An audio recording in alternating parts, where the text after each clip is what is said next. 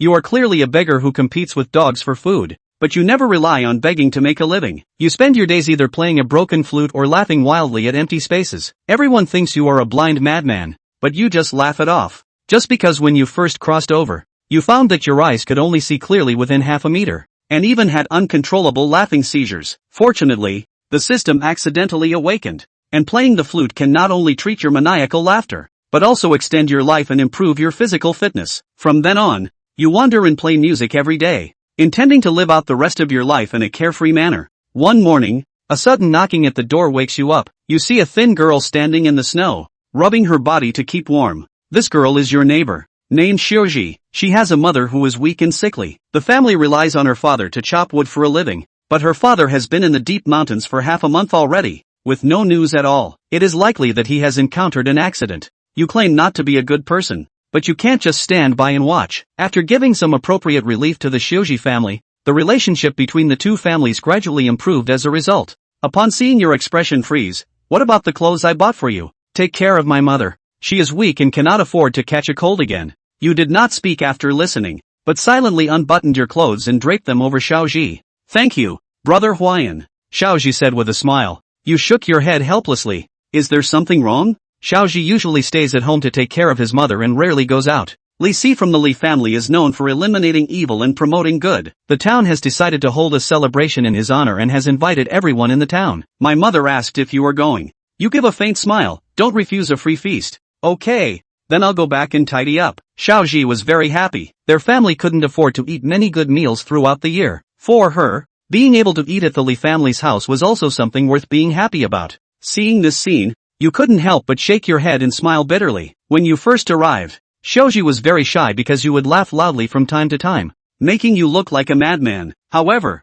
there was a special melodiousness in your flute sound that Shoji really liked. Before long, the two of them arrived at the entrance of the Li family. The servant welcoming guests at the door saw the two approaching people, and the smile on his face disappeared instantly. "Go away. Today is a good day for the Li family. No entertaining lunatics and beggars." The name of the madman has spread in on Yuan town, to the extent that people forgot you were still a blind man. Your expression turned cold. "Isn't today the day when the Li family invited everyone in Yuanjin for a feast? Why are they still showing favoritism? I'm like this, so why don't you just roll?" Xiaoji is afraid, holding on to the clothes you sewed. But you have no intention of leaving. You have seen too many people like this in the world, and with such people, you need to be strong rather than compromise. That person got angry when he saw you still in the same place. "I offer a toast and you refuse to drink. Is that it? Get out of here." As the words fell, 6 burly men walked out behind that person. You protect Shoji behind you. A big battle could happen at any time. "Stop." At this time, a voice drove away the 6 people, and with Shoji's reminder, you only then realized that this person was the head of the Li family. "Li Wei, Li Kai. I said that today the Li family invited everyone in the town. Are you not taking my words seriously?" Li Kai was shocked, sweating in the cold winter, showing how much he feared Li Wei. "Master, you misunderstand me. I'm just afraid they will disrupt the order." Li Kai smiled obsequiously, but it seemed very uncomfortable to Xiaoji. Li Wei ignored Li Kai, turned his head and invited you and Xiaoji in, but his eyes were fixed on Xiaoji, with a possessive look in his eyes. Li Kai also knows how to please people. He walked up to Li Wei and asked, "Master, shall we?" He made a throat-slitting gesture while talking about you. Li nodded with a smile, his face showing a hint of fierceness. You and Xiaoji chose a place to sit down, quickly attracting the attention of many people. But more people were captivated by Xiaoji's appearance. Although she did not deliberately dress up, there was even dirt on her face, but this could not hide her beauty. The world is gradually becoming chaotic, and people like Xiaoji find it difficult to control their own lives. The food on the table is not particularly abundant, with only 2 meat dishes, but for the little one who has not tasted meat for a long time, it is undoubtedly very attractive. "Huayan Gij, when can we eat?" Xiaoji asked, drooling. You smiled and patted Xiaoji's head. "The master has not spoken yet, so let's wait a little longer." And at this moment, the head of the Li family spoke. "Thank you all for coming to celebrate with us at this humble abode the victory of my son in defeating the 3 evils. Now, the Li family invites the entire town to enjoy this honor together." After Li finished speaking, the atmosphere was also brought to a climax. But you just smiled faintly at the words, and no one present would ever imagine that the notorious 3 evils all died at the hands of this crazy blind man. As soon as Li Weikai finished speaking, Xiaoji couldn't wait to pick up his chopsticks. During Xiaoji's meal, Li glanced over at you with malicious intent. After seeing Xiaoji finish eating, he quickly pulled her out of the Li family. Xiaoji was about to turn around and look back, but you stopped him. Let's go. There's nothing interesting to see. The reason you didn't let Xiaoji look back is because when you walked out of the Li family, you sensed that Li Wei was peeking. When the two arrived home, it was already dark. The first thing Xiaoji did when she got home was to brew medicine for her mother. And you returned home to practice the illusionary flow sword technique, which you obtained from them after eliminating the 3 evils. Xiaoji, did you enjoy your meal today? Zhangzhi lying on the bed asked Xiaoji weakly. Her face was pale, her body very thin. It was hard to imagine that this was the appearance of a living person. Xiaoji did not answer, holding the medicine and bringing it to Zhang's mouth. Daughter, it's time to take your medicine. Okay, Zhang spoke very weakly, as if she would stop breathing in the next moment. Xiaoji took off the clothes you draped over her. Daughter, let me warm your feet. No, you will get sick like this. Zhang strongly refused, but could not resist the stubborn Xiaoji. She felt the warmth coming from the soles of her feet and couldn't help but shed tears. Xiaoji is still just a child after all. It didn't take long before she fell asleep, leaving only Jiangshi still awake. She opened her eyes feebly. Her cloudy eyes gradually became firm and powerful, as if she hated the injustice of the world, and as if she had made a major decision. Early in the morning, Chen Huayan pushed open the door. Although he wanted to get some wild game for Xiaoji and the girls, but today is obviously inappropriate. Because of the Li family, he cannot go out for the time being. Chen Huayan cleaned the yard and suddenly glimpsed a bird. It was a white mandarin bird. Its wings were badly injured and it could no longer fly. How strange. Chen Huayan was puzzled because this kind of bird should have migrated. Looks like it was the wings that kept it from keeping up with the pack. So fine. I'll keep you. Father, why don't we just go and kill them? At this moment, within a room, Li Si opened his mouth gloomily. Li Wei glared at him, and Li Si was instantly too intimidated to speak. What do you know? You're a hero now. Keep up the image. We can quietly eradicate them. And what's so scary about that blind guy? Li Si asked. There is no impermeable window in this world. It always makes sense to be careful. Don't do anything lately. I'll find an opportunity. As for that blind man, sooner or later he's going to die. Li for the eyes show fierce light said. Although he is here, but his mind has long been out of here. He is now thinking about, is how to get small child. Li Si looked at his father's eyes from the sidelines, and the words he wanted to say ended up not coming out. Chen Huayan stayed at home for 5 days, and the Li family did not make any moves. Strange, are they really not going to do anything? After another 5 days, the Li family still hadn't made any moves. It shouldn't be, Chen Huayan said in his heart. He decided to go out hunting today. At the moment the sky was cloudy. He had said before that he would go hunting and get some tonic for Jiang, but because of the Li family, there was a delay in honoring it. But before that, he had to make a trip to the Li family. After Chen Huayan left, the white mandarin bird he had raised, its eyes instantly turned red, and disregarding the injuries on its body that hadn't healed yet, it fought to take off and leave. Xiaoji today after dinner went to find Chen Huayan. This is Jiang's authorization. Although she did not know why Jiang suddenly go to find Chen Huayan, but to Chen Huayan there to run Xiaoji is also very happy, but fell short. Returning home, Xiaoji was a bit dejected. Mother, brother Huayan is not here. He may have gone out to play a song. Then wait for him to come back. I don't know whether it's because of the effect of the medicine, or other reasons. Jiang's speech today is no longer so weak. Like the condition has improved, although still can't get out of bed and walk. But this also makes Xiaoji happy. But suddenly, the door of their room was kicked open. A few people aggressively walked into Xiaoji's home. The person in the lead was looking at Xiaoji unkindly. Xiaoji instantly froze when she saw the person who came. This person is exactly the one who she looked amiable 10 days ago, the head of the Li family, Li 4, and at this moment, Chen Huayan had already entered a snow-white forest. In the winter woods, the branches are bare and full of silver frost. The leaves are piled up on the ground, silent and depressed. The sky is as blue as a jewel, but with a slight chill, and the clouds are scarce, as if frozen high in the sky. Chen Huayan went to the Li family to check out, and there is nothing unusual, and his trip is mainly to see if he can hit the hare or squirrel, to add some meat to the ginger. However, Chen Huayan had already walked in this forest for a long time without seeing a single living creature. It seems like we're going to return empty-handed today. Just when he thought he had no luck today, a movement from the distance made the corners of his mouth turn up. It seems I'm still favored by God. As he said that, he stepped away and ran to the place where the sound came from at a very fast speed. Chen Huayan ran in and threw the cane in his hand with great force, only to see a reddish hue blossom out of the pale earth, and ran with Chen Huayan's cane for a few times, and then it was no longer moving. Chen Huayan walked in, picked up his own walking stick, looked at the hair on the ground that had already lost its vitality, picked up the hair and said, "Extra meal tonight." Chen Huayan was walking home in a happy mood, but before he got close, he smelled a smell of blood in the air. He felt bad and ran. When he came to Xiaoji's home, he couldn't believe the scene in front of him. Was lying on the floor in a disheveled state, no longer alive, while Kong was dying on the bed, equally disheveled. Seeing this scene, Chen Huayan felt a ball of anger burning in Chen Huayan's chest. He walked in beside Jiang, who was still alive, and took off his own clothes to cover her. Jiang had tears in her eyes,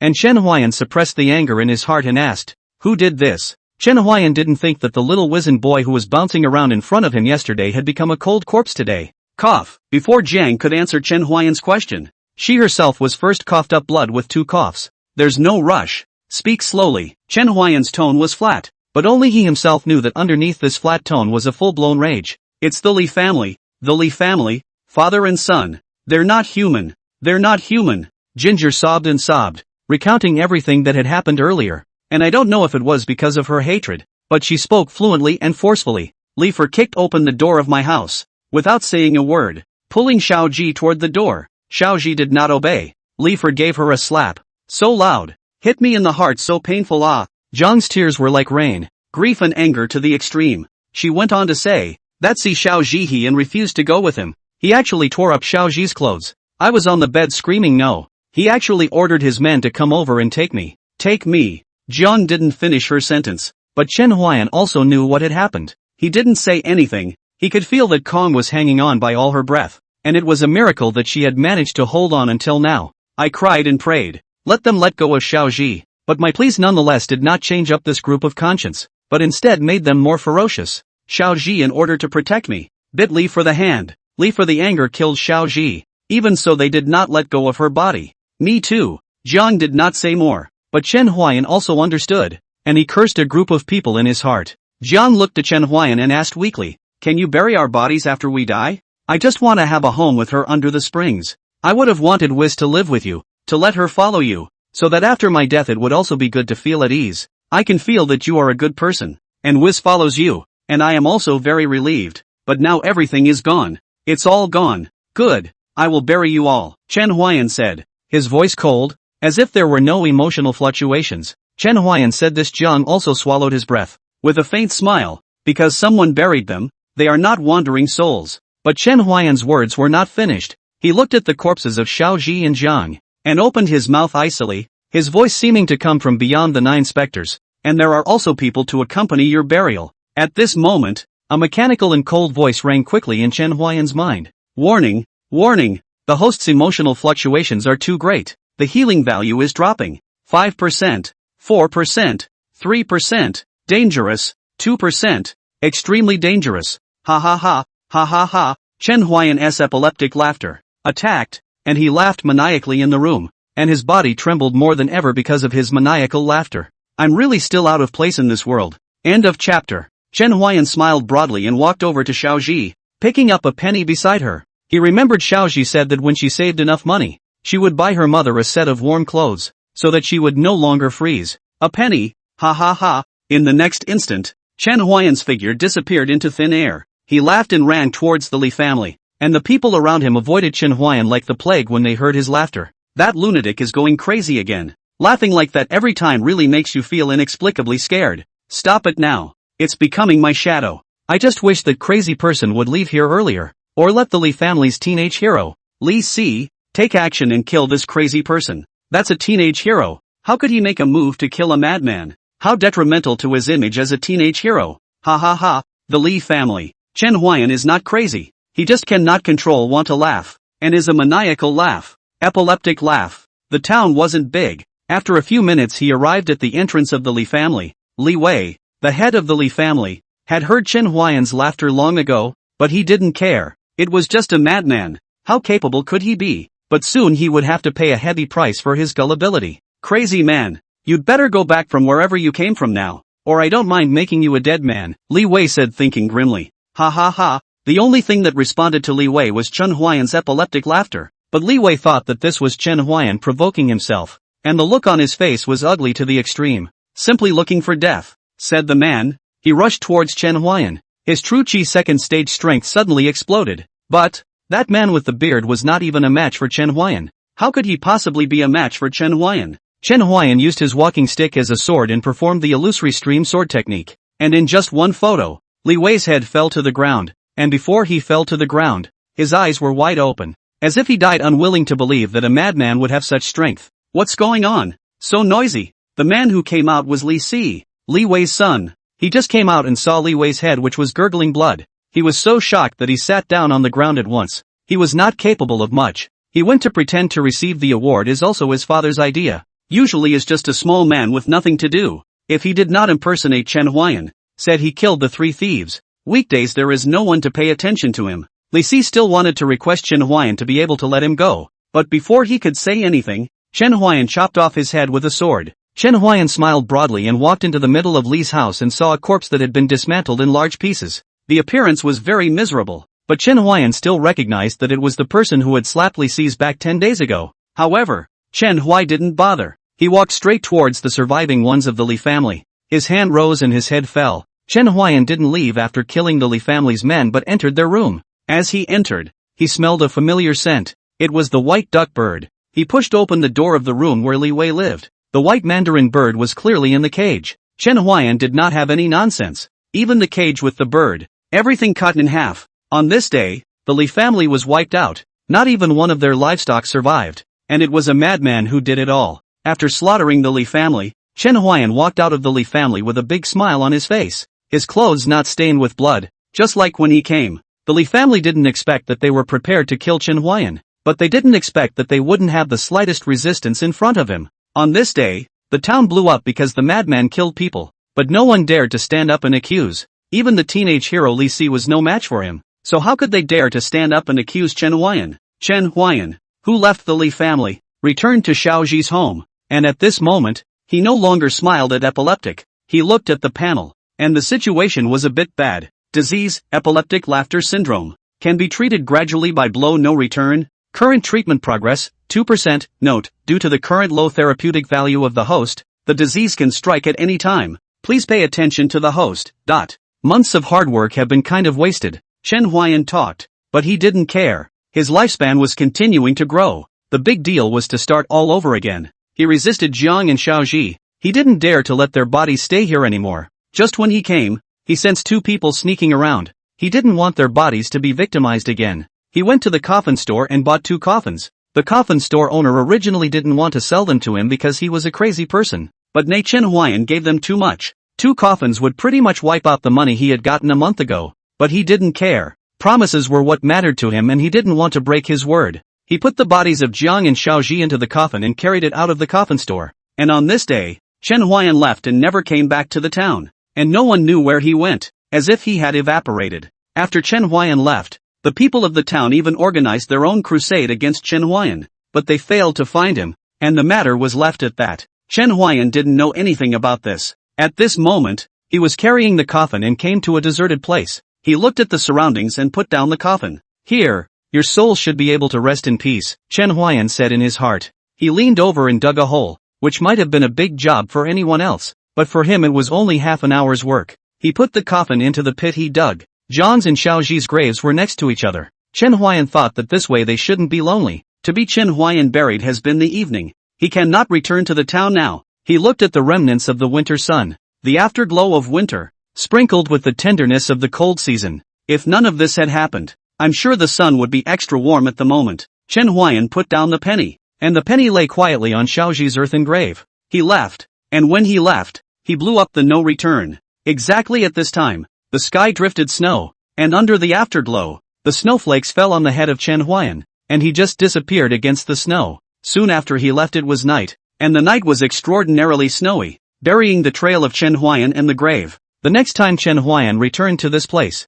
it was covered with red flowers, which were said to be the flowers of the other shore, symbolizing beauty and hope. When Chen Huayan is close to them, they will sway with the wind, as if they know Chen Huayan in general, like old friends meeting. Leaving the town of Anyuan, Chen Huayan embarked on a life of wandering. For him, wherever he goes, where is home? But this day there was an accident. Chen Huayan nearly collapsed. His meat was stolen. Ah.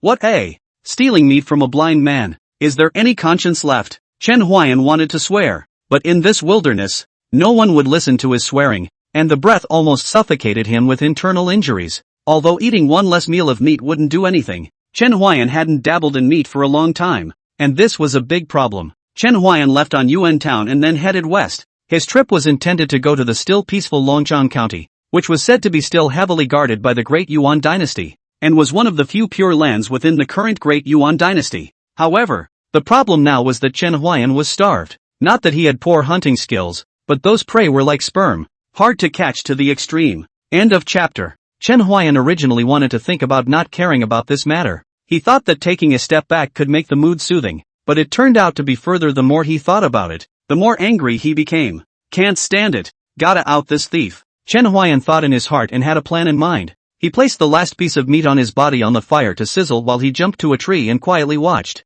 He waited from noon until evening, did not see anything to steal the meat. The fire has also long been extinguished. Just when he was about to give up, the rustling sound came from the distance. Chen Huayan suppressed the excitement of the heart, murmured in his mind, "Hooked." Chen Huayan listened sideways. When the thief was about to get close to the piece of meat, Chen Huayan immediately jumped down from the tree. The thief didn't react, and was so scared that he screamed out, "Moo! Cow!" The cow's bellow was relatively clear and high-pitched, and Chen Huayan had already guessed that it was a young thief. The young bull turned and fled, and Chen Huayan immediately followed based on the voice coming from him. "Thief, give me back my meat." "Moo!" the young cow bellowed, but Chen Huayan couldn't understand. He jumped in front of the young cow and pointed his cane at it. At this time the young cow bellowed again, and Chen Huayan, who couldn't understand, thought it was begging for mercy. "It's quite spiritual," Chen Huayan said softly, but he then realized a problem. This cow eats meat, and it's still beef. Meat-eating cow. What if you eat people? You shall not be kept. Chen Huayan raised the walking stick in his hand when he said this, and was about to split it down immediately, and at that moment the young cow bellowed again, with a loud and clear voice that seemed to say, "I don't eat people." "You have never eaten anyone?" Chen Huayan tentatively asked the young cow. That young cow actually nodded at Chen Huayan. Chen Huayan saw the situation collected, said, "A companion?" That young cow nodded once again. "The spirituality is really high. The meat should be very fragrant." Chen Huayan muttered in his heart, and that young bull felt a chill run down his spine when he saw that Chen Huayan was looking at him with some strange eyes. However, Chen Huayan quickly retracted his gaze. He was looking at the fact that the spirit of this cow was so high that he had the intention of companionship, and this cow had a gentle temperament. Although it ate meat, there was no violent aura in its body, so it should only be an occasional meat eater. "You don't have a name yet. You're supposed to be a black cow, so I'll call you Blackie." The little black is indeed black, very much like the buffalo used for plowing, but there is a little bit different. Specifically, which point is different, Chen Huayan cannot say. Perhaps because it eats meat. Little Black howled, expressing his dissatisfaction with the name, but Chen Huayan paid no attention to its howling as he turned to Little Black and asked, "There's nothing to eat. Do you know of anything to eat around here?" Chen Huayan asked Xiao He that there weren't even any wild beasts in the neighborhood, and that Xiao He had encountered them by stealing his meat. After Chen Huayan asked, Xiao He gestured with its hooves, but it was a bit far away from Chen Huayan. Chen Huayan didn't see it clearly. He told Xiao He to come closer. Xiao He's waving hooves almost smashed into Chen Huayan's face. Chen Huayan suspected that it was intentional, but he didn't have proof. But Chen Huayan also roughly guessed what Xiao He meant. There was a very powerful mountain king in the east,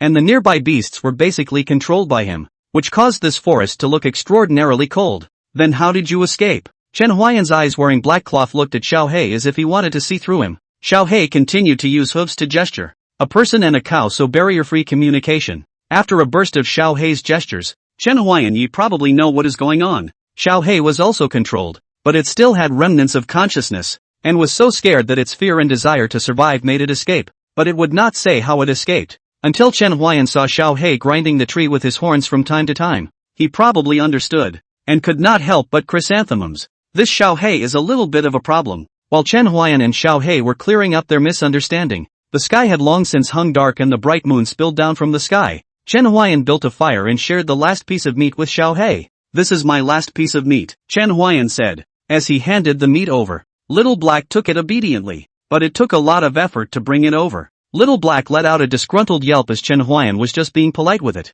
He had expected it to shrug it off, but it didn't, which was why it took a lot of effort. During the meal of one person and one cow, Xiao He pointed to the east with his hoof. It was gesturing, meaning to ask Chen Huayan if he wanted to go and punish that mountain king. Chen Huayan answered decisively, No. Blackie drooped his head, not knowing what he was thinking. Chen Huayan keenly sensed Xiao Hei's change as he asked, "Do you have a grudge against him?" Xiao Hei compared a fork with his hoof, indicating no. Chen Huayan was curious about this. He wanted to know why Xiao Hei wanted to go over to the Mountain King's side. He asked, "Then why do you want to go?" After Xiao Hei heard Chen Huayan's words, he pointed at Chen Huayan's meat with his hooves, a look of enjoyment on his face. Chen Huayan looked at the meat in his hand and then to the expression of enjoyment on Xiao Hei's face. He blurted out, "Fragrant?" Little Black nodded frantically, but Chen Huayan was still decisive. No go. Chen Huayan's reason for not going was simple. He was afraid that he wouldn't be able to fight. Xiao Hei was a little frustrated. It had thought that Chen Huayan would go to the east to meet that Mountain King after hearing this. It didn't think that Chen Huayan would refuse so decisively. Chen Huayan ignored Xiao Hei. He walked to the side by himself, took out his flute, and blew wuji. This was what he must blow every night, and unless there were special circumstances, it would usually not break. The melodious sound of the flute resounded in the forest, as if it were the joy of a returning traveler, and as if it were the sorrow of separation. Name, Chen Huayan. Age, 18. Lifespan, 42. Root bone, mortal bone. Technique, LV1 Phantom Flow Sword Technique, 43%. Skill, no return. Rank, LV1, 83 out of 100. Current effects, increases longevity, unblocks meridians, repels dampness and warms the body. Condition, epileptic laughing disorder, can be blown without return for gradual treatment. Current treatment progress, 5%, out of very low risk value. Chen Huayan has been playing his flute very hard lately, and seems to have something on his mind. Xiao Hei was quietly listening on the side. Chen Huayan turned around after blowing and saw Xiao Hei's mesmerized look, and couldn't help but snicker. "I can't believe you know about sound." Blackie tossed his head to the side after hearing this, with a look as if to say, "Who are you looking down on?" Chen Huayan turned his head and looked at the bright silver moon in the sky. There is an indescribable emotion in his heart. He came to this world for almost 3 months, but he feels that he still can't integrate into this world. This world seems to have nothing he cares about. I should have known to buy some wine, but the wine in this world isn't that mellow, so I still have to brew it myself, and find a chance that I might be able to make a lot of money with it. End of chapter. Chen Huayan was not an alcoholic in his last life, but he is a high school student of mathematics, science and chemistry. As the saying goes, learn mathematics, science and chemistry, walk all over the world are not afraid. He made up his mind to brew a wine and later live his own little life at ease. You can also find a way to replicate the hot pot sauce. Chen Huayan felt that this should be the easiest, and that he had a long time and could not afford to spend it. While Chen Huayan was thinking about wine and hot pot in his mind, Xiao Hei had long since fallen asleep, and it was then that Chen Huayan carefully observed Xiao Hei, who was even larger than the average cow, and even though he was in his juvenile years, his size was almost catching up to that of an adult cow. Chen Huayan's trip was a bit lonely, that's why he wanted to be accompanied by Xiao Hei. He didn't dare to be attached in this world. With the help of the system, his lifespan would increase day by day. He allowed himself to be unattached, which was the main reason he didn't feel like he fit in. He still felt comfortable being alone. But of course, a traveling companion would have been better. Xiao Hei was very spiritual, and he believed that if he encountered danger, Xiao Hei might have the ability to run faster than him. Chen Huayan thought about the late night. It was rare for him to go to bed so late, and he didn't understand why, so he simply practiced the illusory stream sword technique. Without realizing it was early morning, the earth tore through the darkness and the sky was tinted with red. The morning sun breaks through the fog and sprinkles the forest with gold. Branches and leaves are fringed with diamonds of dew. Birds chirp, breezes blow, and the forest awakens to the sunrise. Technique, LV1 Phantom Flow Sword Technique, 52%. Chen Huayan looked at the panel and softly said, "The effect of one night is good." Before Chen Huayan was mainly playing the flute. This time, because of Xiao Hei's presence, he chose to practice the sword. His proficiency skyrocketed, and he felt that his control of the sword was becoming more and more fluent, even though he was using a walking stick. Chen Huayan walked to the side of Xiao Hei and patted him its buttocks. Chen Huayan saw for the first time a cow that could catapult start. Xiao Hei was so frightened by Chen Huayan that he catapulted to start, and reacting, Xiao Hei hit Chen Huayan with its bullhorn. Chen Huayan see the situation is not right, immediately skipped, and the little black in the back of the chase. Chen Huayan in front of the run. The little black in the back of the chase. He ran at chase. He wings difficult to fly. Although Chen Huayan was blind, he was in the forest as if he was in his own home. Xiao Hei chased after him for a long time without catching up with Chen Huayan, and had no choice but to give up.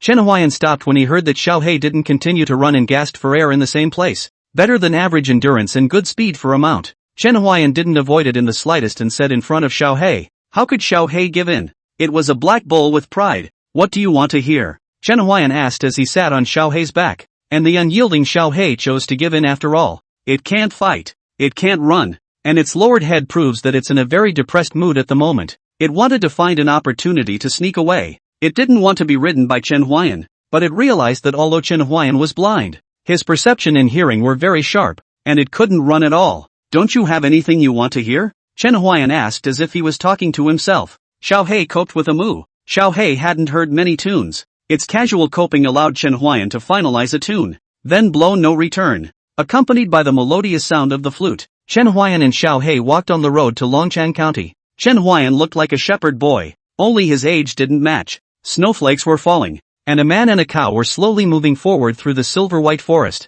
Chen Huayan's clothes fluttered as he held a flute and gently played, the melodious sound of the flute drifting in the snowy curtain. Little Black's hoofprints left deep and shallow traces on the snow. The only people on this road were Chen Huayan and Little Blackie, as well as the ethereal flute sound. And time is like sand between the fingers. Hurriedly January has passed, and Chen Huayan and Xiao Hei also finally arrived in Longchang County. Finally arrived, Chen Huayan sighed. Then he looked at Little Black. Little Black, take you to eat something delicious. Moo. Xiao Hei's voice was low. Chen Huayan had instructed it not to scream loudly before coming, but it was hard to hide the excitement in its voice. It was starving. Chen Huayan walked to the entrance of the city, only to see that there was already a long line of people already entering the city. This is a bit slow, Chen Huayan muttered in his mind. He wasn't annoyed by the wait, but he was hungry now, the kind that could gnaw on tree bark. Xiao Hei didn't make any noise or fuss beside him, quietly marching along with Chen Huayan following the group. Xiao Hei's size was now close to that of a normal cow, and its character was much more calm.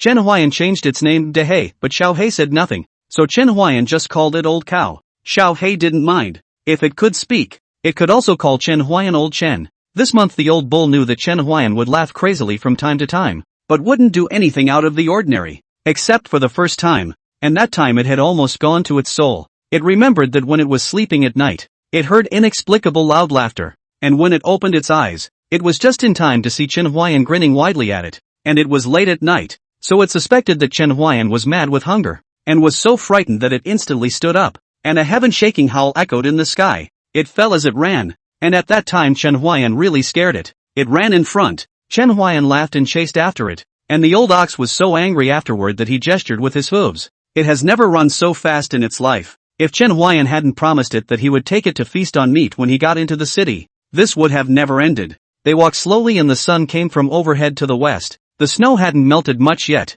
Chen Huayan didn't know if it was because of geography that the snow melted extraordinarily slowly in the territory of the Great Yuan Dynasty. When it was Chen Huayan's turn, it was almost time for curfew, but the good thing is that the interrogation of Chen Huayan didn't ask for long, and he was a blind man, with only a cow by his side. The man was not good enough to make things difficult on purpose, and also let him into the city. Entered the city of Chen Huayan did not rush to find a place to live. He first took the old bull to eat powder. Fortunately there is still a little time away from the curfew, otherwise they will be hungry again. Chen Huayan looked for a stall, actually sells beef noodles. He called 2 bowls of beef noodles and so when the noodles were served up he remembered that the old cow will not use chopsticks, ready to eat 2 bowls of their own, but found that the old cow actually held the bowl and drank up. The scene scared the owner of the flour stand. A beggar blind eating flour and a cow eating beef. The boss wanted to leave his stall and run away, but Chen Huayan stopped him in time and explained, saying that this cow has this hobby. It is not sick, and it is not a demon.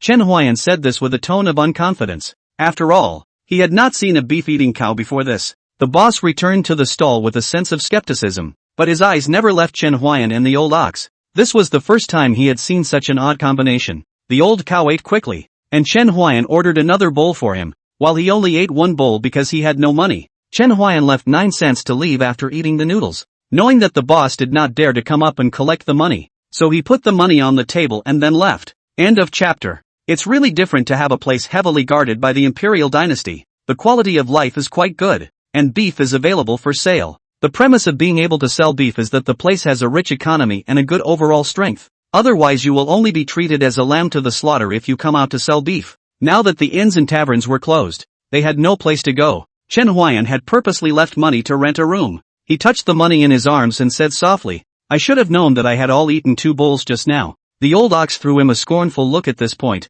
and Chen Huayan saw this and added, That bowl shouldn't have been given to the old ox. The old bull rolled his eyes as if to say, I didn't ask you to give it to me either. Chen Huayan led the old ox to a temple, which is basically in a state of abandonment now, as if they don't believe in this anymore. But luckily there's no one here to worry about the tragedy that happened in Hopsing Town. Chen Huayan saw that no one was around, and the place was far away from those families. He took out his flute and played it inside the temple. Name, Chen Huayan. Age, 18. Lifespan, 48. Root, mortal bone. Technique, LV1 Phantom Flowsword Technique, 56%. Skill, no return. Rank, LV2, 23 out of 100. Current effects, increased longevity, unblocking meridians, repelling dampness and warming the body, and increased enlightenment. Disease, epileptic laughing disorder, can be blown without return gradually treated. Current treatment progress, 7%. Chen Huayan finished playing the flute and looked at the enlightenment improvement in the roll column with interest. He was wondering if he wanted to learn something else. With the enlightenment improvement this heavenly passive, he didn't worry about not being able to learn. Chen Huayan remembered what he had thought about last time, brewing wine. But then he gently shook his head and said, I don't know if it can make wine. If it can't, it will be a big loss. Chen Huayan is worried that the wine vendors here have the backing of the people behind the Ming Dynasty. After all, here wine can be used as a sacrifice to the Sky Ming rituals, but the existence of the profanity is not to be desecrated. If there is a winemaking, he had to pass the test. But a beggar blind, how easy it is to talk about it. Better go to bed early, and if you get a chance to brew again, you'll still have to sell songs to support yourself. Chen Huayan said. He intends to temporarily settle in Longchang County. After that, if he is not accustomed to living, he and the old ox will go again. But Chen Huayan did not think he would stay in Longchang County for 3 years. Sir, what is the nature of man? A child of about 9 years old asked as he sat in front of Chen Huayan, looking at him with ignorant eyes and an expectant gleam in his eyes. This saying says that when people are just born, they are good by nature. Chen Huayan patiently explained. Sitting in front of him were 2 other children, 2 boys and a girl. All of them were his neighbor's children, and with nothing to do, he helped them take care of them. His adopted home is also very relieved to give the child to Chen Huayan. But, at first, his neighbors see him like the plague, do not want to have too much interaction with Chen Huayan. When Chen Huayan made up his mind to live here for a short period of time inside the deserted temple, he went to sell his songs the next day. He was in charge of playing the flute, and the old ox was in charge of harmonizing. Chen Huayan stared at his eyes wide open on that occasion. He didn't expect the old ox to have this kind of talent. The old ox raised his head proudly, and his haughty expression seemed to say, I've learned a lot. 1 man and 1 cow earned a lot of money on the first day. Chen Huayan immediately went to rent a house. He still liked to have a fixed abode. Chen Huayan originally rented the house as now this house. When he first came, his neighbors very welcome him. See, he is a blind man, but also every now and then is to send him food and rice. But that all fizzled out with the onset of Chen Huayan's illness.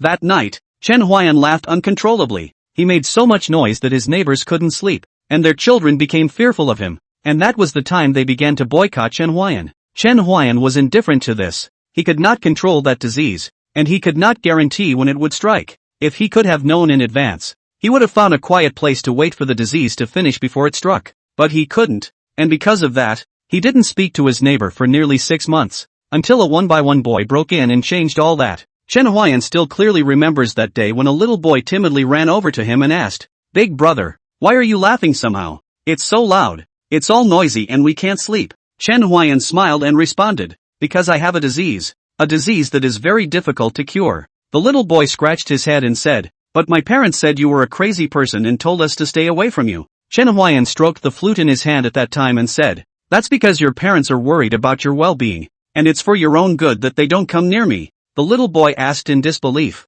but I feel like you're not a crazy person, and you play the flute, and sometimes you say really nice things, and I feel like you're good, even though I don't understand what they mean. Chen Huayan was a little embarrassed by the little boy's compliments. Chen Huayan smiled. He didn't say anything back. He told the little boy some stories, which was the prelude to Chen Huayan pulling in the relationship with his neighbor, but it was a bit superficial. This little boy is the boy who just asked Chen Huayan the beginning of man, the nature of goodness, named Tai. There is a little boy called Huang Yuan. His father is a scholar, but never won the examination. That girl was called Bai Linger, the smartest and oldest of the 3 children, followed by Huang Yuan. Chen Huayan-John's reasoning by Linger can basically understand at once. In exchange for modern times, the proper reading Saint Body. At first she was the most resistant to Chen Huayan, and Chen Huayan's epileptic laugh made a deep impression on her, as she was the only one who had seen any Chenhuayan epileptic laugh. That crazy smile, she couldn't describe. She felt very sad,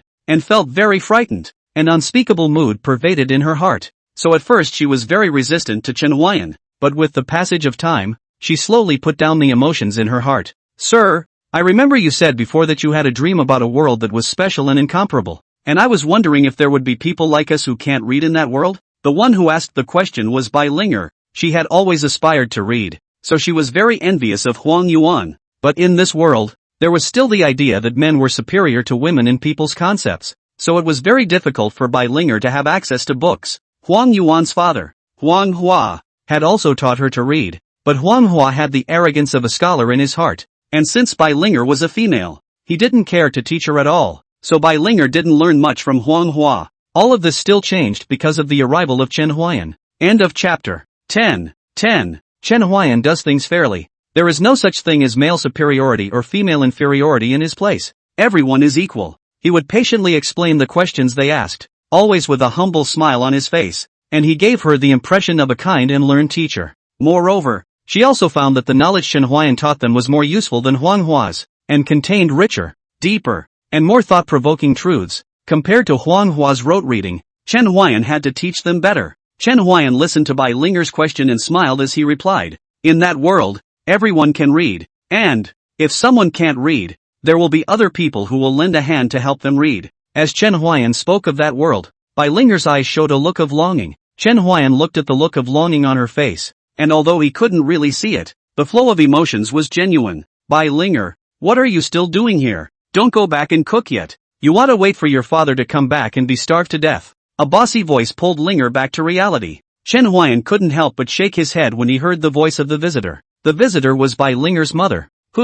But she couldn't see a bit of a virtuous wife and mother in her. All she had was ferocity and scolding. Chenhuayan had once persuaded, but it was not at all useful at all, and it was someone else's family matter. He was not good to say too much about it, and could only look at Bai Linger being scolded without a cause. But the good thing is that Bai Linger's father is sensible, and he is very happy that Chenhuayan is teaching Bai Linger to learn, even though Bai Linger's mother doesn't think so. "Yes, mother, I'll be right back." Just as Bai Linger's words fell, whose voice came again? "What's the use of studying? It's better to do more work so that you don't starve to death." Her words alluded to Chenhuayan, who gave the impression of being a learned gentleman, but was not much use now that he was not a song player. Bai Linger did not reply. She slowly stood up and left Chenhuayan's courtyard. Tai and Huang Yuan looked at Bai Linger's departing back and did not say anything. Only after Bai Linger had completely walked out of Chenhuayan's courtyard did Tai open his mouth and ask, "Sir, why don't you persuade Bai Linger's mother more? She is so pitiful." Chenhuayan looked into Tai's sincere eyes and said, "There are some people and some things that are difficult to change, and the only one who can make changes is themselves." Chenhuayan made it very clear that if who did not change, then it would be very difficult for their family's situation to change. It was just that the young Tai couldn't understand the reasoning yet. He felt that Chenhuayan was very powerful and would definitely be able to help Bai Linger. Huang Yuan was on the side. He wanted to help Bai Linger, but he couldn't do anything about it. In his heart, Bai Linger took care of them like a sister. He lowered his head, not knowing what he was thinking. Chenhuayan noticed Huang Yuan's change, but he didn't bother to ask. Children have their own minds. If Huang Yuan felt that Chenhuayan was a person who could give him the answer to his question, then he would definitely ask. "I should go back." Huang Yuan suddenly stood up and said. Tai saw Huang Yuan, who stood up. His face was full of puzzlement. He asked, "Why are you going back so early? Haven't listened to Mr. Storytelling yet." Huang Yuan faintly said after hearing this. "No, if I don't go back, my father should come looking for me," Huang Yuan said as he walked out of Chenhuayan's courtyard. Chenhuayan knew why. He had heard Huang Hua say that he was just a blind and crazy man who knew a little bit of learning. That day Huang Hua should have been drunk and spoke very loudly. He had thought that Chenhuayan was not at home, but he did not expect that everything he said was heard by Chenhuayan word for word. But afterward, Chenhuayan didn't bother with this matter. To him, Huang Hua was just a dispensable character in his life. Irrelevant. "Sir, I feel like they're all so unfree. Unlike me, my parents don't really care about me." Chenhuayan smiled and touched Tai's head, saying, "That's not because you know what you're doing." When Tai heard Chenhuayan praising him, a small proud expression couldn't help but flow from his face. At his age, Tai was at the time when he was most easily satisfied, and a casual compliment would make him feel very happy. But Chenhuayan said the truth. Tai is really very obedient, also very understanding, basically did not let his parents worry about anything. "Sir, I would like to hear you tell a story. Is that okay?" Tai asked. He was a bit embarrassed because at this time of the day, it was usually the three of them listening together. However, today he was the only one, and he was worried that Chen Huayan wouldn't be able to tell it to him. "Yes, then I'll tell you about Neza." The sun was setting. Chen Huayan's story was nearing its end, and Tai had fallen asleep at some point. Chen Huayan stopped the story. He picked up Tai and sent him back to the blacksmith store. The father of Tai in the blacksmith store saw Chen Huayan carrying Tai back, and hurriedly stopped his hand movements, saying that he was sorry to trouble Chen Huayan. Chen Huayan smiled and said that they were all neighbors and should be, and the blacksmith store couple were the ones who had the best relationship with Chen Huayan, and the relationship was not as superficial as the other two. Tai's father wanted to stay with Chen Huayan for dinner, but was politely refused by Chen Huayan, who had to go back to play the flute, and this could not be delayed. Chen Huayan finished and left. Just as he returned home, the old ox grumbled and Chen Huayan knew that he had forgotten to cook for the old ox today. "Sorry about that, it's coming," Chen Huayan said and walked into the stoveroom. No one knew how humane the old ox was in these 3 years, because Chen Huayan didn't want to invite too much trouble, so he let the old ox disguise itself. But this does not include the 3 children of his neighbors, because they often come. Some things were discovered inevitably. Chen Huayan also asked them to keep secret. This thing they also do very well. 3 years, even their parents did not find out. But how could things keep developing according to the plot Chen Huayan had in mind? In his second year in Longchang County, his cattle were stolen. That time was also the craziest he had ever been. He searched all over the city for the old ox, and finally found it in the cow slaughter store. If he had been a little later, he might not have seen it. Chen Huayan explained to the owner of the cow slaughter store that someone had stolen his cow, but that owner refused to let Chen Huayan take the cow away, so he had no choice but to pay the money. Chen Huayan Old Cow Redemption also almost spent all his savings, but Chen Huayan does not care. The money is gone, can earn again. The cow is gone. That is really gone. Afterwards, Chen Huayan thought left and right. The more he thought, the more wrong. He wanted to not be clear about how the old cow was captured, and asked to know that it was seduced by a cow. Chen Huayan could not understand why the original stable old cow how suddenly rutting, until he found the rutting medicine in the old cow's grass. For the first time in the world he exploded. "Holy, why are these people so dirty?" Chen Huayan, in order to appease the old cow's wounded heart, bought a little beef back. Chen Huayan did not eat a little, all for the old cow to eat. The old cow ate that at enjoyment. "Stewing my second uncle. Fragrant." This is the real expression on the face of the old cow, giving Chen Huayan her whole stunned. After Chen Huayan had pacified the old ox, he began to look for the person who had administered the drug and would not rest until he found him. He searched for 3 days before he finally found the person who drugged him, and it turned out that the man was a hunter who went up to the mountains and didn't get any prey, and set his sights on the old cow. Chen Huayan knew immediately after carrying a kitchen knife, rushed up to the hunter's house. The look, very crazy, even if the hunter has been hunting for more than 10 years, was also scared. Of course, he also did to that slaughter cattle store. Since then, no one dared to hit the idea of the old cow. Chen Huayan felt that there were times when theories were useless, and it was better to go on a rampage. That slaughter cow store boss the next day also gave Chen Huayan return money to come, although not much, but Chen Huayan do not want to have any relationship with them. That money is with them to buy out the relationship. End of chapter 11. Chen Huayan in that period of time to live in very straitened circumstances, but the good thing is that at that time then with Bai Linger their relationship is good. They quietly to Chen Huayan succor for a period of time. Tai is the exception. He was authorized by his father. Along with the last dish coming out of the pot, the old ox's low bellowing echoed in the courtyard. Chen Huayan felt that such a day was very pleasant, and he enjoyed playing a little song and practicing his sword skills every day. After eating, Chen Huayan played music and practiced his sword, and by the time he was done with that it was almost time to go to bed. Chen Huayan opened his system panel. The changes that had occurred in his panel over the years were somewhat large. Name, Chen Huayan. Age, 21. Lifespan, 68. Root, mortal bone. Technique, LV2 Phantom Flow Sword Technique, 46%. Skill, no return. Rank, LV3, 26 out of 100. Illness, epileptic laughter syndrome. Kabuki Woji gradually treated. Current treatment progress, 12%. Chen Huayan realized that the degree of healing was also related to his own emotions. If he wanted the degree of healing to rise faster, he needed to maintain a casual and open mind. What happened to Wiz was undoubtedly a turning point in his character. And now, he will do things more decisively than ever before. Chen Huayan's life expectancy is not so short now.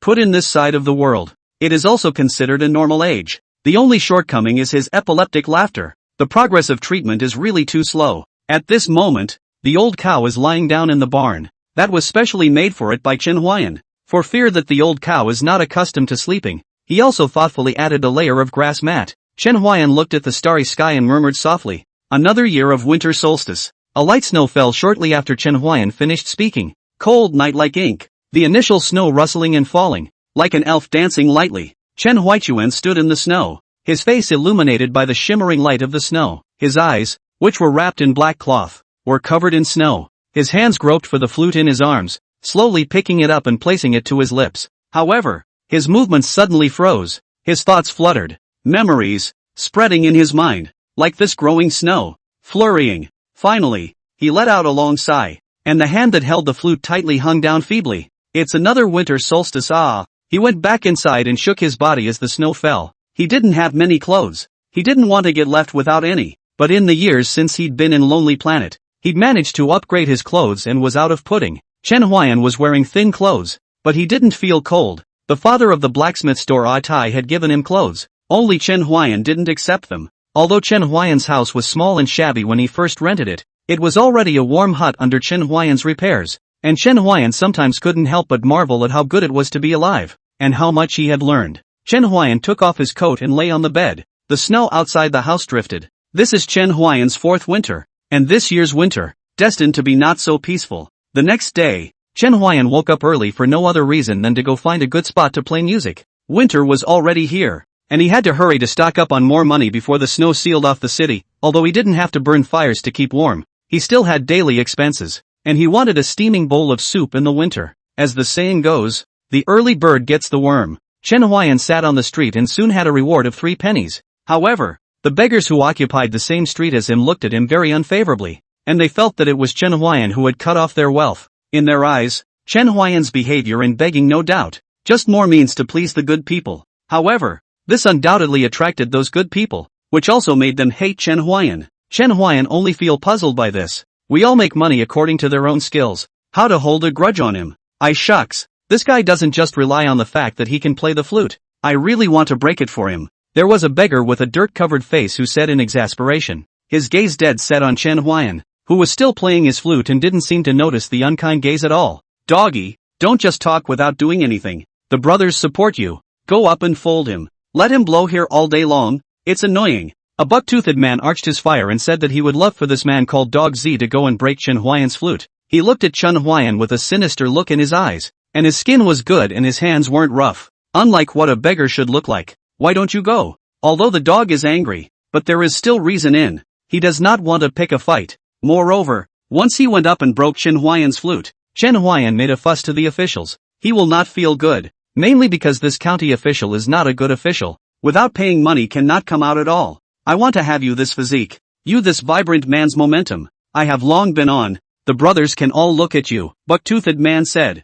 The bottom of his eyes flashed a trace of disdain. A stream of shrewdness flashed in his eyes. He does not seem to be as simple as the surface looks will only arch fire. The buck-toothed man's ass-kissing was loud and clear, and the dog ate it up, while he moved on to the fact that when all the other beggars were looking at him, the dog was momentarily stupefied, and he slapped his chest and said, "Brothers, I'll have extra food for me tonight. Yes, dogs are the most handsome. Long live the dog." The cheers of the group of people overpowered the sound of Chen Huayan's flute, but Chen Huayan acted as if he hadn't heard it and continued to play his flute. The dog walked up to Chen Huayan and said loudly and arrogantly to him, "Hey, you're getting in the way of our business here. Get lost if you know what's good for you." Chen Huayan stopped playing the flute in his hands after hearing this and said in a slightly mocking tone, "Beggar? Doing business?" These 5 words seemed to have touched the dog's nerves, and he immediately became furious. He grabbed at Chen Huayan's flute with great speed, but his speed was as slow as a turtle's speed in Chen Huayan's perception. Chen Huayan dodged it without any effort, but it made Dog Zifeng's face ugly. He didn't expect a blind man to be so fast. "Dog, can you do it or not? The brothers are watching." When the dog heard this, the look on his face became a little colder. If he couldn't even hold a blind man, then he would have lost a lot of face. Without the slightest hesitation, he raised his hand to give Chen Huayan an earful, wanting to let Chen Huayan know how powerful his dog was. But, after the pop sound, fell to the ground as the dog, Chen Huayan is still well standing in place. The other beggars' unbelievable look at Chen Huayan seems to simply cannot believe the scene in front of them. This street had a high flow of people. and that was the main reason why Chen Huayan chose to play his tunes here. And at the moment, they had all become Chen Huayan's audience. They looked at Chen Huayan dumbfounded. They just couldn't figure out how a blind man had sent a beggar flying. However, there are some people who made a reward. They think this is Chen Huayan and their program effect, just to let them a little more reward. But this is not the effect of the program, and they do not know that Chen Huayan's physical quality is strengthened by the system. And Chen Huayan's physical strength is far from being comparable to that of ordinary people. At this moment, the dog on the ground whimpered and tried to call his beggar friends to help him, but when he looked up he realized that the beggars had long since run away. Chen Huayan knew best that the one who ran the fastest was the buck-toothed man. Rather like a feeling of a tree scattering from a sinking ship, Chen Huayan had thought that the dog was barefoot and afraid of wearing shoes, and was ready to play with him, but he didn't expect that after his slap, the dog was dumbfounded, and he no longer had his previous arrogance, and his eyes were filled with fear. End of chapter. Passing pedestrians also did not dare to do too much to have left this place. At this moment Chen Huayan step by step towards the dog. His face did not have any expression. The dog is a person who is afraid of softness and hardness. If it is not the bucktooth man coaxing, he simply does not dare to provoke Chen Huayan, even though he is a blind man. Don't, please, let me go. I'm willing to work as a cow for you. The dog was truly afraid, and kowtowed so hard on the ground that he didn't even notice when his forehead was bleeding.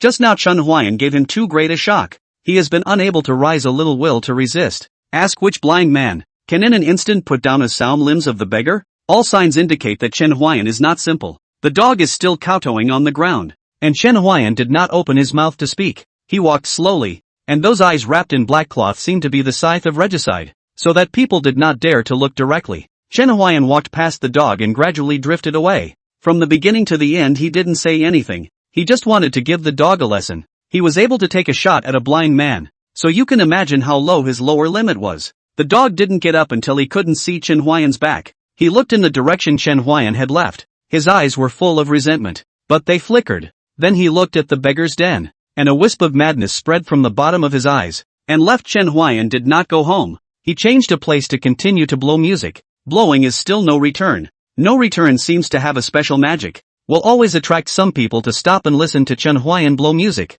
This blowing will be blown to the noon. Chen Huayan put away the flute. Walking on the way home, he heard the gossip of the bystanders. His eyebrows cannot help but slightly wrinkled. The beggar's nest on the west side of the city is dead. This brother, what happened on the west side of town? Chen Huayan pulled the man and asked. The man saw that Chen Huayan was a blind man and did not have any discriminatory mentality towards him, explaining patiently to him. There's a crazy beggar on the west side of the city who killed another beggar and stabbed other beggars, and if the city guards hadn't stopped him in time, I don't know if he would have continued to kill. Crazy beggar? Chen Huayan frowned slightly. He suddenly thought of the beggar from this morning. It can't be such a coincidence. How did you guys know? Chen Huayan asked again. His point of information was a bit closed, or perhaps he was too serious about blowing the song this morning to notice some subtle changes. It's making a lot of noise, and just now I wondered why you didn't know anything about it. Chen Huayan coughed awkwardly. Don't care about these details. So how is it being handled now? Although the man was puzzled,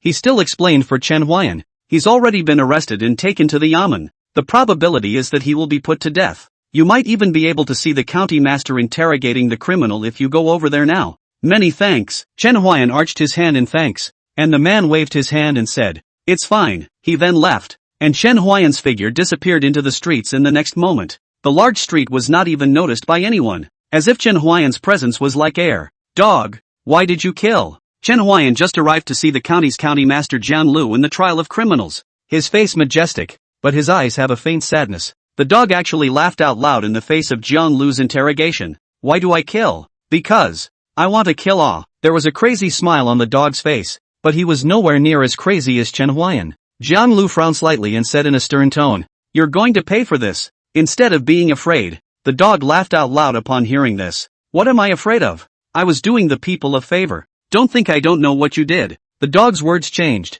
pointing the spearhead at Jian Lu, who had already broken the pot, not leaving himself any way out at all. The dog's words caused a slight change in Jian Lu's expression, but also he was someone who had experienced great storms, and this change flickered away. As the dog finished speaking, Jian Lu unconsciously pushed the shocking wood in his hand forward. A tiny movement that even he himself did not notice, but the subtle friction was clearly heard by Chen Huayan. Chen Huayan rested his flute against his chin and looked at Jian Lu above the lobby with interest. There are still secrets. Chen Huayan looked at Jiang Lu, who was sitting on top of the high hall, and said sternly, "Vulgar man, now that you confess to leniency and resist to severity, this official can still consider a lighter sentence." Dogs listened to a change in the usual city beggar look. Said, "Confess from leniency, resist from strictness? Are you talking about your son, Jiang Pu, defiling the young girl of the Lin family that matter? If it's really this matter, then I have to think about it." Jiang Lu's pupils shook tremendously after hearing this, as if he couldn't believe that the dog would speak like this.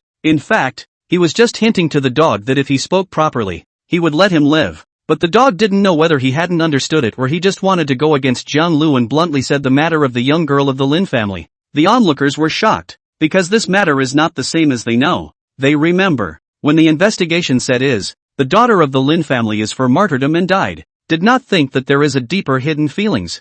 Jiang Pu? This beggar called dog so say also really long time did not see him. Weekdays he on the basis of his father's not strict as a bully. Do not know how many yellow flower girl defiled.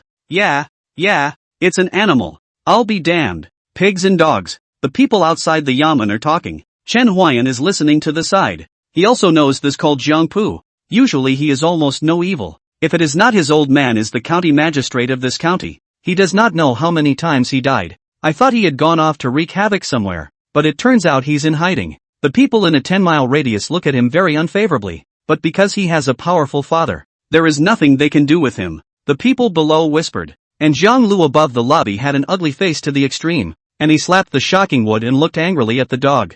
A person to be put to death, murderer even in this hall above the mouth full of lies. Come person, palm 50 big board. Jiang Liuxin spoke quickly. He wanted to block the dog's mouth. But how could the dog give him this opportunity? He had already thought of this result when he killed. Look nah, this is our Cheng Tian Daoliang. The Cheng Tian Daoliang who serves the people for the people. The last 5 words of the dog's tone were bitten heavily, rather mockingly. Not waiting for someone to drag him off, he continued, "So eager to fight because I killed your son?" This word, the whole scene into a dead silence. The dog kills people would have nothing to live. Plus he killed the county magistrate's son, which is even more to push themselves to the dead end. Suddenly, the people outside the courthouse realized what was going on and were shocked and started talking at the same time. This dog has killed just one person. Do you think it will? Point of certainty, that is, really have the courage to burn a stick of incense for him in the coming year. However, even the appearance has changed. This Jiang Lu was really tolerated. Turned into a bucktooth. Shoo, keep it down. Don't get heard. Watch your head. And the yamen who were ready to go forward to drag the dog also stopped. They looked at Jiang Lu. Jiang Lu's face at the moment was so gloomy that it was black. Looking at their hearts scared. End of chapter. 13.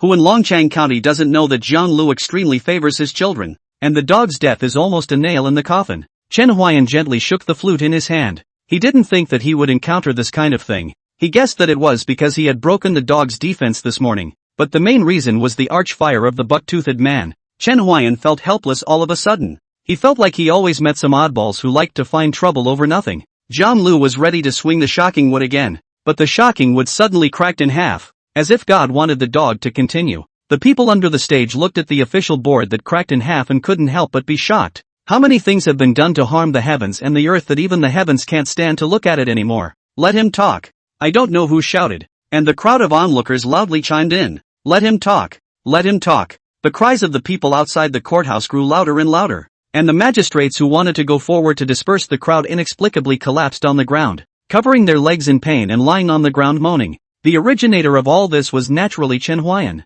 and although he had a conflict with the dog today, he was unwilling to let the truth be clouded with fog. However, he was curious as to why Jiang Lu delayed his attack. He was the county official of this county, and for the people to make such a scene was really detrimental to his face and majesty. Moreover, if he was not a good official, and was entirely a local snake on this side of the border, he could have forcibly gagged the people, and there was no need for the dog to make a scene in the public court in this way. Is it because it's heavily guarded by the court? Chen Huayan said in his heart, but then he gently shook his head, vetoed this conjecture. If this is really the case, his son's accident, he can directly kill the dog. Why bother to open the hall? He is the county magistrate of this county. Chen Huayan does not believe that he has not privately dealt with the relationship with the court's heavy military. Suddenly, Chen Huayan thought of a possibility. That is, there is a big man to come. This is even the court's heavy soldiers have to follow the orders of the roll. Otherwise, the dog cannot say so many words have been sentenced. If no one more official than him had come here, he would not have needed to try the dog in this way at all, but would have simply given a murderer's death, without even asking him the reason for his murder. Chen Huayan's expression became playful at the moment, looking at Jiang Lu above the lobby like he was watching a play. Although he couldn't see it, he could guess. At this moment, Jiang Lu's face was more ugly than eating a fly. The dog also saw the look on Jiang Lu's face, and thought that he had the help of heaven if he had any, and did not have the slightest fear on his face. Perhaps he was a bully this morning, but now, he dared to look straight at Jiang Lu. That's still what your son told me himself, but you're so cruel to change your own son's bones and change his face just so he can live, the dog said in a mocking tone. Jiang Lu would like to directly give him the death penalty, but now he did not dare to do so. Just as Chen Huayan thought, there is a big man to come. Don't you dare to talk nonsense. This official has lived a clear life, and even if my son were to make a mistake, this official would treat him equally and would not have a hint of selfishness. Besides, I didn't say it was my son, so don't take my word for it. Jiang Lu spoke righteously, but the people outside the door didn't believe him, and Chen Huayan believed him even less. The daughter of the Lin family was scourged by your son. Your son took an instant liking to her beauty and tried to get her by all means, but the daughter of the Lin family never agreed, so your son used strong-arm tactics to possess her. The daughter of the Lin family couldn't endure this humiliation and hanged herself. This is the truth of what happened back then? Besides, your son's face was so lewd when he spoke to me that even I felt sick to my stomach looking at that look on his face, the dog said in a cold voice. He now only wanted to pull Jiang Lu down before he died, because it was his son who made him go down this road, and there was no place to vent the hatred in his heart. But he felt that pulling Jiang Lu down was a surefire deal. One is a beggar, one is a magistrate. How to calculate he is not a loss. Chen Huayan felt that there was something different about the dog, which surprised him a little. From the beginning of the provocation of him, to the anger of killing, and then dragged Jiang Lu into the water, he did not seem to put life and death at all. According to reason, this kind of person is the most afraid of death, right? Chen Huayan didn't know what the dog thought in the beginning, but it didn't matter now. He felt that the dog wasn't bad, and was probably brought down by Jiang Pu, the son of Jiang Lu. Nonsense, come on, drag him down and beat him 50 times. I still don't believe that I can't cure him of this nonsense. The people outside the yamen accused Jiang Lu at his words, but Jiang Lu was unmoved and flung out his warrant stick to execute the sentence. However, those few magistrates looked at each other and did not dare to go forward, for the simple reason that they were also afraid of suddenly collapsing to the ground like those magistrates in front of them, but they were forced to comply in the face of Jiang Lu's official authority. However, this time, Chen Huayan did not make a move. He felt that the big man had already arrived. There were a few more special figures in the crowd, with a very special aura, and although they tried their best to hide it, they could not escape Chen Huayan's perception. Even though he could only see half a meter, it didn't affect Chen Huayan's ability to notice them the moment they appeared. He wanted to know this big man's reaction to this matter. If that big man doesn't care about this kind of thing, then it only proves that this dynasty is not far from extinction. The reason why Jiang Lu had delayed making his move was precisely because of that big man. But the fact that the big man hadn't shown up so far had made him bolder and no longer pretending. Jiang Lu wasn't stupid. The reason why he had delayed until now was precisely to test the reaction of that big person. If he hadn't come yet, all was happy for him, but if he had come and hadn't reacted when he heard about these lines of his, it proved that that big person didn't care about all this. Jiang Lu had an element of gambling here, but, to this day he had no other choice. Jiang Lu was betting that the big man will not show up. He topped the people's pressure to do the case. If not afraid of the big man will appear at any time. This case he has long been done. As for how to do, he does not care so much, because he is not for the people of the good official. The dog smiled miserably in the face of the judgment. If Jiang Pu arch fire, let him to mess with Chen Huayan. Perhaps there is no such thing. Give him a chance. He will never make a mistake. But there is no medicine for regret in the world,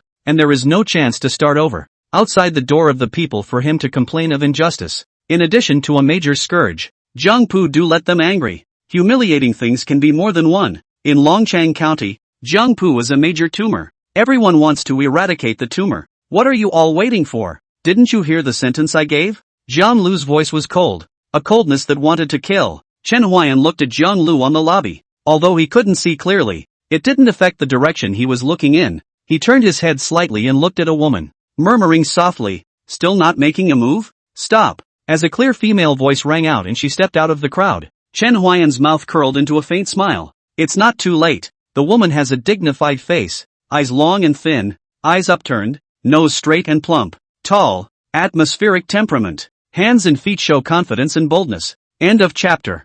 14. Chen Huayan could not see clearly, but this did not affect his judgment. From the arrival of this woman he noticed, every move was different from the regular family's women, dignified but not too dignified. Chen Huayan was curious about what this big shot would do with the dog. That woman walked out of the crowd. When Jiang Lu saw it clearly, he panicked, and hurriedly left his position in the public hall and walked over to the woman. The next official didn't know that the empress was coming, and failed to greet her. But also, I hope to forgive you, he stuttered in his speech, showing how much fear was in his heart. After Jiang Lu finished speaking, the surrounding people also knelt down and said in unison, "Greetings to the empress." Their faces were filled with respect, but there was one person in here except for Chen Huayan, who didn't kneel and didn't have the slightest bit of respect on his face, but he admired this empress. Chen Huayan had heard a little about this empress. At the age of 14 when the dynasty, so far in charge of the dynasty for 5 years, resisting the invasion of the Cloud Heaven Imperial Dynasty for 5 years. Need to know that before she took office, the country was already shaken by the wind and rain, but everyone did not expect a 14-year-old girl has such a thunderous means, outside the battlefield to kill the enemy to collect the territory. Inside the dynasty can be reorganized to collect the hearts of the people. Only 2 years' time, the Daiyuan Imperial Dynasty stabilized, and began to move towards strength. Being respected is not without reason, Chen Huayan said in his heart as he looked at the scene. Except that what Chen Huayan did not expect was that this was actually the empress of the dynasty. Chen Huayan looked at the kneeling crowd. He knew that he would be beheaded if he didn't kneel. But, so what? The big deal was that he ran. Kneeling was impossible, and he had a feeling that if he knelt, he would have a seizure of epileptic laughter the next moment. Xin Yun looked at Chen Huayan who didn't kneel. Her face was a bit puzzled, but she didn't care too much about him. Kneeling or not kneeling wasn't important to her. However, she was interested in Chen Huayan. I can't even see through him. Though I am incarnate, I should not be so. After she made the people outside the courthouse get up, she turned her head towards Jiang Lu and walked to the public hall. She carried a powerful pressure that came from a higher power. At this moment, Jiang Lu lowered his head, his face full of cold sweat, and the clothes on his back had long been drenched in cold sweat at some point. "You, how dare you?" Xin Yun said in a cold voice, her gaze blazing, and Jiang Lu's figure, who heard Xin Yun's voice, trembled even more. "Next, my humble servant knows that he is wrong." Jiang Lu's body couldn't stop trembling. That was something that could only happen with extreme fear. Locked up in the dungeon, waiting to be sentenced when the matter is investigated clearly. She picked up the shocking wood as she spoke and slapped it down so hard that the half-broken shocking wood shattered again. The current situation has long been clear to her. The current charges are not at all lethal. So what she wants to check is what Jiang Lu did before. According to the level of indignation of the people of Longchang County, what Jiang Lu did is definitely the indignation of the people and the gods. After Jiang Lu heard Qin Yun's pronouncement on himself, he instantly fell limp on the ground. His eyes were lifeless. He knew it was all over. Everything was over. Qin Yun ignored him, turned toward the dog, and said, "I'll give you the name Shirhan, and go to the border city where the war is tense to atone for your sins. Do you have a difference?" Qin Yun's voice compared to the previous easing a lot. The dog killed this is to kill people. Cannot be sentenced to death. If not, he also stabbed the other beggars. Qin Yun is trying to let him go to jail for a few years. The grass is no different. The dog is in an excited mood at the moment. He was ready to lead the death, but now he doesn't have to die, and he can still go to the battlefield to protect the country. The ups and downs make him almost think that this is a dream. Qin Yun looked out of the courthouse after doing this. The blind man who was standing there had already left. She was curious. A blind man. Why would she be unable to see through it? The unknown always attracted attention. However, at this moment, Chen Huayan was already on his way home, pondering about the dog in his mind. Rather, it's a happy outcome for all. Jiang Pu is dead. Jiang Lu cannot live. This pair of scourge of Longchang County father and son finally became deceased. However, the cause of all this is that Jiang Pu instigated Shirhan to provoke him. Chen Huayan summarized this in one sentence. Self-inflicted sins. Cannot live. But with the bestowal of the name, his life, perhaps, will be different. Chen Huayan walks very fast. Not much time has arrived at the door of the house. He knows that going in is sure to look at the old cow's blank stare. As expected, when Chen Huayan pushed open the door and walked into the courtyard, the old ox affectionately sent him a blank stare and called out in a deep voice. "Got it. Lost track of time at the theater. Start cooking right away." The old cow bellowed again, as if to say, "You're a blind man. What's the play for?" The old ox knew that Chen Huayan could barely see things within half a meter, but this said it was going to the theater, which it thought was ridiculous. But in fact, Chen Huayan really did go to the theater, and although it wasn't a theater, it was quite dramatic. The old cow didn't bellow again. It lay there, waiting for Chen Huayan to cook. When Chen Huayan saw this, an idea came to him. Why can't the old cow cook? Old ox, come here, I'll teach you to cook. Moo, don't be surprised, I believe you. Thus, the meal that should have been ready in half an hour, Chen Huayan and the old ox froze for more than 2 hours. Chen Huayan picked up his chopsticks and tasted the dishes made by the old cow. Although it wasn't very tasty, it was pretty good to be able to cook with hooves. Just as Lao Niu and Chen Huayan were preparing to eat, a knock sounded outside the door. Bang, bang, bang. Chen Huayan looked skeptical. Bai Linger and the others wouldn't come at this time. After all, it was already almost dark, and their parents in addition to the blacksmith will hardly come. Chen Huayan in Longchang County also do not have any acquaintances. In addition to the hotel owner, who could it be? Chen Huayan opened the door with doubts, and what met his eyes was a familiar figure. Xin Yun. That, I fled the famine and came here. I haven't eaten for a long time. Can you give some food? Xin Yun said weakly, and changed her voice, obviously not wanting Chen Huayan to recognize her. Chen Huayan immediately understood that Xin Yun didn't want him to recognize her, but he didn't know why she did that, and in order to know why, Chen Huayan also pretended that he didn't recognize her. Of course, please come in. Chen Huayan moved away and gestured for Xin Yun to enter. However, it was this move that Xin Yun saw a scene she could never forget in her life. A cow that is holding chopsticks to a dish. Xin Yun's body incarnation is a bit confused. Body incarnation is a special means of the royal family, can be separated from their own strength equivalent to the body, although not synchronized, but has the same emotions as the body, and they need to be fused in order to know the news. So Xin Yun's body did not come. Chen Huayan sensed that Xin Yun stood still and did not move. He understood that it must have been the old ox that scared Xin Yun. So he said, "This ox in my house is a little bit smarter. Don't be afraid. Being able to use chopsticks, that's a little bit smarter?" Xin Yun asked rhetorically, but Chen Huayan didn't reply back to her because he didn't know how to explain it, and sometimes he also felt that the old ox was too smart for its own good. Chen Huayan sat on the small wooden stool, waved at Xin Yun who was still standing in place,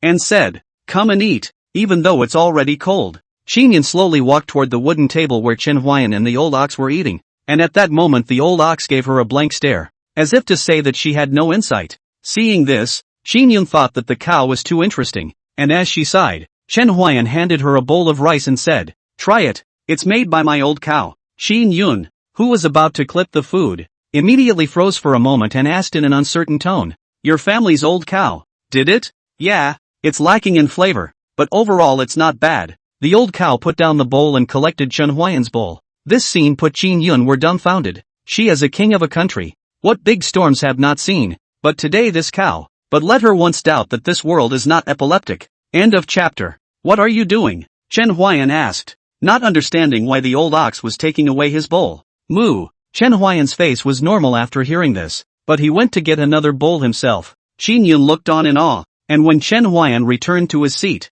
Xin Yun asked him, "What did that cow say to you? Why did it take away your bowl?" "I said it was poorly made and the old cow told me I could eat it and get my own bowl if I didn't." "You can understand it?" Xin Yun asked with some shock. It was the first time she had seen a human and a cow being able to communicate without obstacles. "Barely, it's built up over time," Chen Huayan said. But Xin Yun does not believe. Those who have raised more than 10 years of cattle are not necessarily able to understand them can understand the cattle call. But he can understand. This set out who will believe. "By the way, where did you come from and why did you come to flee to this place?" Chen Huayan asked, curious to know what this empress of the Great Yuan dynasty was up to. "I came from the Heavenly Cloud dynasty, where there are wars year after year and the people have no way to live. My little girl really had no choice. I heard that the empress of the Great Yuan dynasty governs well, and that the country is thriving and accepting refugees. So I came here." If the black cloth were to be unwrapped at this moment, Xin Yun would see Chen Huayan's suddenly widened eyes. Quite good at boasting.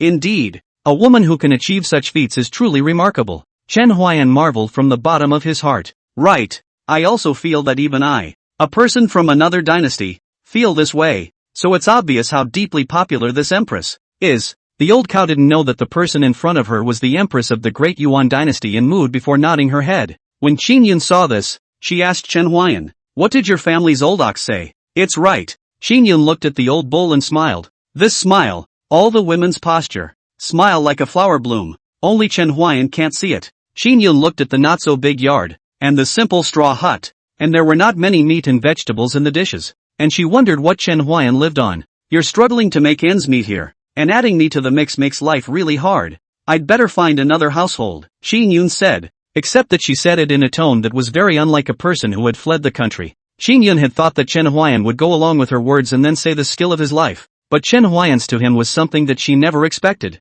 Could be. Chen Huayan just wanted to see what this empress wanted to do, so he didn't intend to take her words. Would he not understand the meaning of Shin Yun's words? Shin Yun froze. She did not expect Chen Huayan to agree without thinking. That, and I actually know a little bit of embroidery, so I can earn a little bit of silver as well, Shin Yun said with some embarrassment. She didn't want to leave just yet. She felt that Chen Huayan was very unusual. There was a kind of mystery that she couldn't see through. Maybe it could help her in her current situation. It is also possible, Chen Huayan said, but his heart was confused. Wanting to know the techniques of my life and still wanting to stay here with me. What exactly does she want? Chen Huayan didn't know that the reason for all of this was actually the mystery he gave this empress, because Shin Yun couldn't see through him. By the way, I live off my flute, I can play tunes, and I don't really need you to embroider, so it shouldn't be a problem to support one more person, Chen Huayan said and took out the flute between his arms. Before, due to the clothes pressed, so Shin Yun did not see. If she had seen it,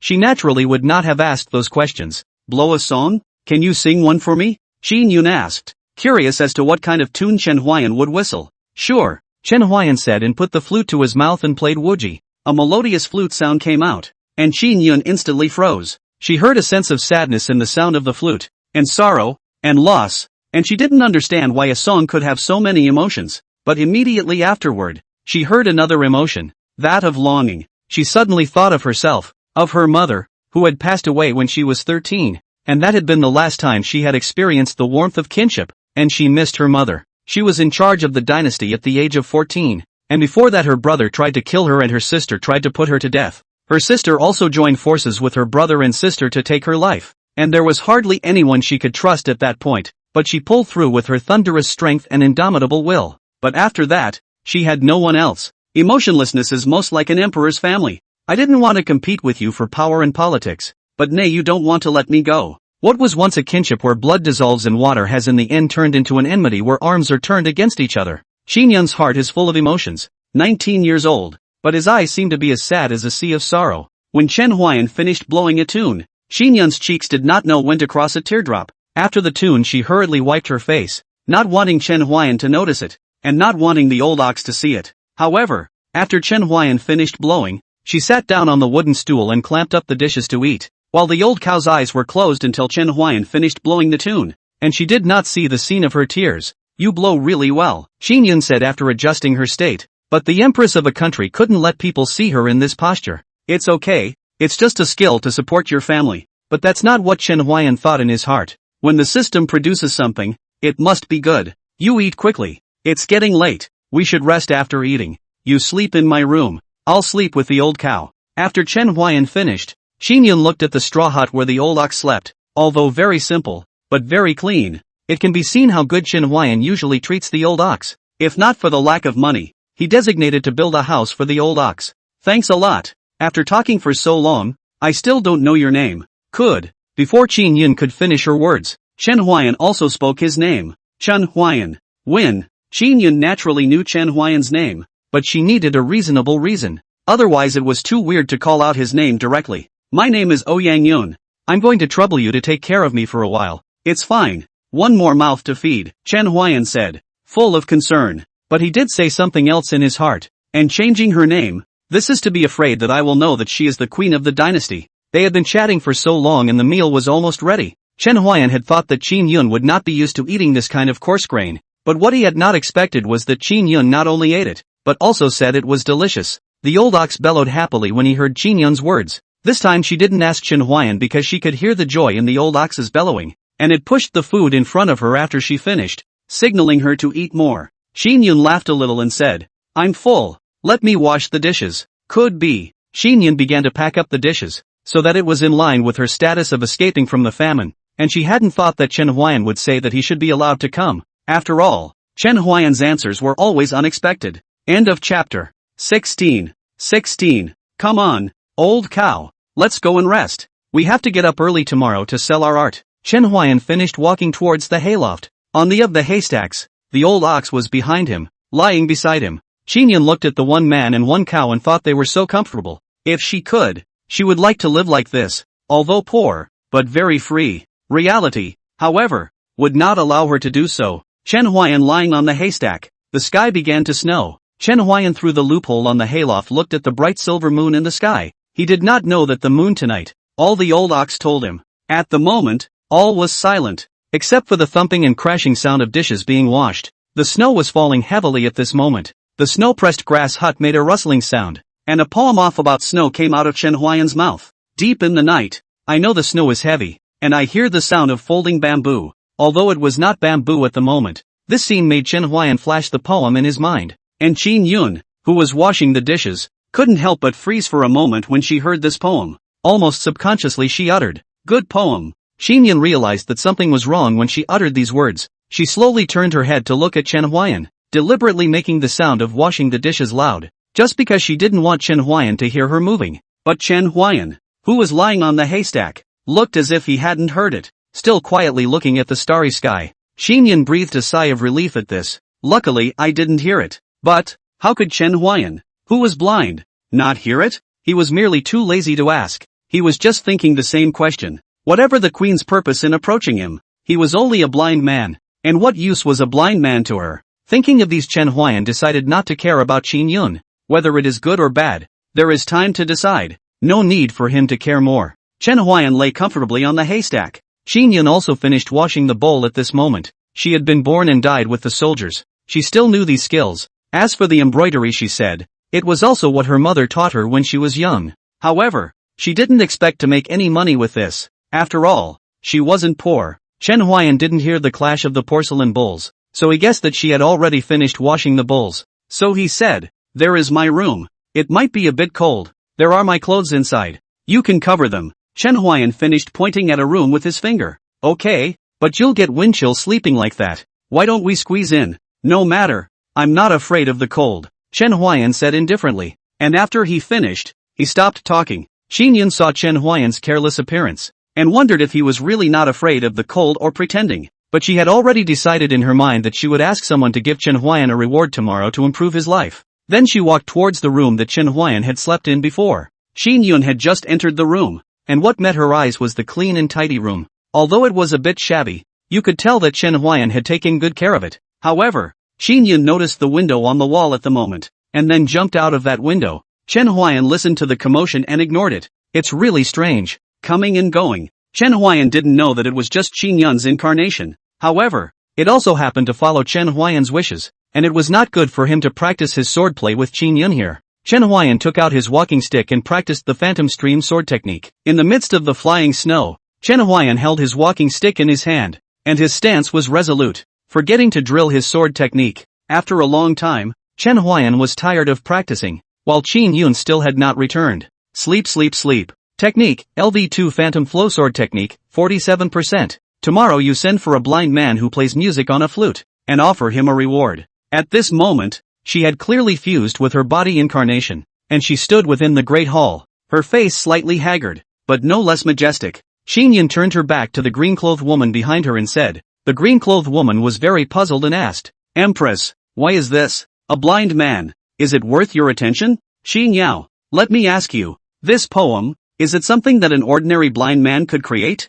Xin Yao froze for a moment, her mouth murmuring the poem Qin Yun had said, then said, "I can't, the writing is just too good." Knowing that the snow is heavy, the sound of folding bamboo, is this really something a blind man could come up with? When Qin Yun heard this, she frowned slightly, then said, "He is just blind, not stupid." Xin Yao also realized that she had said the wrong thing, and hurriedly half-kneeled on the ground and said, "It's my humble servant who has looked at people with prejudiced eyes. It's my humble servant's fault. It's not your fault. Get up," Qin Yun said, while Qin Yao also got up. However, she was still very puzzled. As the queen of a country, who in the world would not respect her? Why did she care about that blind man? She asked. "Empress, what else is so special about that blind man that deserves so much of your attention? If it's learning alone, I'm afraid it can't make you so concerned. Indeed, he gives me a very mysterious feeling, as if he doesn't belong to this world." Although Qin Yun had exaggerated a bit, she was curious to know why Chen Huayan had given him such a special sense of mystery. But Qin Yun didn't know that Chen Huayan really didn't belong to this world,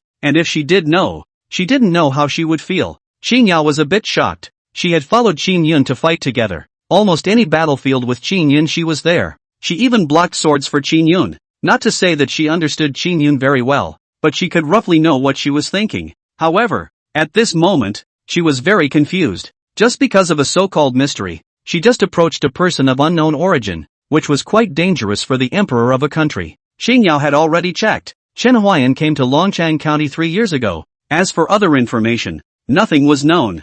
And this was what worried Xingyao the most. This kind of person with no origin. It is better for you, Empress, not to get too close. It is now a critical period. You must not have any accidents. I'll make my own decision on this matter. And with my strength at the 9th stage of true Qi, there aren't many people who can injure me, Qin Yun said. But these words also let Xingyao feel quite at ease. Indeed, the strength of true Qi 8 paragraphs is also a party of small experts. Not many people can hurt Qin Yun. The Cloud Sky Imperial Dynasty has been making a lot of small moves lately. And last night, 3 people with secretive movements were caught in the city defense. And according to the investigation, they were people from the Cloud Sky Imperial Dynasty. Have you poked around for any news? Qin Yun asked. Recently there were just too many small moves from the Cloud Sky Imperial Dynasty, sometimes making the soldiers of the Great Yuan Imperial Dynasty unable to defend themselves. These things made Qin Yun feel haggard. Xingyao shook her head slightly and said, those people's mouths are very hard, and they haven't poked around to find out any useful information yet. Qin Yun frowned slightly and said, what does the State Master have to say about this? The State Master didn't take a position on the matter. He said to just listen to you on everything. Queen, you. Xingyao did not finish her words, but Qin Yun knew what she wanted to say. Put this matter of the State Master aside beforehand. The matter of the Cloud Sky Imperial Dynasty is more important. If the State Master has any movements during this period, just report to me directly. Empress, I don't understand why you still want to use the State Master when he's like this. Some people, some things, it's hard to choose, Qin Yun said faintly. Xingyao felt some sadness, but the sadness deep in her words Xingyao did not hear it. Xingyao thought that Qin Yun just still had some things she couldn't part with, but Qin Yun didn't think so. She also had her own selfishness. Jiang Lu's matter has also been investigated, and his crime is punishable, Xingyao said. Then issue a notice. Qin Yun gave the order. Only her tone was a bit helpless. Good officials. There were really too few of them. Yes. The next day, when the people of Longchang County learned of Jiang Lu's death,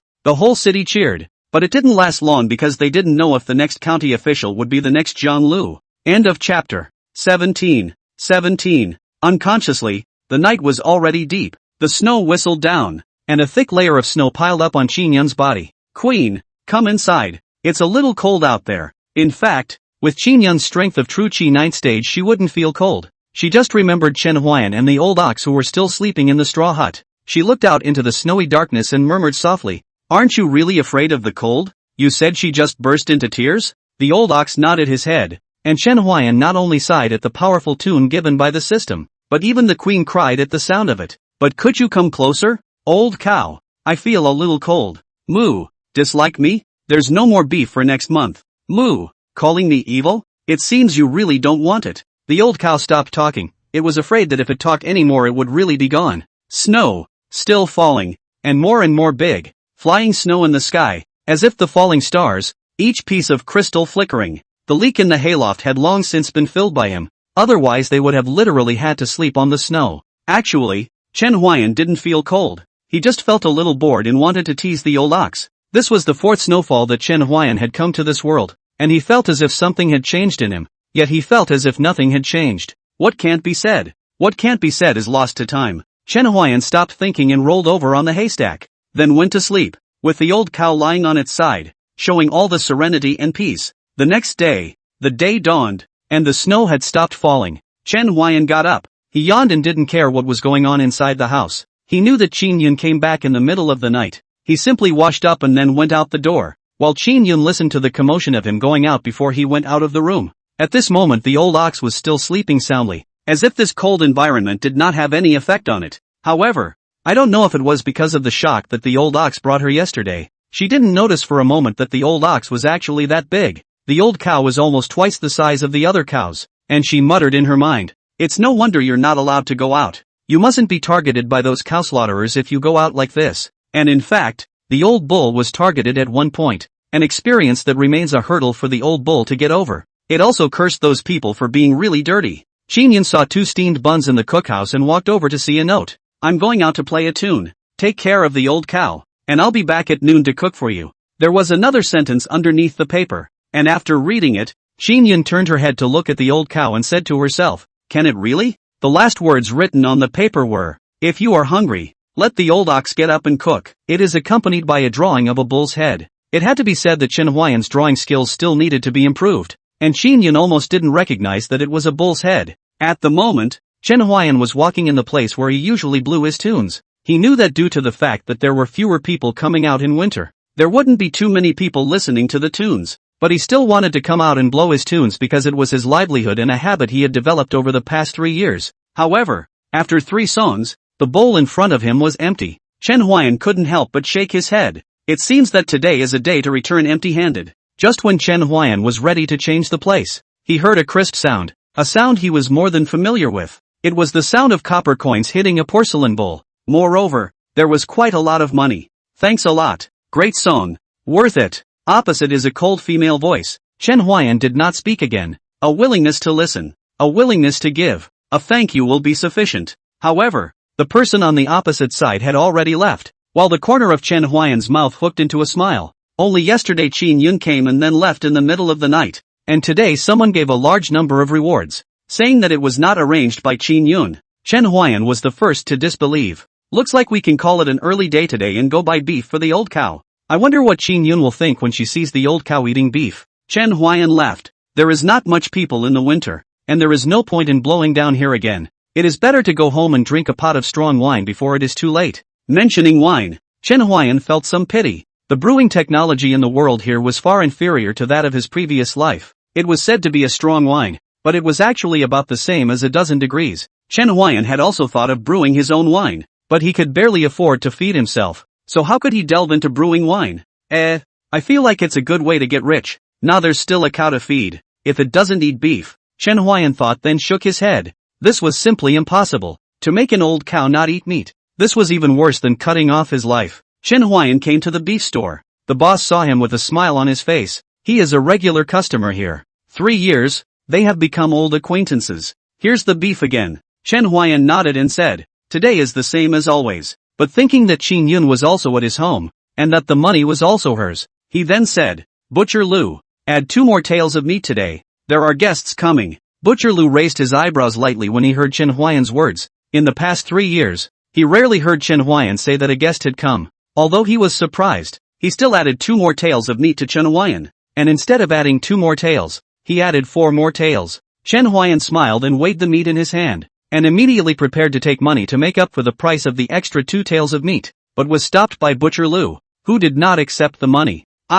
Just take it back. You also come out less to sell your art in this winter. It's weirdly cold," Lu Butcher said, waving his arm and urging Chen Huayan to leave quickly. Hearing this, Chen Huayan smiled and thanked him before leaving the beef store. The beef store owner had not been like this for a day or two, and when other beef store owners saw Chen Huayan was blind, they either lacked catty or bad meat. Only Butcher Lu did not do so. Not only did he not do so, but he was given more meat for Chen Huayan every time, and Chen Huayan was refused by Butcher Lu every time he wanted to make up for it, which made Chen Huayan become a regular customer here. However, although Lu Butcher didn't accept this money, it didn't mean that Chen Huayan he didn't give it. After Chen Huayan left, Butcher Lu found a few pennies underneath a piece of beef. Counting it was exactly the money for those 2 tails of meat. Butcher Lu smiled bitterly and shook his head. Every time it's like this. Chen Huayan returned to his hut. He saw Bai Linger and Ah Tai standing in front of his house. He shouted, "Why are you standing outside? Come inside. It's weirdly cold outside." Bai Linger and Ah Tai couldn't help but have a smile appear on their faces when they heard Chen Huayan's voice. "It's Mr. Hu has returned." Chen Huayan smiled as he walked into them and said, "Well, you're back. Come inside. Have something nice to eat today." "Really?" Tai asked excitedly, his saliva gulping indisputably as he noticed the beef on Chen Huayan's shoulder the first time he saw him. Seeing Tai's appearance, Chen Huayan couldn't help but be amused by him as he tapped Tai's head with his flute and said, "Really?" End of chapter. 18.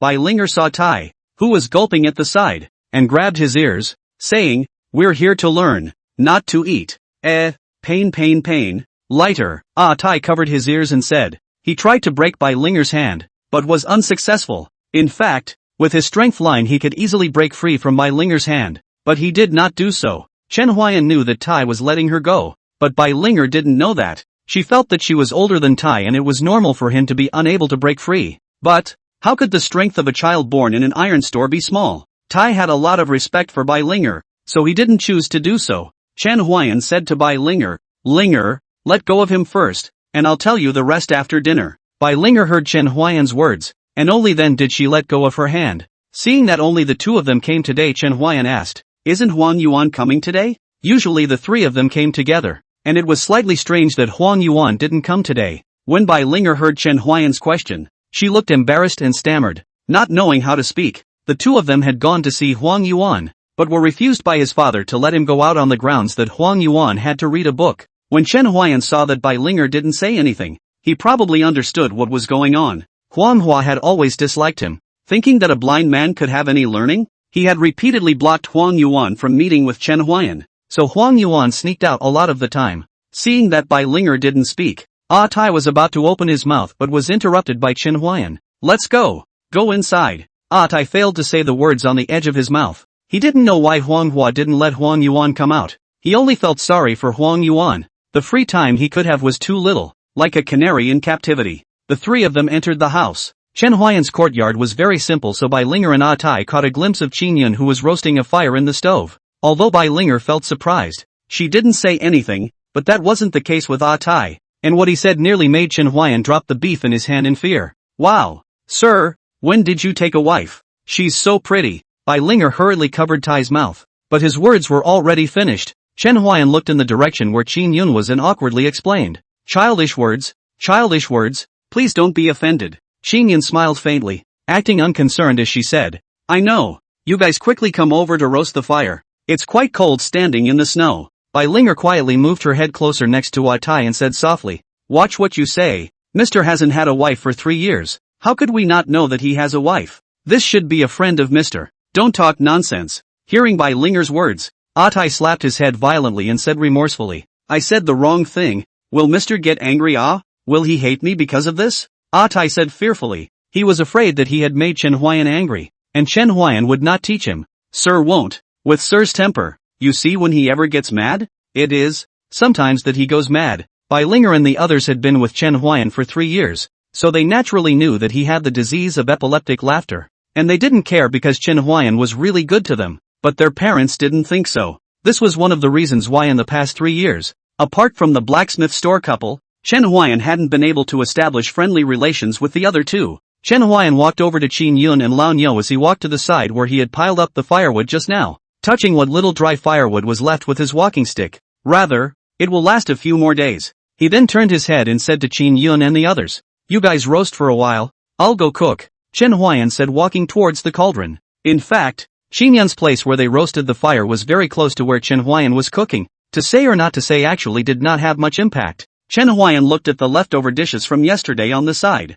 and he decided that today he decided to make a gourmet dish, hot pot. A lot of things in this world weren't that different from his previous life, which was limited to the everyday. If the cultivator level was involved, then everything would be different. Chen Huayan started cooking while the two of them, Bai Linger and Qin Yun, chatted. "Sister, how did you and Mr. know each other?" Bai Linger asked curiously, because Qin Yun was very pretty. Her eyebrows revealed a heroic spirit, and her knitted brows and smile saw to it that she was not a girl from an ordinary family. "I came here fleeing from the famine. The Yun Tian imperial dynasty was at war year after year. The people suffered terribly. My family died in the war, and I was the only one who ran away. I came to the Great Yuan dynasty, and I heard that the empress of the Great Yuan dynasty was widely accepting refugees, so I came to Longchang County, and that day I went into the city and casually looked for a house, knocking on Chen Huayan's door with a try-hard attitude, and he kindly took me in. This way," Bai Linger said as she looked at Qin Yun, who had a faint smile on her face.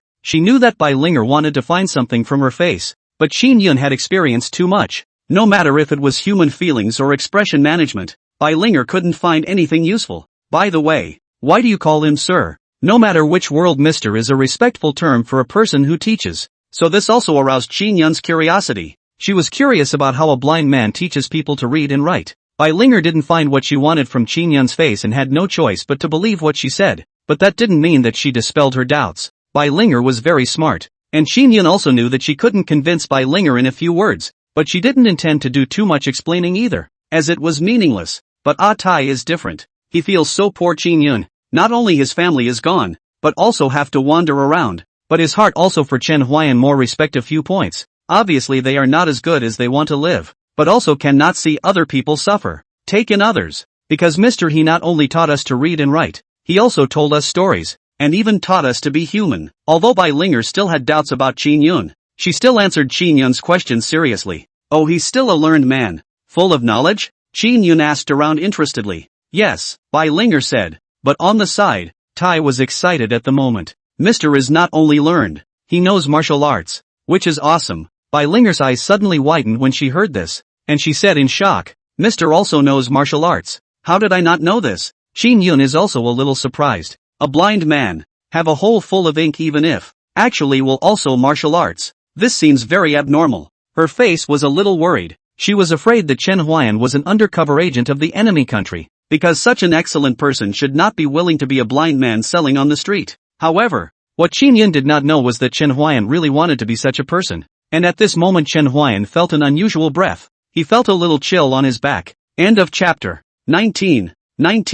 Is this true? Qin Yun asked. She didn't want a mysterious person to become her enemy as it would make things difficult for her. And through the past few days, she felt more and more that Chen Huayan was not simple. She felt that there was a fog on him, so that she could never see the real thing. And there seemed to be a voice in the underworld telling her that she must not offend the person in front of her, which was also one of the reasons why she would come to Chen Huayan's home. Of course it's true, Tai said in a serious manner. I saw Mr. in my dream performing swordplay with his cane, dancing in the snow, looking more handsome than any chivalrous man I've ever seen. Bai Linger looked at Tai's serious appearance and resisted the urge to hit him. Qin Yun did not know what to say for a moment and looked at Tai with some amusement. What's the matter? Why don't you all believe me? I really did dream it. Unbeknownst to him, just now his words to Chen Huayan almost shocked. He wanted to not understand exactly where the leakage, but what Tai said afterward made him sigh in relief. So it was a dream. I thought I didn't defend against that kid. I believe you, Bai Linger said seriously. But in reality, it was perfunctory, because after all, it was just a dream. But this excited Tai. In his heart, Chen Huayan was an existence that no one could replace. Chen Huayan didn't know what kind of image he had in Tai's mind, but it didn't matter to him because he was just doing things with his heart. He wanted to tell them to read and write. He just didn't want them to be people who didn't know how to reason. And telling them stories was just something he wanted to tell. And this didn't have any other special meaning. Sister Bai, let me tell you, I've dreamt of Mr. dancing with a sword more than once, so I'm convinced that Mr. is definitely capable of martial arts. Ah Tai said and stood up, clenching his fists. His eyes glittered and his face was full of excitement. He was expecting Chen Huayan to teach him martial arts, but it was only his expectation. And Chen Huayan had no intention to teach him martial arts from the beginning to the end. Chen Huayan fell back and was once again shocked by his words. He now seriously doubted that this kid, Ah Tai, had really seen it. Qin Yun was secretly relieved after listening to Ah Tai's words. Luckily it was just a dream. If it was real, I don't think he would have survived the night. Qin Yun had already moved to kill when Tai said that Chen Huayan knew martial arts. She is the empress of a country. She does not allow any unfavorable factors to exist in the Daiyuan imperial dynasty, even though there is a voice in the underworld that tells her not to offend the person in front of her. Tai didn't know that his words almost put Chen Huayan in danger. While several people were talking about Chen Huayan, a rich aroma floated out from Chen Huayan's pot, while an extremely obvious swallowing sound reached everyone's ears. Bai Linger didn't need to think to know who it was. She looked at Tai with a look of hatred and said, just know how to eat. Linger, don't talk about him either. He's just growing his body. It's normal for him to eat more. Chen Huayan carried a large pot of dishes to them and said to Bai Linger with a smile. But Mr. Bai Linger wanted to say that it wasn't easy for Mr. to live alone. He couldn't eat something good for a long time. And if he added Tai as a foodie, he wouldn't even be able to eat a few bites of meat. But Chen Huayan didn't care about these things. He interrupted Bai Linger and said, all of you eat more. You're all still growing your bodies. Your nutrition has to keep up. He said as he went to get chopsticks and distributed them to the 3 men and a cow. Bai Linger and Ah Tai were not surprised. They had also been used to it for a long time over the past 2 years. But at first their shock was no less than Qin Yun's. But at that time they were still very young, and their curiosity about new things overpowered their shock. And they also became friends with the old ox. Come, eat quickly, eat more. Chen Huayan greeted them to eat quickly. Although Bai Linger and Ah Tai had already eaten, but Chen Huayan's cooking was just too flavorful. They felt hungry again. Bai Linger is shy and red. She just said a Tai not long ago. She even showed this kind of posture. However, Chen Huayan as if he did not see the general, urging her to hurry to move chopsticks. But Chen Huayan himself didn't even move his chopsticks. So why would they? Aren't you going to eat? Qin Yun asked. We don't dare to move the chopsticks if you don't move them, Qin Yun said with a smile. Chen Huayan knew that she was reminding him that Bai Linger and Ah Tai would not move their chopsticks if he did not. So he chucked a piece of meat and put it to his mouth.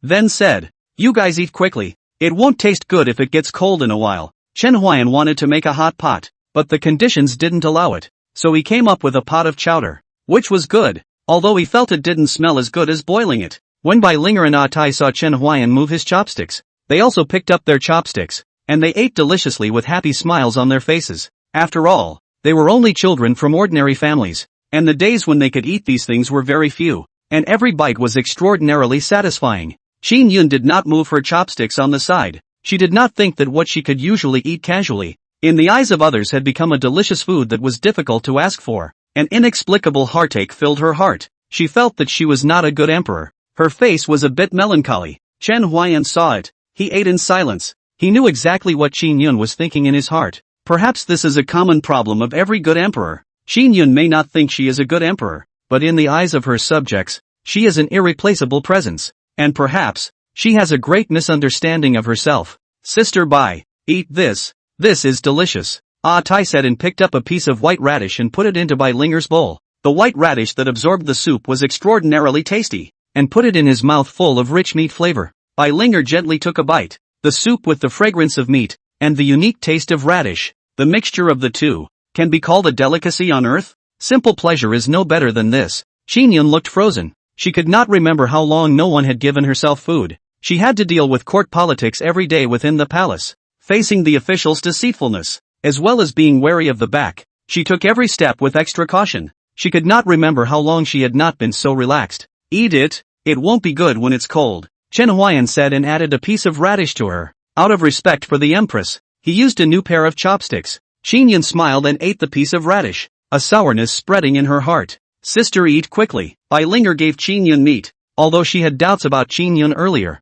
she could feel how low Qin Yun's mood was at the moment. And Chen Huayan even took the initiative to give her food just now, which proved that she was definitely a good person. Her trust in Chen Huayan was almost unconditional, so she believed that Qin Yun was a good person, and the doubts in her heart dissipated the moment Chen Huayan gave her a dish. Thank you, Qin Yun said with a smile. In the end, she was only a 19-year-old girl. She should have been a carefree age, but she had taken on the big responsibility of governing the country. She was very tired because she had almost no one she trusted around her. Chen Huayan didn't know the situation she was facing, but he knew she was excellent. Very excellent. End of chapter. Chen Huayan did not say that he had read through the ancient and modern history of this world, but he did understand some of it, and in the history he knew, there was no emperor who could go into battle at the age of 14 to kill the enemy and recover the territory. Qin Yun not only did it, but did it beautifully. This alone was enough to make Chen Huayan admire him. Chen Huayan couldn't help but lament at this moment. It's true that the greater the ability,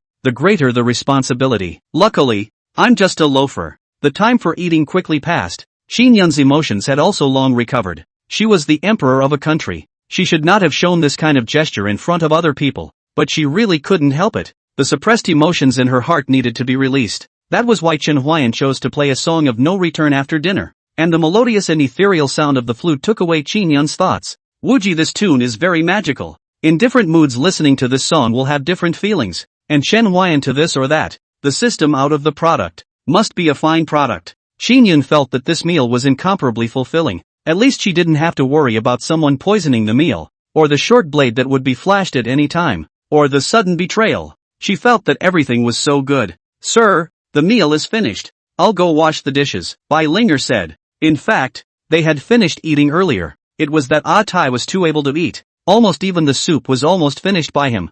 I'll do it. Qin Yun also said that it would be more in line with her status as an escapee to be more active. Ha ha ha, none of that. I got it. Chen Huayan refused Bai Linger's and Qin Yun's request to wash the dishes. He still likes to do these things himself. Yesterday Qin Yun said to wash the dishes. Chen Huayan agreed because he just wanted to cooperate with Qin Yun's acting. But today or forget it. Always let the king of a country to wash the dishes is not a thing. He is afraid that one day Qin Yun does not act. Showdown. Pull into the palace to wash the dishes. Sister Bai, what do you think Mr. will teach us today? Ah Tai asked. He enjoyed Chen Huayan's lectures because they always gave him a sense of anticipation. How am I supposed to know that? Bai Linger replied back. But she was also curious as to what lesson Chen Huayan would be teaching them today. Seeing this, Qin Yun asked curiously, "What does Chen Huayan usually tell you guys? It makes you guys look forward to it so much." "A lot." Bai Linger's words were interrupted by Ah Tai just before she finished speaking and said, "The knowledge that Mr. speaks of ranges from astronomy to geography.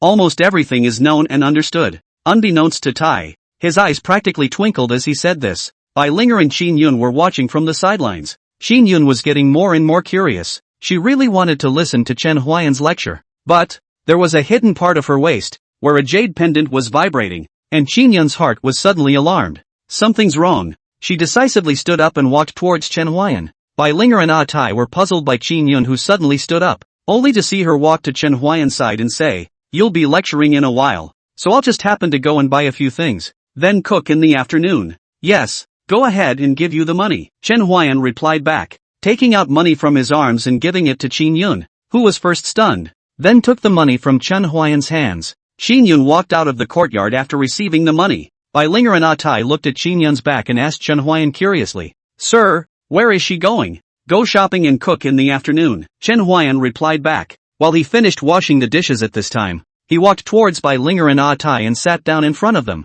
"Today, I will continue to teach you the three-character classic." Chen Huayan opened his mouth indifferently and spoke about the three-character classic. He knew that Qin Yun wasn't going to buy groceries, and if he could make an empress leave in a hurry, he thought that something big must have happened. However, pretending to be blind and unaware of anything was what he should do, and while he wasn't afraid of things, he didn't want to get into trouble. He didn't want to break the serenity of this life just yet. Love, evil and desire, the 7 emotions. "Xin Yao, what happened?" "Qin Yun, who came in a hurry?" asked Emotion Yao. She vaguely felt some uneasiness in her heart, and she hoped that it wasn't the thing she thought had happened. "We've captured 3 true Qi 6th stage experts. All of them are from the Great Yuan Dynasty, and they're carrying secret orders." "What did the secret order say?" Qin Yun's voice was icy cold, as if everything was as she thought it would be, and the worst outcome had still happened. "Lord Qin Feng, it's time to act." "Qin Feng, Qin Feng," Qin Yun murmured. She still didn't seem to quite believe the news.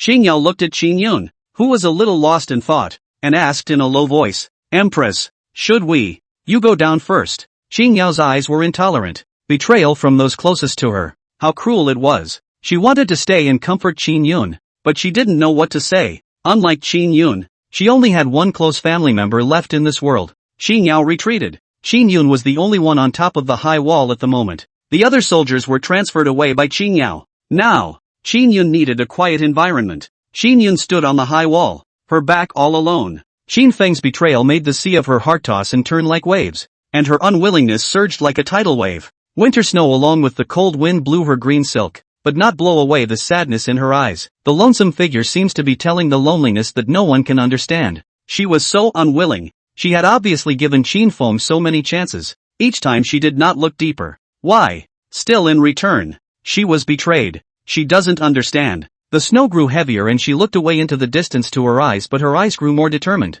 "I, perhaps, am destined to be alone." Chen Huayan, who was teaching, heard a knock on the door, and the one who came to knock on his door at this moment. Chen Huayan didn't need to think to know who it was. Chen Huayan got up and went to open the door, only to see Qin Yun carrying quite a few things in her hand. Chen Huai took the things she bought from Qin Yun. Bai Linger and Ah Tai also rushed to help. Bai Linger and Ah Tai carried their things and entered the door. Qin Yun also entered the courtyard, but Chen Huayan was slow to enter the courtyard. Qin Yun frowned slightly when she saw Chen Huayan still standing at the door. She asked Chen Huayan, "What are you still standing at the door for? Aren't you cold?" Chen Huayan heard this and replied back, "Nothing, just now it seems like a few rats ran by. I want to see whose rats it is and see if I can add to my meal tonight." "Who's the rat? Extra food?" Qin Yun laughed at his comment. "You still eat rats? No food, added for the old cow." "Old bull." Qin Yun looked at the old ox, her eyes carrying some pity, and the old ox saw the pity in Qin Yun's eyes and was momentarily confused about the situation. What's wrong with this woman? Why is she looking at me like that? Doubtful as it was, it plopped down next to the coals and continued to roast the fire. To it, as long as the sky wasn't falling, nothing else was a big deal. "Let's go. Go inside. The rats are running too fast and have already left, so it seems that we can't refill the old ox's meal," Chen Huayan said, then closed the door. End of chapter. "So the blind man can see us?" a white man asked. The other white-robed man gave him a blank look and said without any good humor, "You said he's blind. How can he see us?" but it was clearly looking in our direction just now. The man frowned slightly and said unconfidently, maybe, it's a coincidence. Time to go back and resume orders, the man said, and the two white-clothed men walked away. Their arrival was not even noticed by Qin Yun, so one could imagine that the strength was so high that it was difficult to fathom. They were gone. No one knew who this spying on Chen Huayan and the others was, only their shallow footprints were left on the snow, proving that they had been here, and a man quietly appeared after they left where they had been before. It looks like the peace and quiet is about to be shattered. Where did you go? Qin Yun asked Chen Huayan. Not long after Chen Huayan closed the door he went out. He said he went out to buy something, but his hands were empty, which made Qin Yun bring up the question. I was going to buy some cooking spices, but they weren't open today, so it was a wasted trip, Chen Huayan said, with a serious expression on his face as if he had really gone shopping. Alright then, I'll leave the cooking to you, Qin Yun said with a smile, as if she wasn't affected by this morning's events. Yes, why don't you go ahead and get the fire going? I'll cook quickly. Good. Qin Yun made it to Bai Linger and Ah Tai's side. Chen Huayan was cooking and didn't call knowledge for them. Qin Yun felt that it was nothing to do with idleness, so she told them a story. Those were her stories. Stories of her bloodshed on the battlefield. Qin Yun spoke mesmerized. Perhaps this was her way of venting her emotions. She didn't even notice that Chen Huayan had already served the dishes. Bai Linger and Ah Tai also listened to fascinated. Bai Linger, how can not imagine? This world has such a strange woman. On the field to kill the enemy. Women and men. Valiant. Chen Huayan served the dishes in silence. She knew who Qin Yun was talking about, and she also knew that Qin Yun needed to vent her emotions. Therefore, even when the meal was ready, Chen Huayan didn't call them. He let Qin Yun speak and Bai Linger and Ah Tai listen. At some point, Qin Yun seemed to realize that she had gone too far, and she stopped the storytelling process, while Bai Linger and Ah Tai's faces were filled with expressions of unfulfilled interest. Qin Yun smiled and said, "It's time to eat. We'll talk about it some other time." She then looked at Chen Huayan. "Why didn't you call us? The food is getting cold." Chen Huayan handed the bowl to Qin Yun and said, "It's not cold, it's warm." Chen Huayan knew that Qin Yun could not finish his story for a while, so he put it in the pot and warmed it up, and he took it out shortly before Qin Yun stopped telling the story, so it would still be hot. "Damn girl, don't come back to cook yet. Want to starve your father and me to death." A discordant voice resounded in Chen Huayan's courtyard. Bai Linger's mother shouted loudly. Her tone was domineering, which made Qin Yun uncomfortable to listen to, but she was powerless to change it. Her current status was that of a refugee, and it was not appropriate for her to be in charge of this. "Sir, Bai Linger's face was a bit embarrassed. Usually there were only a few acquaintances. She still had a step down, but today Qin Yun was also there, making her feel like her dignity was trampled by her mother. "Take some back. The three of us can't finish it anyway." Chen Huayan drew this matter away from Bai Linger's attention, and he also believed that Qin Yun, as the king of a country, she knew what to do. "Yes, bring some back. I eat little and Huayan makes a lot. We can't even finish it," Qin Yun said with a smile, which gave Bai Linger a great feeling of goodwill. She felt that her dignity was respected. Bai Linger just wanted to refuse, but Chen Huayan had already put a plate of dishes into her hands, and Ah Tai was also advising, "Sister Linger, just accept it. Sir also has good intentions. You don't want to chill Sir's heart." When Chen Huayan heard Tai's words, he felt a little surprised. When did this kid become so good at talking? Chen Huayan said in his heart as he looked at Bai Linger, who heard Tai's words and didn't refuse anymore, leaving with Chen Huayan's dishes. What a great kid. Shame. The meaning of Qin Yun's words was obvious, but Chen Huayan just waved his hand in response. Everyone has their own choices. Some choices can't be changed, but some changes can be chosen, can't they? Chen Huayan asked Qin Yun in return, and Qin Yun was shocked at once. There are some changes that can be chosen. She murmured these words in her mind. "I seem, there's no choice left. Don't gawk. Quickly come over to eat." Chen Huayan greeted Qin Yun and came over to eat, while at the side, Ah Tai happily raised his chopsticks. He did not doubt Chen Huayan's cooking skills at all. For more than 2 years, he never got tired of eating. The next lunchtime flew by. Tai went back after eating. Before he went back he was instructed by Chen Huayan not to come in the next few days. He was a little unwell and needed to take a rest. Ah Tai worriedly inquired about Chen Huayan before he left, because in his impression, Chen Huayan almost never got sick. Even if he only wore a single thin shirt in winter, he would never get wind chill. That was why Chen Huayan had always given Tai the impression of being the kind of powerful person who was invulnerable to all diseases. In response, Chen Huayan patiently explained, "There are rats coming. I need to take care of them." Ah Tai does not understand. What is there to deal with the rats? But Chen Huayan's words are no different from the holy decree for him. Chen Huayan let him not come for a few days. He will not come for a few days. Although Chen Huayan did not say the time, but Ah Tai has a number in his heart. At the very least, it is 3 days' time. 4 days afterward, it snowed at night and occasionally during the day, and it seemed as if nothing had happened. But then again, it seemed as if something had happened. These days Qin Yun always went out. Chen Huayan sometimes pretended not to see the general, let her leave, but when she came back, always followed by a few rats, making him feel extremely uncomfortable. Chen Huayan knew that it wouldn't take long for those rats to reveal their bloodthirsty side, and their mesh teeth would eventually bite. There's not enough firewood. I don't know if I should get some. Chen Huayan looked at the little dry firewood left and pondered in his heart. He didn't know if he should go and get some. He felt that he might not be able to stay here for much longer. Just as Chen Huayan was contemplating whether or not to get some dry firewood, Qin Yun slowly walked behind him. Huayan, there's something I've been wanting to ask you. You say. He looked at the dry wood in front of him and didn't turn around. Qin Yun didn't care about this. She asked, your eyes? How did you go blind? Didn't you go for treatment? Born this way. I've had it looked at before, but they all said it couldn't be cured,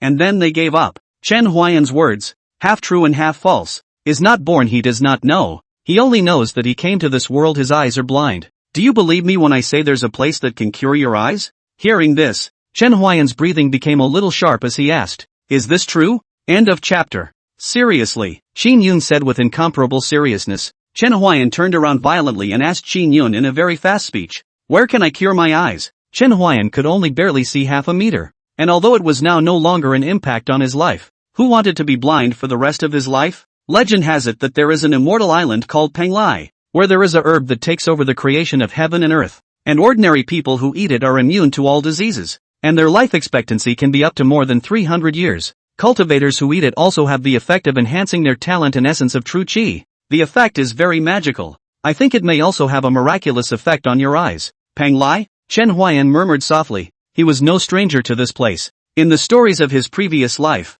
this place called Penglai was almost always labeled as mysterious and powerful, a place inhabited by immortals. Where to? Chen Huayan asked Qin Yun. If he could cure his eyes. He didn't care how far the road was, how high the mountain was, how long the water was, because he didn't lack longevity. He could gain longevity by playing the flute. It is said that in the Sea of the East China Sea, if you start from here, you will have to travel all the way to the east and reach a sea, and then, in the sea, you will find a place wrapped in dense mist, and there is Penglai. Keep going east. It seems to be a journey with only a direction, Chen Huayan said in his mind, his tone a little melancholy, as he had yet to sail the sea. Thanks a lot. After Chen Huayan finished thanking him, the system's voice suddenly appeared in his mind. Ding, road to Penglai. Please set off to Penglai. Chen Huayan froze for a moment when he heard the system's voice. System, is this considered a mission? The system didn't reply to him. This was the first time the system had given him mission-like instructions. Chen Huayan looked at Qin Yun. He didn't ask Qin Yun how she got this news. He just assumed that Qin Yun overheard it when she was fleeing the famine. It's fine, Qin Yun said, then stopped talking, and the atmosphere became silent for a moment. Chen Huayan was the first to open his mouth to break the silence. You're not going to stay long, are you? Well, found a relative, Qin Yun said without changing her face. We're leaving after dinner tonight? Good. Chen Huayan didn't know what Qin Yun was going to do, but he knew that it was important. In the afternoon time, Chen Huayan blew wuji from time to time. The flurry of snow fell on him. He could not help but see this and said, today's snow is a bit big. Yeah, it hasn't snowed this much in years past. Time passed by minute by minute. The speed of the snow falling did not decrease in the slightest. Chen Huayan was busy with dinner in the stoveroom. Today he was a bit late in cooking. The sky was already completely dark before he started cooking. Although Qin Yun was a bit puzzled, as this was not in line with Chen Huayan's usual style of doing things. She didn't ask too many questions and just watched from the sidelines.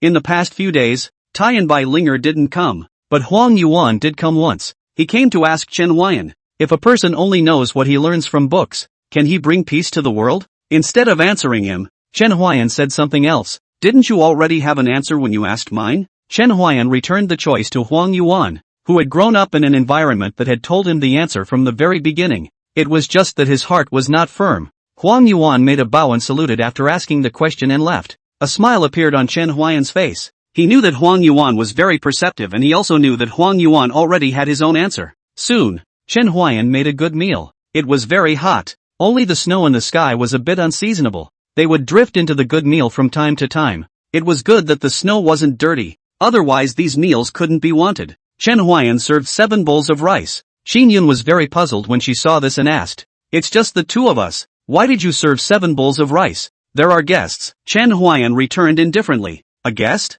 Qin Yun was puzzled. She didn't remember Chen Huayan having any close friends. Even his neighbors didn't treat him very well because of his illness. So how could there be guests? "Then we'll eat when your guests arrive." "No, we'll eat first." Qin Yun frowned slightly at what she heard. Serving the guests rice but not waiting for them. The hospitality she had learned was not like this. But this was Chen Huayan's home. She listened to the master of this house. Qin Yun picked up the bowls and chopsticks. Chen Huayan also ate. And today the old ox did not know where it was bolted by Chen Huayan and disappeared. Qin Yun asked Chen Huayan. And Chen Huayan didn't say anything. And Qin Yun also understood that if Chen Huayan didn't want to say anything, no matter how much she asked, it wouldn't be fruitful. So she didn't ask anymore. "Have you eaten?" Chen Huayan asked. "Aha." Qin Yun nodded slightly. She felt that there was something strange about Chen Huayan today, but she couldn't put her finger on it. "Oh Yang Yun." Chen Huayan suddenly called out Qin Yun's pseudonym, and the unknown Qin Yun hummed with confusion. Chen Huayan rarely called her name so formally, making Qin Yun feel very uncomfortable. "Tired, I guess." "What's very tired?" Qin Yun was once again puzzled. She didn't understand why Chen Huayan would say that she was tired.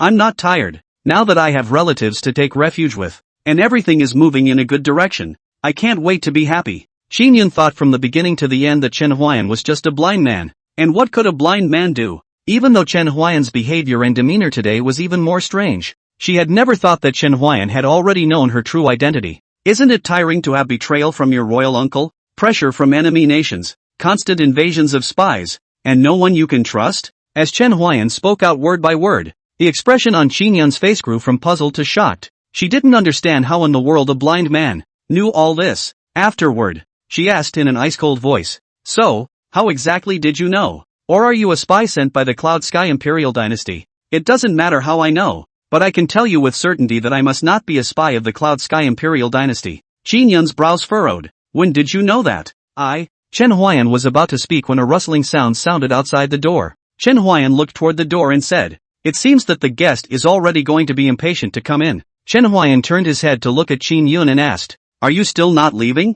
Qin Yun had already sensed that outside the door were 5 true Qi Ninth stage experts. Even she would have trouble fighting them, let alone Chen Huayan. "A blind man. You will die," Qin Yun said. It was then that she realized that the 5 bowls of rice on the table just happened to be the 5 people outside the door. How shocked she was that she hadn't noticed it at all, while Chen Huayan had known about it for a long time. Chen Huayan didn't answer whether he would die or not. He said, "Remember what I once said? Some things cannot be chosen, but some changes can be chosen. And now, I'll help you change your choices," he said, walking slowly towards the center of the courtyard, letting the snow fall on him. This time, and as payback, Qin Yun's pupils shook tremendously. It turns out that he already knew everything. He knew it all. "Go, don't come back. The great Yuan dynasty needs you." Chen Huayan's words like a special kind of magic. Qin Yun listened to it and really walked away. Without turning her head back, she knew how to take it. One person, one nation. She could tell the difference.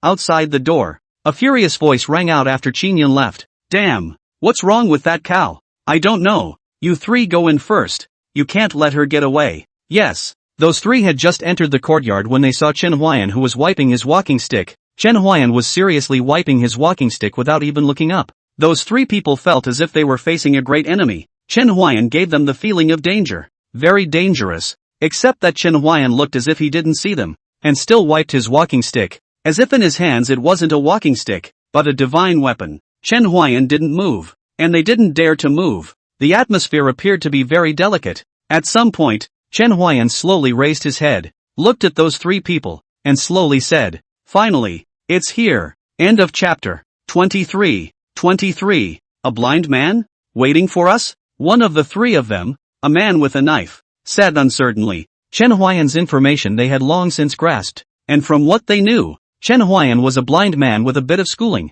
and did not cultivate. "Never mind that. Kill it. The queen has fled, and it is not a crime we can afford." As they finished, the temperature of the icy night plummeted a few points once again, and it was a strong killing intent. Icy killing intent filled the air. However, Chen Huayan was unmoved, only slightly sidestepping his ears, seemingly listening to the imperceptible movement. The dark night, the sky full of snow, the bitter cold wind whistling, snowflakes sprinkling down. In a world of silver and white, Chen Huayan stood quietly, his face calm, not the slightest hint of panic. Suddenly, those three people stormed up at the same time, killing the blind man like a stringed arrow. Their movements were swift and sharp, bringing up gusts of snow. It should be far away, but it's been a long time since I've seen blood. Blood. Chen Huayan looked at his yard. His expression was a bit reluctant. Sure enough, I am destined to wander. Ha ha ha ha ha. Detecting the host's mood produces fluctuations, not conducive to healing. Please control it in time. Warning.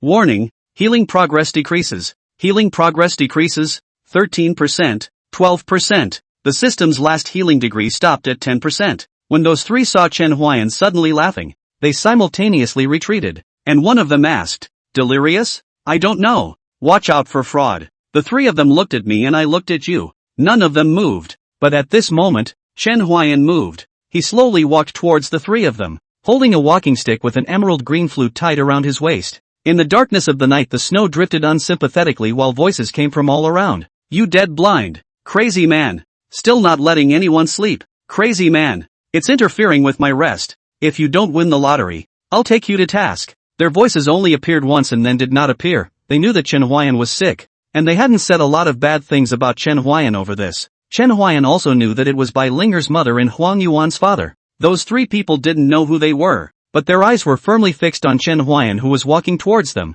The atmosphere was as cold as ice that instantly condensed. "You blind man!" One of them couldn't stand it any longer and roared. He couldn't figure out why a blind man would scare him, or even fear him. "I'll kill you!" One person shouted and rose up in the air, rushing towards Chen Huayan. The other two saw this and followed. The three of them rushed towards Chen Huayan at the same time, but Chen Huayan seemed as if he hadn't realized it, still walking slowly. Wow! Chen Huayan drew his sword, and rather than drawing it, he swung his cane. Phantom stream. Sword technique. Sword light phantom. Like a dream. Heavy snow. Snow accompanied by the sword wind. As if it was a show with snowflakes as companions and sword clouds dancing. By the time Chen Huayan retrieved his walking stick, he had already appeared behind those three people, who were still in the air, their eyes showing unbelief. And with that, blood splattered and their bodies collapsed to the ground. At this moment, the blind man's back slowly departed in this dark night of drifting snow, turning his back to the bodies of those three people. Ha ha ha,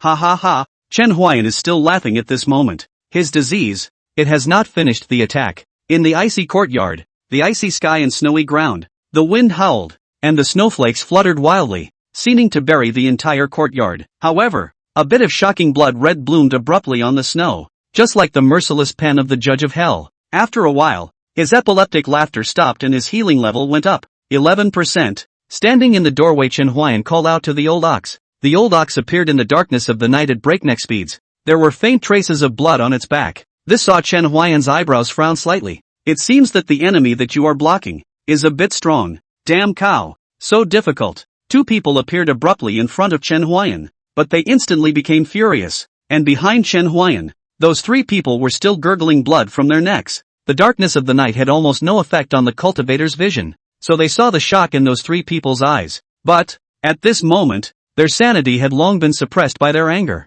Failing to assassinate the empress was already a heavenly sin, and if the people above them knew that it was all because of a blind man that they hadn't succeeded, they didn't dare to imagine how furious those people would be. "Damned blind man! I'll have your life!" A man roared angrily and then rushed towards Chen Huayan with his sword. When Chen Huayan saw the man who rushed towards him, he just faintly instructed the old ox, "You head towards the eastern city gates. I'll come and find you in a while." When the old bull heard this, he did not hesitate a moment and went up through the eastern gate. Seeing the old ox who didn't return with his head, Chen Huayan instantly froze. "Old ox, you really left? Moo." A second of hesitation is a sign of distrust. "Crazy?" The man standing in place said softly, his brow furrowed. In their opinion, the old cow is just an unenlightened cow. It is not able to communicate at all. But Chen Huayan understands it. And Chen Huayan's crazy behavior makes it hard for him not to suspect that Chen Huayan is a crazy person. Earlier, they had been led to the distance by the old ox, and knew nothing about the situation here. Currently,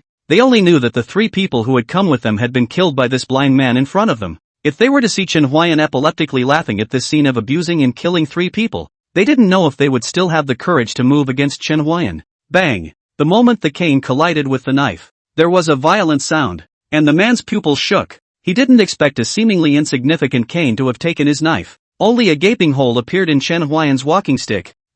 It's been 3 years. Looks like you're leaving me too, Chen Huayan said. Those two people looked at Chen Huayan's behavior as if they were puzzled. A blind man, talking to his walking stick, coupled with the previous conversation between Chen Huayan and the old ox. All the factors piled on top of each other made the two of them even more certain that Chen Huayan was a madman. He must be killed. If the people at the top know that we are being attacked by a blind mad man, he said, suddenly at a loss for words, and all of a sudden, he felt a wave of inexplicable shame racing through his heart. The other man wasn't stupid. He sensed the problem too. Chen Huayan is actually blind and crazy. What a disgrace it was. That 5 of them should be stopped by a blind and insane man. And a cow. I'll kill you. The two men's faces felt like countless whips had lashed them. Their faces were burning hot. This was the disgrace of their assassination careers. Both of them rushed towards Chen Huayan at the same time. And Chen Huayan looked at the two rushing towards him with a rare seriousness spreading across his face. Chen Huayan had seen from the exchange of blows just now that the strength of these two men was far above that of the 3. And if he wasn't a little more careful, he would most likely turn over in the gutter. He executed the illusory stream sword technique entangled with those two. Snowflakes kept drifting around them due to their form, getting more and bigger. Those two had entertained the thought of running, but could they run now? They'd be dead even if they ran back. Failure to do their job was enough for the death penalty. End of chapter. 24. Jab. Chen Huayan's clothes were cut, and a bloody wound appeared on his chest, deep into his ribs. However, Chen Huayan only frowned slightly, and the movements in his hands became more and more fluid, as if what was in his hands was not a walking stick, but a real sword. The more those two fought, the more alarmed they became. How could a blind and crazy person have such combat power? And the two of them could not take it down for a long time even if they joined hands. They sprouted the intention to escape. If they escaped and hid, they might still have a chance of survival. If they were to stay entangled like this, they might not really have a single way to live. The fleeing empress did not know when she would return, but they were certain that the mission to assassinate the empress had failed, and that they would be crippled if not dead when they returned. The two of them glanced at each other in the middle of the battle and seemed to know what the other was thinking as they nodded to each other and prepared to retreat. At this moment, the click sound suddenly sounded. The two men looked and found that it was Chen Huayan's walking stick broke. The two men were instantly overjoyed. Without weapons, Chen Huayan is not a lamb to be slaughtered. At the mercy of others to pinch? Just when they thought they could pin Chen Huayan down, the old ox came out of nowhere, toppled one person, and directly crashed out. Chen Huayan frowned as he watched this. Even just now when he was caught in a bitter battle, he did not frown, but at this moment, the old ox's behavior made him unable to resist frowning. Where you hit is bad. Hit someone's butt. Chen Huayan covered his face. He was embarrassed to say this. Moo, what do you know? That's how you disable your opponent faster. Damn cow. I'm going to kill you. The man's face was flushed, and one of his hands covered his ass, where bright red liquid dripped down from time to time. It was truly miserable. The other party has not lost their fighting spirit. I see it's more like a galvanized fighting spirit. Chen Huayan turned his head to old ox and said, I'm going to kill you too. The man roared. His anger had taken over his rationality as he endured the excruciating pain that tore through his hip and rushed towards Chen Huayan and the old ox. And the people around him hurriedly shouted, calm down, but it was too late, as he had already rushed out.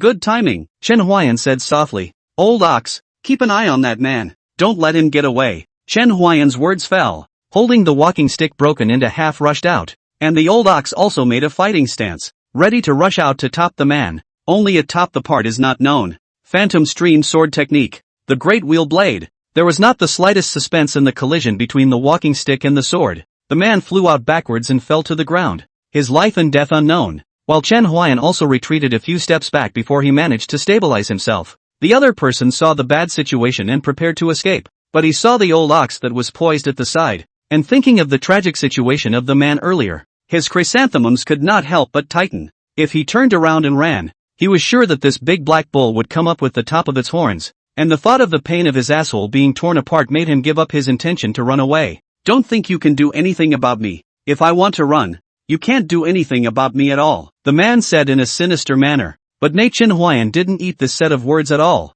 He said back, then you run. The man was instantly dumbfounded. He couldn't run even now. And to fight, he wouldn't necessarily be able to fight. He was already clear about Chen Huayan's strength. At least above him, he needed to know that he was already at the 10th stage of Jinshi, and was almost ready to advance. Let us each take a step back, each in peace. If you have difficulties in the future, maybe I can also help. What do you think? The man softened. He was not necessarily able to beat Chen Huayan, and now there is a cow. He cannot beat it even more. In my opinion, it is not good, because you are sent by the state master. Therefore, you cannot stay. Chen Huayan spoke indifferently, his tone cold. The man's eyes instantly widened when he heard Chen Hui recognition's words. Their identity was known to no one except the state master. He was shocked. He was puzzled. He didn't understand how a blind man knew about it. But then he realized something. You're not crazy. Chen Huayan waved his hand. I never said I was crazy. The man only felt a chill rise from the soles of his feet and go straight to his ceiling.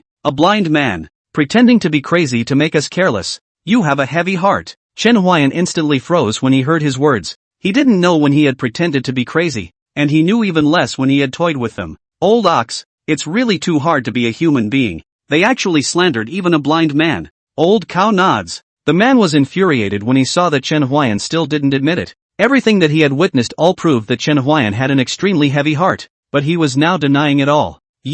But... The man spat blood from his mouth in a gesture that Chen Huayan hadn't expected. Chen Huayan, if there is a pair of normal eyes, at the moment certainly said abruptly wide, but he then commented on the side. Lao Nyo, this is called blackmail. The next time you see this kind of person to stay away from him. This kind of person is either blackmail your money, or blackmail your life. Another mouthful of blood spurts out, then fell to the ground. He was angry by Chen Huayan dizzy. I thought it would be another big battle, but I didn't expect to win without a fight. Chen Huayan spoke from the sidelines, shaking his head while the old ox was nodding. Let's go. Old ox, what happens after that has nothing to do with us, Chen Huayan said, as he picked up a sword on the ground in passing. Moo. Chen Huayan and Lao Nyo walked towards the eastern city gate. The dark night, the snow was still falling. They drifted and hit Chen Huayan and Lao Nyo, seemingly washing away the blood on their bodies. The eastern city gate was wide open at the moment, and Chen Huayan didn't need to think about it to know whose handiwork it was. The great Yuan state master, Qin Feng.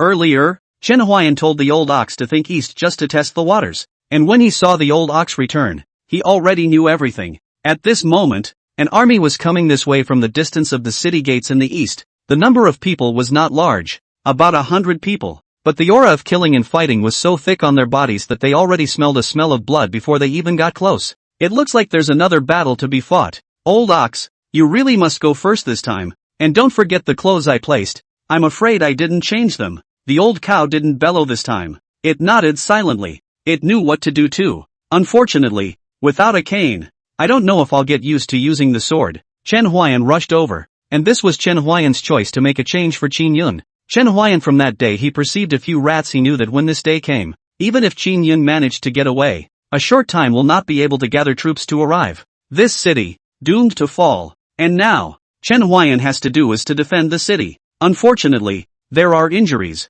Chen Huayan said, his eyes tied with black cloth, looking straight at the 100-man procession coming from afar, his sword pointing forward. At this moment, the cold wind was rattling and the black clothes were dancing. Phantom flow. Swordsmanship. End of chapter. 25.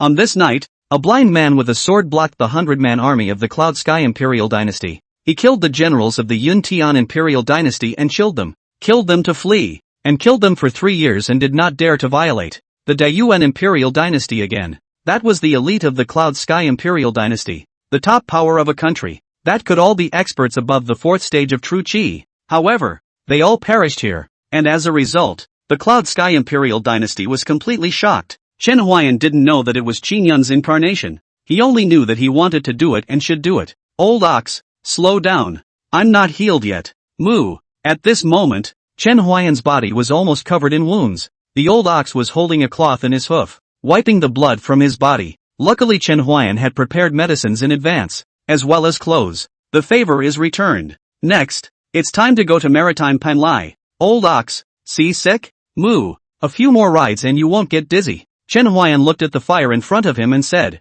He looked in the direction of the Daiyuan Imperial Dynasty and said softly, I gave you the choice to change. Have you taken it? Chen Huayan knew that even if Qin Yun did not contact him, the eastern city gates would open. But anyone who had lived in the Daiyuan dynasty for a period of time knew that the state master, Qin Feng, did not recognize Qin Yun. But Qin Yun fought his way out of the many inheritors. He had to recognize the position of Qin Yun's successor. But his recognition did not mean that he recognized it. He made things difficult for Qin Yun at every turn. And this is what Chen Huayan was certain would happen that day when he saw those sneaky people. Who could be the best person to take the inside and the outside? Undoubtedly it is the State Master Qin Feng. He had power, but no power and no troops of his own. He didn't approve of Qin Yun, and the best way to do that was to overthrow her and find a new successor that he approved of. Or, alternatively, to take the throne himself. But Chen Huayan didn't know where people would come in from until he learned that the east side was the farthest away from the Yun Tian dynasty, and there was a weird forest in the middle of it,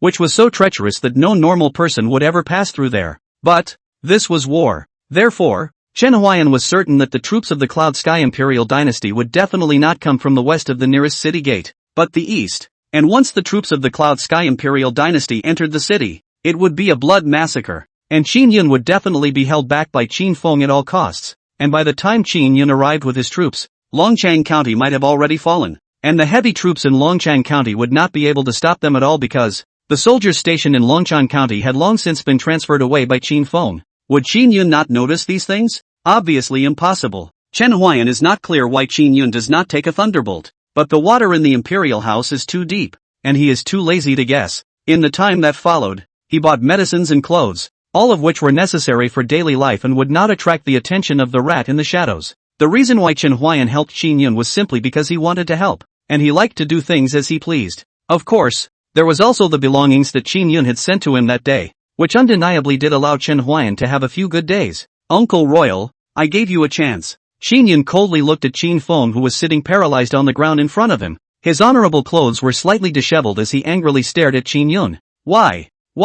He questioned loudly. You should never have taken the throne. How much better that you let this opportunity go to your royal brother. Him? That trash? Qin Yun said in a cold voice, the bottom of her eyes cold as if there wasn't a trace of emotion. Qin Yun, this is not false. Is that royal brother sent people to kill her? All the time, do not want to put her to death, but we're all by her one by one to dissolve, and finally also by her anti-killing. She said a waste, is not too much. A woman succeeding to the throne. What is this inappropriate? Qin Feng roared. He felt that a woman succeeding the throne was simply an insult to a royal family. I am above them, and I have the power to succeed to the throne. Qin Yun looked at Qin Feng with a downward stance. Before Qin Yao said with Qin Yun, Qin Feng, there is a problem. The few people that Qin Yao had captured were obviously the messengers, and they had appeared to tell Qin Feng that it was time to start moving. Qin Yun had started to guard against Qin Feng even more since then, but when there was no movement for a few days in a row, she thought that this royal uncle of hers had changed his mind. After all, she still had the slightest illusion that this was her last family member on Earth. But the truth was not. The forces of the Cloud Sky Imperial Dynasty had only taken a long detour as they passed through the Bazaar Forest and pointed straight to the east. Here, if Chen Huayan had not guarded the city gate, the consequences would have been unimaginable. Thinking of Chen Huayan, Qin Yun's face was in a trance. When she arrived, it was almost dawn, and she was all ready for the fall of Longchang County. But when she came to Longchang County, a noisy hawking, not at all like the general washed by the blood, she rushed to Chen Huayan's courtyard. She saw the 3 corpses on the ground, 2 unconscious people when, greatly shocked, this is even she cannot do things, but even by a blind man did. Then, news came from her ministry that there was a situation in the east, and when she traveled to the east and saw the situation there, the shock in her beautiful eyes was hard to hide. Even though it snowed all night, you still had trouble burying the scarlet blood on the ground. Horizontal corpses lay there. Almost all of them were killed by one blow. Few of them had a second wound on them, and the silent corpses on the ground seemed to tell of a battle with a huge difference in numbers. 1 man against 100. I didn't expect it. I've worked so hard for so long, but I've been ruined by a blind man. In fact, after Qin Yun took the throne, Qin Yun had always been wary of him, and if he wasn't her royal uncle, he wouldn't even have the qualifications to talk to her here right now. Qin Feng's voice pulled back Qin Yun's thoughts. At first she was still wondering why Chen Huayan would say that he would give her a chance to change her choices. Qin Yun felt that instead of giving her a chance to change her choices, it would be more like giving her a chance to repent. It was then that she realized that Chen Huayan was giving her a chance to change her choice and make up for her mistake. This time she no longer thought of kinship, she was an emperor, and among the thoughts of her royal uncle, she was not destined to reach the point of recognition, nor could she get him to assist her wholeheartedly. Instead of keeping him like this and turning him into an extremely unstable factor, it would be better to let him go to his death, so that it would be better for her and for De Yuan. Imperial uncle, the kinship between us is over. You can't see me leading the great Yuan dynasty to the top. Qin Feng's eyes suddenly glared after hearing this. From the tone of Qin Yun's speech it was clear to him that he would never have another chance. He looked helplessly toward the great hall, the golden palace no longer relevant to him, he had come to the end of his life. Be well. Qin Yun left after saying that, walked away with determination. Qin Feng was left alone in the hall. He sighed, he mourned, but more than anything, he was helpless. A woman, the great Yuan dynasty, is finished. Qin Yun didn't pay attention to Qin Feng's words. Even if she heard them, she wouldn't bother. At this moment, without the ties of her relatives, she had completely changed. Qin Yun walked out of the hall, looked up at the vastness of the sky, and said softly, Chen Huayan, who in the world are you? Achoo. Walking on the road, Chen Huayan sneezed. He was quite like a small strong man who couldn't die, so heavily injured, and now he could walk, and looked like nothing was wrong at all. Old bull, did you scold me? Moo, smear. End of chapter. Chen Huayan and the old ox has been walking eastward, has been walking for almost half a month. During this period of time as nothing happened, only the old ox's mouth is greedy, almost every 2 days to say to eat beef. Chen Huayan is doubly helpless about this. Why do you like eating your second uncle so much when you say you're a cow yourself? Moo, incense, don't you think your own meat would smell better? Moo, that's gonna hurt. Chen Huayan couldn't help but open his mouth wide when he heard this. Old ox, you really want to eat your own meat? Moo, that's a slur. It's a slur. Chen Huayan couldn't help but laugh when he heard the old ox bellowing. I won't tease you. If I have the chance, I will let you have a meat feast. No, I will give you a table full of second uncles. Moo. Chen Huayan sat on the back of the old ox and stopped talking as he took out his flute and played the no return. Name, Chen Huayan. Age, 21. Lifespan, 70. Root, mortal bone. Technique, LV2 Phantom Flow Sword Technique, 86%. Skill, no return. Level, LV3, 88/100. Current effects, increase longevity, unblock meridians, repelling the tide to warm the body and increase enlightenment.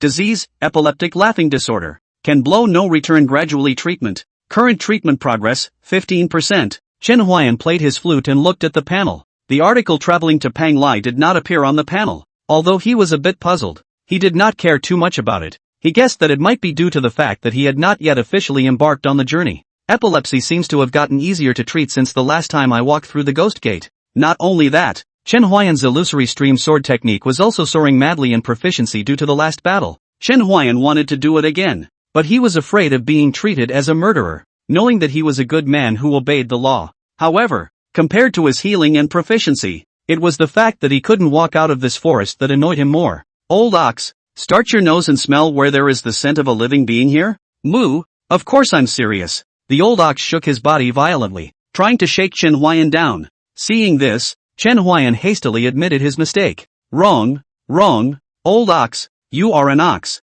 not a dog. The old cow spewed extremely heavy snorting when he heard. But then again, we've both been going around the block for almost half a month now. It's very irritating. Can't you really start your nose? Old bull. Chen Huayan, a blind man, was unable to argue the way. The old ox was a cow and did not necessarily know the way. Chen Huayan kept in mind what was happening at the moment and decided one thing in his mind. Find an opportunity for an old cow to learn to read maps and recognize roads. Chen Huayan turned around for another half a month. According to the old ox, it had been heading in one direction. There was no reason to turn around in a forest for so long. Did you hit a ghost? Moo, shouldn't be so bad. Old ox, if we really encounter a ghost, when the time comes, you go up and betray your color, and I'll hurry up and slip away. Moo, listen to you. Is that a human word you're saying? Where did the cow call from? I see it's been a long time since we've had meat, and to see that we can hear a cow mooing in a place like this, it seems that the heavens have favored us. The sudden sound made Chen Huayan and Old Bull will go on alert. Chen Huayan and Old Ox stared closely at the direction the voice came from. If it was a fierce man, they wouldn't mind killing him in a swift manner. However, a rustling sound came, and Chen Huayan and Lao Niu realized that there seemed to be more than one person on the other side. It's not easy to come across a cow in a place like this. I want to eat a whole cow feast. The man spoke to his companion, and when he turned back to see Chen Huayan and Old Ox, his eyes instantly widened, and he suddenly didn't know what to say. Junior, what can you do where you are? Don't go yet, the voice behind him urged him, and only then did he move his body in a mute manner, and the others frowned at the sight of Chen Huayan and the Old Ox even if they weren't shocked, although Chen Huayan couldn't see clearly, but judging from the footsteps he heard, there were at least 10 people on the other side. This brother, why are you alone in the middle of this forest? Chen Huayan was about to open his mouth to speak when the man said again, we are from the Wu Yuan Dark Bureau. I am the main person in charge of the goods to be delivered this time. My name is Li Shi. My name is Chen Huayan. I got lost in this forest. Chen Huayan cupped his fists and said, his humble attitude instantly gaining their favor. But there was one person in the group who gave a soft cut, and that person was the one who had been urging Junior to do so earlier, Daju. So, can we come together? Li Shi asked, and Chen Huayan was overjoyed as he returned. I can't wait. Both he and the old ox had been turning around in this forest for a month and had yet to walk out, and he was begging for someone to lead the way at this moment. What's more, the other party is still the people of the dartboard. The people of the dartboard. Chen Huayan is still very trustworthy. Dry dartboard. Basically the character is upright. Chen Huayan is not afraid of them to take action against him. However, Chen Huayan felt that they probably didn't trust him very much yet, because other than Li Shi, no one else had spoken yet. Good feelings are good feelings. They don't dare to gamble with their lives. Ha ha ha, welcome aboard, Li Shi said with a smile. With Li Shi taking the lead in stating his position, the others had to accept Chen Huayan's joining even if they were no longer willing. And so, after some brief exchanges, the 12 were once again on their way. Chen Huayan had to sigh. Having someone to lead the way was convenient, avoiding many trouble spots. In this month, Chen Huayan almost stepped on poisonous snakes several times, and the old ox that pits people, almost into the swamp. If not Chen Huayan smelled a strange smell, the old ox would have stepped in with one foot. Although the swamp couldn't do anything to them, it was troublesome to change and Chen Huayan didn't want to step in it. Father, why did you call a blind man in, when he can do nothing but eat our grain? A clear female voice sounded. Although the voice was small, but Chen Huayan heard it clearly. But Chen Huayan didn't mind, because he didn't intend to eat their food. He himself still had some leftover food. It should be enough for them to walk out of this forest with the dartboard. Li Shaoling, don't talk nonsense. Your father. I've been traveling the world for so many years. I've never misjudged anyone. This blind man named Chen Huayan is very uncomplicated. Li Shaoling cut out after hearing this. Father, you're just suspicious of a blind man. What could be so great about it? Li Shaoling angrily went into the carriage and stopped talking to Li Si, who was just about to explain to Li Zhuo why he was so speculative when she went into the carriage, not giving him a chance to explain at all. Daughter, you are still too inexperienced to understand what this situation represents. A blind man with a cow dares to walk in this crisis-ridden forest. It's not something that ordinary people can do, Li Si said in his heart. After he finished he shook his head slightly and then looked at Chen Huayan. The reason why he dared to recruit Chen Huayan was because he observed that Chen Huayan had a righteousness in him. He was very humble in his speech and demeanor, unlike a person of great evil. End of chapter. The more Daju looked at Chen Huayan, the more displeased he became, and he couldn't figure out why Li Shi had recruited a blind man into the team. Dead blind man, you'd better be good and sensible, and leave by yourself at night, or, don't blame me for not being polite, Daju said sorrowfully. The cold smile at the corner of his mouth seemed to be able to ice people's 7 souls. He looked at Chen Huayan, his eyes full of ferocity. Chen Huayan acted as if he didn't feel it, sitting on the old ox and relaxing. Gentlemen, the trip was boring, so I've come to offer you a song. Upon hearing this, Li Shi instantly became interested and said, Brother Chen also plays music? That's for sure, Chen Huayan said as he took out the flute at his waist and blew wuji. The sound of the flute rang out, lilting through the forest, and the group felt comfortable listening to Chen Huayan's tune. After the group finished listening to Chen Huayan's tune, Li Shi was the first to applaud, and the others followed suit. Brother Chen, we're all brown men and don't know anything about music theory, but you play this tune really well, better than anything I've heard earlier, Li Shi said with a smile. He wasn't lying. The tune that Chen Huayan played was indeed the best he had ever heard. Daju cut another sound on the side, his eyes full of disdain. Isn't it just that he can play a tune? In case of danger, will this tune save his life, or will it serve to please the enemy? Daju's voice was not loud, but it was just loud enough for the 12 to hear, and Li Shi was the first to react as he said in a deep voice, Daju, if you still want to be with us keep your mouth shut. Daju's eyes widened instantly when he heard Li Shi's voice. Looking at Li Shi incredulously, he didn't expect Li Shi to flip out with him for the blind man he had known for only half a day.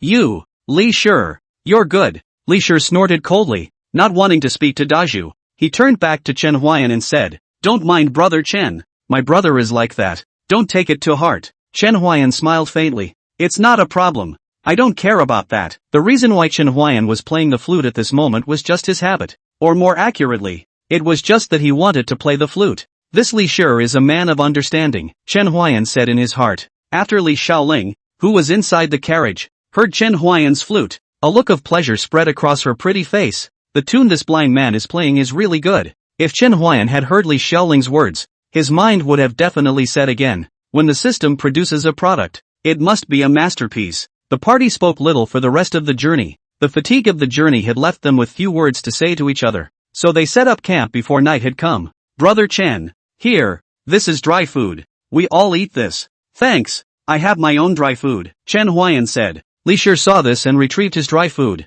Li Shi guessed that Chen Huayan was not worried about himself, so he did not leave his dry food behind. But Chen Huayan didn't think that way. He just simply didn't want their dry food. Dazhu carefully observed the movements between Chen Huayan and Li Shi on the sidelines. And when he saw that Chen Huayan did not take Li Shi's dry food, he aimed on the sidelines. Yo, this is because you're afraid that we're going to poison you. Hearing this, Li Shi was instantly furious. Dazhu, if you keep talking like this, I won't bring you on the next trip. Dazhu was furious and gritted his teeth, but there wasn't a single thing he could do about it, so he could only snort coldly and then walk towards other places. Li Shaoling was watching, frowning slightly, but did not speak. Cough, cough. A sudden coughing fit put the crowd on instant alert. Where did that coughing sound come from? Li Shi was alarmed. The others also drew their weapons, and the atmosphere instantly became extremely. Only Chen Huayan was still sitting where he was, looking out of place with them. Dazhu once again let out a cold snort at the sight. Only this time, Li Shi ignored him.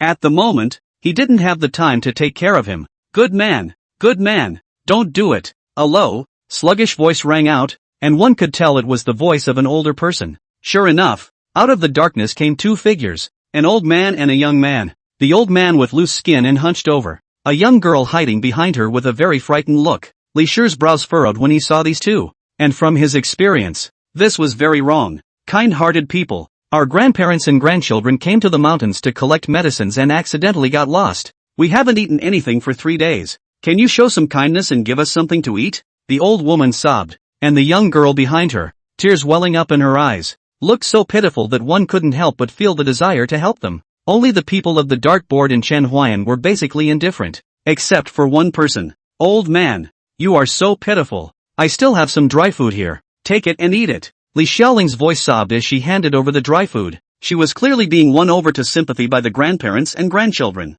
Seeing this, Li Shi stretched out his hand to stop them. Only he was a step too slow, and Li Xiaoling had already handed the pair of grandchildren the dry food. The pair of grandparents and grandchildren took the dry food and ate it in large mouthfuls, looking really hungry. Li Shi looked at the grandparents and grandchildren who were gulping down their food and dispelled most of the doubts in his heart, but that didn't mean that he had completely dropped his guard. When the others saw such poor grandchildren, the guard in their hearts had long since been put down, and they all gathered around and cared for that pair of grandchildren, and they took out their dry food and handed it to them. That old woman tearfully thanked. Thank you kindly. Thank you kindly. There is one person in here who has not made a move from the beginning to the end, and that is Chen Huayan, which just gives Dazhu a chance to play. Oh yo, Li Shi, this is the blind man that you have to defend even if you fall out with me. All of them are still sitting on the ground at this moment. Shouldn't they be scared silly? Dazhu scoffed, and Li Shi frowned slightly at his words as he asked in his mind, could it really be that I've recognized the wrong person?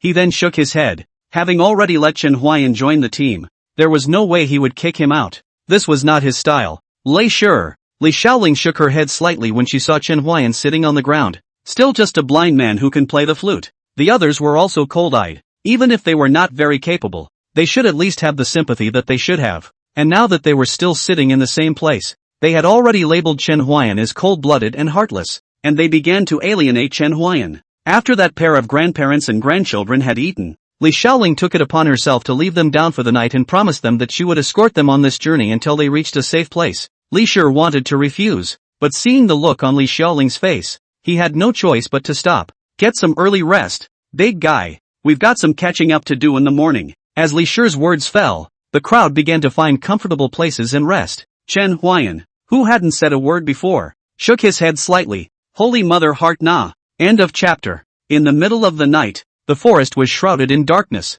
and a campfire was burning, the branches of the wood prickling and the embers dancing, dispersing the small patches of darkness, and the two nets appeared silently in the quiet forest, along with a gust of mist, but that mist did not affect the burning fire. The net wrapped Li Xiaoling and Dazhu. The whole process did not make a single sound, and none of the people in the dartboard woke up. After that net completely wrapped Li Xiaoling and Dazhu, it dragged them into a place where the firelight couldn't reach and completely disappeared. And along with it, there were also the grandchildren. Ha ha ha, these people, that's really stupid. A little acting and they believe it. It's been a long time since I've eaten human meat. Human meat can be the most delicious. The young girl spoke excitedly. Except that the pair of horrible teeth at the corner of her mouth looked particularly creepy. Those 8 eyes on her face glowed a ghostly green while she dragged a chrysalis woven from a net behind her. The old woman no longer looked old at the moment, and her appearance looked no different from that of the young girl, who was likewise dragging behind her a chrysalis woven from a net. Boo boo, go faster. That fog won't stun them for long.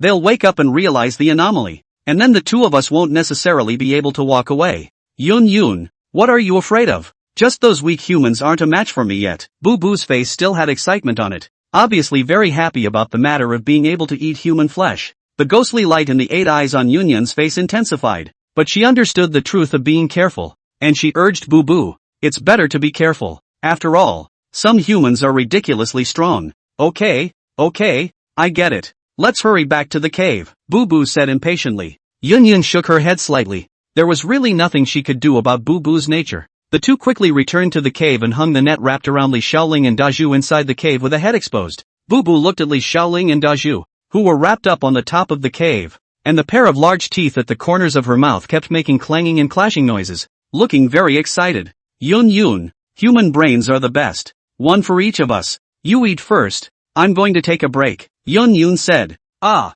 A piercing scream suddenly rang out in the cave. It was Li Xiaoling who woke up. She looked at the unfamiliar cave and the two monsters in front of her. She didn't hold back the scream. Wow! Wake up! I heard that humans eat when they're under fear. That's when the meat is most flavorful. Boo Boo bumped her big pair of teeth, excitedly. Where is this place? Dazhu was woken up by Li Xiaoling's screams. He just woke up and didn't understand what was happening in front of him. But when he saw the two monsters in front of him, instantly understood everything. He was caught by a demon. He then looked towards Li Xiaoling, who was already pale with fear at the moment, and frowned slightly, but then an idea arose in his mind. I advise you to let go quickly now. If you wait for her father to find out, you will only have to die by then. Now if you let us both go, when they come, I can still plead for you both, and you won't have to die too hard. When Dazhu finished his words, Li Xiaoling's face showed an expression of hopelessness, even at this time still threatening the demon. Is it too much to live too long? Cutie! Yun Yun, what should we do? Caught a little cutie. Will eating it like this affect my IQ? Boo Boo said. These words made Dazhu's face look like he had eaten a fly. It was unsightly. He had wanted to make a splash in front of Li Xiaoling, but he didn't expect to make a fool of himself. Then I'll eat this one, and you eat the female one, Yun Yun said, then closed her eyes and lay on her side. When Li Xiaoling heard their conversation, she panicked and hurriedly said, Don't eat me, don't eat me. I can give you many favors, as long as you don't eat me. Anything. Li Xiaoling was so scared and anxious that she even spoke with a crying tone. I'm not interested in what you humans have. Only the flesh on you, Boo Boo said. As she said that, she maneuvered the spider web strings to release Li Xiaoling. Dazhu was going to say something else, but he was afraid that he would be eaten the next moment, so he shut his mouth in fear. Please, don't eat me. Li Xiaoling looked pitiful as she prayed in a humble manner, but that didn't help Boo Boo, who was bent on eating her. In your next life, wipe your eyes brightly and don't send out kindness indiscriminately, Boo Boo said and opened his mouth. The pair of horrible teeth gradually enlarged in Li Xiaoling's eyes. Li Xiaoling couldn't stop the shock and fainted. Still, that didn't stop Boo from eating. Just as Boo Boo's teeth were about to bite Li Xiaoling, there was a dang sound. Boo Boo was sent flying, and Dazhu was knocked out. Yun Yun instantly opened her eyes when she heard the voice. She surveyed her surroundings but did not find anything out of the ordinary. At this moment, Boo Boo touched her pair of big teeth, a ball of flame rising in her chest. Which Yakuza is sneaking around in the dark? Don't come out yet. See if Auntie doesn't beat all your dog teeth to pieces. Boo Boo was furious. She didn't expect a stick to fly over and sneak up on her while she was eating. Your Excellency, let the two of him go and I won't kill the two of you, okay? A voice resounded outside the cave, and a figure slowly walked in from outside the dark cave, his eyes wrapped in cloth, a flute hanging from his waist, and a hint of a smile at the corner of his mouth, a kind of feeling like a spring breeze. But at the moment, Yun Yun and Boo Boo didn't have this feeling. They faced Chen Huayan as if they were enemies. They didn't know when Chen Huayan appeared, or when Chen Huayan followed them. Moreover, they also discovered something that frightened them. Chen Huayan was not even affected by their mists, which meant that Chen Huayan's strength could also be above theirs. Although they knew that the man in front of them was a blind man, it didn't mean that they belittled Chen Huayan. However, there is no reason to let go of a duck that has reached its mouth. Boo Boo took the lead and said, if you leave this way, regardless of this piece of nonsense, you can still make a good karma with both of us. If you have to manage this piece of nonsense, you have to be ready to die. Boo Boo's voice was icy cold, although she felt that Chen Huayan's strength was above hers. But there were two of them. If they really fought, it was not certain who would lose and who would win. I'm sorry, but I'm going to have to rely on the team they're with to get me out of this forest. So this is something that I have to manage, Chen Huayan said nonchalantly, the smile on his face not diminishing in the slightest. But this appeared to Boo Boo and Yun Yun to be provoking them. Boo Boo and Yun Yun looked at each other and nodded their heads gently. They knew that this matter was no longer negotiable. A fog also suddenly appeared at this time, accompanied by a bang sound. Boo Boo and Yun Yun rushed out, where they were originally located. Instantly, because of their force, appeared a deep pit. Chen Huayan stood still and did not move in the face of the impending attack. I told you to leave it at that. I could have let you go. End of chapter. Chen Huayan slowly raised the branch in his hand. He hadn't used a walking stick since the last time his quick walking stick broke. Trying to kill us even with a single branch is simply delusional, Boo Boo said. A hint of madness flashed under her eyes, her mind already thinking of the bloody scene of dismantling Chen Huayan into 8 pieces, and her hands couldn't stop trembling from excitement. But the next moment, the madness in the bottom of her eyes instantly froze, and Yun Yun, who had rushed out with her, also hastily backed away, that ghostly green eyes flickering, as if she simply couldn't believe the scene in front of her. Boo Boo's body froze in place. Chen Huayan took the branch in his hand and slowly walked towards Yun Yun. He walked past Boo Boo, who did not react. When Chen Huayan completely walked past Boo Boo's body, Boo Boo's head instantly landed on the ground, and blood spurted out, almost rushing up to the top of the cave. Seeing this, Yun Yun wanted to turn around and crouch away, but would Chen Huayan give her this chance? Phantom Stream Sword Technique. Chen Huayan's figure moved. He disappeared in place almost instantly. Yun Yun spat out her spiderweb and tried to stall Chen Huayan with it, but her spiderweb was unbeatable in front of Chen Huayan's tree branches. Chen Huayan raised the branch and chopped at the spiderweb, which could carry the weight of a person shattered in an instant. Chen Huayan's sword was unabated and rushed towards Yun Yun. Yun Yun turned her head and prepared to spit out the spider web again,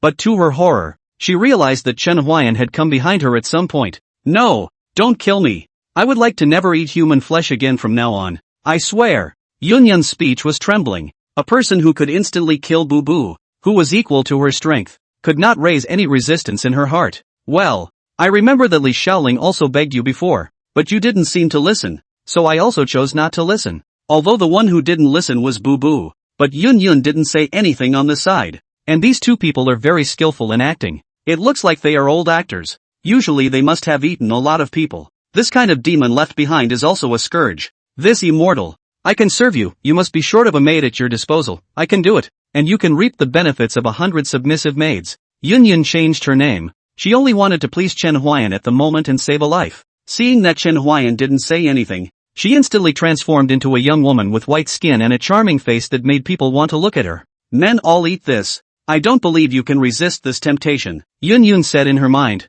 She slowly took off her own clothes. She didn't take off all of them. She knew that a half-hidden, half-exposed body is what attracts men the most. Her jade root-like arms made flames rise at the sight of them, and the 2 hidden peaks of her chest were fascinating. Immortal, if you let me go, you can have a maid like me to serve you, so that your life won't be the same. Before Yun Yun could finish his words, he was sliced off his head with a tree branch by Chen Huayan, his ghostly green eyes glaring at Chen Huayan in death, the bottom of his eyes full of unwillingness. She didn't understand why Chen Huayan wasn't moved. Being horny should be the nature of all men. Sorry, I'm blind. Chen Huayan finished speaking and withdrew the branch. The last thing a living being loses before death is hearing. So Yun Yun clearly heard his words. Her unwilling eyes blinked, then collapsed as her body fell to the ground, completely dead. Chen Huayan could hear the sound of undressing even if he couldn't see it. But Yun Yun, in her panic, didn't even notice that Chen Huayan was blindfolded with a black cloth, tempting a blind man. I don't know what you think,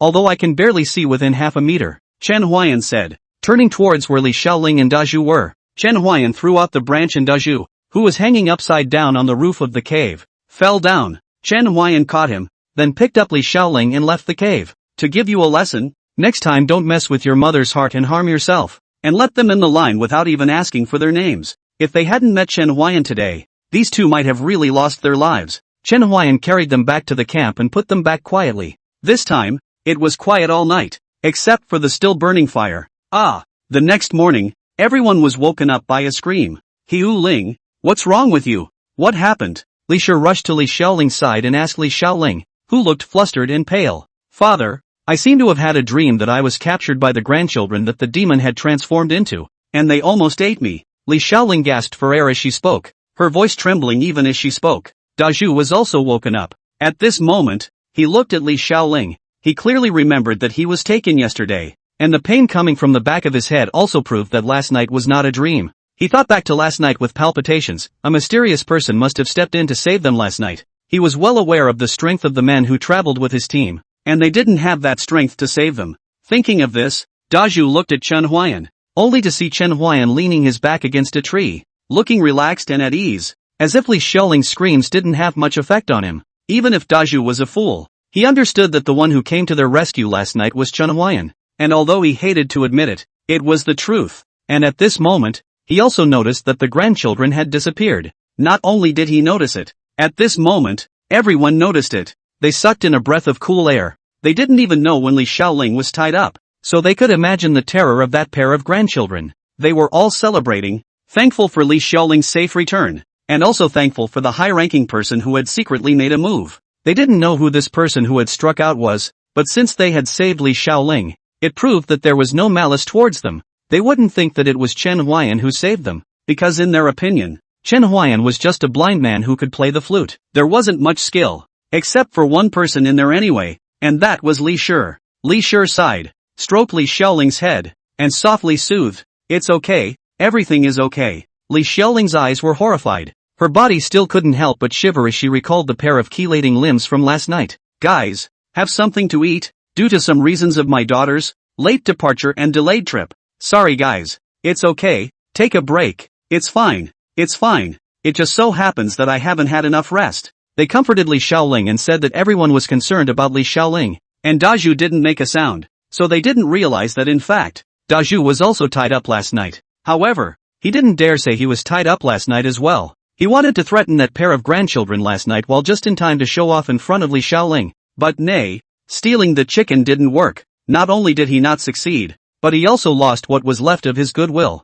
End of chapter. After resting a bit, the crowd was once again ready to hit the road, but this time the atmosphere was slightly more subtle. Dazhu, who often targeted Chen Huayan, became silent, and also looked at Chen Huayan from time to time, his rotating eyes not knowing what he was thinking. Li Xiaoling sat in the carriage, her eyes a little hollow. Last night if it was not for that mysterious high person to save her, perhaps she had become a demon in the belly of the time. She wasn't stupid. She knew most of this team. They didn't have that ability to save her, and the fact that everyone in here was basically lower than her father in heart made it even less of an ability to save her. Therefore, the only one in here who could save her was Chen Huayan, who had only joined the team yesterday. Could it really be him? Li Xiaoling asked herself in her mind. It seems as if there is no other possibility but that it is him. She pulled back the curtain of the car window and looked at Chen Huayan, who was currently sitting on the back of an old cow, with a leisurely expression on his face, as if he didn't know anything. And at this time, Li Shi quietly walked over to Chen Huayan's side. Li Xiaoling was puzzled when she saw this scene. What's father looking for him for? It can't be that he wants to kick him out of the team, right? Thinking of this, Li Xiaoling instantly panicked. That was her savior. How could she kick him out of the team? Li Xiaoling is not the kind of person who is ungrateful. She wants to understand everything, but also wants to find an opportunity to repay Chen Huayan. If father is going to kick him out of the team, I'll keep him if I have to say anything, Li Xiaoling said in her mind. But, at this moment, Li Shi and Chen Huayan were talking to each other, and it wasn't like Li Xiaoling thought that Li Shi was going to kick Chen Huayan out of the team. Brother Chen, thanks for last night. A show of hands is nothing. Chen Huayan didn't hide it and admitted that he was the one who saved Li Shi's daughter last night. Brother Chen has this kind of skill. Do you want to consider joining my dartboard? I'll give you the highest treatment, and I will definitely not treat you badly. Thank you for your love. Brother Li, I'm a person who is used to wandering and doesn't like to be in one place for too long. Chen Huayan clasped his fists and said,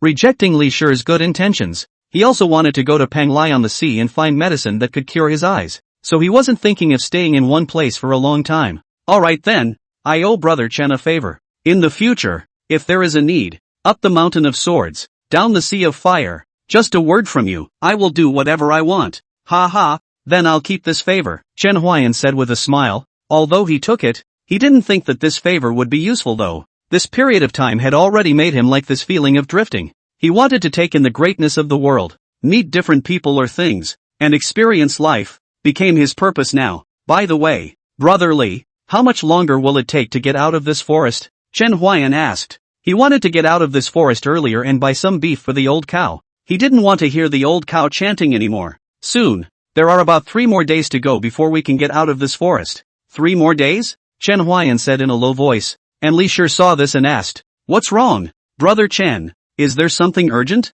"No, my old cow is in heat and I have to find her a cow quickly." Chen Huayan's words were not surprising, and Li Shi could not help but frown after hearing Chen Huayan's words. The old bull in his crotch protested and bellowed deeply. "Moo! Smear!" However, Li Shi didn't pay attention to the old cow. After all, it was normal for cows to bellow. "Brother Chen, I seem to remember that it's not yet time for the cattle to be mated. This cow in my house is a bit special," Chen Huayan said, and Li Shi nodded slightly after hearing this, and the doubts in his heart were dispelled. Chen Huayan was already the image of a high person in his mind, and it was understandable that a high person's mount was somewhat special. Li Shi chatted with Chen Huayan for a few more moments, then walked over to Li Xiaoling as she was calling him. Li Xiaoling saw Chen Huayan talking to her dad for so long, and even though she had a smile on her face, she was still worried that her dad would kick Chen Huayan out of the team. Li Shi walked over to Li Xiaoling and asked, "What's wrong? Daughter? Father? What did you and Chen Huayan talk about?" Li Xiaoling did not answer Li Shi's question, but instead asked what he and Chen Huayan had talked about with each other. Casual conversation. "Why? Nothing. I thought you were going to let Chen Huayan leave the team." When Li Shi heard Li Xiaoling's words, the corners of his mouth couldn't help but twitch. "Don't you know what kind of person your father and I are? Since I let him join the team, I will definitely let him enter the city with us." "Oh, that's good." Li Xiaoling didn't have the heart to listen to Li Shi's words. Her mind was now filled with thoughts of who Chen Huayan really was. Why is he here? And why does he have such great martial arts skills? And is he really blind or not? Li Xiaoling felt like she had to have so many questions she wanted to ask Chen Huayan, but she didn't know how to open her mouth. After all, she was the one who put herself in the middle of a dangerous situation, and if it wasn't for Chen Huayan's discovery, she would really be dead. "Forget about it, and repay him when we get into town," Li Xiaoling said in the letter. He looked at Chen Huayan. She suddenly felt that Chen Huayan was a little bit handsome.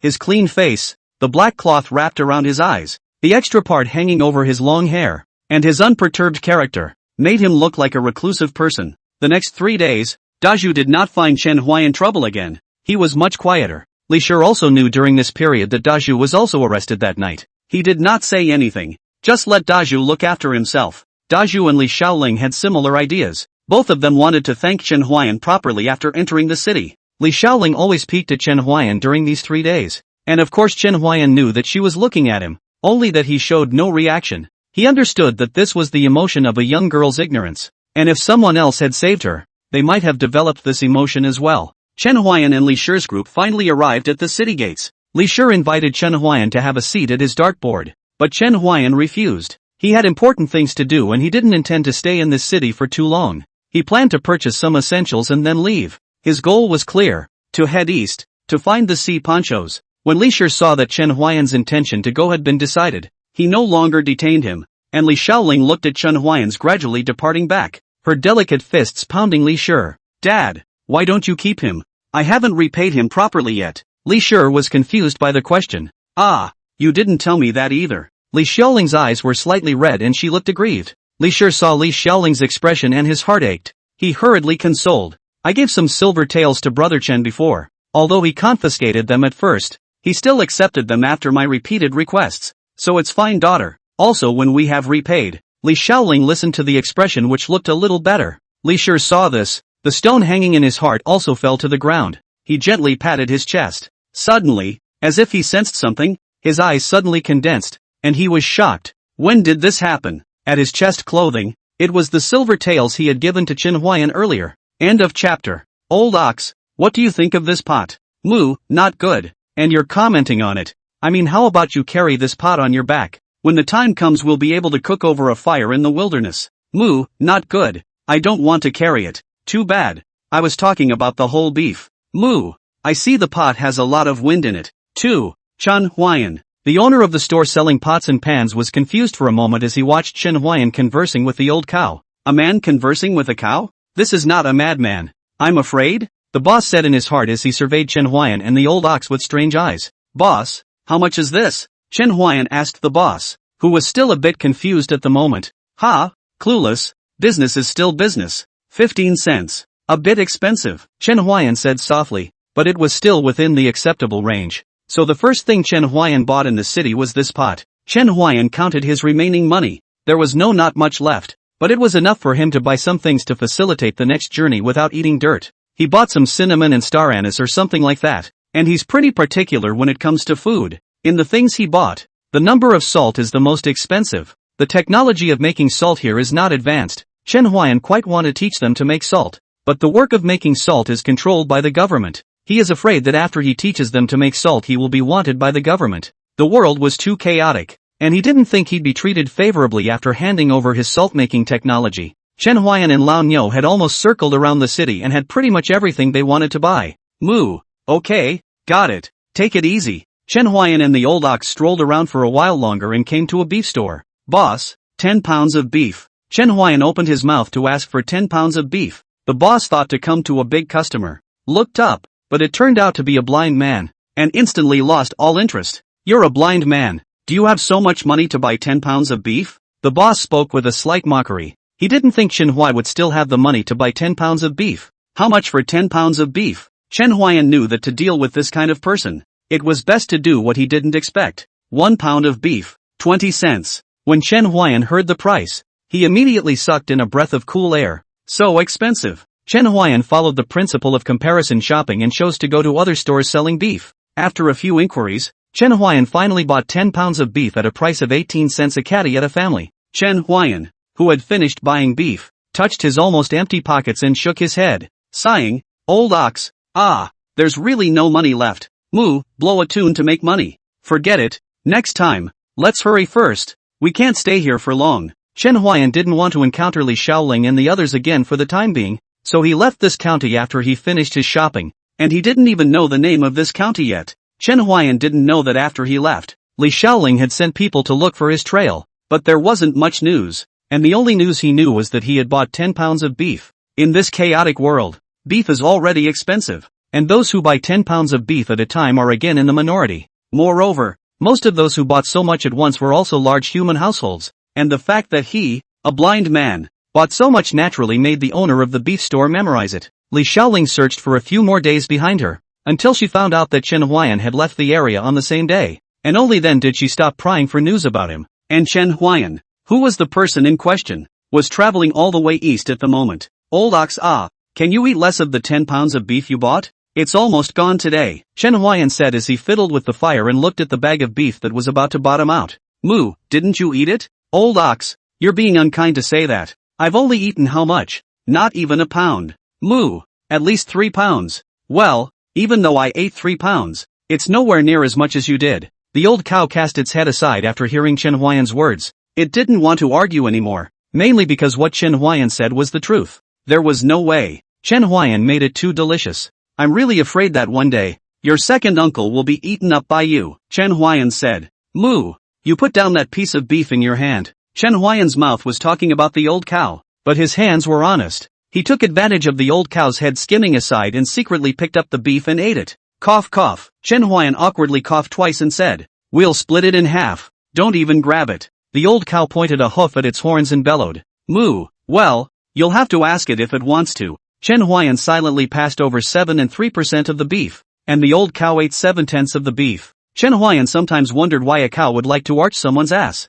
Chen Huayan's chrysanthemums couldn't help but tighten when he thought of that person's miserable condition so far. This bull is really a bit perverted, Chen Huayan said in his heart. He didn't dare to say it yet. He believed that once he did, the old bull's horns would definitely crash into him without hesitation. "Old bull, look at the map and see where we are." Chen Huayan had also bought a map when he left in order to prevent him from getting lost again. And in order for the old ox to read it, he had thoughtfully bought a manual with an explanation on how to read the map. "Moo, it's about 3 more days' walk to Heshui County." Heshui County? Does that mean we're not far from the beach? The old cow shook her head, pointed at the map and called, "Moo, it's still early, and it's probably going to be years of walking. At least." Chen Huayan sighed after hearing this. There's only way to go slowly. Have you eaten yet? Eat well and we'll be on our way." "Moo, go. Is it true that Mr. isn't coming back? I still have so many questions to ask him," Huang Yuan said as he looked at Bai Linger. Bai Linger shook her head slightly when she heard Huang Yuan's words.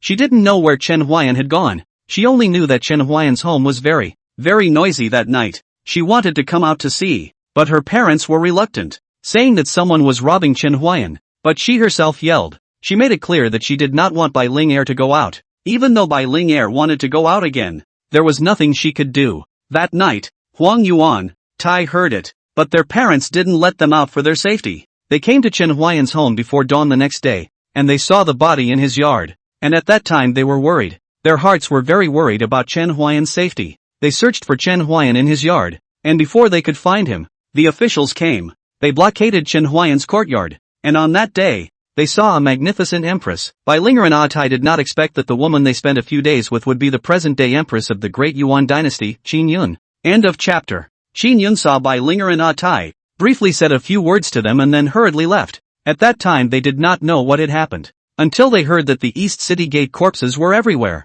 After a few days, they hadn't heard from Chen Huayan, and just when they were very worried, Qin Yun brought them good news. Chen Huayan is not dead, and the hundreds of corpses at the Eastern Gate were all killed by Chen Huayan. How shocked they were by this statement. A shock that was tantamount to suddenly telling them that they had an older brother who was a general. In their hearts, Chen Hian had always been a blind man who taught, and they had never thought that Chen Huayan would be a supreme expert. One man fighting 100 men. What a feat! Moreover, this was still an elite unit of the Cloud Sky Imperial Dynasty. They were so shocked that they could hardly speak. However, among them, Ah Tai was the most excited, and he said loudly, "I told you long ago, Mr. knows martial arts, and it's the very, very powerful kind." In the face of Ah Tai's excitement, she did not care too much. Now she is very curious to know where Chen Huayan went. Only, Qin Yun also do not know. Chen Huayan like suddenly evaporated on earth. Not a bit of news. Qin Yun left after bringing this news, and Bai Linger had thought that she would never cross paths again in this life, as did Tai and Huang Yuan. But, after a few more days, Huang Yuan's father, Huang Li, suddenly received the news that he had won the Shokai exam, and although it was not yet time for the exam, the news still made Huang Hua ecstatic. He spent the whole day yelling, "I hit the list! I hit the list!" At first the guys thought he was doing it because he was happy, but then people realized something was wrong, and it seemed like all he would do was yell that anymore, until they dragged him to the doctor, which is when they learned he had gone crazy. A man who looked down on women's studies, looked down on Chen Huayan's learning, and was proud of his talent, but went crazy when he learned that he had won the Shokai. Huang Yuan appeared calm in the face of this change. In the Chen Huayan set, he knew his father's so-called profound knowledge is how shallow. Therefore, after learning that his father had gone mad, he was not surprised, and his face was normal as if he had known about it. Aside from Huang Yuan's family, both Tai and Bai Linger's families had received help from Qin Yun, and after that, they had literally never crossed paths again. In the third month after Chen Huayan left, a passing immortal came to Bai Linger's house and saw her cultivation talent. At first Bai Linger's mother said nothing to let that immortal take Bai Linger away, until that immortal took out a lot of treasures. Immortals, appearing more and more frequently, as if signaling that something great will happen in the world. Huang Yuan and Ah Tai looked at the departing Bai Linger, each with their own plans in mind, and many years later, when they encountered each other again, things were already different. "Old ox, we've finally arrived." Chen Huayan wiped the non-existent sweat from his forehead. Under the leadership of the old ox, they had managed to walk for half a month. "Moo, I want beef. I don't eat beef. Old cows are too defeating." Chen Huayan quit beef for the time being. As Chen Huayan walked towards the city gates to enter the city, he was stopped by a guard on the side. "Stand still. You're new here, aren't you? You don't even know the rules. Those who enter the city are to offer incense." I don't know if it was because he saw Chen Huayan's eyes wrapped in black cloth and thought he was a blind man, but the guard spoke less seriously and somewhat more gently.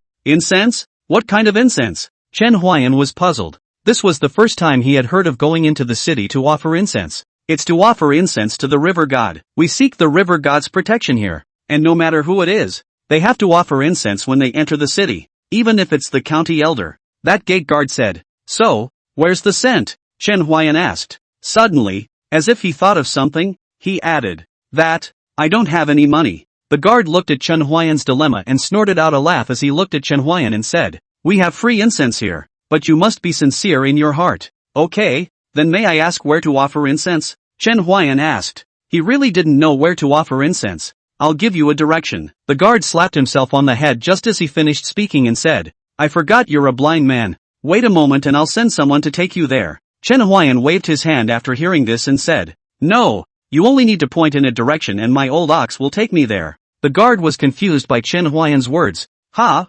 well, my old cow knows the way." "Okay, fine, Although the guard was puzzled, he still pointed a direction to the old ox, who bellowed and then led Chen Huayan in the direction the guard pointed. "He's giving you thanks." Chen Huayan relayed the old ox's words as he left, but this shocked the guard. "Is this not a legendary immortal?" the guard muttered in his mind. In his cognizance, besides the legendary immortals, who else could talk to livestock? Chen Huayan knew that the guards would be shocked. It had almost become the norm, and he would only be shocked and surprised if there was ever a day when someone wasn't shocked or surprised. Chen Huayan, led by the old ox, came to a temple with a plaque with 3 big words written on it: River God Temple. He unwrapped the black cloth and looked at the temple in front of him, memories flooding back. "I used to sleep in places like this back in the day," Chen Huayan said in his heart. He hadn't slept in a place like this for a long time, and he felt a little nostalgic when he came to the temple again. Chen Huayan walked into the river god temple and burned 3 incense sticks, and to show his sincerity, he also burned 3 incense sticks for the old ox.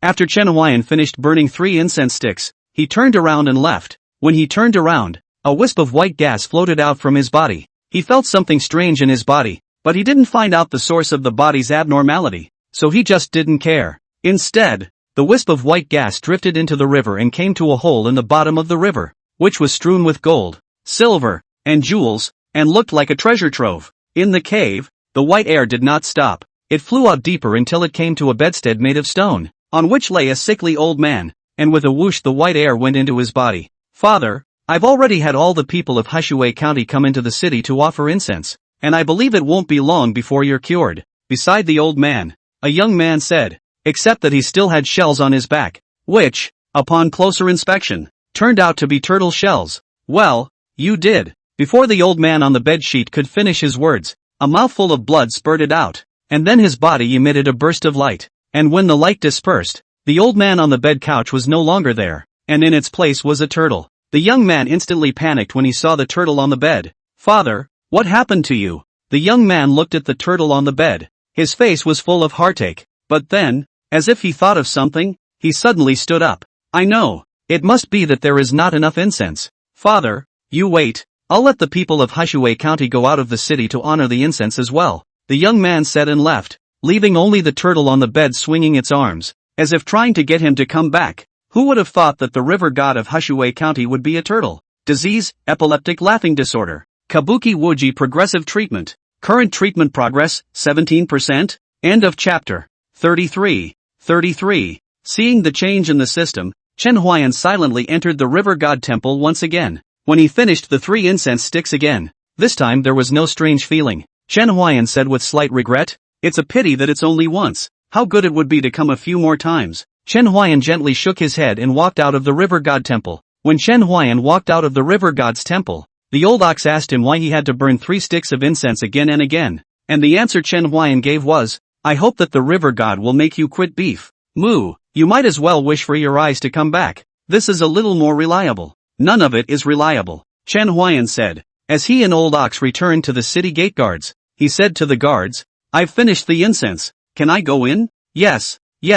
"This way please." That guard even changed his address from you to you after guessing that Chen Huayan was an immortal. "By the way, do you know what your river god looks like?" Chen Huayan heard old ox say that the statues within the temple had no faces, so Chen Huai asked curiously. The guard shook his head slightly and said, "This river god of ours has a somewhat strange nature, and it seems that no one has seen his true appearance so far. However, since last year, the river god has started to ignore us and only knows how to make us offer incense. Don't even care about you guys, and you have to offer incense," Chen Huayan said in his mind, finally summarizing the sentence. Pure white whoring. As a result, the river god of Hshui County had an additional name with Chen Huayan, White Whore Monster. At this moment, the body of the river god lying on the bed twitched, and he was thinking in his mind, "Who on earth is scolding me?" As much as he wanted to find out who this person was, weak as he was, he didn't have the strength to give orders, let alone find out who this person was who had cursed him, and the man who had cursed him was in town at the moment. "Old ox,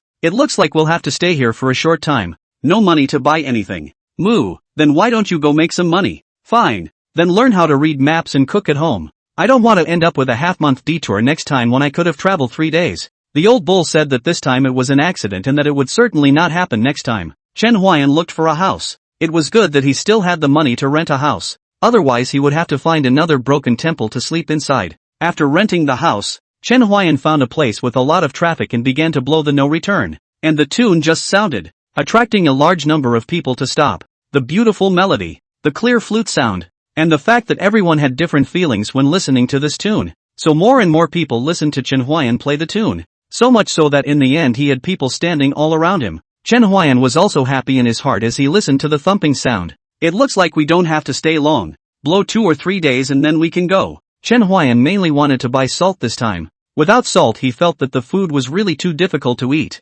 Although he bought basically coarse salt, but he would purify fine salt is also available. But it's expensive and not as good as he suggests. So all things considered, getting coarse salt is the best bang for your buck. After the song, there were shouts of approval, and many people asked Chen Huayan to play another song. And Chen Huayan didn't spoil the fun. Placing the flute to his mouth, he once again played Wuji. Father, what's going on there? Why are there so many people? A young girl in a carriage asked the bloated man next to her. I'll send someone to take a look, the bloated man said. And with that, he sent one of his men to scout out the stall where Chen Huayan was playing tunes. In a short time, the man returned, reporting to the county master. It was a blind man playing a flute, and the sound of the flute was melodious and very beautiful. The man inside the carriage was none other than the county master of this county, Zhang Chang, and the young girl beside him was none other than his daughter, Zhang Xian. When Zhang Chang heard this news, he was completely disinterested, but the young girl next to him hugged his arm and said in a petulant manner, Father, I want to hear it. I want to hear it. Take me to hear it. Zhang Chang couldn't stand the fact that the young girl was so pampered to him, and gently patted Zhang Shu's hand and said, Okay, father will take you there. Men, make a path. With Zhang Chang's order, the guards in front of him rushed into the crowd and shouted, Master Xia has come to listen to the music. Why don't you all quickly get out of the way? It's that Zhang pickpocket coming again. Go, go. Isn't that right? Hurry up, hurry up. And if you have daughters, hurry up and take them too. Many people whispered bad things about Zhang Chang before silently making way. Chen Huayan couldn't help but frown as he listened to them. There are really few good officials in troubled times. And you, blind man, hurry up and take the money you've earned. Otherwise there won't be a penny left in a while. Yeah, put it away. Reminding Chen Huayan to quickly put away the money he had earned. Chen Huayan didn't hesitate for a second after hearing this and quickly put away the money in the bowl. After he had collected the money, the crowds that had been listening at his place became few. And at that moment, the carriage that Zhang Chang was in arrived in front of Chen Huayan. A blind man? Zhang Chang's tone carried disdain. Doesn't seem to have much money, Zhang Chang said in his heart. Zhang Shu was different. She looked at Chen Huayan with interest. My subordinate said that you play tunes very well. Can you play another tune for me? Sure. Chen Huayan finished then put the flute to his mouth, blowing no return. Chen Huayan is not afraid of Zhang Chang. He blew the tune. Whether those people reward it all depends on their own. This thing he did not force, and he felt like he'd made almost enough money for the day. Not to mention he didn't want to get into trouble, so it wouldn't hurt for him to blow another song. After a song, Zhang Xian happily clapped her hands repeatedly. Good sound. Really good sound. I didn't expect you, a blind man, to be able to play such a good sounding tune. Zhang Xian's eyes were glowing, but her next words displeased Chen Huayan. Father, I want this person to be my slave and play tunes for me for the rest of his life. Chen Huayan frowned slightly as he held the flute and cupped his fists. This young lady, I sell my art, not my body, so please don't get that idea. Zhang Xian was instantly upset. Father, I want it. Zhang Chang did not have a bit of resistance when he was faced with Zhang Xian spilling her guts. He then waved his big hand and said to the people under him, Men, tie him back. Chen Huayan screamed in his heart that it was not good. Could Chen Huayan submit to them? These were obviously unlikely things. He took a fighting stance, ready to knock them out and get the hell out of there. Zhang Chang laughed disdainfully at this scene, while the guards under his hand also laughed coldly. The battle was imminent. The guards under Zhang Chang's hand rushed towards Chen Huayan, and Chen Huayan also rushed towards them. The scene changed. Chen Huayan was carried to Zhang Chang's mansion tied up. Not that Chen Huayan didn't want to resist, but this would bring unnecessary trouble. It would be better to obey them first and find a chance to sneak out at night. However, what Chen Huayan didn't know was that this would be the most regrettable decision he had ever made. End of chapter. A blind man who still wants to fight me? Zhang Chang said contemptuously, his eyes squinting at Chen Huayan with deep disdain under his eyes. On the other hand, Zhang Xian on the side looked excited. If you obediently obey me and work for me as a slave, I'll let you not worry about food and clothing, Zhang Xian said, tugging at Chen Huayan's clothes in disgust. All you have to do from now on is play me a tune, and even though you're blind, no one will bully you, except me. Zhang Xian didn't seem to treat Chen Huayan as a human being in her words. To her, Chen Huayan was like a commodity. Chen Huayan didn't say anything. There was some stubbornness on his face. It wasn't that he wanted to be like this, but it was the only way to be in line with who he was at the moment. A man who was tied up in 5 different ways. On the way back to Zhang Cheng's mansion, Zhang Xian always chattered incessantly. Zhang Cheng seldom spoke from the sidelines, and Chen Huayan, from the beginning to the end, did not say a word. However, there was something strange in Zhang Cheng's eyes when he looked at Chen Huayan. Those eyes, as if someone had snatched his treasure. It was as if he could not wait to eat him alive. Back in the mansion, Zhang Xian couldn't wait to pull Chen Huayan to the backyard where she lived. Zhang Cheng looked at Chen Huayan, who left with Zhang Xian, and was furious. But there was nothing he could do. I'm sure my daughter won't look at a blind man. Zhang Cheng reassured himself, but his eyes were still those of a man who wanted to knife him. And Zhang Xian and Chen Huayan, who had come to the backyard at the moment, just sat quietly. Zhang Xian did nothing, nor did she let Chen Huayan play the song. She looked at Chen Huayan and murmured, "This black cloth of yours is so rough. Are you used to wearing it? Do you need me to change it for you? I think it's better to get another one. I have fine silk here and it's comfortable to wear. I'm sure you'll like it." Zhang Xian chattered on the side, while Chen Huayan didn't say anything from the beginning to the end, and didn't even react much. Right now he just wanted to get dark early and get out of here quietly. But he had underestimated Zhang Xian. She was just too articulate. "What's your name? Where are you from? Where did you learn that tune? It's really good. Listening to it once actually reminds me of my long-lost mother.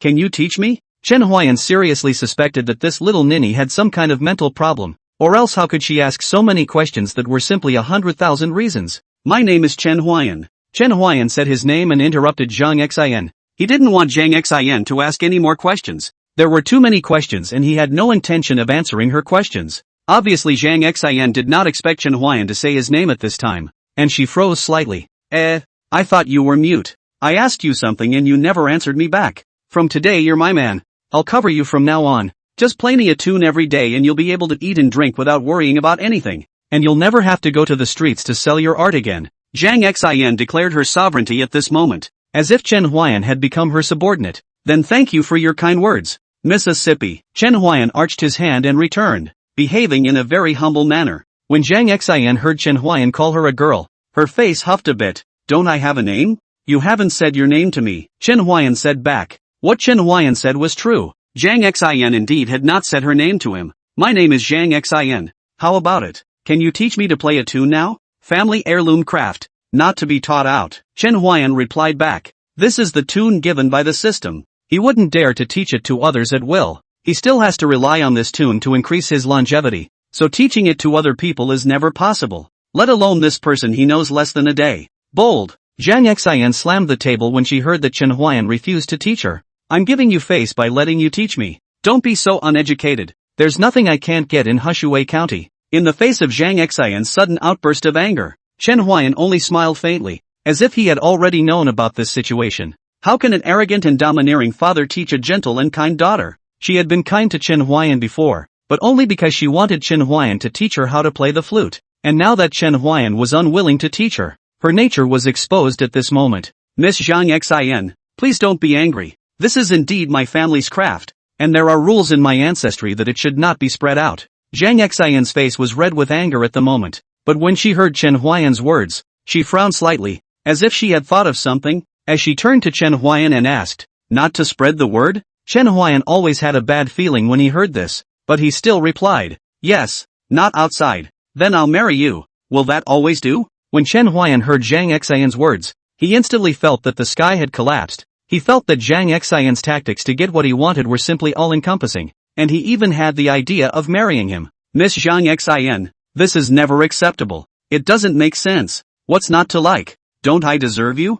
Zhang Xian asked. This time, Chen Huayan asked, "Indeed, whether it is identity or status, or appearance, Zhang Xian is not bad, but he is Chen Huayan. Into marriage? That was impossible." He also had to travel to Panglai in the east to look for the immortal medicine for his eyes, and from the beginning to the end, he had no idea of marrying a woman. "No, it is I who do not deserve you," Chen Huayan replied back, but he felt that with Zhang Xian's strange brain circuits, this kind of statement would definitely not work, and sure enough, after Chen Huayan finished speaking, Zhang Xian said something else that shocked even him. "Don't care if it's a good match or not. Let's make it happen first. When the time comes, my dad is sure we'll organize a big wedding." Chen Huayan spat in his heart. Is the tune given by the system so powerful that a woman wants to forcefully rob me? In fact, Zhang Xian simply thought of Chen Huayan. Chen Huayan is very clean looking, belongs to the kind of never get tired of looking at, while the behavior and demeanor is very modest, is really the ideal type of many women,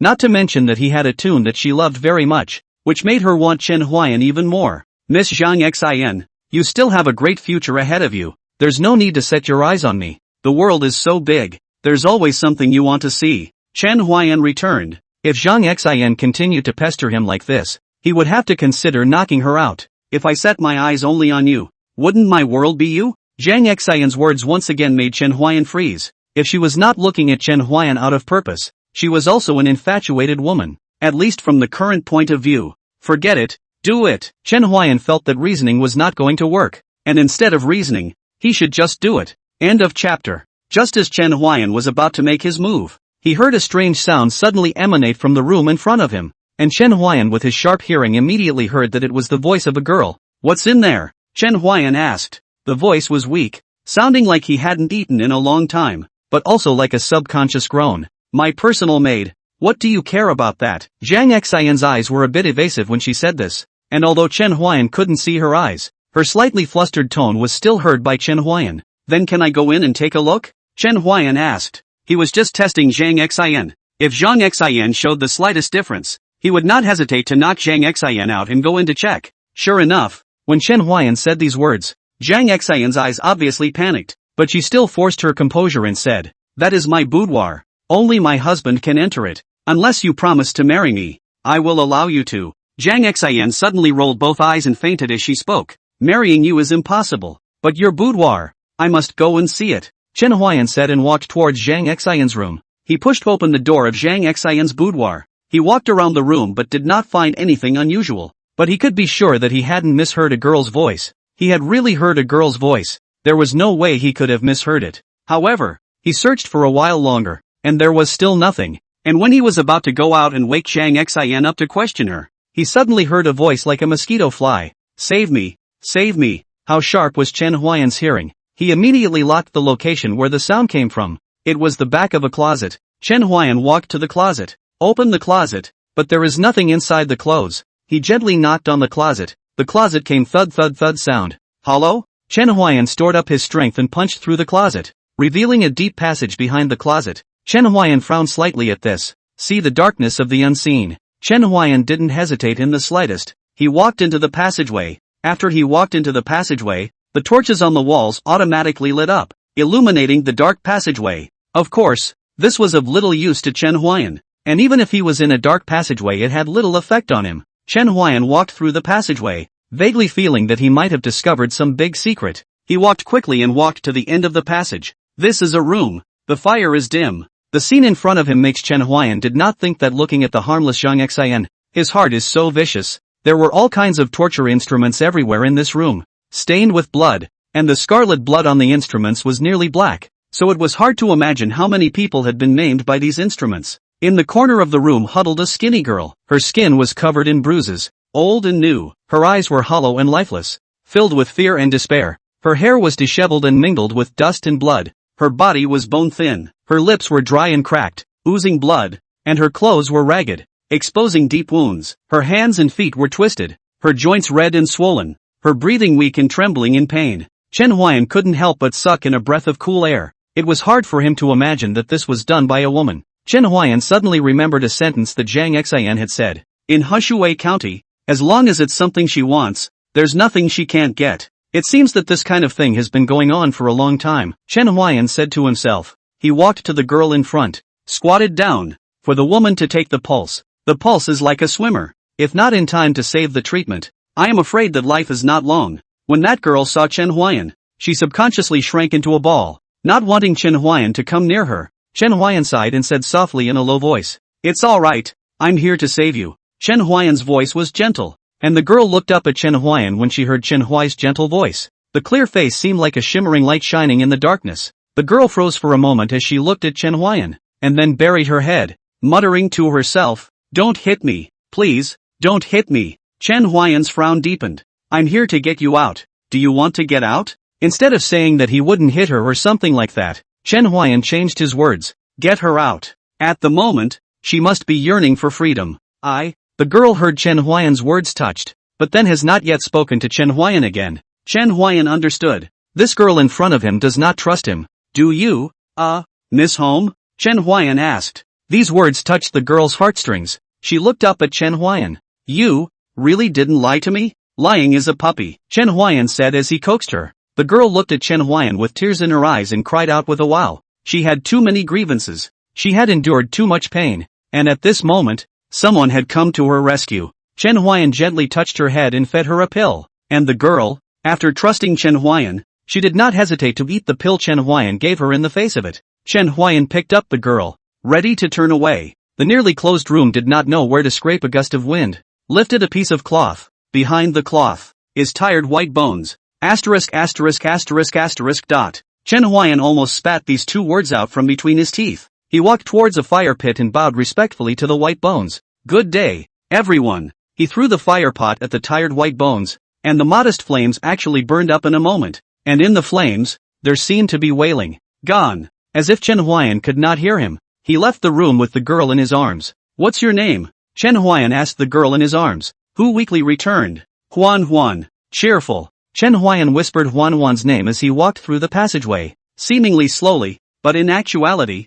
it didn't take long for him to get out of the passageway. He walked out of Zhang Xian's boudoir, feeling the bright sunlight, and let out a cold snort, ridiculous to the extreme. At this moment, Zhang Xian was still unconscious. Chen Huayan didn't care about her. He left with Huan in his arms, and throughout the Zhang mansion, he walked out of the Zhang mansion as if no one was there, until he walked out of the Zhang mansion, and not one person noticed that he had left. After Chen Huayan left the Zhang mansion, he quickly searched for a medical clinic, and when the doctor at the clinic saw Huan's injuries, he couldn't help but be shocked. The wide eyes and slightly open mouth all emphasized his shock. He could not imagine in any way what kind of person would lay such a heavy hand on a girl. Chen Huayan handed Huan to the doctor and said, whatever it takes, save her. Chen Huayan turned around and left after he finished speaking. He had to go do something. Something very important. He is going to see if this Zhang Fu is eating blood buns. End of chapter. Chen Huayan had wanted to go to the Zhang mansion during the day to explore, but he thought that the security was tight during the day and he didn't want to be exposed just yet,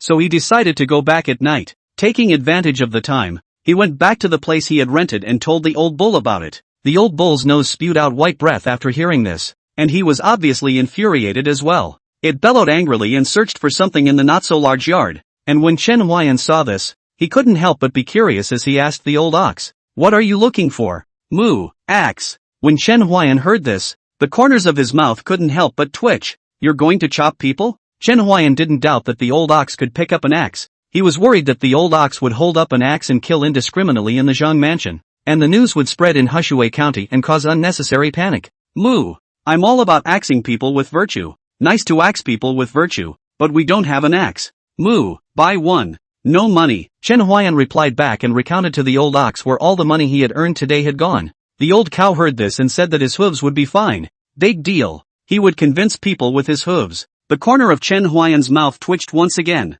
Late at night, a figure sneakily appeared on top of the roof of the Zhang mansion, and he didn't wear the night clothes specialized in assassination. He wore just plain black clothes. It's a good thing the old bull didn't follow. This tile wouldn't have been crushed by its foot, Chen Huayan said in his heart. Remembering the way the old ox raised its hoof today, he couldn't help but shake his head slightly, not expecting that the old ox with a calm temperament would be so furious one day. Chen Huayan looked at Zhang Fu and retrieved his thoughts as he heard Zhang Xian's curses. What are you all doing? Not one of you even noticed the departure of two large living people. What's the use of my raising you? The more Zhang Xian spoke, the angrier she became, her body trembling violently from anger. There were a few people kneeling in front of him. And how could the huge Zhang mansion be the responsibility of just these few people? These few people were merely used to vent their anger on Zhang Xian. Miss, we live to see a man, die to see a corpse. That girl must be retrieved for me, or else my reputation will be tarnished, and you won't be able to live either. And the blind man,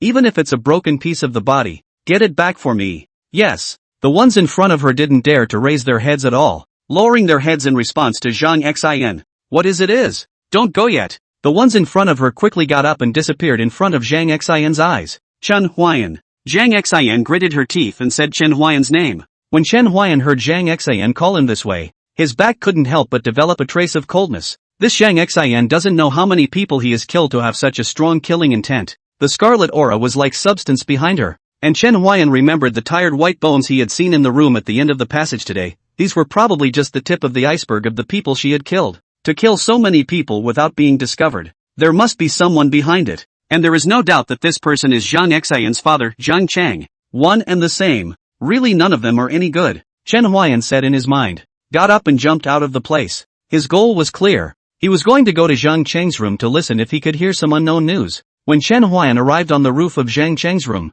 he heard Zhang Chang cursing at the top of his lungs. What a bunch of losers. A blind man can't even see. What use am I to you? I might as well die. Zhang Chang cursed. None of the 5 people in front of him replied. It was best to hold back in the face of Zhang Chang's fury, or else they wouldn't know how they would die the next day. At first, there was a person who was dissatisfied with Zhang Chang's decision and contradicted him to his face. And the next day that person's body floated in the river outside of Hushui County. Everyone understood what was going on, but none dared to stand up and say anything. Roll on, roll on, roll on, all of you. Zhang Chang impatiently waved his hand and told them to get lost. Those 5 people heard Zhang Chang's words and quickly left the room, leaving Zhang Chang alone in the large room. What a thing to call it. Zhang Chang lost his earlier rage and replaced it with some disillusionment. If this matter were to be shaken out, it would have a great impact on him. The Empress of the Great Yuan Dynasty vigorously rectified the phenomenon of official corruption some time ago. He was very afraid that the Empress would investigate him. He more than once reminded Zhang Xian to be more careful, but nay, Zhang Xian did not listen at all. But she was his only daughter, and he had no choice but to spoil her. It turned out to be a spoilsport. I hope the queen won't find out that I've deducted most of the money I gave to the people for the previous disaster, or else I really won't have a life. When Chen Huayan heard this news, he frowned. You also dare to withhold the disaster money for the disaster relief. Who will you kill if not you? Chen Huayan said in his mind. No, I have to find a quick chance to move all the money I got somewhere and find a place to hide. Zhang Chang made up his mind. He looked left and right until he was sure that no one was there. He walked over to a vase and gently turned the vase, accompanied by a rumbling sound. Right in front of the vase, a door was slowly opened. Zhang Chang walked in, and the door was closed with him. The house was completely silent, and Chen Huayan's ears twitched to make sure there was no sound before he jumped down from the roof as he searched for the thing that could turn. He was sure it was some object that could be turned, but he didn't know which one, so he had to try them one by one until he realized he couldn't push a vase. That's it. Chen Huayan followed Zhang Chang's movements and gently turned the vase. A rumbling sound rang out, and the unexpected door was opened. Without the slightest hesitation, Chen Huayan walked straight in. He trailed Zhang Chang all the way. The passages here were to be repaired better than Zhang Xian's. Moreover, the passages here were just coming in with gold, silver and jewels. It was unimaginable to imagine that Zhang Chang did not know how much he had coveted behind his back. It's a pity that I can't take so much with me. I've worked hard for most of my life to get so little. I'm so upset. Zhang Chang held a small box and said to the gold, silver and jewels all over the ground, in which there were also some exotic treasures. I don't know where Zhang Chang got them from, but looking at the color of flesh pain on Zhang Chang's face, he knew that they were worth a lot of money. So, these were scavenged from your people? Chen Huayan's voice suddenly rang out with an icy tone. His voice scared Zhang Chang so much that the box in his hand didn't hold steady and fell out. Who is it? Zhang Chang shouted in panic. Chen Huayan's figure slowly walked out from the darkness with a calm face. While Zhang Chang was first shocked when he saw Chen Huayan, and then he was furious beyond words. If it wasn't for Chen Huayan, there wouldn't have been the current incident at all. He said grimly to Chen Huayan. I was looking for you, but I didn't think you would dare to appear in front of me. Why wouldn't I dare? Chen Huayan asked rhetorically. I came to kill you. As Chen Huayan's words fell, the temperature of the not-so-large space plummeted, freezing to the extreme. End of chapter. Just you? A blind man who wants to kill me? Zhang Chang also reacted at this moment and said in a cold voice. Chen Huayan didn't reply to him. He just slowly approached him with an extremely strong sense of oppression. Zhang Chang panicked. He could feel that if he were to move against Chen Huayan, he would not be a match at all. You, don't come over. I'm a true Qi 4th stage expert. Chen Huayan wanted to laugh a little when he heard this, and faintly replied back. Then let me tell you some news. I once killed 3 true Qi 9th stage experts in seconds. As soon as Zhang Chang heard this, his spirit was in a trance and he paralyzed helplessly on the ground. He understood that he did not have the slightest ability to resist in front of Chen Huayan. The gap between him and Chen Huayan was like an ant in a tree, but he didn't want to die yet, and he humbly prayed for Chen Huayan not to kill him. Hearing this, Chen Huayan literally stopped in his tracks as he stepped aside and picked up a gold nugget. Zhang Cheng thought that Chen Huayan was greedy for money and hurriedly said, my lord, I can give you all of these. I only ask that you can let me live. Zhang Cheng was trying his best to please Chen Huayan at the moment. Ever since he realized the gap between himself and Chen Huayan, he hadn't had a single thought of confronting Chen Huayan. But Chen Huayan didn't say anything after picking up the nugget. He picked up the gold nuggets and then continued to walk towards Zhang Cheng, the sound of his footsteps echoing in this space like the knocking of the king of hell. Zhang Cheng saw that Chen Huayan continued to walk towards him. He was a little confused. Chen Huayan had picked up the gold nuggets. Why did he still walk towards him? Shouldn't he just leave? Do you still refuse to let me go? Everything I have here can be yours. Just please let me go. Zhang Cheng said, his tone full of panic. At this moment he really panicked. He could feel that the closer Chen Huayan got to him, the colder the temperature around him became. Chen Huayan returned to him. I'll kill you. Zhang Cheng had realized that Chen Huayan was not going to let him go, and he wanted to make a final fight. Wow. Blood gushed out from the neck and spread on those gold and silver jewelry. Killing you with your favorite treasure is not to make you have money to spend in hell after you die. It's just to use your blood to wash away the resentment on this treasure money. Chen Huayan looked at the belongings here and had a plan in mind. Now that the county master of Hushui County is dead, according to Qin Yun's character, he will definitely investigate this matter thoroughly. So he wrote briefly on the wall here how dirty Zhang Cheng's money was. Blood buns. Chen Huayan knew that this place would definitely be checked, and in order to prevent Qin Yun from recognizing his handwriting, he intentionally wrote it in a somewhat distorted manner. After doing this, Chen Huayan left the place. At this moment, his goal was clear, heading to Zhang Xian's residence. This pair of father and daughter, he didn't intend to let either of them go. As for the matter of killing Zhang Cheng and not having a county magistrate in Hushui County, he was not worried about it because nothing would go wrong in a short time. By the time they find out that Zhang Cheng is dead, the new county magistrate may have long been in office. And even if there is no new magistrate in office, he will still have to kill them. And as long as these two scourges do not die, there is no telling how many people will have to suffer because of the two of them. Chen Huayan has always done things according to his heart. He walks in the world, only seeks to have no shame. Chen Huayan came above Zhang Xian's roof. At this moment, she was sitting in front of the table. In front of her, there was a tender girl kneeling in front of her, about 5 or 6 years old. At this moment, the atmosphere in the room was incredibly depressing. Chen Huayan did not expect that he had only saved one during the day, and Zhang Xian had found another one at night. What is your name? Zhang Xian opened her mouth and asked. Her tone sounded very gentle, but the girl in front of her was incomparably scared, so much so that she had only just opened her mouth to speak, and the girl in front of her was so frightened that her body trembled slightly. My name is. That girl was so scared that she failed to say her name. Zhang Xian saw this, his eyes condensed, and the cold light in his eyes made people shiver. Are you very afraid of me? Zhang Xian asked, narrowing her eyes as she walked up to the girl. The girl stammered back, which caused Zhang Xian to become extremely upset. It seems so. In extreme panic, the girl cried out. I didn't. When Zhang Xian heard this, she became even more upset. Why are you still so loud? Is it to express your dissatisfaction with me? I didn't.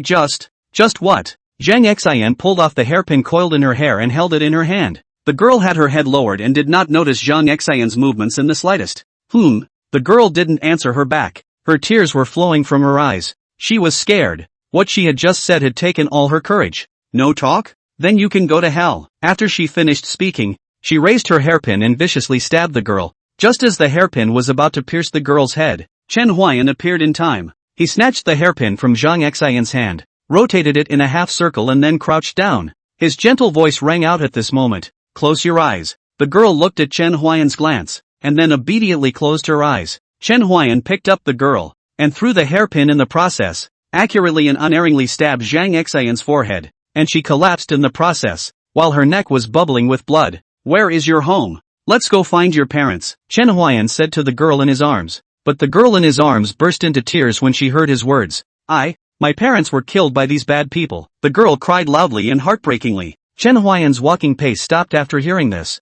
and in the darkness of the night, Chen Huayan's figure stood there dumbfounded, and the girl in his arms cried more than once. The world seemed to fall silent. Only the sound of the girl's crying remained. At some point, a gust of wind blew by, and Chen Huayan finally moved, while the servants of the Zhang mansion also gathered around at this moment. He's the one who killed the young lady, and the master doesn't know where he's gone, so he must have something to do with it. Take him down, a fat-headed man said to the people behind him as he looked at Chen Huayan with a sinister look in his eyes. Some of the servants behind him had sticks, some had knives, and some had swords, and they rushed toward Chen Huayan. Chen Huayan put down the girl in his arms, and said gently to the girl, "Stand behind me, close your eyes. I want to teach a lesson to these bad people who killed your parents." The last two words Chen Huayan bites hard. The girl heard Chen Huayan's gentle words, sobbed and obediently closed her eyes. Chen Huayan looked at the Zhang Fu servants who were rushing towards him, and he moved holding the girl. A servant making a sword rushed in front of him. Chen Huayan raised his leg and kicked hard at the servant who was using the sword in front of him.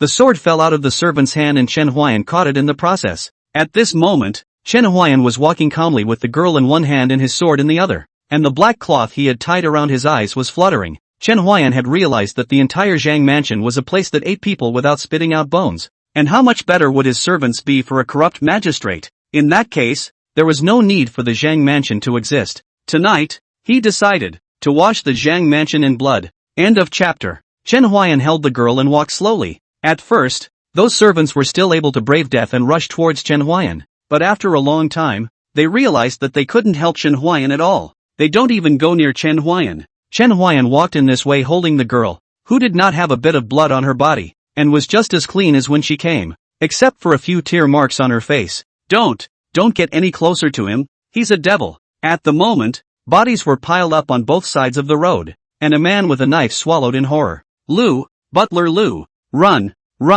we're no match at all. Butler Lu grimaced. He was the very same fat-headed man who had given the orders earlier. He was still wondering why a blind man actually had such battle power. So many people still couldn't take Chen Huayan. Moreover, it was important to realize that Chen Huayan was still holding a girl. If he didn't care about that girl, how terrifying his battle power would be. No retreat. No one is allowed to retreat. Butler Lu yelled, his fat body stopping in front of the servants, the flesh on his body trembling. But those servants had already been killed by Chen Huayan and were afraid, as Chen Huayan walked forward and they retreated backward. Suddenly, Chen Huayan raised his sword. The sound of the sword cutting through the air, the sword slightly trembling. The sword in Chen Huayan's hand pointed at the servants. Get lost. The voice was cold, like falling into a cold cave. Chen Huayan's words made Butler Lu very upset as he ordered the servants in front of him to kill Chen Huayan. But, not only did they not listen to Butler Lu's words, instead, they all put down their weapons and made way for Chen Huayan. They understood that by surrounding Chen Huayan, they would only be taking their own lives. Moreover, there was no way for them to cause any harm to Chen Huayan, so instead of getting killed for nothing, they should put down their weapons and let him leave. Butler Lu was furious when he saw that they had all put down their weapons, and his face was instantly red with anger. You guys, piss me off. As Butler Lu spoke, he didn't notice in the slightest that Chen Huayan holding the girl had already walked behind him. You, not letting go? Chen Huayan's voice was like coming from the nine ghosts, moving the heart, and when Butler Lu heard his voice, he felt as if his soul was frozen. Trying to walk away, he lifted his legs as hard as he could, only to find that no matter how hard he tried, he couldn't move his legs a fraction of an inch. Not letting the road go? Then go to hell. After Chen Huayan finished speaking, he raised the sword in his hand and chopped horizontally. Blood instantly gushed out from Butler Lu's neck. Butler Lu's blood sprayed on the faces of those servants. The fishy red sticky blood made them feel very uncomfortable. But, they didn't dare to wipe it.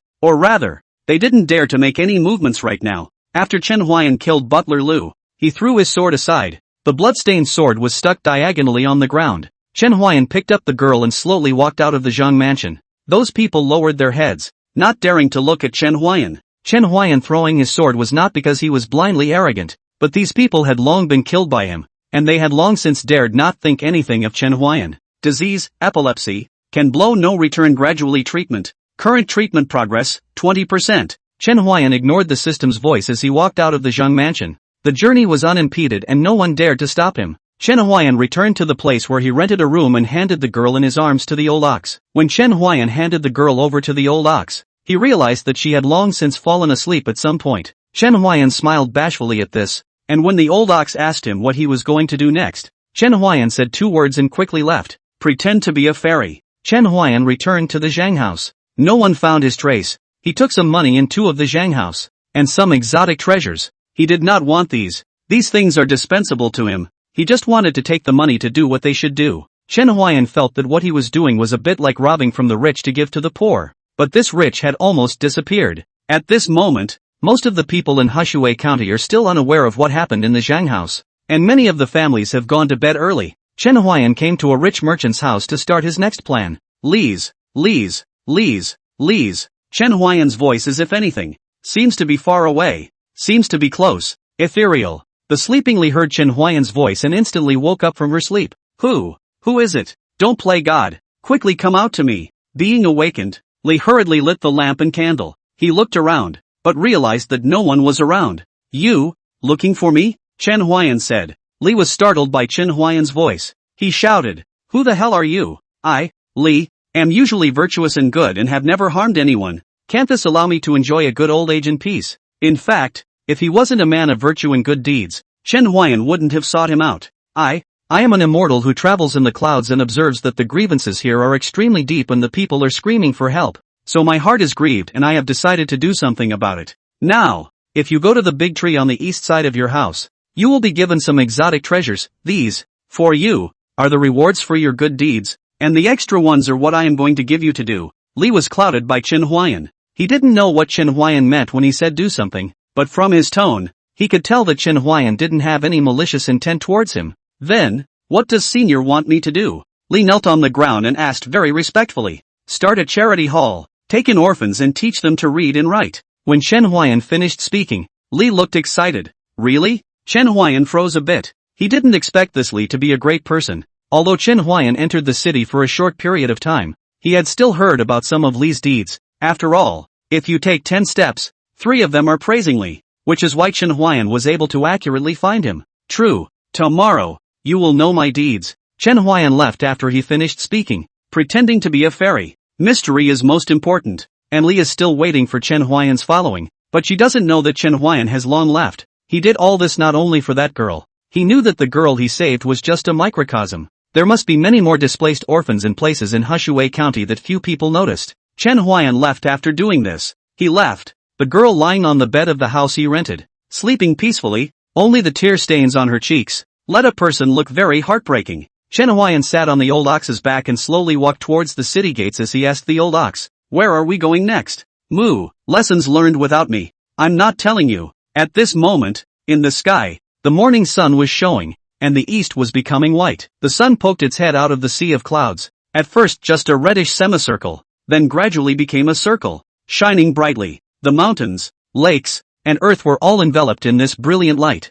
End of chapter. Aya, old ox, it's not that I don't want to bring you along, but you're too big to move around. The old ox did not yet know that Chen Huayan had been killed from the Zhang mansion, so it nodded slightly and reluctantly forgave Chen Huayan. Moo, the next place seems to be Shushan. Mount Shu? Chen Huayan said softly to himself. He walked out of the city and looked aside to the river god's temple. He remembered that last time his epileptic laughter cure had inexplicably gone up, so he wanted to try it again this time. At the moment, the guard had not yet come, and the gates were deserted. Chen Huayan walked towards the river god temple, picked up a side of incense, lit into the incense box, inserted the moment. Chen Huayan rose a wonderful feeling. He could not help but awe. The old bull listened to his strange bellowing with contempt in his eyes. Chen Huayan's body was stripped of a thread of white, and it flew towards the river in Hushui County as if it had a very purpose. At this moment, a bad premonition arose in the heart and soul of the river god of Hushui County. He sprang violently from the bed, and the young man beside him hastened to ask, what's the matter? Father, Xinger, I have a feeling something bad is going to happen. River god said, his brow furrowing as he looked uneasily at the modest waterhole. Father, don't be paranoid. You'd better heal in peace. The pimples on your waist are getting bigger and bigger. The river god sighed. What kind of disease is this? It's been haunting me for almost 3 months now, never getting better. And that inexplicable incense yesterday almost made me not survive. Xinger knew the problem with that incense, so he was going to retract the order he had issued yesterday early in the morning. No more incense, and if it came back again, his father might not really be able to pull through. Father, could this be caused by karma because you colluded with Zhang Chang and plagued the people of Hushui County? The young man called Xinger said. As soon as he finished speaking, the river god glared at him. This matter was known to very few people, so it was basically something that would not be uttered even if it was rotted in the stomach. But Xinger didn't know what was going on today, but he actually said it without a trace. This matter must not be mentioned again. Rot in your stomach. If you mention it again, don't blame me. Before River Myth could speak, a mouthful of blood spewed out and he collapsed on the bed. He instantly changed back to his original form. A turtle. A hint of the white thread that flew out from Chen Huayan's body. Seeing this, Shinger instantly understood that this must be that weird incense again. The moment the river god transformed back into his original form, the red pox at his waist instantly crawled all over his body. Then one by one, they burst open, and the pus inside splattered out as Shinger quickly dodged. In the past 3 months, he had witnessed his father's attack, and even his father couldn't help the strange red pox, let alone him. When the red pox on the river god stopped splattering, Shinger stepped out from behind a boulder, and the river god had long since stopped breathing at this moment, completely dead. Damn it, it must be that Xiang man, actually letting my father die in such an unexplained manner. I must make you accompany my father to the funeral, Shinger said, but his eyes were not only sinister, but also excited. He looked at the river god on the stone bed and gently licked his lips. Oh old dad, you've been enjoying your blessings for so long, it's time for me to take my turn. Ha ha ha, the treasure of Hushui County, beauty, I'm coming, ha ha ha. Shinger laughed loudly, as if he'd already gotten it all, but then he stopped laughing as he glanced at the river god on the bed and then left without looking back. Pops, as your son, let me fulfill my filial piety for you one last time. I will go and kill the man who offered incense for you, so that you may also have peace of mind in the spring. Shinger spoke nonchalantly as he slowly made his way out of the water hole where the river god resided. He looked at the river and then rushed out. And at this moment, Chen Huayan, who had finished taking incense, looked at the system's updated panel and fell into deep thought. Disease, epileptic laughing disorder. Kabuki Woji gradually treated. Current treatment progress, 21%. It's so effective. I kind of don't want to leave here, Chen Huayan said as he looked at the panel. Suddenly, he raised his head violently and looked into the distance. His brows furrowed. He then slapped the old cow's butt. The old ox was so frightened by Chen Huayan's slap that it almost used its horns to arch over Chen Huayan. But seeing Chen Huayan's gloomy face, it knew that something big was about to happen. Moo, what's wrong? Move, there's an enemy coming. Chen Huayan sensed Lingren's killing intent as he sat on the old ox's back and quickly left the river god temple. He was about the same speed as the old bull, and even on level ground the old bull was faster than he was, which was why he was sitting on the old bull's back. Not long after Chen Huayan and the old ox left, Shinger appeared at the river god temple. He looked at the faceless statue of the river god and smashed it with a slap. From now on, I will build a new statue, a statue of my face. Shinger couldn't help but laugh as he said that. That hideous laugh made it hard to believe that he could be the son of a river god. But the river god of Hushui County wasn't a good person, so it seemed reasonable that his son would be like this. Shinger didn't forget the purpose of his visit as he flew out of the river god temple and chased after Chen Huayan in the direction he had left. Shinger wasn't worried at all that he couldn't kill the person who had offered incense. With his strength, it was just too easy to kill an ordinary person. And leaving the river god temple, Chen Huayan came to an open flatland. He stopped here. In fact, from the beginning he didn't intend to run. He just didn't want to cause unnecessary panic. So, rather than running here, he was trying to lure the one who carried a murderous intent towards him here. He took out his flute and played No Return, waiting quietly for the man to come after him. Not long after, a voice sounded, and Chen Huayan's No Return also happened to finish blowing at this moment. Everything seemed so just right. Oh, still interested in playing the flute? It seems you don't realize you're on the verge of death. Shinger looked at Chen Huayan with some weirdness in his eyes. He thought that the one who offered incense was an ordinary person, but he didn't expect that it was still a blind man. Indeed, I don't know, Chen Huayan replied back, his tone flat, and the expression on his face did not change in the slightest. Do you know about God? Today I'll let you see the power of God, Shinger said. His face fierce as water flowed in his hands, then turned into a sharp arrow that flew towards Chen Huayan. Chen Huayan listened to the sound of the arrows flying through the air, picked up his flute, and dispersed the water arrows that were flying towards him. God, so weak? Chen Huayan asked. He didn't mean to mock. He was simply asking a question,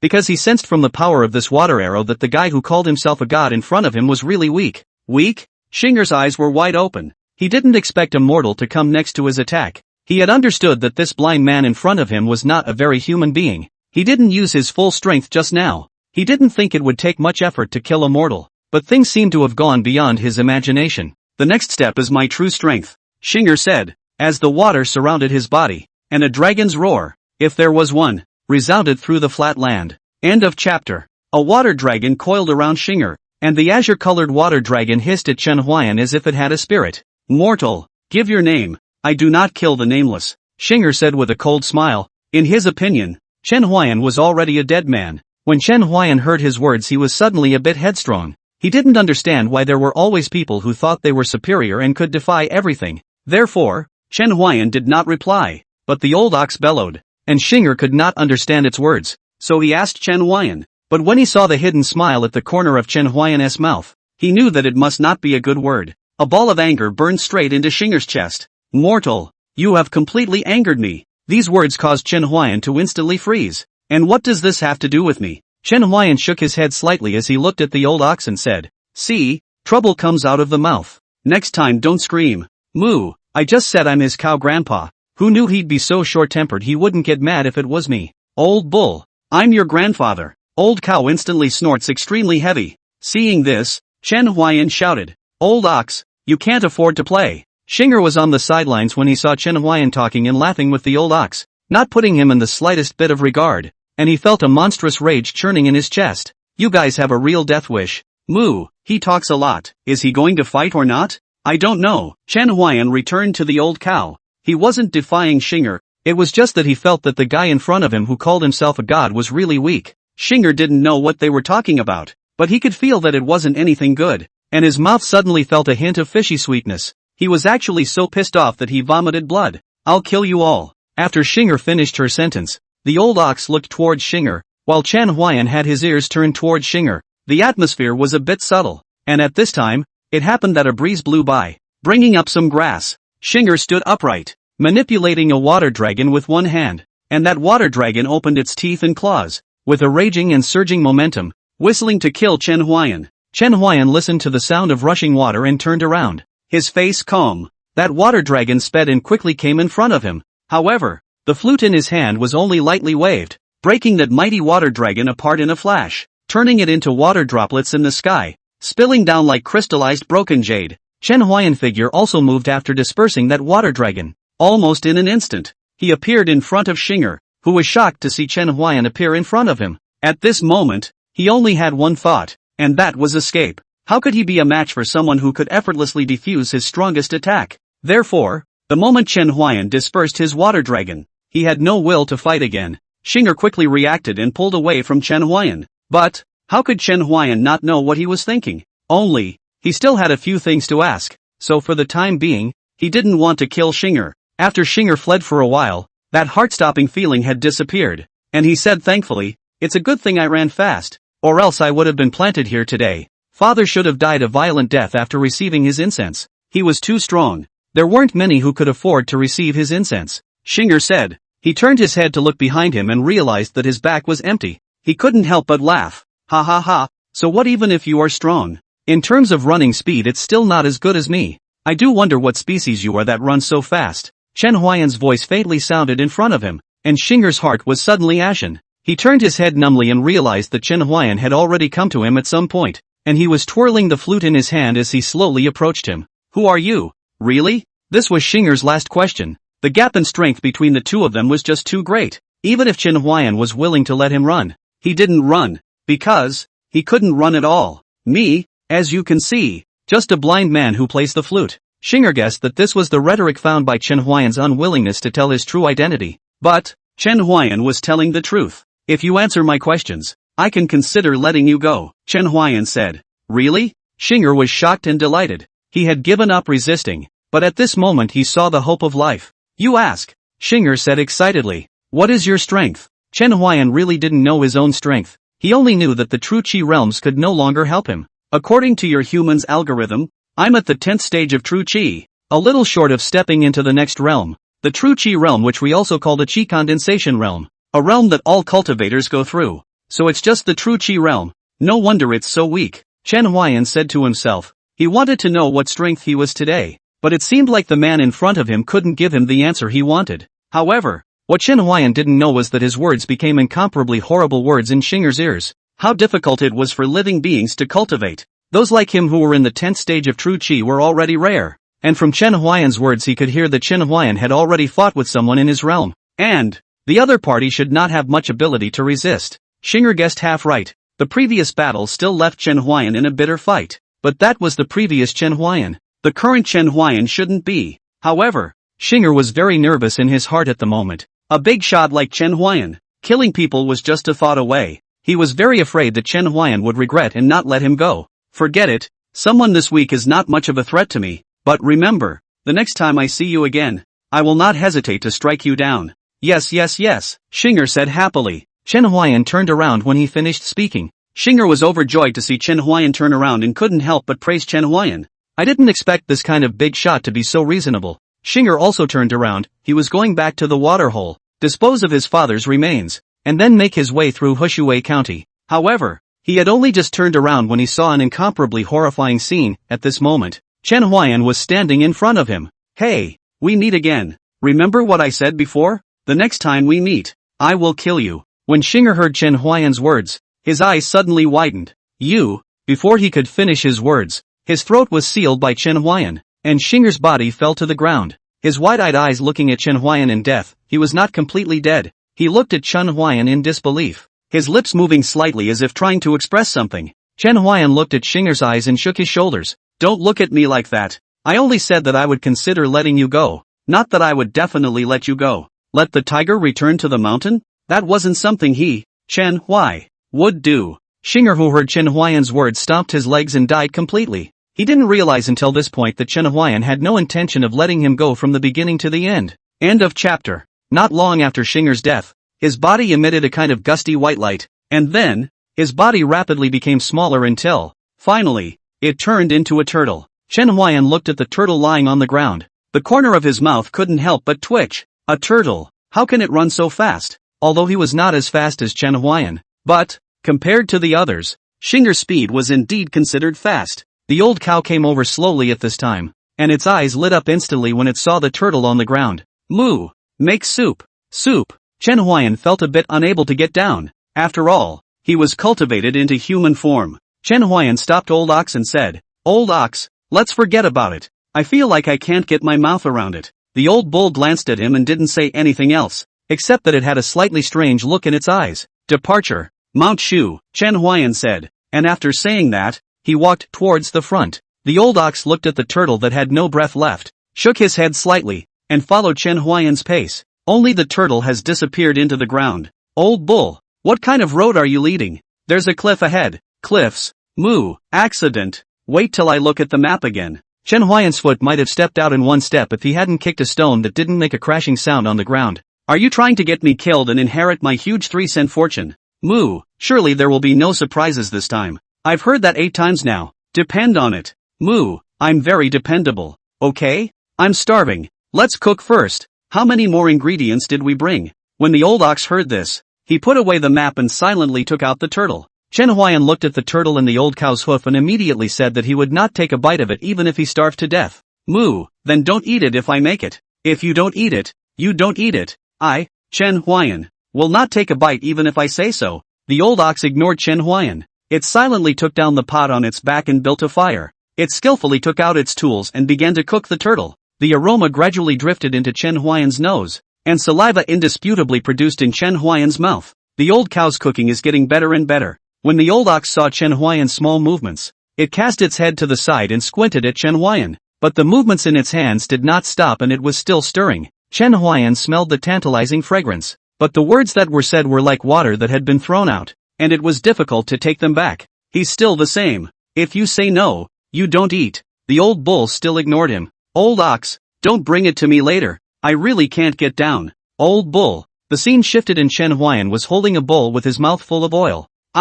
Old ox, your cooking is getting better and better. That smells good. The old cow elegantly sipped the soup. It didn't even bother to look at Chen Huayan now. It knew that Chen Huayan would eat it, but it didn't think he would be that shameless. A turtle, almost 2/3 of which was eaten by Chen Huayan. Old ox, I have to say, the meat of this elf who has cultivated into a human is different. It smells so good. Moo, that's natural. Not looking at who made the soup, the old cow bellowed as it sipped the soup, full of enjoyment. Old ox, you said that all this turtle soup is so delicious. Do you want to try yours? I have a feeling that would be delicious on earth. Moo, I treat you like a brother, and you want to eat me. Chen Huayan coughed awkwardly twice upon hearing this. Just simply wanted to try it out. Moo, don't even think about it. I'll kill you if you try to hit me again. Okay, got it. It's not like I haven't tried it before. Off the cuff.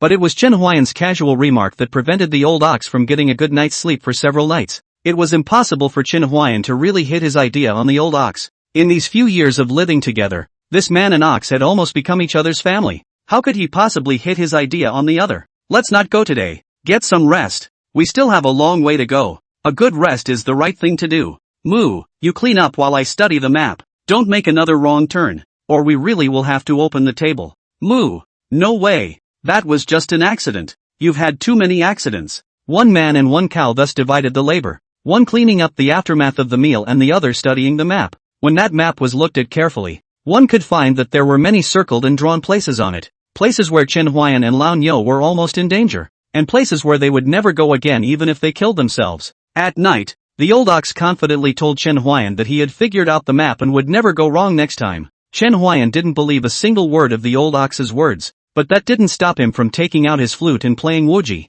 On the edge of the cliff, one man and one cow, a roaring fire burns, and the melodious sound of a flute floats in the night wind, intertwined with the firelight, lonely and beautiful. Name, Chen Huayan. Age, 21. Lifespan, 76. Root, mortal bone. Technique, LV2 Phantom Flowsword Technique, 95%. Skill, no return. Rank, LV4, 23 out of 100. Current effects, increase longevity, unblock meridians, repelling the tide to warm the body and increase enlightenment. Disease, epileptic laughing disorder. Kabuki Wuji gradually treated. Current treatment progress, 21%. Chen Huayan looked at the panel and realized that the column of epilepsy was flashing with red dots. Chen Huayan frowned slightly. He had noticed it last time, but at that time, his heart grew alert and he did not pay much attention to it. Today, he had nothing to do and looked at the system panel. Otherwise he had forgotten that there was such a thing. He curiously clicked on it, but it looked very strange in the eyes of the old cow. It thought that Chen Huayan's illness had flared up again. When Chen Huayan clicked on that small red dot, 3 medicines appeared in his hand. Chen Huayan looked at those 3 round medicines, and he had an explanation for the medicine in his eyes. Epileptic laughter pill. A host will become more and more epileptic for a short period of time after consuming it, but strength rises and healing is greatly increased. Note, recommended for use in times of danger. Chen Huayan looked at the 3 pills in his hand, suggesting to use them when in danger? But I'm partial to advice. He swallowed a pill when he finished speaking, and immediately afterward, he felt a warm current flow through his body, and a strange sensation was born in his body. It was very comfortable and strange. He was a bit unable to tell. He reveled in the feeling the drug gave him, but he seemed to forget that it would make him even more insane. As expected, it wasn't long before he opened his mouth and laughed, his eyes a little misty, and the old bull was startled by his maniacal laugh. It had never seen Chen Huayan laugh in such a maniacal manner, and at the moment, he was laughing like he didn't want to die. At this moment, the edge of the cliff, Chen Huayan stood here, let loose a big laugh. The wind sound of the wind. The forest echoed Chen Huayan's laughter. End of chapter. Chen Huayan didn't know how long he had been laughing before he finally stopped, feeling that he didn't want to laugh anymore in this life. The old ox, on the other hand, hid behind a tree and looked at Chen Huayan with strange eyes. Tonight Chen Huayan was just too crazy. At least this time was the most maniacal laugh it had ever seen Chen Huayan have. Chen Huayan laughed after a long breath of relief. He felt the body at the moment incomparably fluent. In addition to he did not want to laugh. Old bull, what are you hiding for? Chen Huayan asked, clearly not realizing how much psychological damage he had caused the old ox. Moo, too scary. This tree can give me a sense of security. At the moment, the old cow's hooves were hugging the tree tightly, and Chen Huayan felt a little amused as he looked over. Step aside. What security does a tree give you? You arch through it with one bullhorn. Moo, no. I'm scared. I'm done with my attack. You can come over. When the old ox heard Chen Huayan's words, it slowly loosened its own hooves and slowly walked towards Chen Huayan. Moo, is the seizure really over? Aha. Chen Huayan didn't say anything else after he hummed. He was feeling tired now and his mouth felt a little twitchy. Seeing that Chen Huayan didn't say anything else, the old ox also didn't bark anymore. It felt that Chen Huayan should also take a good rest at this moment. Without speaking, Chen Huayan looked at the system panel. Disease, epileptic laughing disorder. Kabuki Wuji progressive treatment. Current treatment progress, 26%. A 5% increase in healing in one go, which I wouldn't even think of in normal times. With this 5% healing degree, Chen Huayan might have to play the flute for a few months or do something very smooth once. Otherwise it would be hard to raise it. And this one medicine had boosted his healing degree by 5% at once. How could he not be happy about that? He looked at the medicine in his hand and actually had the idea of taking it all in one go. But then he thought of his earlier maniacal laughter and finally held back. One more epileptic laugh and it might actually psych out the old cow. Chen Huayan said in his heart, looking toward the old ox. At this moment the old ox has been sound asleep, which look Chen Huayan did not hold back a foul mouth. I rely on The old ox. You are not said to be afraid. How to sleep so fast? The sleeping old cow didn't hear Chen Huayan's words. Its hooves gently rubbed its nose, rolled over, and continued to sleep.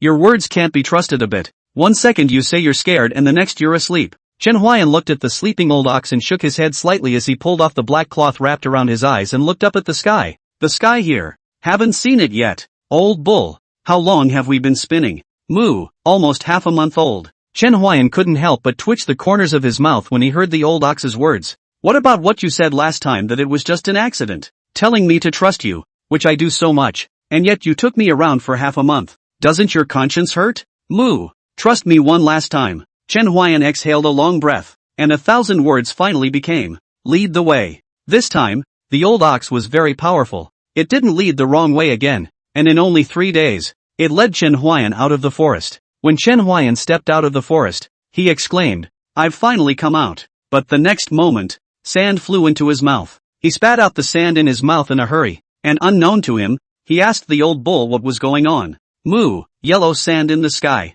At this moment, he also felt it, as the wind howled and the yellow sand rolled in the sky, covering the sky. The contrast between the serene forest behind him and the manic yellow sand in front of him was shocking. Such wonders are truly rare. There seemed to be a demarcation line in the middle of that emerald green forest and the earthy yellow sand that filled the sky, and neither of them could cross it. Chen Huayan felt the flying sand scraping toward him in front of him and frowned slightly as he looked toward the old ox. Are you leading the wrong way again? Moo. No, absolutely not. The old ox said with a very certain tone. It even took out a map to prove that it hadn't made a mistake. But the dense markings on the map made Chen Huayan's head spin as he looked at it. So he said, I believe you. So where should we go now? Moo, shouldn't we just go straight ahead? Chen Huayan caught the key word. Should? Moo. Either you should, or you're moving on. The old ox hastily changed his words, his tone very sure. Okay, let's go then. However, Chen Huayan's foot that had just stepped out had to be immediately withdrawn. It would really kill us if we got lost here. Chen Huayan's words were not false. The yellow sand in front of them not only blocked the line of sight, but also made it easy to get lost. A little bit of inattention they would be lost in this yellow sand until they died, and it was possible that they would not be able to walk out of this yellow sand. After listening to Chen Huayan's words, the old ox immediately said that they could go back to the forest, catch some food to prepare, and then play some water, to prevent getting lost in the yellow sand, not to have no food and water.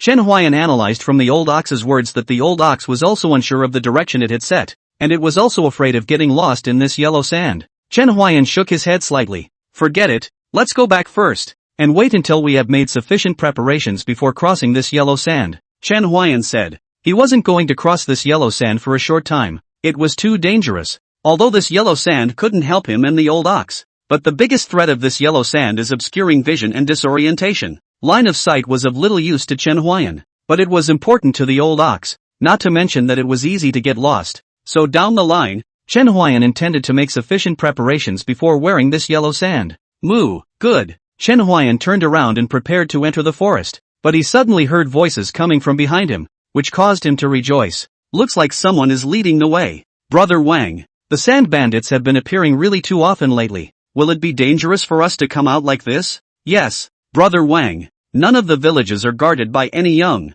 strong men, and once the sand bandits invade, the blow will be fatal. Wang Ping's brows were furrowed as he looked at the 5 people who had come out with him. How could he not know what they had said? But there was no more extra food in the village. If they didn't come out to look for food, they would really be starved to death. Gentlemen, I can help you hunt. Could you take us out of this yellow sand? Chen Huayan's words suddenly rang out, causing them to be taken aback. However, although they were surprised, they quickly took a fighting stance. Because of the sand bandits, they had to be vigilant to face the crisis that could arise at any time. Everyone, I don't mean any harm. I'm just lost in this yellow sand. I want you to take me out of this yellow sand, and as payment, I can help you hunt and solve your food crisis. End of chapter. We can't trust you on your word alone, Wang Ping said, and the 5 people behind him nodded slightly. Chen Huayan had appeared so strangely that none of them had noticed it earlier. Moreover, judging from the position, Chen Huayan seemed to have been in front of them all along. Tell you what, you guys wait here and I'll go hunt for you.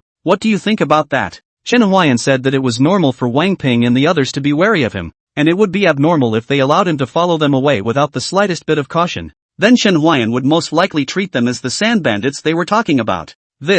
Wang Ping was slightly embarrassed. Chen Huayan had never known them before, yet he said that he would help them hunt as long as he took him out of the yellow sand. This kind of transaction was obviously not equal. How many dangers there were in this forest, Wang Ping and the others knew exactly. Otherwise they wouldn't have called out the village's strong men to come along and hunt. Okay, we'll take you out of this yellow sand when you get your prey, a man behind Wang Ping said, and Wang Ping quickly turned to glare at him and whispered, Zhao Lao Er, don't talk too much. Wang Ping did not think that Chen Huayan would agree to Zhao Lao Er's request, because the forest was just too dangerous, and even though Chen Huayan had previously stood at the edge of this forest, he thought that Chen Huayan had not gone deeper into the forest, and was just hovering at the edge. Just as Wang Ping refused Chen Huayan jumped ahead and said, good. Wang Ping was shocked. He did not expect Chen Huayan to agree without hesitation. This was really out of his expectation. After Chen Huayan finished speaking, he led the old ox into the forest and said, just wait for me for half a quarter of an hour.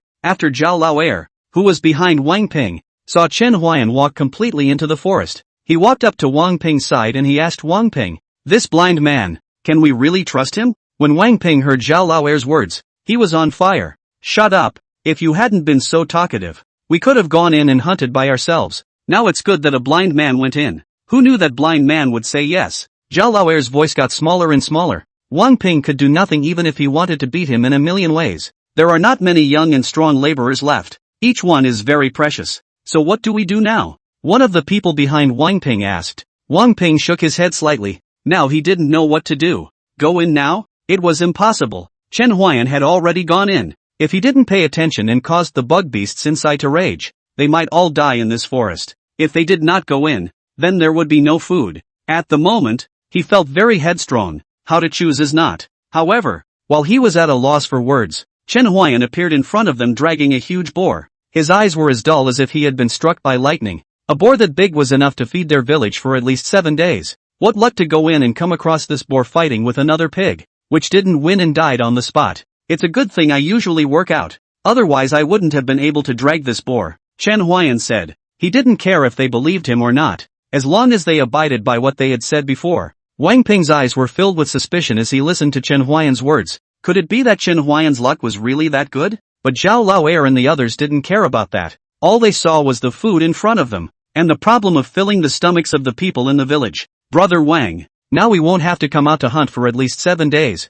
And I believe that the sand bandits won't dare to come back to invade us again in a short period of time, Zhao Lao Er said, his eyes filled with excitement. Hey, what's the name of this blind man of yours? Luck is actually so good, Zhao Lao Er asked. Under me, Chen Huayan. Chen Huayan replied back, with a hint of a smile on his face that made people can't help but feel good. What's more, Chen Huayan also brought them 7 days of rations, causing their good feelings towards Chen Huayan to soar even more, although Chen Huayan was still suspicious now. From start to finish Chen Huayan had never revealed any hostility towards them, which couldn't help but make them feel even more favorable towards Chen Huayan. But this land of yellow sand is so difficult to gain the trust of others. Chen Huayan? Good name, Wang Ping said. Then you follow us closely next. I will take you back to our village first, and then send you away the next day. Do you think this is alright? Wang Ping asked. Chen Huayan nodded slightly. He happened to rest for the night. He hadn't slept in a bed for a long time. These days he was either lying on the ground or sleeping on a tree, which made him miss the comfort of a bed somewhat. Chen Huayan and Wang Ping and their group went on their way. Before going on the road, Wang Ping handed Chen Huayan a piece of cloth to cover his mouth and nose, but Chen Huayan noticed that everyone else was wearing them, except Wang Ping. It looks like he gave me his piece of the turban. Chen Huayan, who thought of this, refused Wang Ping's goodwill, and although Wang Ping was a bit puzzled, he did not force himself any further. Chen Huayan knew very well that these yellow sands didn't pose much of a threat to him. He was just afraid of not having food and losing his way in these yellow sands, and now that he had someone to lead the way, he wasn't worried about that at all. As he traveled, Wang Ping looked at Chen Huayan from time to time, and he was surprised to find that when those yellow sands reached Chen Huayan's side, they were all bounced away. It was as if an unknown force was helping Chen Huayan isolate the yellow sands. From then on, Wang Ping was sure of the conjecture in his heart. Chen Huayan was definitely not an ordinary person. At least, if he wanted to kill them, it would be absolutely easy. He was guilty of having to hunt for them and gain their sense of trust. To Chen Huayan, killing them was as simple as blowing dust. There were no words along the way. Although Zhao Lao Er and the others had a favorable impression of Chen Huayan, it did not mean that they dropped their guard. So on this journey, except for Wang Ping who would talk to Chen Huayan from time to time, the other few people would either speak to each other or be silent. and would not take the initiative to talk to Chen Huayan. After traveling for about 2 hours, the speed of Wang Ping and his group slowed down while a village entrance loomed in the distance. Chen Huayan and Wang Ping's group came to the entrance of the village. At this time, Wang Ping suddenly said to Chen Huayan, "Brother Chen, this is our village. It's a bit simple. I hope that Brother Chen won't mind." Wang Ping was not like Zhao Lao and these people in general. His mind was very sharp. Although he did not know why Chen Huayan appeared here, he could be sure that Chen Huayan had no malice towards them. So his address became a bit closer and he started to call Chen Huayan his brother Chen. Zhao Lao and the others did not understand why Wang Ping was suddenly like this. But Wang Ping always had his reasons for doing things. "I've gotten used to living with the sky as my blanket and the earth as my bed. Why would I mind?" Chen Huayan returned. Wang Ping let out a laugh after hearing Chen Huayan's words, and then led Chen Huayan into the village. Just after entering the village, Chen Huayan felt a hint of something wrong, and he asked the old ox what the situation was. The old ox softly bellowed, and Chen Huayan then learned something about this village. In the yellow sand, the whole village was shrouded in dusk. The adobe houses are hidden in the wind and sand, and the gravel strikes the doors and windows, making a dull sound. The old acacia tree in the village struggled to sway, its branches trembling in the wind. End of chapter. Chen Huayan frowned slightly. He was a little puzzled. The environment was so harsh. Why didn't he move out of here? He asked Wang Ping, who answered difficult. "First of all, women and children are a problem. The wind and sand are too strong here, and the temperature fluctuates too much during the day and night. So women and children are too weak to withstand this kind of torture. Moreover, there were nearly 20 people in their village, which was not much, but if they were to hold a great migration, if they were not careful,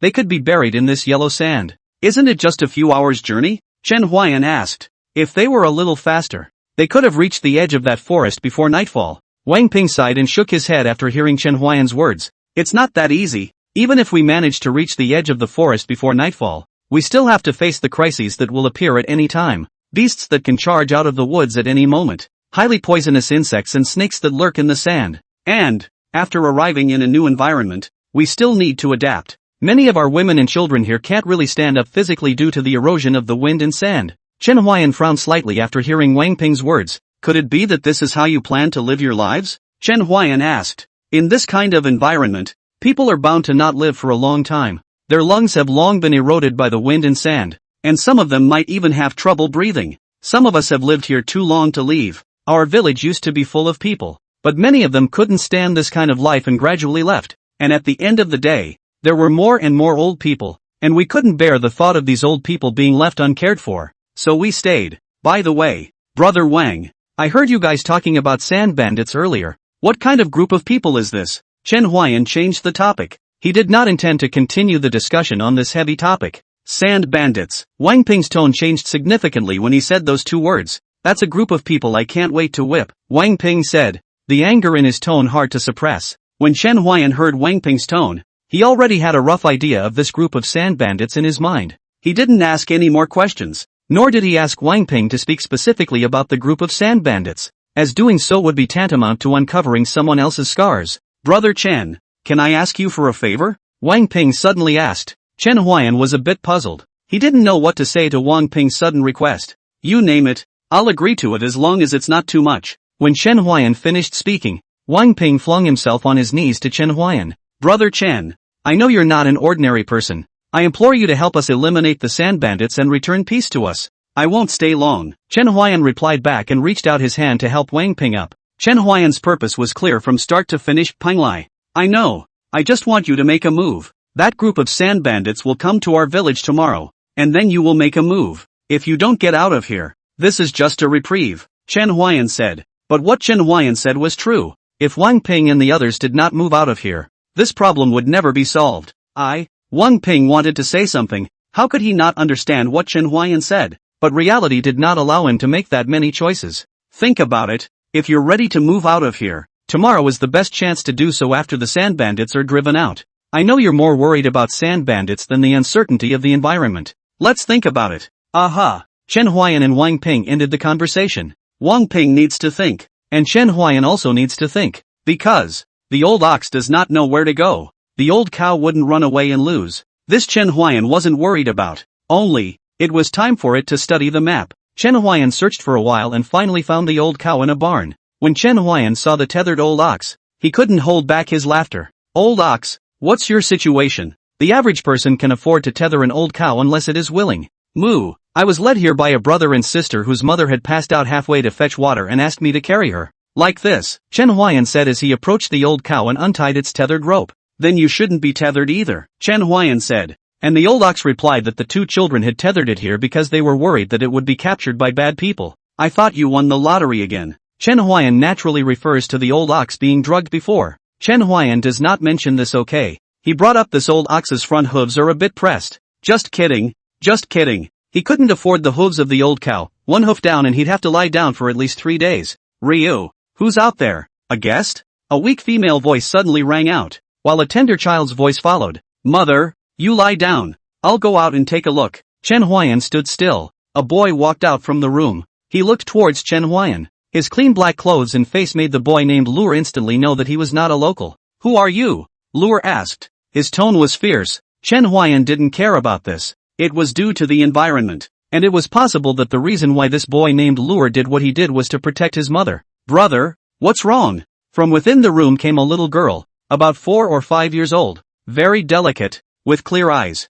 Her breathing was weak and she was coughing a bit. Chen Huayan already understood that this little ninny had a lung disease. If we don't change places to survive, we might not really live long, Chen Huayan said in his heart. Chen Huayan approached these two children. He could not see them from a distance, until almost half a meter away. Chen Huayan could see that his brother's face was covered in stubbornness, while his sister's eyes were full of worry, but their skin was tender and their faces were red, and one look at Chen Huayan told him that their father had protected them well. My name is Chen Huayan. I only came to this village today, and the cow you're tethering is my cow, so I've come to take it back at this moment, Chen Huayan said. As he finished his speech he turned towards the old ox and prepared to take him away, but Lure grabbed a step ahead of him and stopped him, saying loudly, No, he's my cow. Why can't I take him? Chen Huayan asked. Lure was somewhat embarrassed by Chen Huayan's words, but his body did not move half a bit. Because.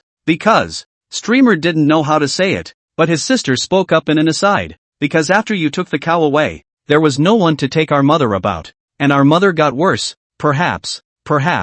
Her voice was soft, but strong, and although her words were not finished, Chen Huayan had long understood that their mother would not live long. End of chapter. Old ox, do you want to accompany them for a night? Chen Huayan asked. These two kids couldn't stop them if they wanted to leave anyway. Moo, can. The two siblings were puzzled when they saw Chen Huayan talking with the old ox. Lure asked. You're a really strange person. Actually talking to a cow. I'm afraid you're not a crazy person. Brother, Ling, you go in first. I think this man might be crazy. I'm afraid he might hurt you by mistake. Ling didn't listen to Lure's words. She looked at Chen Huayan, who for some reason gave her a very soothing feeling. My brother, he does this a lot to protect us, and I hope you don't mind, Ling said. Only saying those few words seemed to take all her strength. She was panting at the moment. Her face was pale and she looked very uncomfortable. I don't care. You'd better go inside first. It's windy and sandy outside. It's not good for your health, Chen Huayan said to Ling. He understood that under these circumstances, Streamer was like a prickly fence, and that there was an extremely tender place within him, the place where his sister and his mother were. He armed himself with ferocity just to protect his sister and his mother. After Chen Huayan finished speaking, Ling went into the house. While he also left, Lure stood in the same place, looking at Chen Huayan, who was gradually moving away. The expression on her face only slightly loosened up. When Lure entered the house, his mother who asked him what was going on, and Lure briefly told him what had happened earlier, then chided Ling. Why did you come out when that man was so weird? Brother, I don't feel like he's a bad guy. Ling said. She coughed when she finished speaking. Lure's face couldn't help but be flooded with heartache as she had wanted to lecture Ling. It's still too dangerous. Next time you should just hide properly inside the house. Don't come out, Lure said gently. Lying on the bed, who saw this and asked Lure what had happened. Lure simply told who what had happened. Who listened and frowned. Lure, after all, that's someone else's stuff, so if he comes to ask for it next time,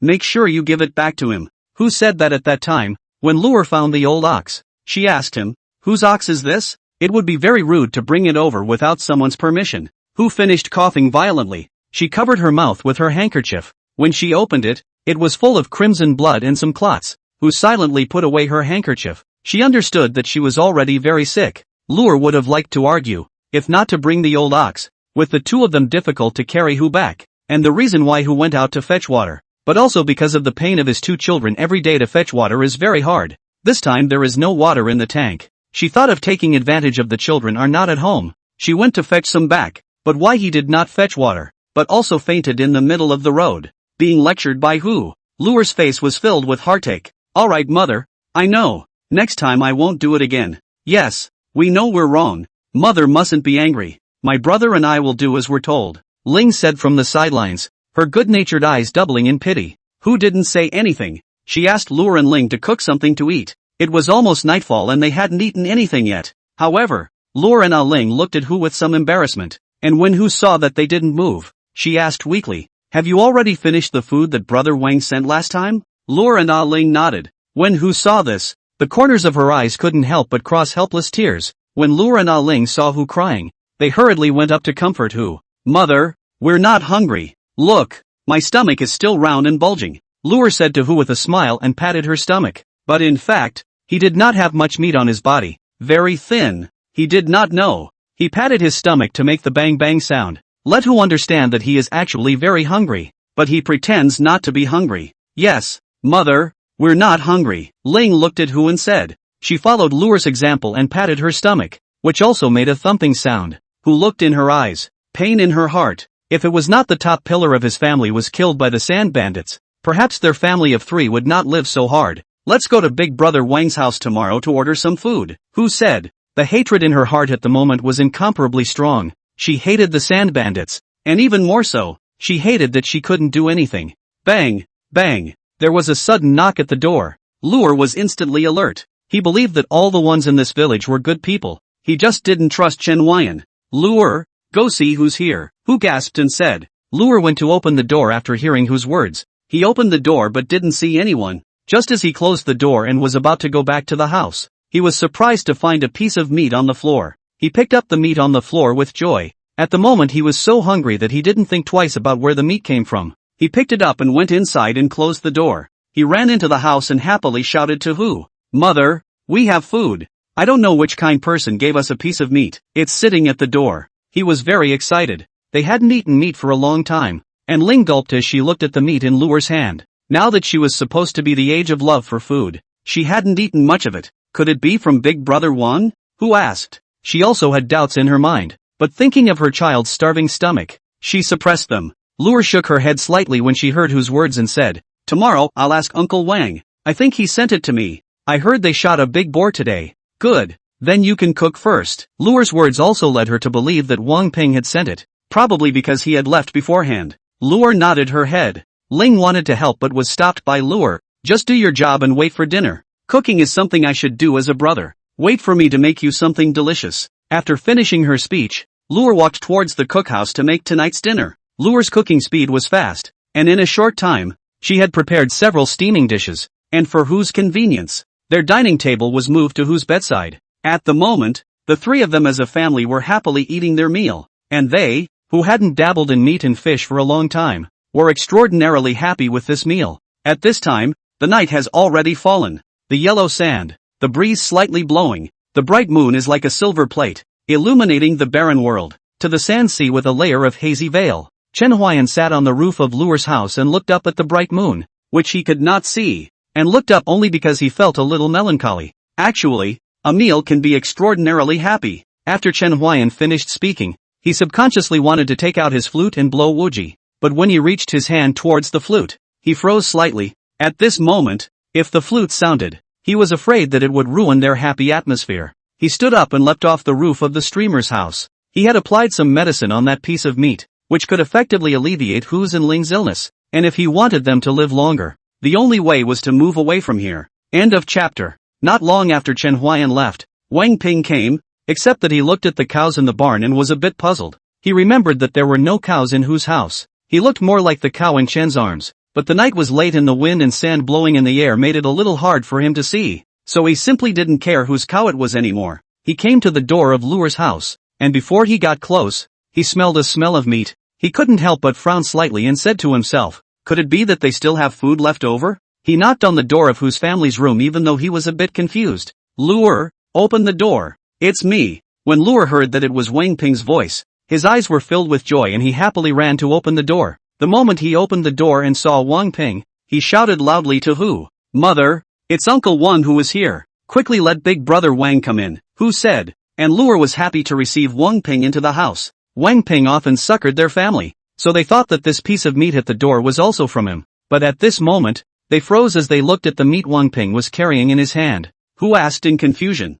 Brother Wang, you've already delivered meat once, why do you need to do it again? Wang Ping was confused by Hu's words. I've only just arrived. When did I bring you meat? All four of them were a bit confused at the moment. If you didn't send it from you, big brother Wang, then who could it be from? Hu asked. She didn't know how many other people were willing to receive them besides Wang Ping. In this yellow sand, it is difficult to eat, let alone to help others, so very few people would choose to do so, because it would make their not-so-wealthy lives even more embarrassing. I don't know, Wang Ping said, but suddenly, he thought of the cow in the cowshed of Luer's house, and he quickly asked, did a blind man come here? When Luer heard Wang Ping's words, she felt that there was something wrong with his tone, and Wang Ping's tone was a bit urgent. Yes, I saw his face and thought that he was not a good person, so I kicked him out, Luer said, and the corner of Wang Ping's mouth twitched a little as he listened. When Luer saw that Wang Ping looked a little off, he asked uneasily, Uncle Wang, what's wrong? It's fine. This piece of meat is for you guys, Wang Ping said and handed over the meat in his hand, which was enough for them to eat for 3 days. Thank you brother Wang, Hu said and wanted to get up to thank Wang Ping. Wang Ping saw this and hurriedly pressed Hu, who wanted to get up. Just rest well, there is no need to be so polite between you and me, Wang Ping said, and with that he was about to leave the place, but as he was about to leave, Luer's voice sounded behind him. Uncle Wang, don't you want to sit down and have a meal together before you leave? Wang Ping smiled after hearing this and said, no need, I already ate when I came here. You guys eat. Even if he didn't eat now, he didn't want to. He now wanted to find Chen Huayan and ask something. Alright then. There was some frustration in Luer's voice, but Wang Ping, who had invited to leave, did not hear the frustration in Luer's voice. Wang Ping left. Luer looked at the departing Wang Ping. His heart was not in the right place. He really wanted to stay Wang Ping to eat together and taste his craft. Ahem. 2 coughs interrupted Luer's thoughts. He hurriedly closed the door and looked at Hu. Mother, sister, I'm fine. Let's eat. Brother, I'm fine too. I need another bowl of rice. Ah Ling said and handed the bowl in her hand to Luer, who wiped the tears from the corners of her eyes and said, good. At this moment, on a sandy place, the sound of flute was melodious. The bright moonlight was scattered. A blind man dressed in black stood in the moonlight, and with the sound of this flute, he looked a little lonely. But suddenly, the flute stopped. There you are. Did you send the meat from the Ryu's house? Aha. Chen Huayan didn't deny it and admitted that he had sent it himself. What a nice tune. I know. The 2 men spoke one to the other, only both briefly. I got you involved in this crisis. Wang Ping was a little difficult to say. He did not know what to say. At that time they went out to hunt. They did not expect to meet Chen Huayan. Moreover, they did not expect that Chen Huayan would be so lucky, and get such a big wild boar. But, Wang Ping was selfish. He promised Chen Huayan precisely because the sand bandits would attack tomorrow. When he pushed Chen Huayan out, one more death would give them one more hope of survival. I don't care, after all. People are always selfish and will be the first to think of themselves. Then why did you agree to my request? Wang Ping asked in disbelief. It was reasonable to say that Chen Huayan should not have agreed to his request after knowing all this, because it just seemed too selfish to him, and if it were him, he would never have agreed to it. It's just that I want to, Chen Huayan said. Wang Ping was a bit puzzled when he heard Chen Huayan's answer. In his perception, no one would help other people for no reason, because in his opinion, this kind of person was really stupid. But what Wang Ping did not know was that Chen Huayan had always done things as he pleased. So was teaching, so was forcefully guarding the gates, and now, so is it. If one day he didn't, then he wouldn't be Chen Huayan anymore. You are really a weirdo. Wang Ping didn't know what to say about Chen Huayan, and in the end, he only uttered these 8 words. Weird, but I feel like this is me, Chen Huayan said with a smile. Wang Ping let out a long breath.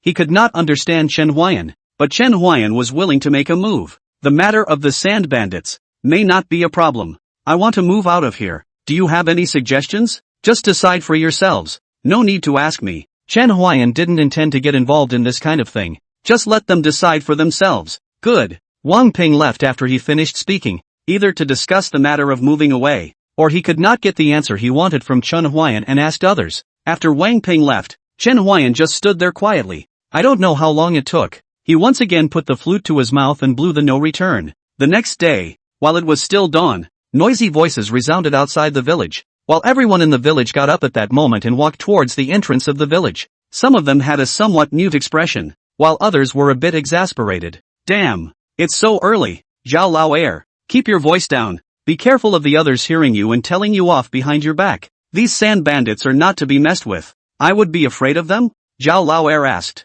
but the panic look in his eyes as he spoke still betrayed him. Don't say anything for a while, just listen to me and act, Wang Ping said to them, looking around as he spoke. He was looking for Chen Huayan's figure, but after searching for a while, he was disappointed because Chen Huayan's figure did not appear among the group. It didn't take long for all of them to arrive at the entrance of the village. No sooner had they arrived than a scarred man carrying a knife scanned them, followed by a dozen others behind him. He looked at the villagers and said in a very arrogant tone, Hey,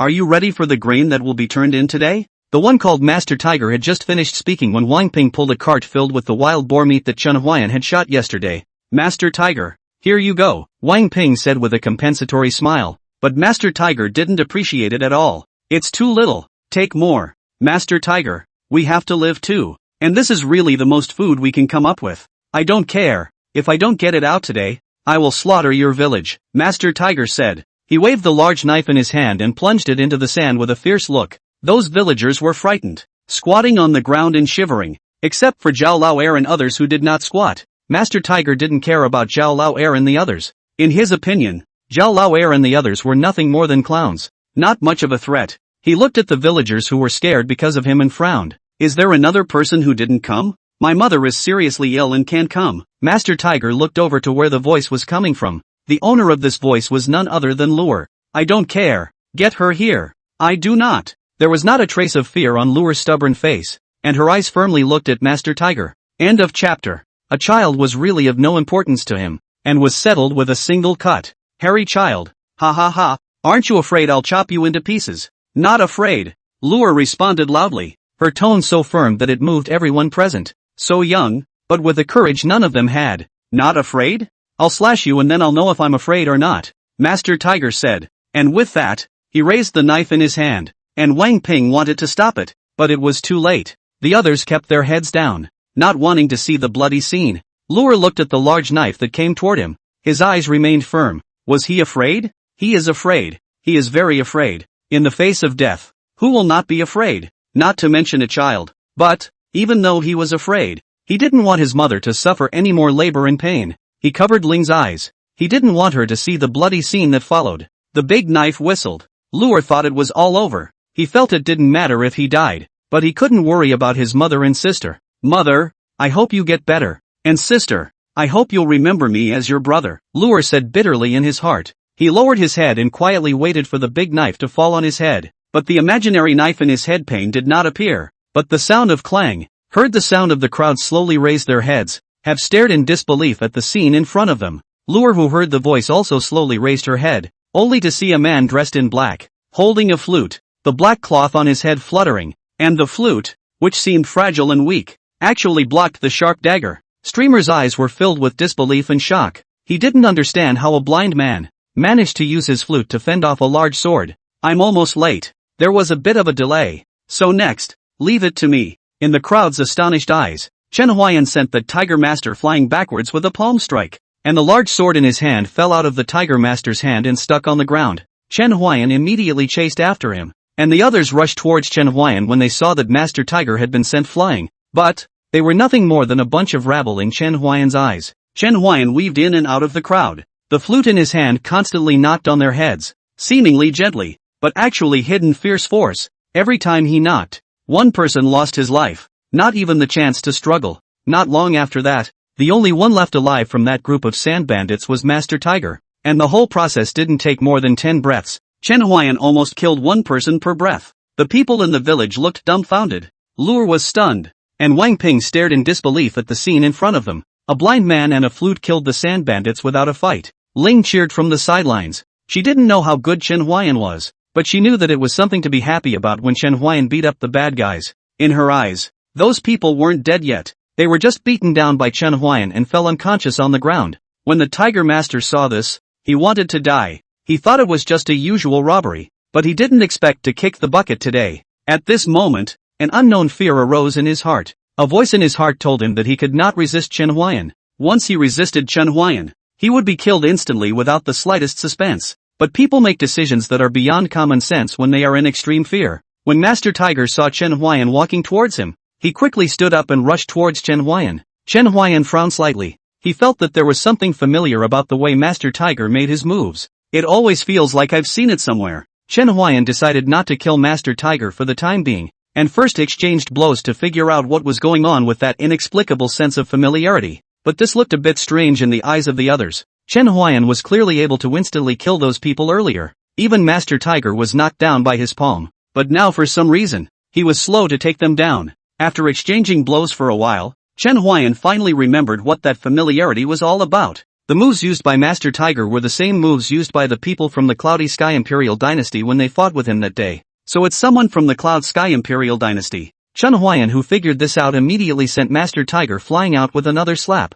Master Tiger looked at Chen Huayan with a confused face. Just now he was able to fight Chen Huayan back and forth, but now he was sent flying with another slap. The others were equally puzzled, confused as to what Chen Huayan was doing. But there was one person in here who was different, and that was Lure. Lure was currently looking at Chen Huayan with glowing eyes. No one knew what he was thinking, but one could see the color of admiration in his eyes. The Tiger Master who had been sent flying fell to the ground lifelessly at the moment. The difference in strength between the two of them was so great that the Tiger Master felt that Chen Huayan was teasing him just now. But Chen Huayan didn't have this idea from the beginning. He walked towards Master Tiger, twirling the flute in his hand. He walked in front of Master Tiger, crouched down, and said, "You are a person from the Cloudy Heaven Imperial Dynasty?" The pupils of Master Tiger who heard these words shrunk violently, but they were quickly hidden by him. "My lord, how could I be a member of the Cloud Sky Imperial Dynasty? You must have made a mistake," Master Tiger said with a smile, but even though Chen Huayan couldn't see it,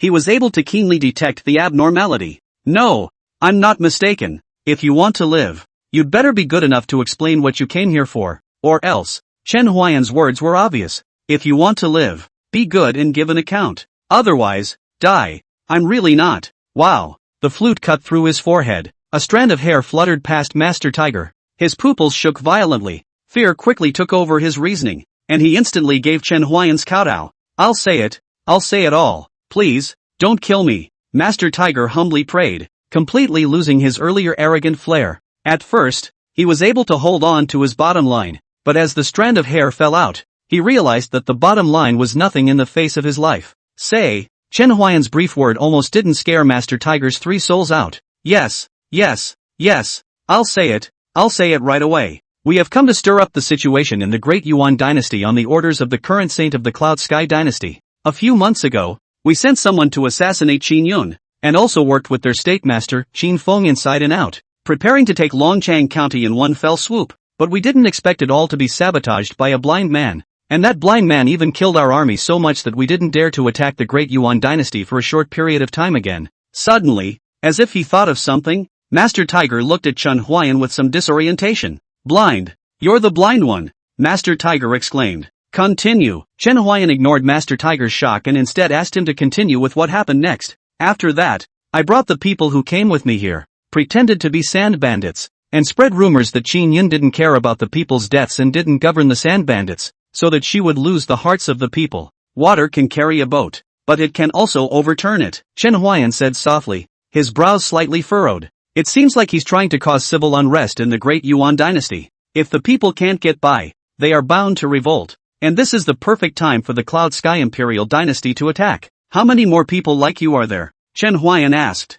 "We've come with a total of 300 people," Master Tiger said. He didn't dare to hide anything in the face of Chen Huayan at the moment. 300 people. Chen Huayan spoke softly, a plan gradually emerging in his present. End of chapter. Chen Huayan mouth corners gradually surfaced a smile. The Tiger Master saw Chen Huayan mouth corners of the smile. Only feel the back of the spine cold. As if there is something bad is about to happen generally. He was on the ground back and forth. This made the village people uncertain. They didn't know what Chen Huayan and Master Tiger were doing. But looking at the situation, Master Tiger seemed to be very afraid of Chen Huayan, lying on the ground and constantly backing away. "Come over here. I have something to discuss with you." Chen Huayan spoke in a flat tone, but this was another way of saying in Master Tiger's ears, "Come over here and I'll consider how to kill you." The extremely scared Master Tiger hurriedly climbed up from the ground and knelt on the ground. My lord, please don't kill me. As long as you don't kill me, whatever you ask me to do is fine." Chen Huayan was puzzled when he heard Master Tiger's words.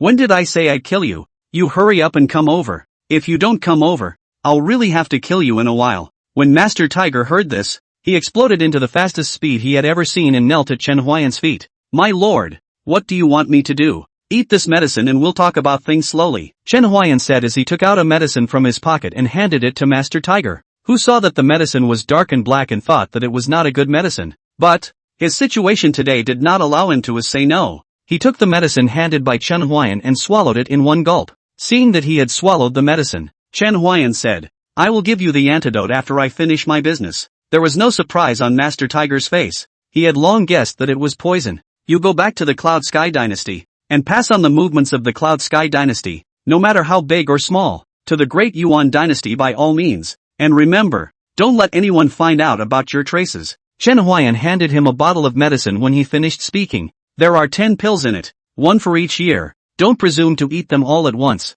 This will cause you to die instantly due to the medicinal properties. After 10 years, I will seek you out and give you the antidote. And don't expect to go back and get someone to heal you. They can't heal you. And if you get someone to heal you, you'll probably die faster because of their medicine. Understand? After listening to Chen Huayan's words, Master Tiger had understood Chen Huayan's intention and also understood that he was going to give Chen Huayan 10 years of free labor. Understand. You go. Master Tiger stood up after hearing this and walked off into the distance in a muddled manner, his figure gradually disappearing into the yellow sand. Those people, of course, cannot cure Master Tiger, because Chen Huayan's medicine is not poisonous at all. He gave nothing more than health drugs, basically harmless to the body. Chen Huayan is just using the human nature of the fear of death. However, his behavior caused resentment among some people in the village. He obviously could have killed Master Tiger. Why did you let him go? Zhao Lao'er asked in disbelief. After hearing this, Wang Ping immediately punched him in the head with such vigor that he did not hold back in the slightest. Wang Ping, what are you doing? Zhao Lao'er covered his head in pain and stared angrily at Wang Ping. Shut up if you don't want to die, Wang Ping said angrily. Zhao Lao'er is a typical ungrateful person. Wang Ping hates this kind of person. Luo and Ling looked at Zhao Lao'er in disbelief. They felt that what Chen Huayan had done deserved their respect, not their suspicion of him. Wang Ping thought that Chen Huayan must have his reasons for doing so.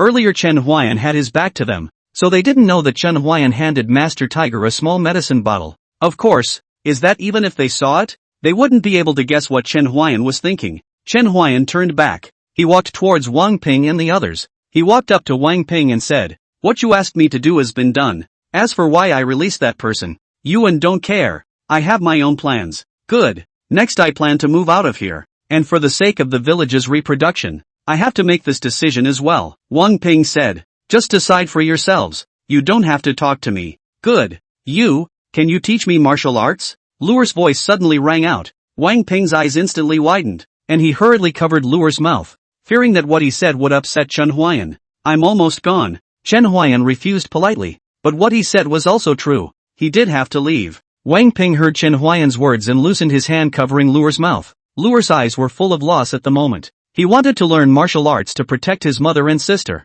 but it seemed that this idea could not be realized. Where are you going? It was funny to say that after Chen Huayan had done them such a great favor, they didn't even know where Chen Huayan was going. Wang Ping shook his head slightly with a slight self-deprecation on his face. I'm going to Mount Shu, Chen Huayan said. There was no way he could say that he was going to Panglai. Even Qin Yun had only heard about it. How could they possibly know about this place? Panglai? Shu Shan. Wang Ping whispered, murmuring and frowning, not knowing what he was thinking. You just go in this direction. Wang Ping pointed in a direction and Chen Huayan nodded. You guys do your thing. I'm leaving. Wang Ping opened his mouth and was about to speak, but in the next breath, Chen Huayan's figure had already disappeared into thin air. Immortal. This is immortal Na. Immortal blessing. The people in the village worshipped towards the place where Chen Huayan had disappeared, and Wang Ping also bowed deeply. Luo looked at the place where Chen Huayan disappeared. His heart was very bad. He wanted to worship the master so much, but Chen Huayan, who was searching for the medicine, would never be able to stay in one place for a long time. So Luo's idea of worshipping the master could not be realized. Ling clapped her little hands happily. The bad guys have all been chased away. Mother won't worry about me being abducted by bad people anymore. Ling smiled happily. Wang Ping looked very bad. He walked over to Ling, touched her little head and said, let's move and go to a better place. Aha! Ling nodded obediently, and a move away began. Old ox, heading in this direction. Have you studied the map yet? Moo, trust me. It's true. I still remember the incident where I almost fell off the cliff. Moo. That was just an accident. You must trust me this time. No problem. Good. Old cow. But don't let me down on you. After Chen Huayan finished speaking, he walked into the house of Luer's family. At this moment, only Hu was at home. She was lying on the bed, with more air in and less air out. Hu heard the sound of someone coming in and strained to turn her head. Seeing Chen Huayan come in, she asked him suspiciously, "Who are you?" She spoke in a way that made people feel tired, but she only said 3 words, "A blind man." After finishing his speech, Chen Huayan placed a small medicine bottle on their table and then turned to leave. The reason why Chen Huayan had come late earlier was precisely to make this bottle of medicine. It can't cure Huan Ling, but improvement is still possible. Hu looked at Chen Huayan's departing back. Her brows furrowed as she looked at the delicate little medicine bottle on the table and fell into deep thought. Old ox, depart and head for Mount Shu. Moo. End of chapter. Once again, old bull, you have failed me. Tell me, how long have we been spinning this time? Moo. It's been like almost 2 months now. Not a big problem. It was good that Chen Huayan and the old ox had only spent a few hours getting out of that yellow sandy land. I thought the rest of the journey would be smooth sailing, but I didn't realize it was just the beginning of disaster. At first, they went along quite well, but they came upon a steep cliff soon afterward, which the old oxen could not climb, and they had no choice but to make a detour. First they crossed the rushing river and walked through the thorn-covered bushes, which were nothing, but, after their detour, the old oxen had a little trouble finding their way, and so they were now lost again. Any idea where we are now? Moo. How am I supposed to know where we've gotten to when I can't even find the way? Chen Huayan. Moo. But there's no rush. I feel like I've found the way. Follow me. Are you sure? Chen Huayan asked. Moo. Pretty sure. Go. Time and again. Chen Huayan said that the old ox had failed him, but whenever the old ox said it had found its way again, he still believed it without hesitation and followed it. Of course, this time, if nothing else, there's going to be an accident, and the old cow is lost again. Chen Huayan had already gotten used to it. He simply took out his flute and played wujiu, walking leisurely with the old ox. Anyway, the road was still long. It would be better to walk slower, blowing tunes along the way and enjoying the beautiful mountains and rivers. These days he played his tunes less often, preferring to enjoy the scenery along the way. Name, Chen Huayan. Age, 21. Lifespan, 80. Root, mortal bone. Technique, LV3 Phantom Flow Sword Technique, 3%. Skill, no return. Rank, LV4, 48 out of 100. Current effects, increase longevity, unblock meridians, repelling the tide to warm the body and increase enlightenment. Today's life gain, 6 hours. Disease, epileptic laughing disorder. Kabuki Wuji gradually treated. Current treatment progress, 28%. Chen Huayan and the old ox had been lost for 5 months, and finally came to a county Kaiwa County. This was a county at the foot of Mount Shu. I don't know if it was because this was Mount Shu and there were many cultivators. Chen Huayan could feel a few experts with 9 dan strength of true chi as he walked on the street. This place is really a place of great talent. You can casually walk down the street and come across someone of the 9th stage of true chi. Judging from the map, this place no longer belonged to the great Yuan dynasty. In simple terms, this place did not belong to the realm of any dynasty. It was an existence that belonged uniquely to this side of the heavens and earth. Don't look at Chen Huayan, they just walked for 6 months, but their speed is so fast. If it is replaced by ordinary people to walk this journey, without 5 or 6 years, simply can't go to Shushan. Although they had a detour in this, it didn't affect their speed. Moo. I want beef. I only have 3 cents. Moo. No more food. Let's go find a place to stay first. Chen Huayan shook his head slightly when he heard the old ox's words and said, we might not even have enough money to stay. I'd better sell my art first, and if there's a bounty, I may have it tonight when I look for a place to stay. Chen Huayan said. He felt that these people might not come to appreciate his tunes. He thought that these people might focus on cultivation. Although Chen Huayan's heart is like this, but still found a place, blowing no return to. When he blew to the tune, no return to the melody sounded. He then realized that he still underestimated the power of the tune given by the system. His song has not yet finished blowing. In front of him will be piled up with the money of the bounty. Although Chen Huayan had little expression on his face, his heart was blossoming with joy. He was not greedy for money, but because the money from these rewards was already enough to cover his expenses for the next few days,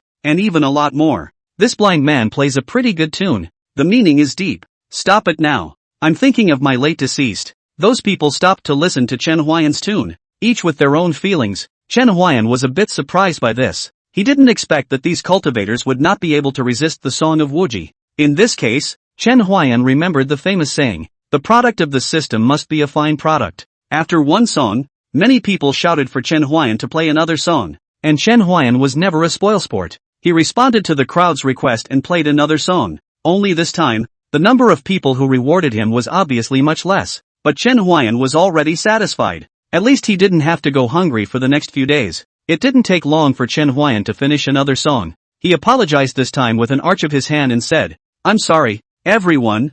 I haven't eaten yet and I'm incapable of blowing a song. I hope you'll forgive me." After Chen Huayan finished, many people waved their hands and left, but didn't say much. Chen Huayan was hungry to give them another blow. What else could they ask for? Chen Huayan collected the money on the ground and brought the old ox to a tavern. At this moment, he could be described as rich. "Moo, beef, beef. I want 5 pounds. 5 pounds. Little boy, here's 8 pounds of beef and a jar of good wine." The youngest child smiled and came to Chen Huayan. In fact, from the time Chen Huayan entered the door he noticed, a blind man, a cow. To be able to come here would be a generalized generation? He made a note of what Chen Huayan wanted and jogged away to get Chen Huayan food. Within a short time, the store assistant served Chen Huayan the 8 pounds of beef and a jar of good wine that he had asked for. "Guest, this is the best wine I have here. You can enjoy it." "Good, then I'm counting on you," Chen Huayan said. Xiao Er also wisely walked away. Chen Huayan and the old ox immediately feasted on the beef.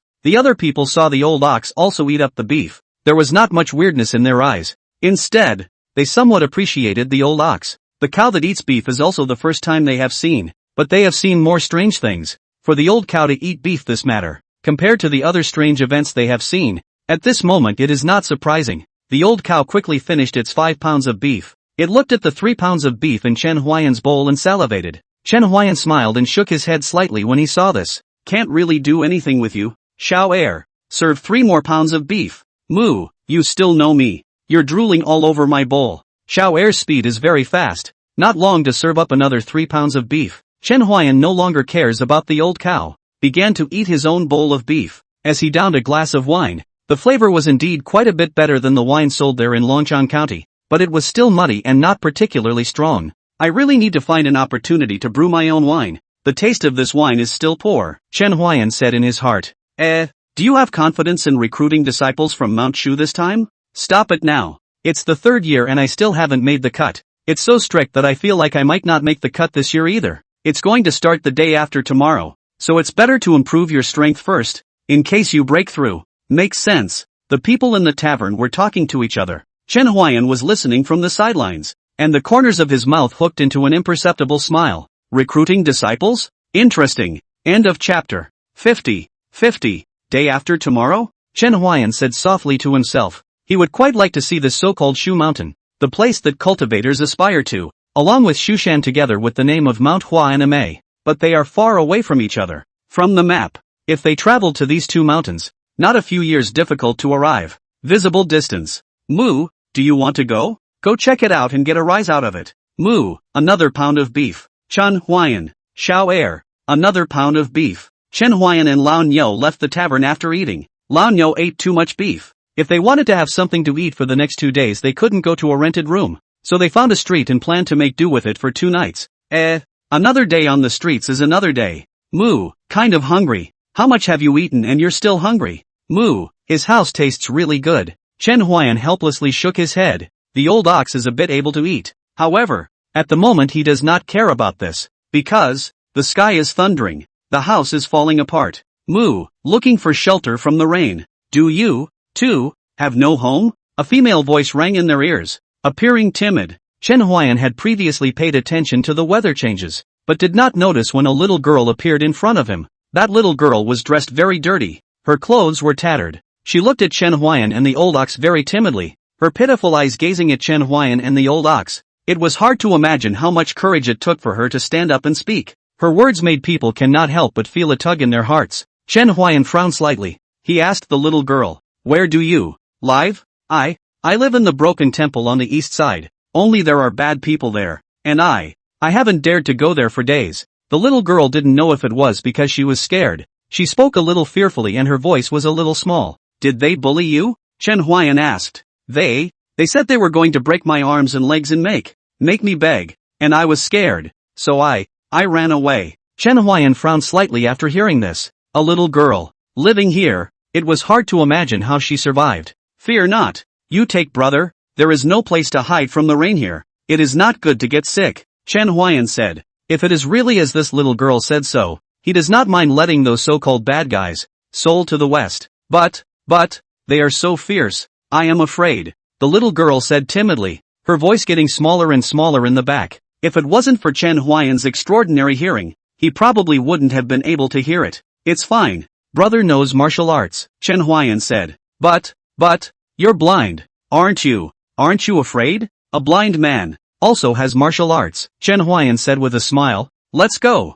It's going to rain in a while. Chen Huayan's smile always had a kind of inexplicable magic, and when the little girl saw his smile, the fear in her heart instantly subsided for the most part. What is your name? Chen Huayan asked. My name is Guan Guan, Guan Guan said as she looked at Chen Huayan. The look of fear on her face had subsided for the most part and a smile gradually appeared on her face. Chen Huayan couldn't help but freeze for a moment when he heard Guan Guan's name. Seiki? Aha! Seiki nodded curtly. I'm Seiki. My name is Chen Huayan, Chen Huayan said, speaking out his name. Chen Huayan? Can I call you Brother Huayan? Sure, Brother Huayan. Are you really not afraid of them? Guan Guan asked. As if remembering the vicious look of that group of people, Guan Guan's petite body couldn't help but tremble a little. No fear. Chen Huayan spoke decisively and seemed to have absolute confidence. Guan Guan, how do you live here? Where are your parents? Chen Huayan asked. It was very wrong for such a young girl to be living on the streets, and there were a lot of cultivators here. If Guan Guan didn't pay attention and offended the cultivators,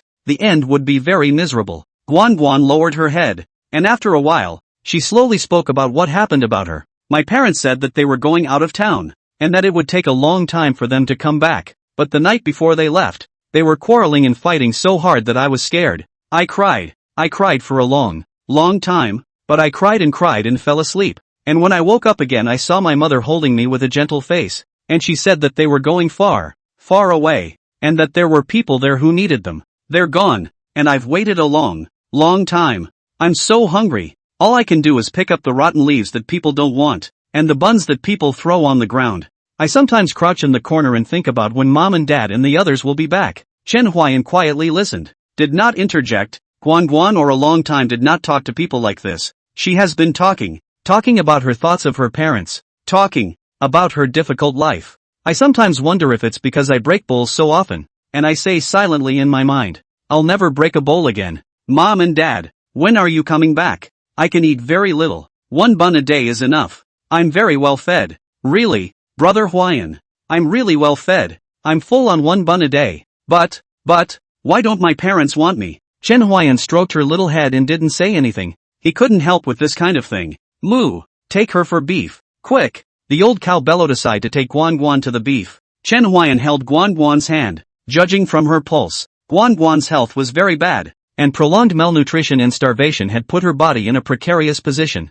Guan Guan, brother is a little hungry. Let's go get some dinner. Ha? Dinner? Guan Guan's doubts left Chen Huayan at a loss for words. Perhaps she hadn't eaten in a long time. Chen Huayan brought her to a tavern, the one he had eaten at before. The second boy saw that it was Chen Huayan and Lao Niao again, and hurriedly came over to greet them. At the moment, in his eyes, Chen Huayan was a big customer. Have some good food, more meat, in all styles. Good Lu, Xiao Er shouted. But suddenly as if he thought of something, he asked Chen Huayan, do not want wine? No need. Give it to this little girl to eat, Chen Huayan said pointing to Guan Guan on the side. She was showing half her head. Earlier, Xiao Er's attention was on Chen Huayan and Lao Niao, so he didn't notice Guan Guan who came in with them. It's this little girl. You recognize? Chen Huayan asked. The store assistant all spoke in a tone like of course I know her. Sometimes I give her a little food, but it's all leftovers. But this little girl hasn't been here for a long time, and I thought something bad had happened to her. So, you go serve the food. Gotta go. Why didn't you come? When Xiao Er left, Chen Huayan asked Guan Guan, and the answer Guan Guan gave was, she was afraid of those people from the broken temple, who said they'd break her legs if they saw her. So, she hid. Chen Huayan fell into a deep thought after listening to. End of chapter. Not long after, the store assistant brought up a few plates of food. Chen Huayan gave Guan Guan a bowl of rice and handed it in front of her, saying, eat quickly. Can I really eat it? Seiki asked, a little unsure that she could actually eat such good food. Well, of course. Chen Huayan nodded and said, thank you Brother Win. Guan Guan smiled and took the bowl of rice from Chen Huayan's hand and took a big bite. but didn't take any food. Just ate the white rice. Why aren't you pinching the food? Chen Huayan asked suspiciously. Guan's body trembled slightly at Chen Huayan's question. Can I really eat it? Of course, Chen Huayan said gently. Guan heard this before he clamped down on his food and ate, but he clamped down very little each time,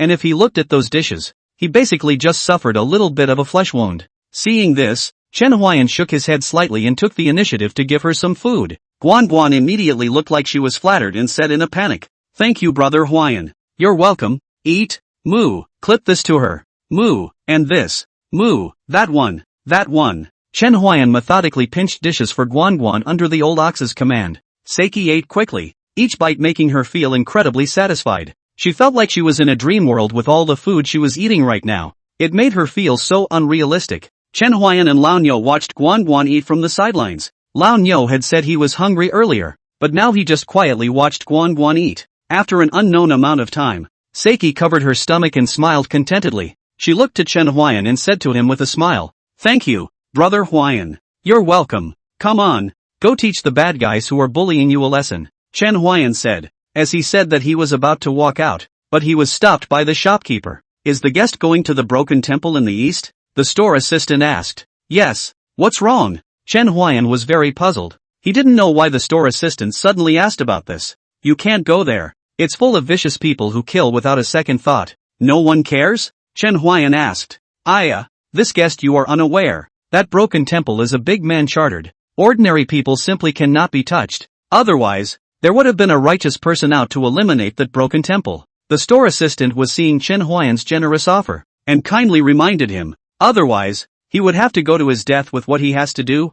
"Big shot?" Chen Huayan murmured. Then he held Guan's hand and walked out of the hotel's door. The store assistant shook his head behind Chen Huayan. Alas, another dead soul. No, too. The store assistant looked at Chen Huayan's departing back and was already thinking of Chen Huayan's end. But, Chen Huayan always do things as they please. Since no one tube, then he will go to tube. He would like to see what kind of big man actually sheltered the existence of this kind of dirty things. "Brother Huayan, are you really not afraid?" Guan asked again. She was worried about Chen Huayan. Chen Huayan was the only person who let her eat such delicious food. She didn't want him to have an accident. "Not afraid," Chen Huayan replied patiently. He happened to also look at how strong the cultivators here in Mount Shu were. Okay, although Guan said this on her lips, the worry on her small face did not diminish in the slightest. She was walking very slowly this way. The sky rumbled and thundered, as if signaling that something bad was about to happen. Tick-tock, tick-tock, as the rain began to patter down.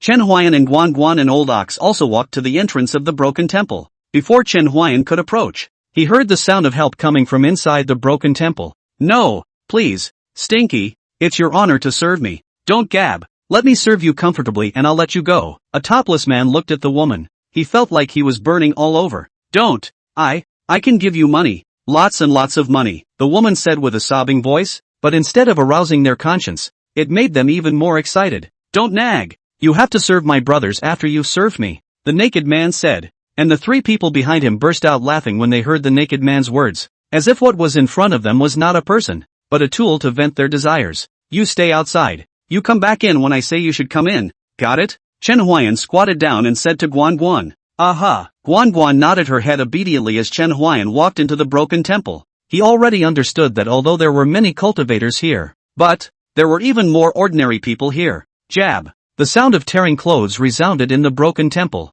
The woman's snow-white skin was exposed, and the eyes of those few people were filled with greed. "Ha ha ha, I can't stand it anymore. I'll go first. You guys can go after I'm done getting comfortable." The woman's eyes filled with despair as she heard the naked man's words, tears streaking down her cheeks. If she was really spoiled by so many people, I'm afraid it would be difficult for her to walk out of this broken temple alive today. Jab. There was another sound of clothes being torn, but this time the woman didn't resist. She resigned herself to her fate. She knew in her heart of hearts that no one would come here, much less risk offending the forces behind the broken temple to save her. "Stinky, why don't you move? Quickly move. You're like this great master doesn't have much desire." The naked man said, but the woman lying on the ground still didn't move. The naked man's fire came up. "Stinking, not listening to my words, looking for a fight." As he said that, he raised his right hand, ready to slap down hard, his wide palm. If he really slapped on that woman's body, that woman would almost have only one breath left if she didn't die.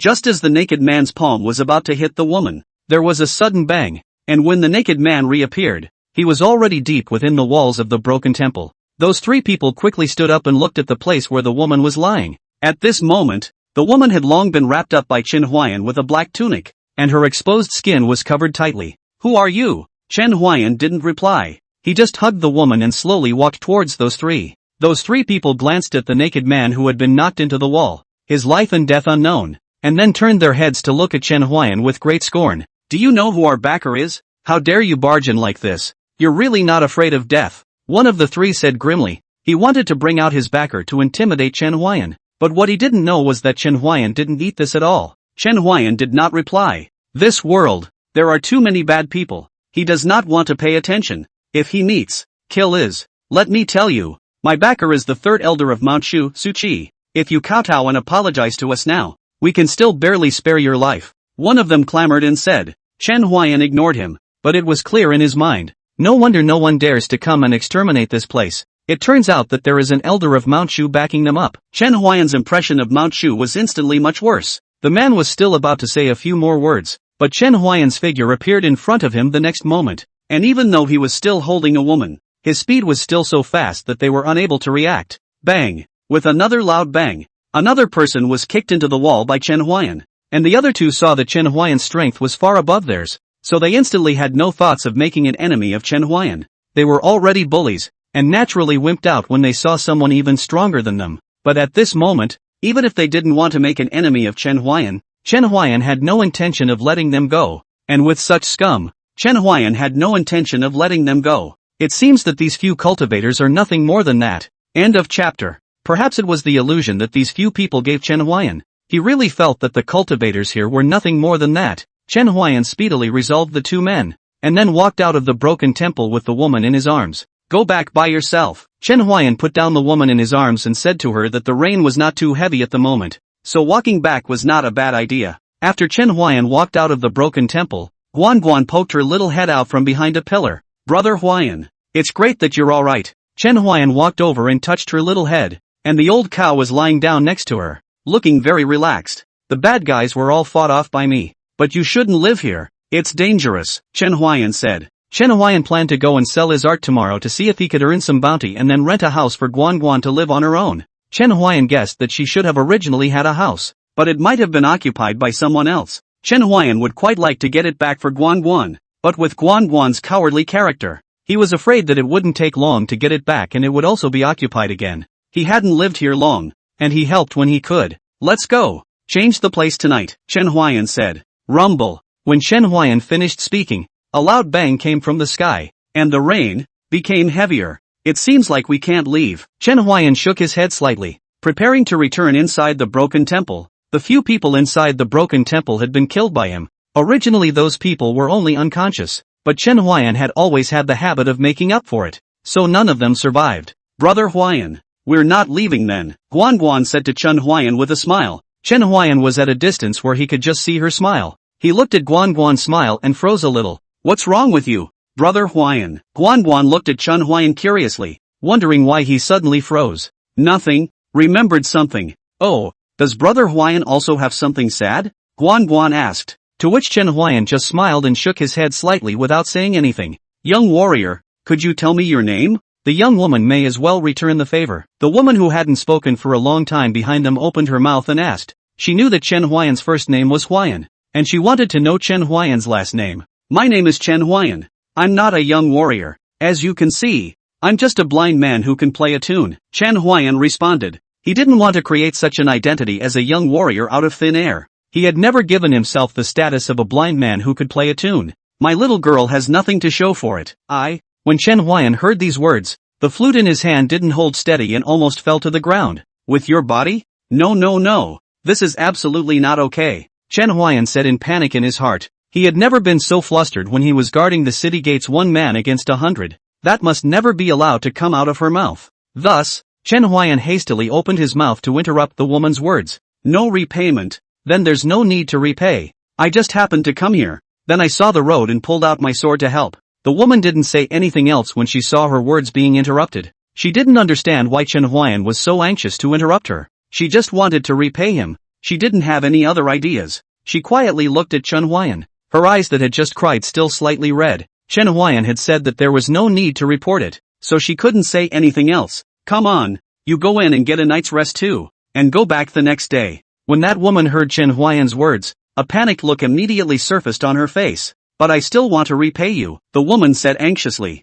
No need. If you really want to repay me, just tell me your name. We will not owe each other anything after this. The woman's face was a bit lost after hearing this, but she still spoke her name. My name is Gu Qingqing. Okay, I'll keep that in mind. After Chen Huayan finished speaking, he led Guan Guan into the broken temple. The old ox followed them. Gu Qingqing stood alone. Chen Huayan didn't open his mouth. She didn't dare to go in, even though just now Chen Huayan had already said it. Chen Huayan didn't know that he had become an inscrutable superior in terms of strength in Gu Qingqing's eyes. Why are you still standing outside? Be careful of catching wind chill. Chen Huayan's voice sounded behind her. Gu Qingqing heard Chen Huayan's voice and instantly raised her head, her eyes flickering as she turned around and walked into the broken temple. The three of them stayed in the broken temple for the night like this, with 4 dead people beside them. But the 2 women did not feel afraid, because Chen Huayan was here, and they felt unprecedented peace of mind when he just sat there quietly. At this moment, outside the broken temple, the pouring rain fell like a waterfall, hitting the ground with splashes. Thunder rolled and lightning streaked by from time to time, and the moment it flashed it also split the darkness, and the ghastly white light reflected off the broken temple, which looked a little creepy from the outside. But there was something cozy inside the broken temple, where the fire was flickering at the moment, the warmth of the firelight hitting them and dispelling the cold. Guan Guan had long since fallen asleep in Chen Huayan's arms, and the old ox he lay down next to them, having long since fallen asleep. Gu Qingqing peeked at Chen Huayan from the side. She was curious about what kind of man Chen Huayan was, but of course, she was more attracted by his strength. Go to sleep now. You and I are but a passing acquaintance. There is no need to dwell too much on it. Chen Huayan didn't make a sound after he finished speaking, and his regular breathing was as if he had fallen asleep. Gu Qingqing's petite body trembled slightly when she heard Chen Huayan's words, but soon she lay down next to the fire and closed her eyes. Outside the broken temple thunder gradually small. The sound of rain also turned into a ticking sound, while the 2 women and a cow fell into a deep sleep.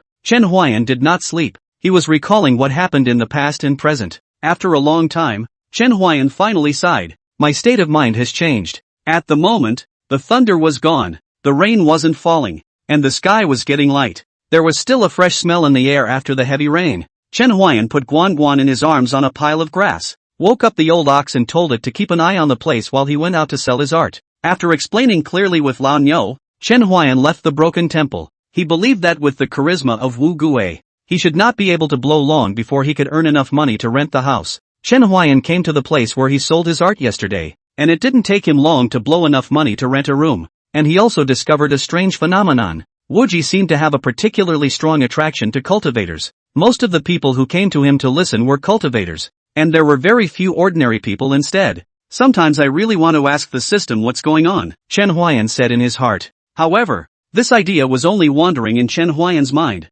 and he never said anything because he knew that even if he asked, the system wouldn't say anything, and more simply put, the system wouldn't pay any attention to him at all, except for specific occasions, or specific conditions. The system would come out. Normally he would not even have the system come out except for looking at the panel. Chen Huayan gently shook his head and stopped playing the song. He collected the money on the ground and came to a breakfast store. He bought some breakfast and then returned to the broken temple. End of chapter. When Chen Huayan returns to the broken temple, he doesn't see Gu Qingqing, and when he asks the old ox he learns that Gu Qingqing woke up not long after he left. She wanted to take Guan Guan, but the old ox stopped her, and the old ox said to her, if you want to take her, you'll have to ask her what she thinks. However, only Chen Huayan could understand the words of the old ox, so one person and one ox engaged in ineffective communication for several minutes, until the old ox realized that something was wrong and took out a pen and paper to write, which broke the ineffective communication between the two. The old ox said that Gu Qingqing's eyes were a bit strange when she looked at it, and that it suddenly nodded at it when it just picked up the pen to write. Chen Huayan just laughed a bit after hearing this and didn't say anything. Chen Huayan understood that Gu Qingqing was, after all, just an ordinary person who hadn't seen so many strange events, and when the old ox wrote with a pen, her heart should have been a million times more shocked. As for why Gu Qingqing nodded, he didn't know. Chen Huayan didn't know that Gu Qingqing was actually turning her mind to think of the old ox's ox, so she was relieved. She thought that Chen Huayan, that kind of high person, and the ox that followed him would not be an ordinary ox. Gu Qingqing, who thought she had figured everything out, nodded her head, and the old ox happened to see her nodding, so it was instantly confused. Chen Huayan thought that with this goodbye, they should never meet in this life, so he didn't try to guess why Gu Qingqing nodded her head. And as for Guan Guan, she still stayed here. Chen Huayan didn't even have to think about it. He already knew Guan Guan's choice. He greeted Guan Guan and Old Ox to come over for breakfast. Chen Huayan bought many buns and steamed buns. He could have come back earlier, but he spent some time in order to buy beef buns for Old Ox, so he came back late. Brother Huayan, it's a hot bun eh? I haven't had one in a long time, Guan Guan said happily as she held the bun in her hands. When the Old Ox heard Guan Guan's words, he handed Guan Guan the beef bun that was about to be put to his mouth. Guan Guan's tiny head was full of doubts. She didn't know what the Old Ox was going to do, while Chen Huayan didn't hold back a laugh when he saw this. It wants you to eat that bun on its hoof. Guan Guan's eyes lit up when she heard this, and she said happily, really? Nyo nyo, nyo nyo. The corners of Chen Huayan's mouth twitched, and he eventually couldn't hold back his laughter. Moo, what are you laughing at? It's good. Okay, bull, that's good to hear. Brother Win, what are you laughing at? What sounds good? Guan Guan's tiny head was greatly puzzled, and her watery eyes looked at Chen Huayan curiously. No, the old cow loves it when you call it that. Really? Bull, do you really like it? Old cow nods. Guan Guan saw the old cow nod and smiled as she took the bun from Nyo Nyo's hoof. Thank you Nyo Nyo. Nyo Nyo, I want it too, Chen Huayan joked. Moo, no hands? Can't you hold it yourself? Old bull, you double standard. Moo, comments? Yes. Moo, it's okay with me. After eating breakfast Chen Huayan and his group walked out of the broken temple. Now he was going to find a place for Guan Guan to live, although he would not stay in one place for a long time, but here in Shushan he might stay for a while. He wanted to go and see the so-called disciple recruitment. Although what happened yesterday made him not have a very good impression of Mount Shu, he still wanted to go and see it. After all, the place of cultivation Chen Huayan didn't know much about it. Moreover, the information known by the cultivator would be more, and perhaps this would help him in his search for Peng Lai above the East Sea. Chen Huayan rented a house for Guan Guan, although it was a bit simple, but it could also protect it from the wind and rain. If not for the fact that time was a bit rushed, Chen Huayan also planned to give this house a careful decoration. Half a day is enough time to roughly decorate, Chen Huayan said in his heart. So, Chen Huayan and the old ox were busy for half a day, and by the time they were done, it was already dark. The leaks of this humble house had also been filled in by them, and when they came back next time, Chen Huayan planned to give this house a makeover. Chen Huayan and Lao Niu were so busy decorating the house that they didn't even notice that Guan Guan had fallen asleep on the grass to one side at some point. Seeing this, Chen Huayan walked over to pick up Guan Guan and carried her back to the bed in her room, then gently closed the door. Chen Huayan walked over to the old cow, who was currently lying on his back in an outcropping shed. Chen Huayan lay in the old cow's arms, and one person and one cow fell asleep next to each other like this. A clear breeze passed by, and the night was dotted with stars, like brilliant jewels set in the ink-colored canopy. The rising and falling cicadas echoed in the stillness of the night, while the moonlight on the sky was like water, splashing down. Old bull, wake up. Moo, I'm awake. Straight away? I'll go leave some money for her, Chen Huayan said, then walked to the door of the room where Guan Guan was sleeping and gently pushed it open. He placed all the money he earned yesterday by Guan Guan's bedside and then walked out of the room. The whole process without making a single sound. After Chen Huayan walked out of the room, he walked over to the old ox and said to him, let's go and check out the so-called recruitment of disciples. Chen Huayan and Lao Niu walked to the street. The scene in front of them shocked them. The street was crowded with people. Although Chen Huayan had prepared in his heart, he was still shocked. The end of the street he was on was the road to Shushan, and at the moment, there was a long queue on this street, and the whole queue was like a snail walking, strangely slow. Chen Huayan had no choice but to follow the team and walk slowly. He had thought that the journey would be uneventful, but he had no idea that there was still an accident. Yo, coming to pay homage to a master and still bringing livestock. Is this to bribe the elders of Mount Shu? A voice with sarcasm rang in Chen Huayan's ears. He was the only one in the entire group who had brought the old ox, so Chen Huayan didn't need to think to know that the person was talking about him. The man's sharp-tongued appearance, coupled with his acerbic language, caused the people around him to feel instant disgust. And Chen Huayan ignored him, and he didn't want to ignore him. He knew that this kind of person always thought that he was a little bit capable and put his posture on a high level. Why haven't I noticed it's a blind man? What's wrong with Shushan now? How come any cat or dog can come and worship the master? No, this brother, what's in your way if he's carrying a cow? Also, even if he's a blind man, what's it to you? Another voice rang out. The person who spoke was wearing a purple suit, with a head of black hair standing up high, and the folding fan in his hand was constantly waving, quite a graceful appearance. As for that person who had previously said Chen Huayan, after hearing his words, his face immediately looked like he had eaten a fly, very ugly, because the person who had spoken had all but failed to give him a single step down. Thanks a lot. Chen Huayan thanked the man who helped him. The man waved his hand and said, "It's a small matter. We're both here to worship the master. Why don't we make a companion? My name is Su Feng. How about you, Chen Huayan? What do you call this cow of yours?" "The old cow." Su Feng frowned slightly and said, "I asked for the name. An old cow." After Su Feng heard this, the corners of his mouth twitched in a fleshly manner. "You're really unique with names. I am flattered," Chen Huayan said with an arch. Su Feng suddenly put his hand on Chen Huayan's shoulder and said mysteriously, "When we go up the mountain in a while, I'll show you something good." "What is it?" Chen Huayan instantly became interested. He was quite curious to know what the goodies would be. "There's no rush. I'll show you when there are fewer people," Su Feng said with a smile. Only the smile on his face was a bit lewd. End of chapter. Chen Huayan frowned, not knowing what drug Su Feng was selling in his gourd. He was, however, somewhat looking forward to it. The procession was still moving slowly. Some came in pairs, others alone, and those that came in pairs were discussing this year's ordeal. "I don't know what kind of test there will be this year. I don't want to encounter that sword formation last year again. It's just too terrifying." "Who says it isn't?" "And that bridge of inquiry. I feel like last year's test just wasn't meant for people." "Stop it now. My Taoist heart is going to break." "Wyvern, is this your first time attending?" Su Feng asked. "Well, for the first time. How about you?" "It's my first time too. How much do you know about Mount Shu?" Chen Huayan asked. Based on yesterday's incident, he was curious to know if these worshippers knew about this. A holy place of cultivation. Everyone aspires to it, and in previous years, Mount Shu wouldn't go out to recruit disciples, but this year doesn't seem to be quite the same. Su Feng's words aroused Chen Huayan's interest as he asked, "What does that mean?" "This year, many of the disciples or elders of the cultivation sects will go out to look for disciples with good talent. Something that has never happened in previous years." Chen Huayan listened and frowned slightly. This was not a good thing in his perception, but for the time being, it had nothing to do with him.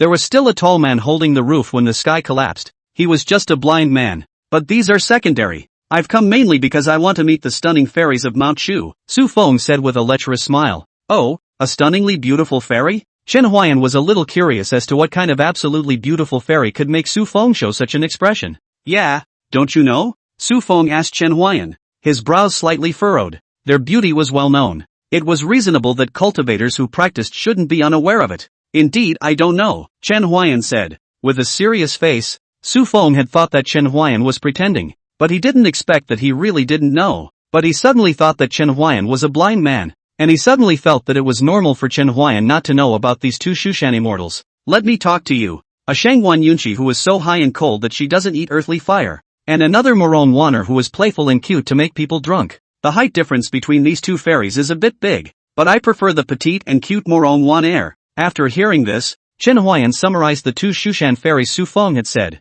One is a high and cold imperial sister, and the other is a petite lowly. Chen Huayan and Su Feng chatted and followed the group slowly. Some people were impatient and flew directly over their heads, but these people were invariably knocked to the end of the group. "It seems that this is also part of the test," Chen Huayan said in his heart. "No wonder so many people are on foot." There was no way that those few people didn't know the rules. They were trying to use their strength and talent to tell Shushan to open a back door for themselves. But Shushan obviously didn't eat this. It's a pity that Shangwan Yunchi and Fairy Moron Wanner are both keen drinkers. If only I had a good hand at brewing wine. Su Feng is still thinking about those two fairies. Chen Huayan listened to Su Feng's words, and felt that sometimes you still can't judge a person by his appearance. Su Feng looked like a graceful appearance, like a gentleman. But he didn't think that Su Feng was fast coloring the word carved into his bones. All along the way, Su Feng was chattering about the two fairies. Chen Huayan didn't understand. He listened quietly from the side, and they walked like this until it was dark. And it wasn't until it was dark that they finally officially stepped into the foot of Mount Shu.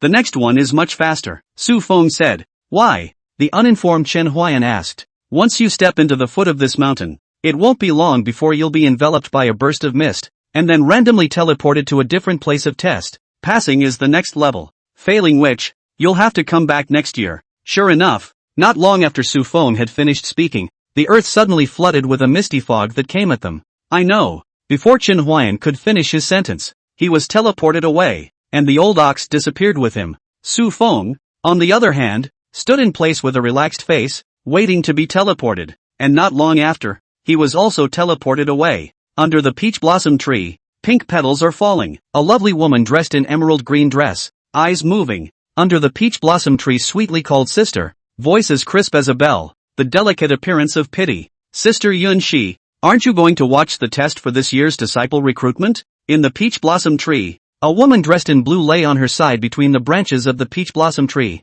Her face was so beautiful that it seemed like she was not a woman on earth. She held a wine altar, lips sip, wine slightly rippling, between the eyebrows are cold, petals falling, blue clothes stained incense, drunken haze, seems to be with this scorching peach blossom into one. Boring, Shangguan Yunshi said indifferently, but her mouth didn't move as she raised the wine altar in her hand once again as she spoke and placed it near her mouth. Alright, then I'll go by myself. Bye-bye Sister Yun-shi. Morong Wan-er said goodbye, but her footsteps were slow. Sister Yun-shi, I'm leaving? Shangguan Yunshi lay on her side on the peach blossom tree and did not speak. Sister Yun-shi, am I really leaving? Shangguan Yunshi remained silent. Humph, ignore me. I'm really leaving. Morong Wan-er said that she was about to walk out of this peach blossom forest, but in the next moment, Shangguan Yunshi suddenly dashed to the side of Morong Wan-er and spoke icily. Let's go. He. I knew Sister Yun-shi would come. The two women slowly walked out of this peach blossom forest. They came to the top of a mountain and quietly looked at this year's disciples who had come to worship and learn from the master. Sister Yun-shi, it feels like this year isn't much different from last year, and it's probably only going to enroll about 50 people. Aha. It's really boring. I'm leaving. Shangguan Yunshi found it really boring and wanted to go back to the peach blossom forest to continue drinking. Don't. Sister Yun-shi, stay with me for a while longer. Shangguan Yunshi has a heart that wants to go, but she can't move her body because Morong Wan-er is hanging on her. Stay with me for a little while longer, and if there's really nothing to see, we'll leave, okay? Yes, Shangguan Yunshi chose to compromise after all. They watched for a while. Shangguan Yunshi was almost drinking until Morong Wan-er pulled her and pointed at a sword formation. Sister Yunshi, look, a blind man. Shangguan Yunshi glanced at it, took a sip of wine, and said, boring, but he seems to have broken through the sword formation with his flute A. It was only when Shangguan Yunshi heard Morong Wan-er's words that her lack of interest finally changed a bit. This person is not bad. Had. He's got a cow with him, so that's a weird one. Aha. Sister Yun-shi, why don't we pull him up and make him your disciple? How about it? Not good. End of chapter. Shangguan Yunshi refused decisively. Almost the instant Morong Wan-er spoke her words. Why? Morong Wan-er's lovely face showed her disbelief. You only have 2 disciples. What's the harm in recruiting another one? I don't want to teach. I can teach you, Morong Wan-er hurriedly said, and he also knows how to play the flute. Wouldn't it be a treat to play the flute for you while you drink? Shangguan Yunshi pondered for a moment. Pull him up. This sword formation. The power is average. Why those people will not be able to pass it? Chen Huayan was very puzzled, but if those who didn't pass knew what he was thinking at the moment, they might even have the heart to kill him. Does that speak human language? After passing through the sword formation, Chen Huayan took a step out, and the old ox followed him, while at that moment, the mists rose up in all directions and wrapped around them. When Chen Huayan appeared from the mist again, there were 2 women standing in front of him, looking him up and down. The taller one is unbelievably beautiful and the other one is very spunky and cute. What's your name? Morong Wan-er asked with a smile. She looked at Chen Huayan with her head raised. Her every move was very soulful. Chen Huayan. Chen Huayan replied back. That, where is my ox? Chen Huayan asked, realizing that the old ox had disappeared. It's fine. Are you interested in being Sister Yunshi's disciple? Morong Wan-er asked, her finger pointing towards Shangguan Yunshi who was standing on the side. Shangguan Yunshi stood on the side without saying anything. Yunshi? Shangguan Yunshi? Chen Huayan probably guessed the identities of these 2 women.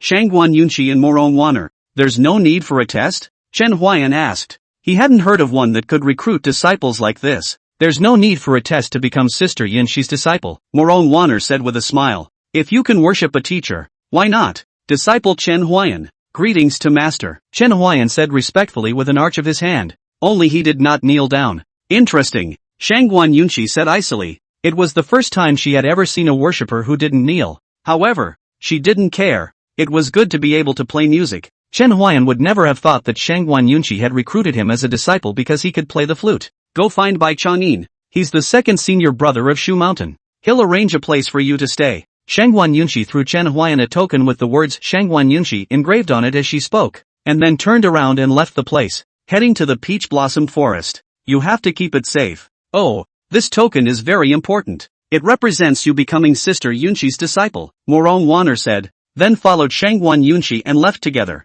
By Chang'in? Chen Huayan always felt that this name was familiar, but he couldn't recall where he had heard it before. Forget it, let's just go find this second senior brother first, and then go find my cow. Chen Huayan then wandered around Mount Shu. He wandered around for a long time. He was taking in the scenery. At the moment, there were still many disciples who hadn't passed the test, and he was the only new face to show up here. However, after strolling around he realized one thing. Shangguan Yunqi only said for him to come and look for Bai Chang'in without saying where to look for him or what he looks like, so Chen Huayan had some difficulty finding him. Unable to find it, he had to ask a random passerby, and a man in white in front of him who was practicing his sword in the grass was undoubtedly the best choice. The white-clothed man stood on top of the grass, holding a long sword, which flashed with a cold aura. His eyes were focused, his stance was athletic, his aura was like a dragon emerging from the sea, and his sword style was powerful. Every time he swung his sword, he brought up a gust of wind and his clothes fluttered. The sword seemed to have life in his hands.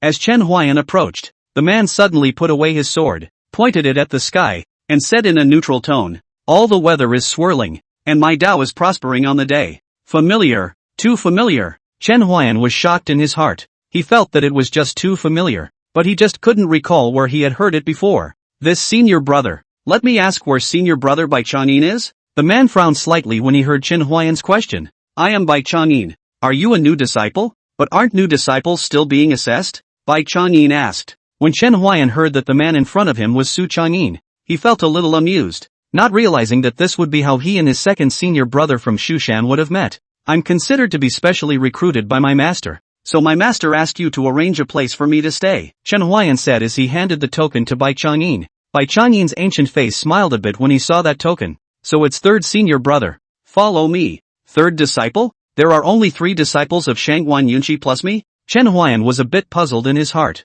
He didn't know why he was being paid attention to by Shangguan Yunqi. Could it be because I used my flute to break through the sword formation? However, Chen Huayan quickly dismissed this speculation. This would certainly not be a point of interest. And how could Chen Huayan have thought that Shangguan Yunqi had pulled him up precisely because he could play the flute? Bai Chang'in brought Chen Huayan to the edge of a peach blossom forest. Junior brother, you'll be living here from now on. It must be beautiful here, Chen Huayan said as he looked at this peach blossom forest. He could smell the faint fragrance of the peach blossoms and he guessed that there must be a large area of peach blossoms here. It's beautiful here. Peach blossoms everywhere, Bai Chang'in said. The peach blossoms bloom here in all seasons, and after they bear fruit they bloom again, year after year. So amazing, Chen Huayan marveled. Of course, these 10 miles of peach blossoms are all master's handiwork. Master? Chen Huayan had a slight perception of Shangguan Yunqi's strength, an existence he couldn't afford to mess with. Junior brother, when today is over, there will be a competition for new disciples, and you'll have to participate then,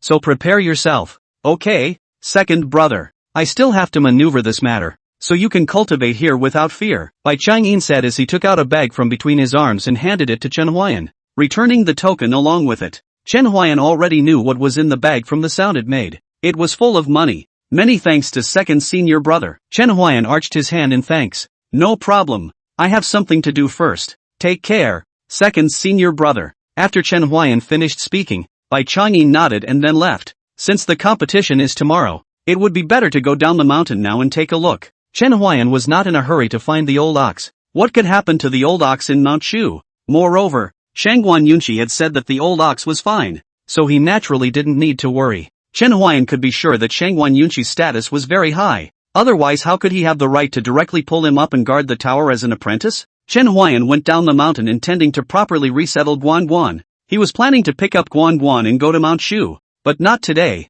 He hadn't asked Shangguan Yunqi yet. If he didn't want to, he could only make other plans. You can also buy some beef for the old cow on the way. Chen Huayan went down the mountain after hanging the money pouch on his waist. End of chapter. Chen Huayan descended the mountain, and with the token given by Shangguan Yunqi, he was able to travel unhindered all the way, which made him even more certain that Shangguan Yunqi's status was extraordinary. Chen Huayan bought some food and then returned to the place where he had previously rented a house. When he pushed open the door, the room was empty. Chen Huayan's brow suddenly wrinkled. He searched for Guan in the room. Not a large room. Chen Huayan quickly found Guan. She curled up and hid in the corner, constantly sobbing. Father, mother, Guan misses you guys. Chen Huayan walked toward Guan, tenderly stroked Guan's head, and said, "Are you hungry?" When Guan heard Chen Huayan's words, she jerked her head up and looked at Chen Huayan with her crying red eyes. "Brother Huayan!" Guan cried out with a wow after calling out to Brother Huayan. "I thought you were gone." Guan cried.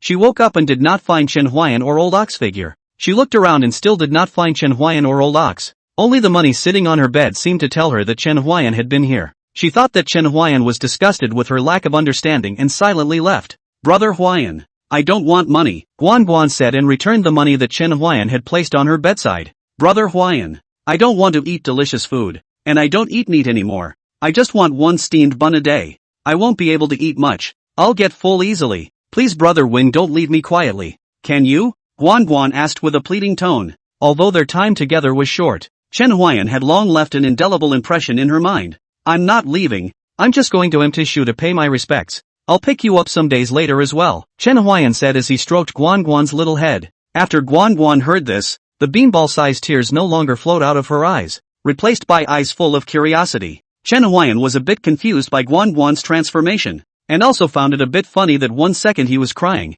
and the next he was able to show a curious look. Is this the expression of a child? It's really rich. Shushan? Is that the place that's big and full of very powerful people? Guan's childish voice rang out, her hands moving in a gesture of comparison, as if Mount Shu was all in her comparison. "Yes, Mount Shu," Chen Huayan said with a smile. "Wow, Brother Wyvern is amazing." This compliment actually caused Chen Huayan's unperturbed old face to blush slightly. However, the emotion passed quickly. It was the first time he had ever been complimented like that, and he was a little uncomfortable for a moment. "I bought you some food. You eat first. I'll come back in a couple days to take you away," Chen Huayan said. He wasn't sure if he could take it to Shushan, if not follow up with plans. "Yes." Seiki nodded her head obediently, wiping the teardrops hanging over her eyes in the process. Chen Huayan left after accompanying Guan to eat. He found a family and asked them to send Guan food with some favors. As long as the money is there, these things are still easy to do. Chen Huayan bought some beef for the old cow and then returned to Mount Shu when it was already dark.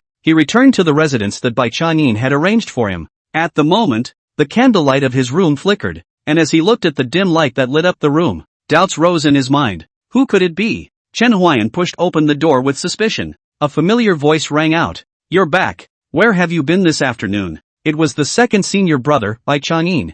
"I'm going down the mountain." "What's the matter with second brother coming to see me?" "Master said for you to go to the competition tomorrow." "Good. Trouble second senior brother. Also, your cow is next to the master. She is usually in this peach blossom forest. You find the biggest peach blossom tree and she lies there." "Good. Can you find the direction?" Bai Chang'in asked. Chen Huayan was a blind man. It might be a bit difficult to find, but he wouldn't doubt Chen Huayan's strength since he was specially recruited by his master. "No problem," Chen Huayan said. "That's fine. You'll be there early tomorrow. You're the first game." "Good." Bai Chang'in nodded, then walked out of Chen Huayan's room, and he said one last thing as he left. "You can give your house a name." "Name?" Chen Huayan murmured. "Good. Thanks for the reminder. Second senior brother," Chen Huayan said archly, and Bai Chang'in nodded slightly before leaving. After Bai Chang'in left, Chen Huayan's mind echoed with Bai Chang'in's last words. "Take a name? What name to take?" Chen Huayan said softly. "By the peach forest, I am at ease." Chen Huayan's hand gently tapped on the table as a name gradually appeared in his mind.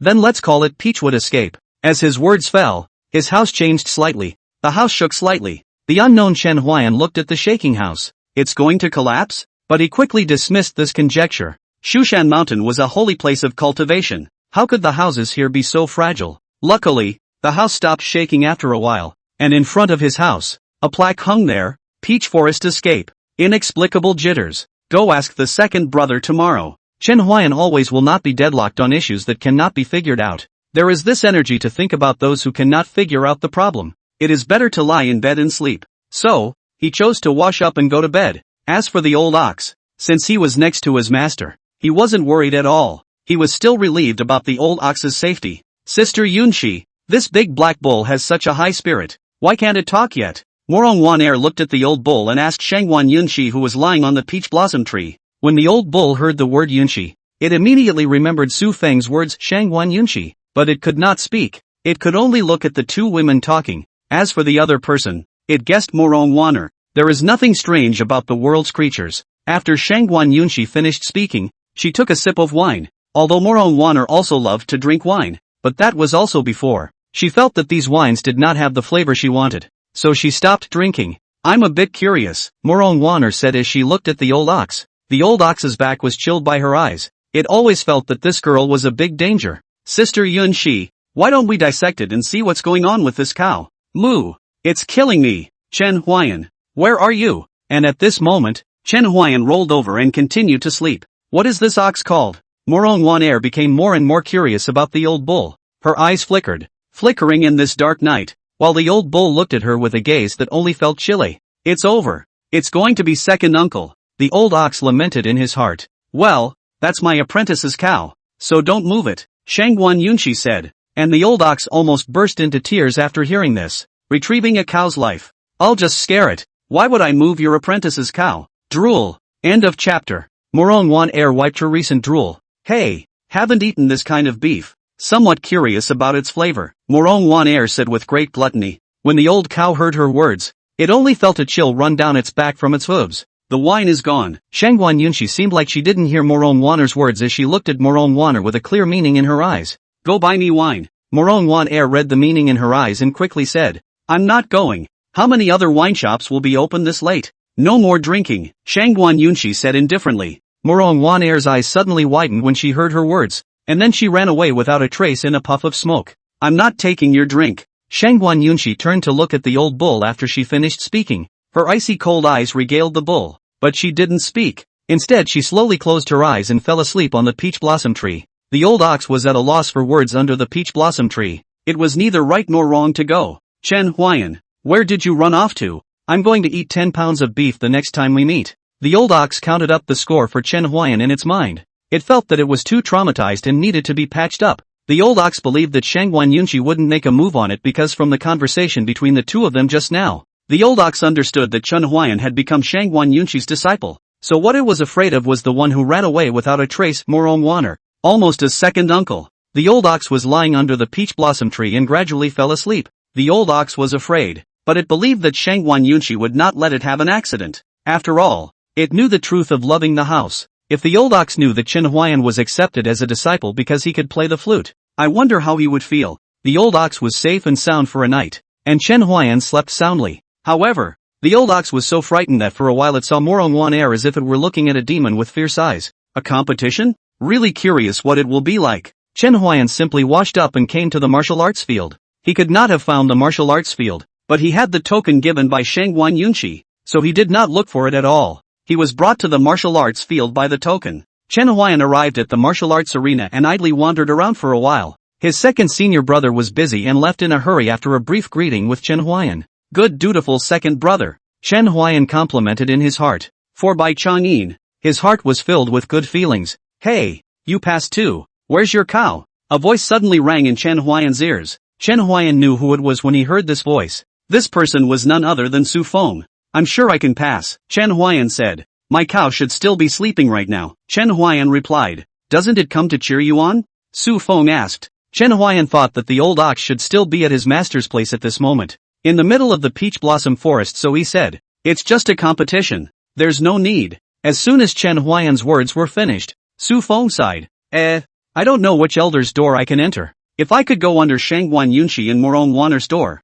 how good it would be. Let's listen to heaven, Chen Huayan replied back. He wasn't worried about that right now. He was worried about the competition. He was afraid that his opponent would be too strong and he wouldn't be able to beat them. If you can worship under Shangguan Yunshi and Morong Wanner, it would be considered that you've burned a lot of incense, but unless you're overly strong, it will be difficult. How could he know that Chen Huayan had long been Shangguan Yunshi's disciple? If he knew this news at this moment, I wonder what he would think. Shangguan Yunshi currently has just 2 disciples while Morong Wanner doesn't have a single one. I think I can worship under Morong Wanner, but I also want to go under Shangguan Yunshi, it's so tangled. Su Feng said on the side. Chen Huayan did not say anything. What Su Zhou said was rather like Shangguan Yunshi and Morong Wanner being picked by him, rather than Shangguan Yunshi and Morong Wanner coming to pick him. It would be better to dream now than to think about the next competition, Chen Huayan said. A competition? This is just too easy for me, Su Feng said confidently. How dare you have such a real. The first match, Chen Huayan vs Wu Fan.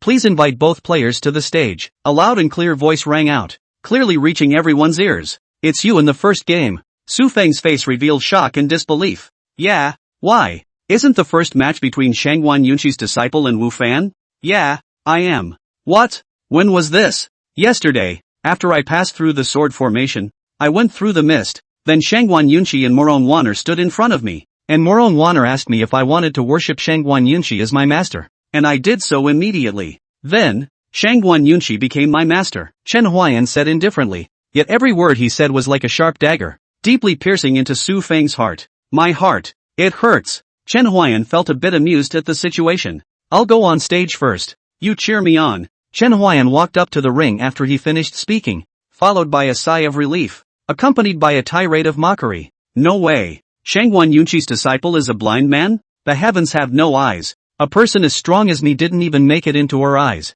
What right does this blind man have? Get down here. You blind bastard. Yeah, roll down. If you are sensible, you should hurry up and leave Mount Shu, in case you become disabled one day, or a human swine is not a good idea. Chen Huayan listened to their unpleasant words and shook his head slightly. He didn't care about these people's words. He liked to live out his own. What did other people's words have to do with him? As the crowd was abusing Chen Huayan, a figure suddenly appeared in the air above the ring. My disciple, who are you to judge? Her voice was crisp and pleasant, and although it was not loud, it clearly reached everyone's ears. In a blink of an eye, those who had previously spoken ill of Chen Huayan shut their mouths. Shangguan Yunqi's reputation was too great and his strength was too strong for them to mess with. And with Shangguan Yunqi taking a stand today, then almost no one would dare to bully Chen Huayan in the middle of Shu Mountain. Shangguan Yunqi lightly glanced at them and finally turned around and flew away, leaving a light blue figure in the eyes of the crowd. My heart, it hurts even more. Su Feng covered his chest with a pained look,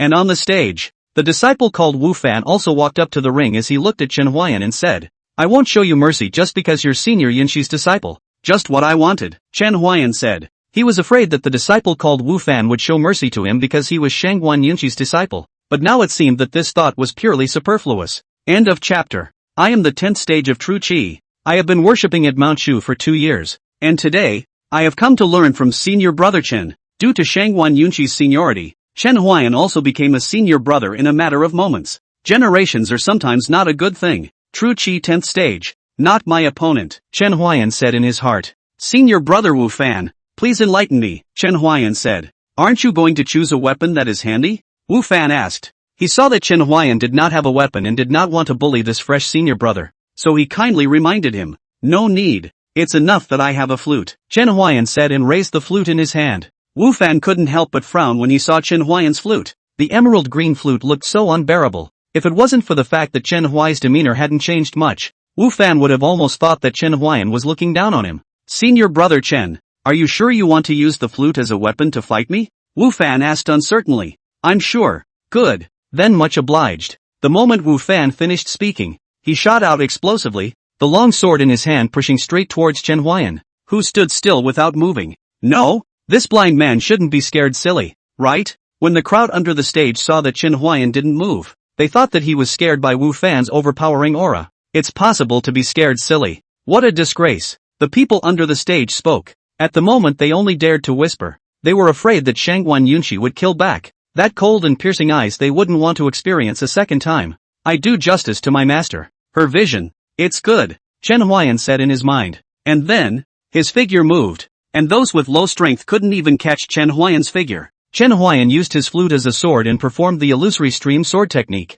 Wu Fan was shocked when he saw Chen Huayan's sword technique. The strength of that sword technique and the overpowering sword intent. He had only seen it in the elders of Mount Shu. The two exchanged hands almost in an instant. The two figures stood on the stage. Those who were not very strong under the stage looked at the two who stood on the stage. And for a moment, they did not know who was losing and who was winning. And from afar, Shangguan Yunqi looked at the situation on the stage, picked up the wine altar and took a sip of wine. Not bad. He then turned around and left, returning to the peach blossom forest. 3 breaths later, Wu Fan collapsed, and Chen Huayan let out a breath of air before retrieving his flute and slowly walking out of the ring amidst the shocked gazes of the crowd. Chen Huayan walked over to Su Feng's side. Su Feng's mouth was so big at the moment that he could stuff a goose egg in it. Chen Huayan saw this and used his hand to lift it back for him, but in the next second, he automatically opened it again. Is this a new type of begging that you belong to? Chen Huayan said jokingly, and Su Feng came back from his shock. No. You're so strong.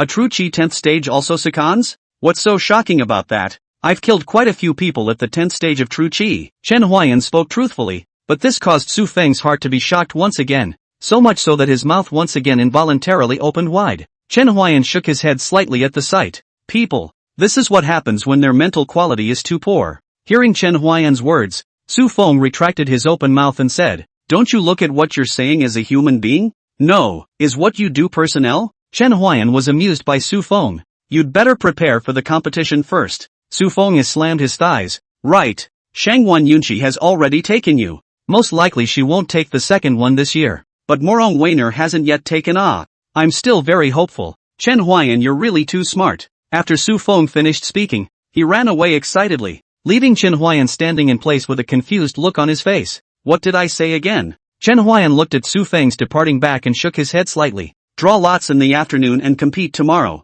When these people are finished, it will be their turn to win the game of the people draw lots. Draw lots after tomorrow and then test. Test is the time of the Shu Mountain elders to select disciples." The match went quickly, and Su Feng managed to make it to the next round as well, and he was happy to tell Chen Huayan the news. And even though Chen Huayan hadn't watched it, he was able to guess that Su Qinsha would win, because Su Feng revealed a sense of self-confidence from beginning to end. If there was no little strength, where did this self-confidence come from? Drawing lots. So exciting, Su Feng said. His opponents were even stronger this time, and instead of making him nervous, the powerful opponents made his battle spirit grow stronger. Chen Huayan casually took a note and left. So did Su Feng. Well, the two of them were not rivals, and the draw continues. Ancestor bless. Ancestor bless. Draw a weaker one. The man picked up a slip of paper when he finished speaking, and when he turned it over and saw the name on it, he sat down on the floor, his eyes empty and lifeless. The surrounding people rushed forward at the sight and asked,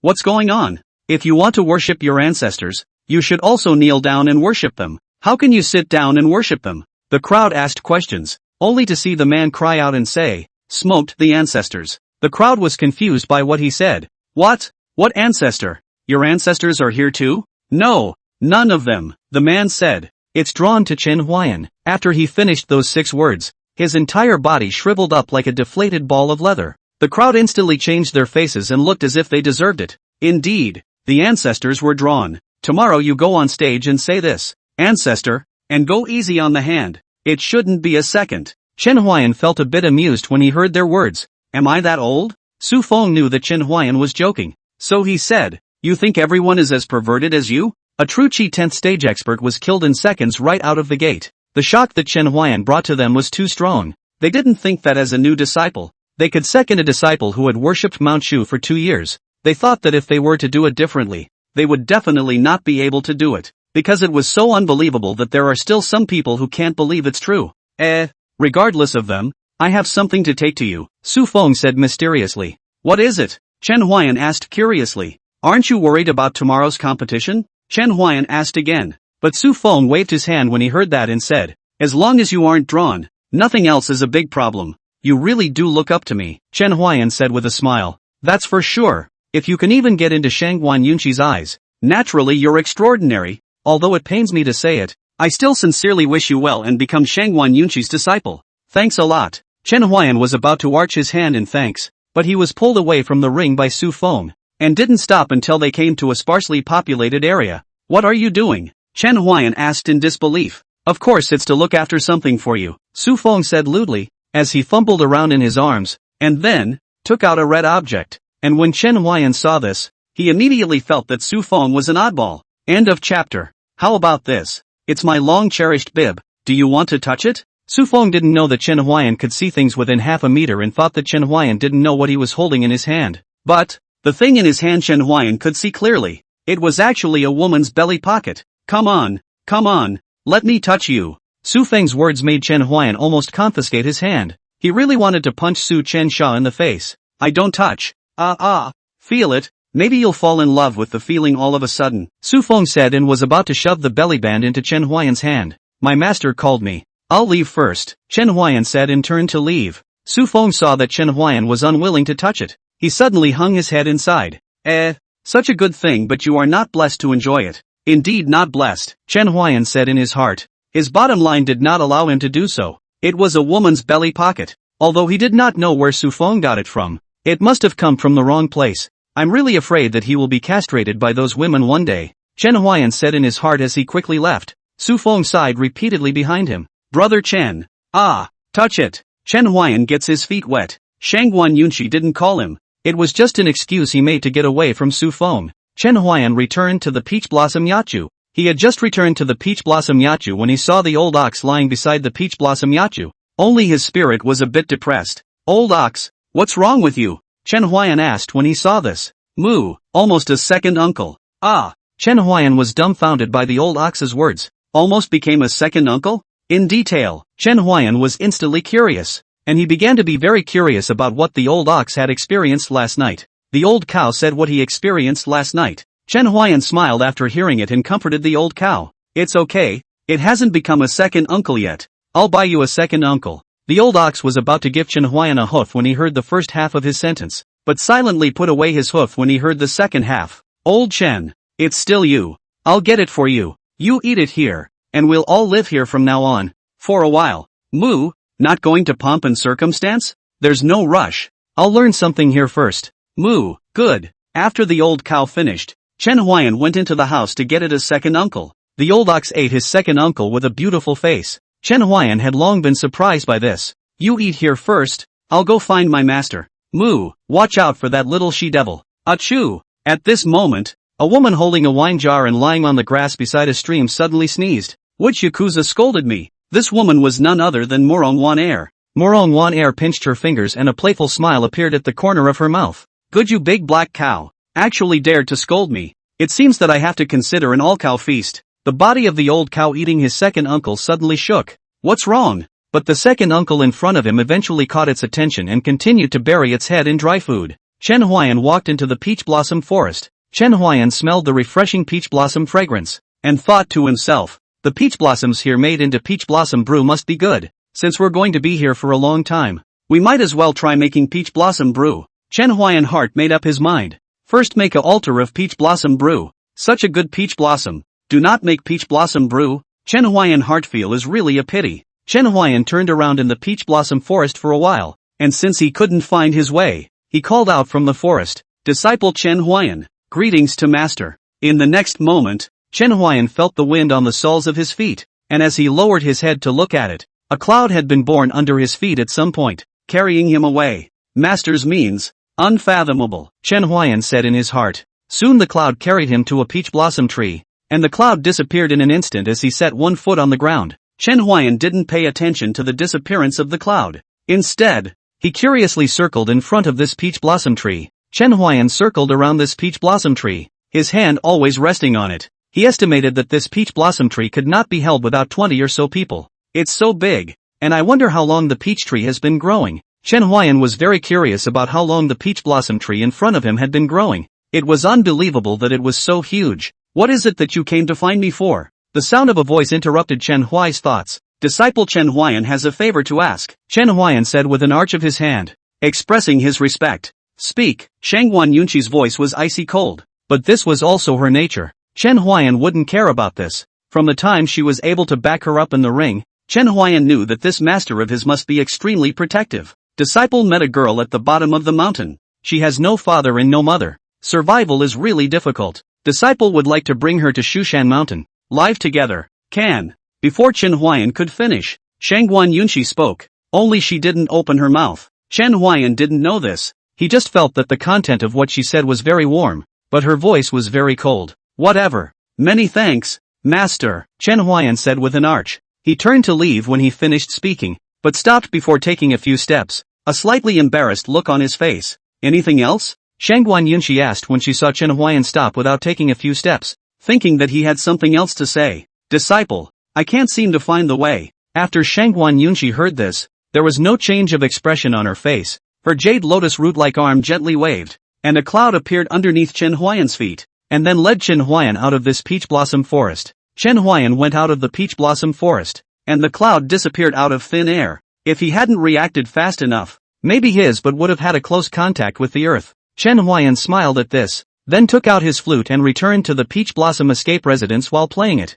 When Chen Huayan returned to Peach Blossom Escape Residence, he realized that the old ox had disappeared. This old ox, where did he run away again? Chen Huayan wasn't worried about anything happening to the old ox. So he went down the mountain and went to pick up Guan Guan. Guan Guan saw Chen Huayan with happiness written all over his face. Brother Win. Aha. Chen Huayan smiled and responded. I've come to fetch you up the mountain. Do you want to go? Chen Huayan asked. He was afraid that this little ninny would be in awe of the immortals of Mount Shu and thus wouldn't dare to go up the mountain. But apparently he had overthought it. Can I really go? Guan Guan asked, his face filled with curiosity, completely devoid of the so-called reverence he had for immortals. Could be. Good I'll be an immortal from now on. Chen Huayan was amused by Guan Guan. Alright, little fairy, we should go up the mountain. Yes. Chen Huayan brought Guan Guan back to Shushan Mountain. He had an unobstructed journey. Chen Huayan couldn't help but be a little puzzled. How come there isn't a single interrogator? However, what he didn't know was that second senior brother appeared at the entrance of Mount Shu's mountain after they left. It turned out that all of this was authorized by Shangguan Yunshi, and the second senior brother took care of it to be good. Cow Horse author has a cold, but does it affect my 5 shifts? Influence. So today 4 more to Baozi readers offer. Come 5 more. Please catch up on your reading and collect. End of chapter. Chen Huayan brought Guan Guan back to the Peach Blossom escape residence, and at this moment, the old ox hadn't returned yet either. Chen Huayan arranged a room for Guan Guan and then left the Peach Blossom escape residence. He wondered what the old bull was attracted to when he wasn't back so late. The old bull wouldn't normally go out so late and not come back. Unbeknownst to Chen Huayan, the old ox was being tied up next to a stream, and below it was a 10,000-foot waterfall. At the moment it was trembling all over, and in front of it, a petite and cute loli was holding 2 knives that were rubbing sparks by her in her hands. It was like a cow. Moo, old Chen, come quickly. If you don't come, you'll really become uncle too. The old bull was shouting, but Morong Wan Er couldn't understand what it was saying.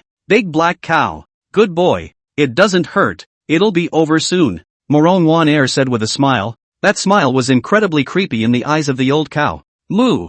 It's over. It's over. Old Chen, come save me. The old cow closed its eyes in fear. It had also tried to resist, but the gap between them was too great, and resisting was useless. The old bull had reason to believe that the lowly in front of him could rip off his horns without much effort. Swish! Instead of the pain the old bull had imagined coming, the binding on his body disappeared. Moo, what's the call? Don't come over to help yet, Morong Wanner said. She didn't know when she had already started a fire. One piece of beef after another was placed on a stone aside. The old cow's eyes lit up when she saw those beef. Moo, coming. Although Morong Wan Er couldn't understand what it said, she could hear the excitement in its bark. A cow that loves beef is strange. Morong Wan Er had wanted to ask this cow to give her a hand. She didn't expect that this cow would like to eat beef. Luckily she had brought enough beef. Otherwise it wouldn't be enough for them to eat. They skewered the beef on a tree branch and began to fire roast it. It wouldn't be long before a burst of meat aroma came from them, and the sound of swallowing saliva resounded at this moment.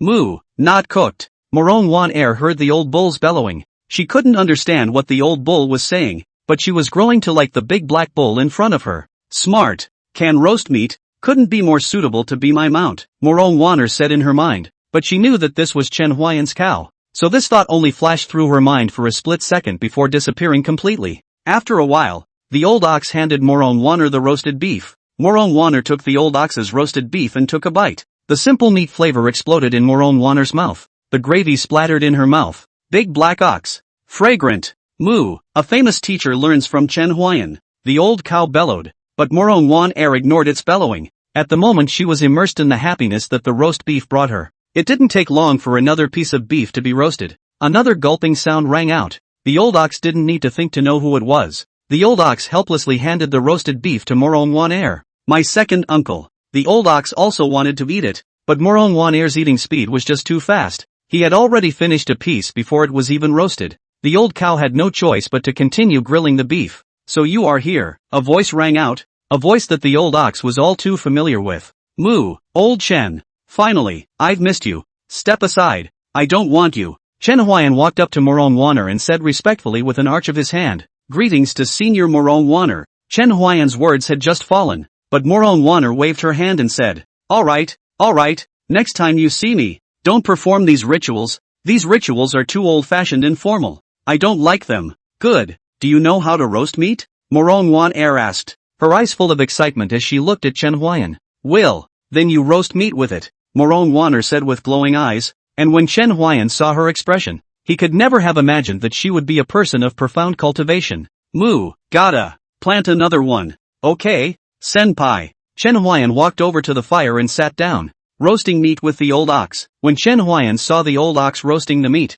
he couldn't help but snicker. I didn't expect that one day you'd be roasting meat for someone else. If it was usual, it would be Chen Huayan who roasted the meat and the old ox was responsible for eating it. But today, the old ox actually roasted the meat, which was really too abnormal. Moo, can't beat her, or all these second uncles would be mine. Chen Huayan had a new perception of the old ox's obsession with his second uncle. Their barbecuing continued until around midnight, and a large portion of the meat they barbecued went into Morong Wan Heir's belly. The old cow and Chen Huayan ate a very small portion. Chen Huayan was not hungry, but the quality of this beef was beyond words. It really smelled good. The old ox would always think of this roast by Morong Wan Heir from time to time for a long time afterward. Alright, you guys go back. I'll call you next time there's one. You two are really good at grilling meat, Morong Wan Heir said, and then disappeared in place. Even the grass on the meadow didn't move. It was as if she disappeared out of thin air. Come on, we should get back too. Moo, I want more. Chen Huayan stayed in Mount Shu for 3 months, and in those 3 months he managed to make peach blossom brew, which tasted even more mellow than the wine in this world. So much so that it was taken away by his master the instant he made it. As she left, she didn't forget to say, the peach blossoms are better in the middle of the peach blossom forest, under that huge peach blossom tree. Chen Huayan had no choice but to go to the peach blossom tree in the peach blossom forest to pick up peach blossoms. He had also been in regular contact with Su Feng for some time, and he would also take out his extremely fine belly band from time to time, wanting Chen Huayan to touch it, and every time he did so, Chen Huayan would say that his master teacher was looking for him. Su Feng was initially very skeptical, but Shangguan Yunqi's deterrent was too strong, so he had to put aside his doubts and chose to believe in Chen Huayan. Besides, he didn't dare to ask Shangguan Yunqi. Chen Huayan had learned about the big and small matters of Mount Shu in these 3 months. However, he was curious about the 5 swords hanging at the top of Mount Shu. According to Bai Chang'in, that was actually 7 swords. As for where the other 2 swords were, he didn't know where they were. At the foot of the mountain where the 5 swords were hanging, Chen Huayan encountered an old man holding a coffin, who reeked of alcohol, and who ignored the passing disciples, as if there was nothing in the world that interested him, with the exception of alcohol. Chen Huayan saw this and became interested. He would give the old man wine from time to time. The old man received the wine and gulped it down. The only thing he said was, "Good wine." The only thing he ever said was, "Good wine." He never said another word after that. Chen Huayan found this old man very interesting, as if he was addicted to alcohol. However, that old man seemed to be very reluctant to talk, so every time Chen Huayan delivered the wine, he left without saying a word to that old man. End of chapter. At some point during these 3 months, Guan had learned to make peach blossom pastry and pestered Chen Huayan to taste it. "Brother Huayan, try the peach blossom pastry Guan made. It's delicious." "Bull, you eat too." Chen Huayan and Lao Niu never refused and finished eating every time. Guan couldn't stay idle, so he learned to make peach blossom cakes again.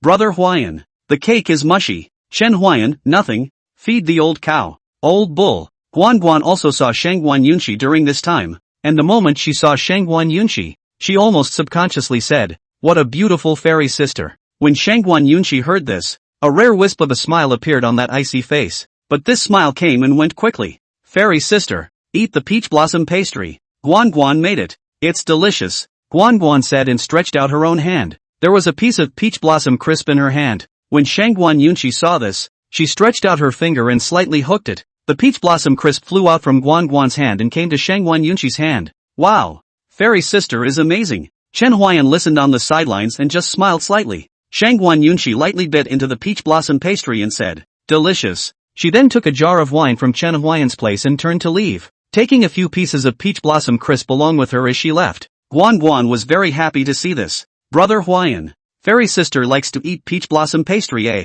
"Aha." Since then, Guan would deliver the peach blossom pastry to Shangguan Yunqi every time she made it, and at first Guan couldn't find her way there, so it was the old ox that took her there. Later on, Guan not only made peach blossom cakes, but also peach blossom cakes, and peach blossom cakes, which she gave to Chen Huayan and Lao Niu to taste and make sure they were fine before sending them to Shangguan Yunqi. Of course, if there were failures, Chen Huayan gave them all to the old ox, beautifully saying, "Old ox, you've lost weight. You need to eat more." The old oxen disdained this and quietly gave it to the other livestock in Shushan. On this day, Chen Huayan had nothing to do but open the system panel. Name, Chen Huayan. Age, 22. Lifespan, 88. Root, Mortal Bone. Technique, LV3 Phantom Flowsword Technique, 68%. Skill, No Return. Rank, LV5, 52 out of 100. Current effects, increase longevity, unblock meridians, to drive away the tide and warm the body, to increase enlightenment, and to seek the gods. Divination, 1 divination per day, which can be categorized as small auspicious, auspicious, and large auspicious, and small adverse, adverse, and large adverse. Today's life increase, 4 hours. Disease, epilepsy, can blow no return gradually treatment. Current treatment progress, 30%. Epileptic laughter is coming back faster and faster. Chen Huayan looked at the unreturned proficiency and cried a little. This March, Shangguan Yunxi would always pull him to blow her tunes from time to time, which caused his proficiency to grow at an extremely fast rate. As for this seeking God for divination, it only appeared after Wu Gui's rank broke through 5, although it was a daily fortune, but he rarely used it, because this is Shushan Mountain. What kind of great evil would there be? He thought the only culprit should be Shangguan Yunxi and Morong Waner. The peach blossom brew he made was looted by the two of them every time not long after it was brewed, and sometimes it was gone before he could even taste the flavor. In these 3 months, he had 5 epileptic laughter attacks. However, Guan didn't feel scared. Instead, she thought it was because Chen Huayan had thought of something very happy, so she couldn't stop laughing. However, his master and second elder brother thought otherwise. They had checked the situation when Chen Huayan was asleep, but even as strong as Shangguan Yunxi could not find any cause of the illness. Bai Changyin asked his master, "Is there nothing that can be done?" Pang Lai elixir. Shangguan Yunxi spoke of the possibility of a cure, but Bai Changyin's brows twisted into a Chuan character after Shangguan Yunxi spoke these words. Pang Lai, it's too nebulous. It's too hard and too difficult. Bai Changyin said that it was too unrealistic to go to Pang Lai. Bai Changyin said, the claim that Chen Huayan could beat Shangguan Yunxi was even stronger than the credibility of the claim of finding Pang Lai, which showed how difficult it was to find Peng Lai's elixir. And let's not worry about it first. My master will think of a way. After Shangguan Yunxi finished speaking, he returned to the peach blossom forest, and Bai Changyin glanced at Chen Huayan before leaving. After that, they came to check on the second night of each of Chen Huayan's illnesses,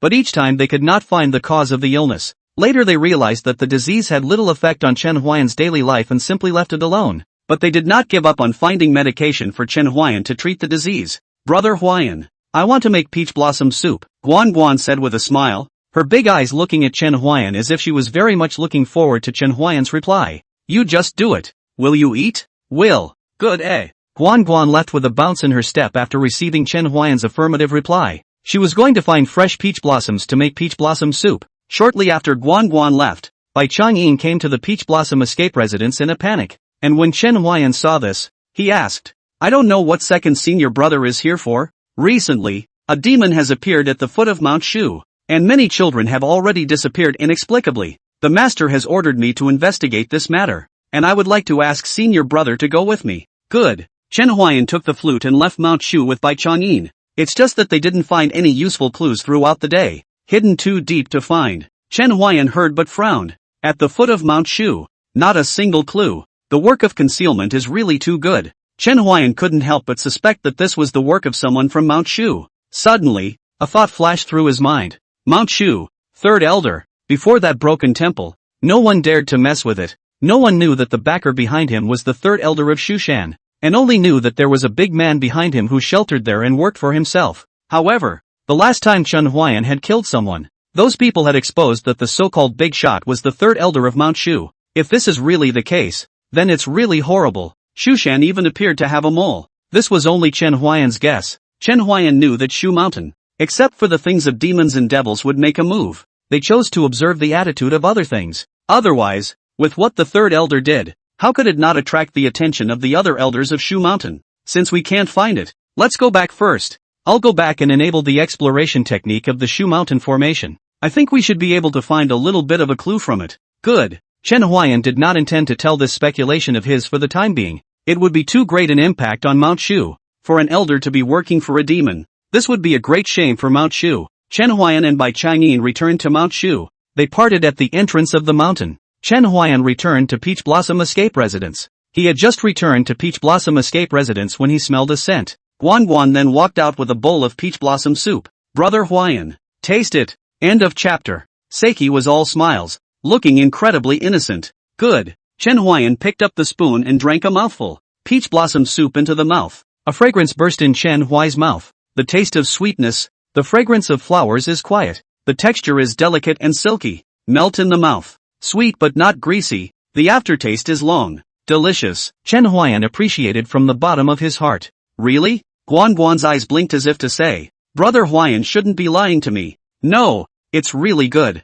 Then I'll go and bring a bowl to Sister Yunxi. Guan Guan cheerfully ran into the kitchen and served a bowl. Chen Huayan wanted to stop him because it was really late, but he didn't want to spoil Guan Guan's fun. Due to the matter of the third elder, he didn't feel comfortable with Guan Guan going out alone, but Guan Guan didn't want Chen Huayan to follow, so Chen Huayan chose to quietly follow her. He saw Guan Guan enter the peach blossom forest, and only then did he feel relieved. Even though the peach blossom forest was very close to his peach blossom escape residence, he still didn't feel at ease until Guan Guan came out of the peach blossom forest, and only then did Chen Huayan feel at ease. Chen Huayan followed Guan Guan until she safely returned to the peach blossom escape residence. Chen Huayan felt that it was not a good idea to go on like this. He had almost forgotten about the third elder in the past 3 months. If it was not for this trip down the mountain, perhaps it would really be difficult for him to remember this in a short period of time. Chen Huayan returned to Peach Blossom Escape Residence one step ahead of Guan Guan. If Guan Guan didn't see him when he came back, he would definitely not be able to avoid a burst of inquiries from Guan Guan.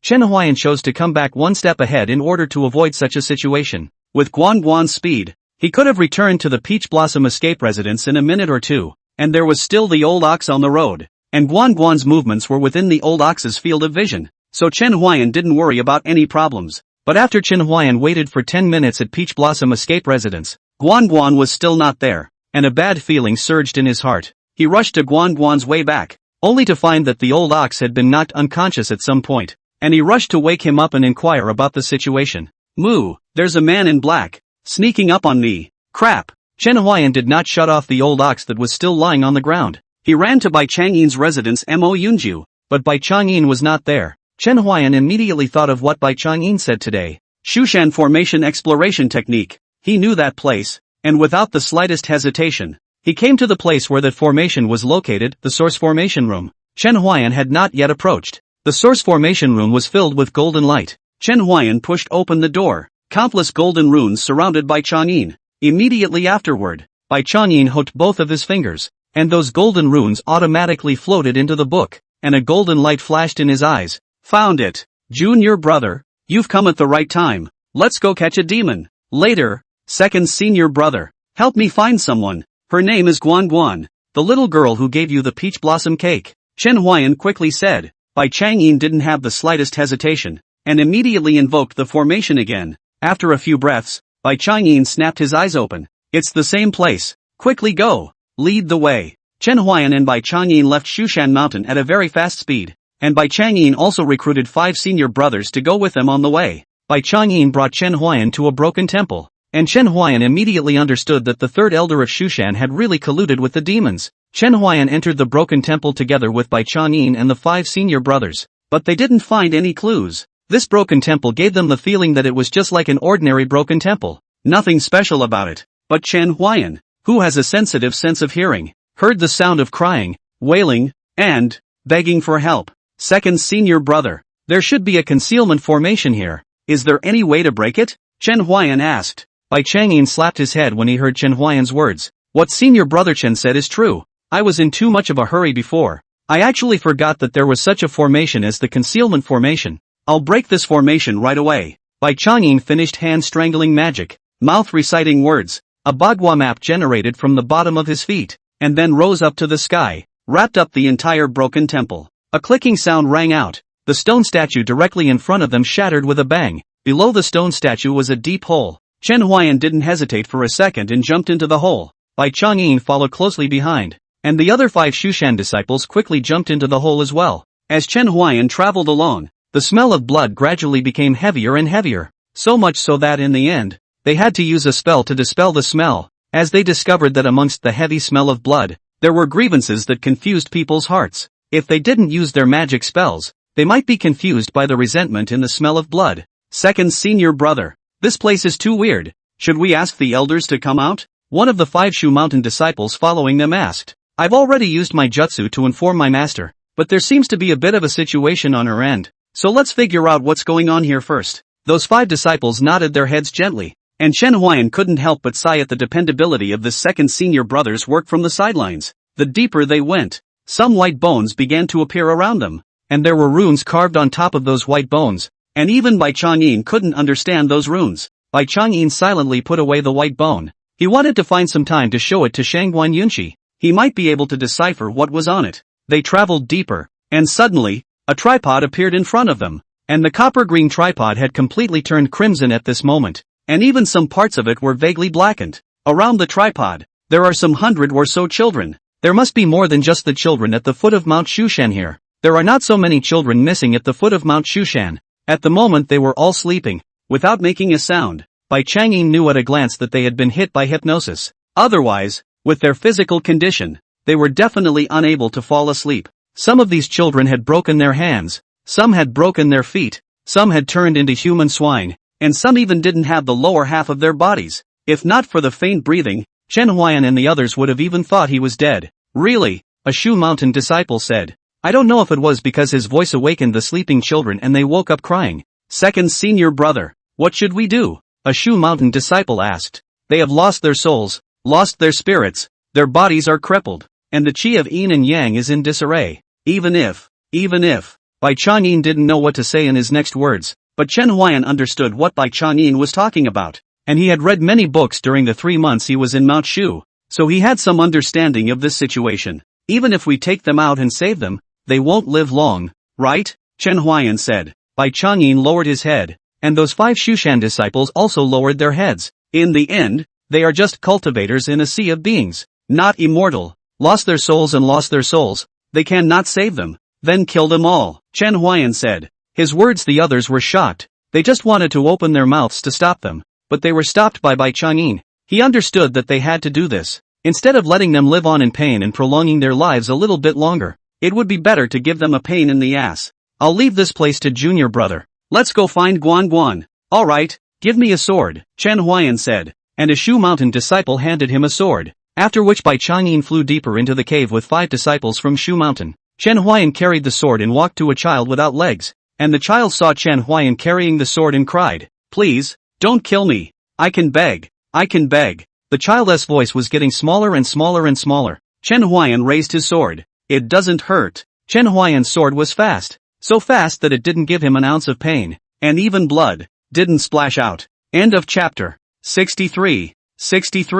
Every time Chen Huayan swung his sword, he took away the life of a child. Some of them begged Chen Huayan, some cursed him, but Chen Huayan was unmoved. After a dozen breaths, there was not a single living soul around the tripod except for Chen Huayan. I hope you may be blessed in the next life. Chen Huayan left the place after finishing his speech. He didn't care about that tripod. This tripod will have the elders of Shushan to care about it. There is no need for him to worry about it. Chen Huayan exploded his speed, chasing after Bai Changyin and the others. However, Chen Huayan hadn't been gone for long before he saw Bai Changyin and the others standing in place, not moving at all. Seeing their strange behavior, Chen Huayan went up to check and found that they were actually caught in a maze. Chen Huayan didn't hit the mesmerizing array. He has always been immune to things like mesmerizing. Although he didn't know what was going on, he couldn't afford to think about it now. Guan Guan was still waiting for him to save. Chen Huayan didn't understand why those people would hit on Guan Guan's idea. Guan Guan was just an ordinary mortal. No matter what the reasoning was, kidnapping Guan Guan didn't do much for them.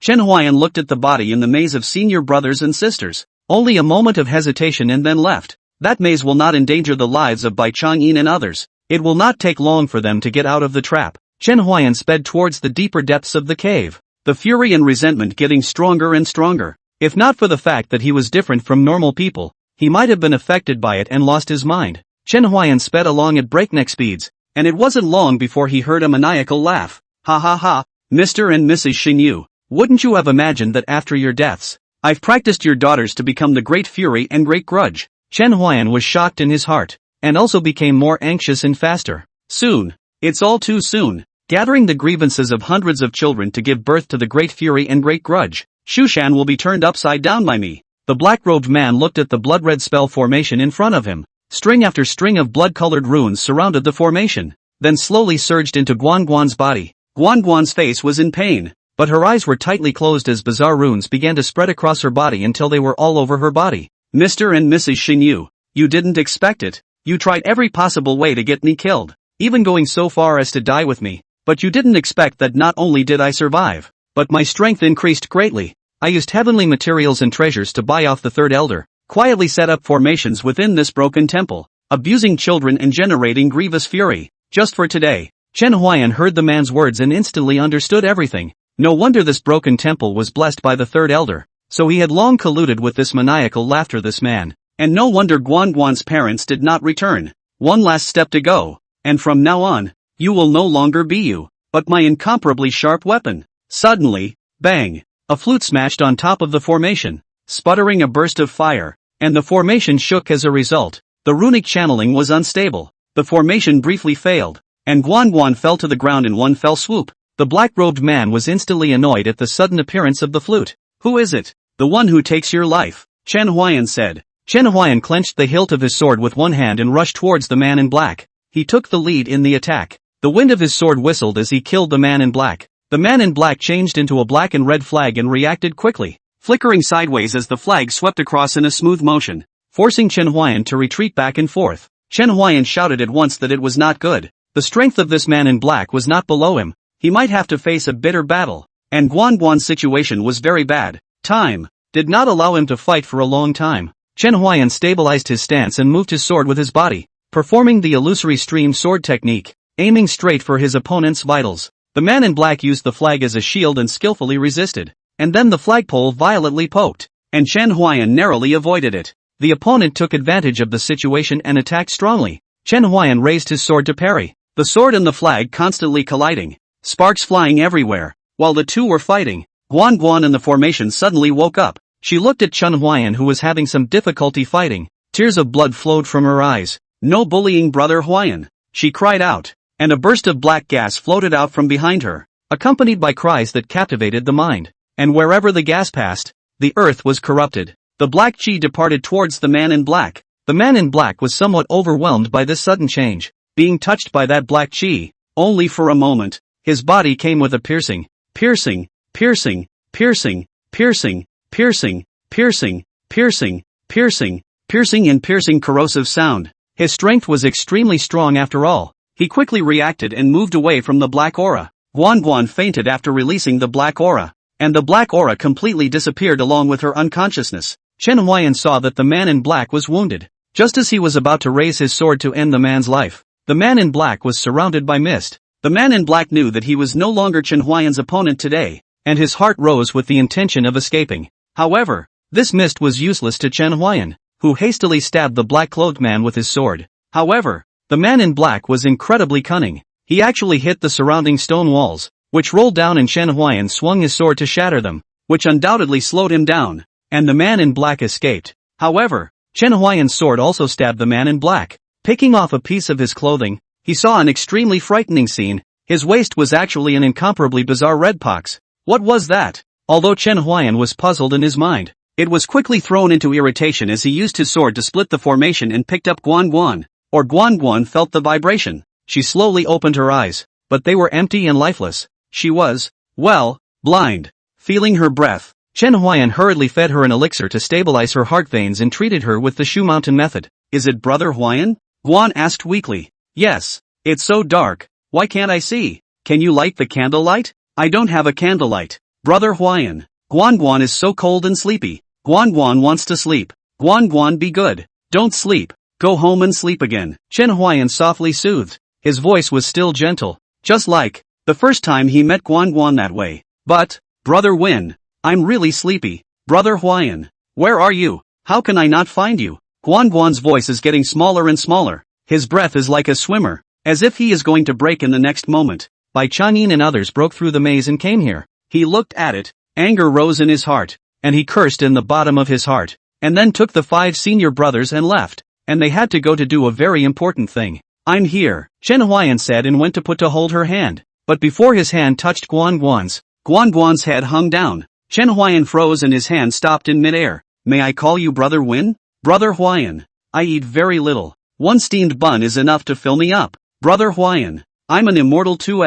Brother Huayan, do you eat peach blossom pastry? Brother Win, is it good? Brother Win. Shangwan Yunqi's figure appeared behind Chen Huayan at an unknown time. Resentment enters the body. The baleful qi eats away at the soul. The spiritual platform is unclear, and the soul is even more lost. Is it hopeless? Chen Huayan's voice was icy cold, so cold that Shangguan Yunqi felt incredulous, as if she had fallen to the ninth ghost. Shangguan Yunqi was silent, off and on. It's hard to get through, but after all, didn't get through. Warning, warning, end of chapter. 64. 64. The host's mood swings are too great and the degree of healing continues to drop.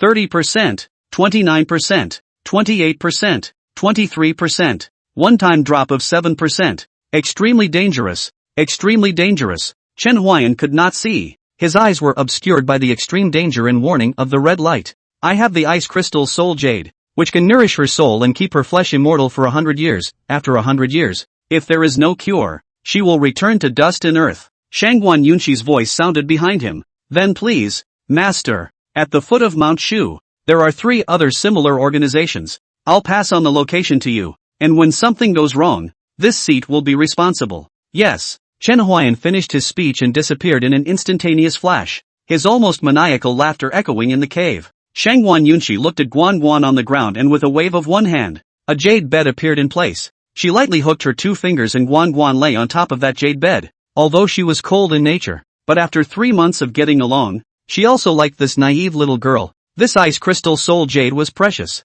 but it was far less than the moody joy that these 3 months of Guan Guan brought to her. When Chen Huayan left the broken temple, he sped off in a direction at breakneck speed, so fast that passers-by could only see a stump. And at this moment, a gambling house. Come on, buy in, buy out. Gamblers were placing bets, and the table was piled high with money and tickets. Big, big, big, little, little, little. A sexy and enchanting woman saw that they had finished placing their bets and was about to unveil the dice cup, when suddenly, the door was slammed open and the woman was hit by the door and flew out backwards. Which bastard? How dare you make trouble in the casino, said a fat-headed man who was also one of the gamblers here. Ha ha ha, ha ha ha. Chen Huayan carried his sword and laughed at the door. A madman? No, it looks more like a cutie to me. Hey, you crazy bastard, get lost if you don't want to die. Are you nuts? How can a crazy person understand what you're saying? The people were talking, but Chen Huayan couldn't see them because his eyes were full of warnings and extreme danger.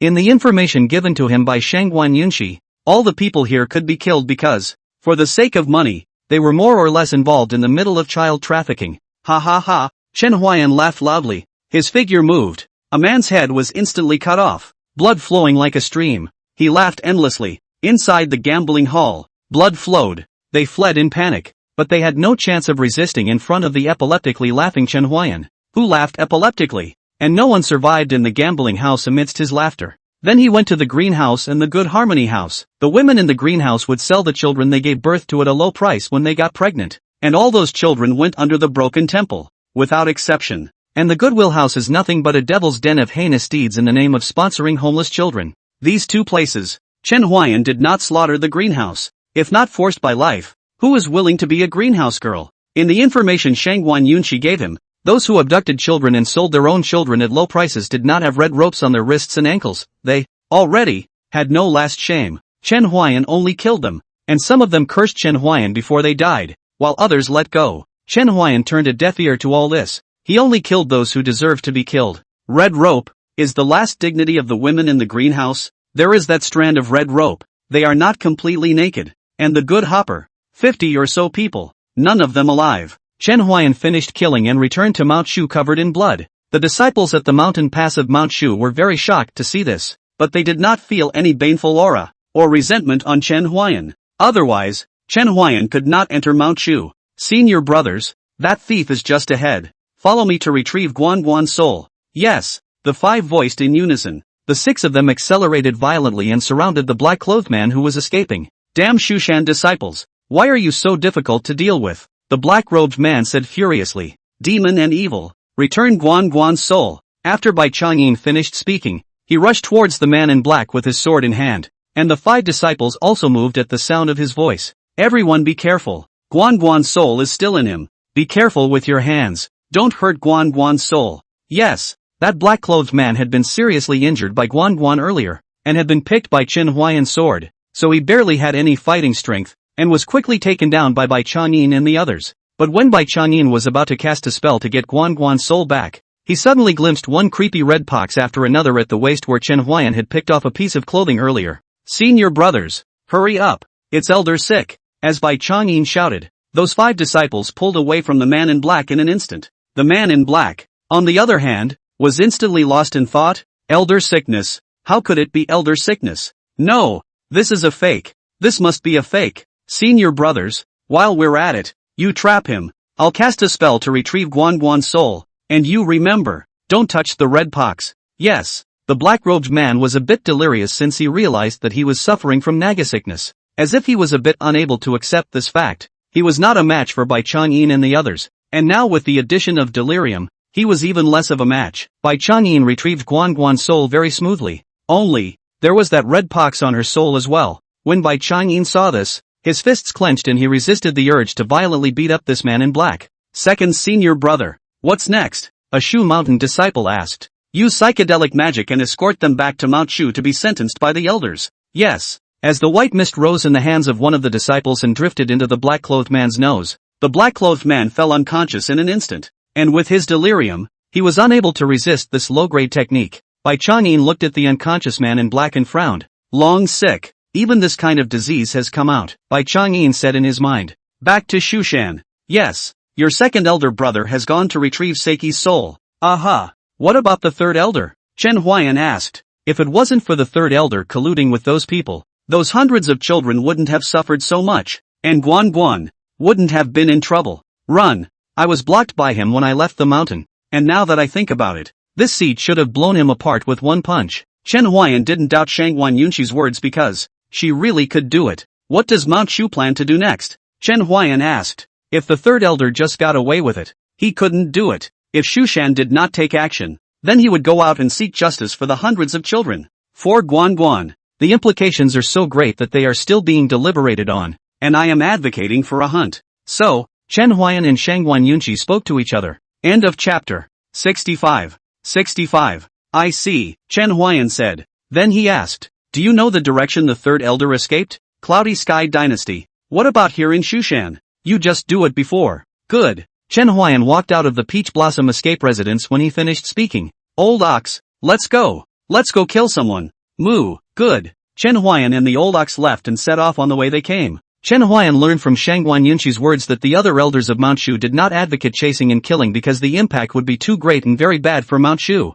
so there was a high probability that they would not chase and kill. Shangguan Yunqi is in a high position. She has her own things to do. She can't leave Shushan. Otherwise, the third elder, he can't run away. Not long after Chen Huayan left, Bai Changyin came back, and he showed the bottle containing Guan Guan's soul to Shangguan Yunqi. And even for someone like Shangguan Yunqi, his face couldn't help but change. After all, if you are long sick, this soul is no longer useful, and putting it back is merely making Guan Guan suffer from long sickness. How to deal with it? Bai Changyin asked. Burn it with thunder willow wood. Yes, that's Seiki's soul? Someone will fix it, but not us. Yes. Bai Changyin left the Peach Blossom Escape residence after he finished speaking, and just as he stepped out of the Peach Blossom Escape residence, something similar to a sword flew out from the Peach Blossom Escape residence, but it wasn't a sword. For your little brother. Yes, Bai Changyin left. Shangguan Yunqi looked at the ice crystal soul jade onto Guan Guan. The person she was talking about was none other than Chen Huayan.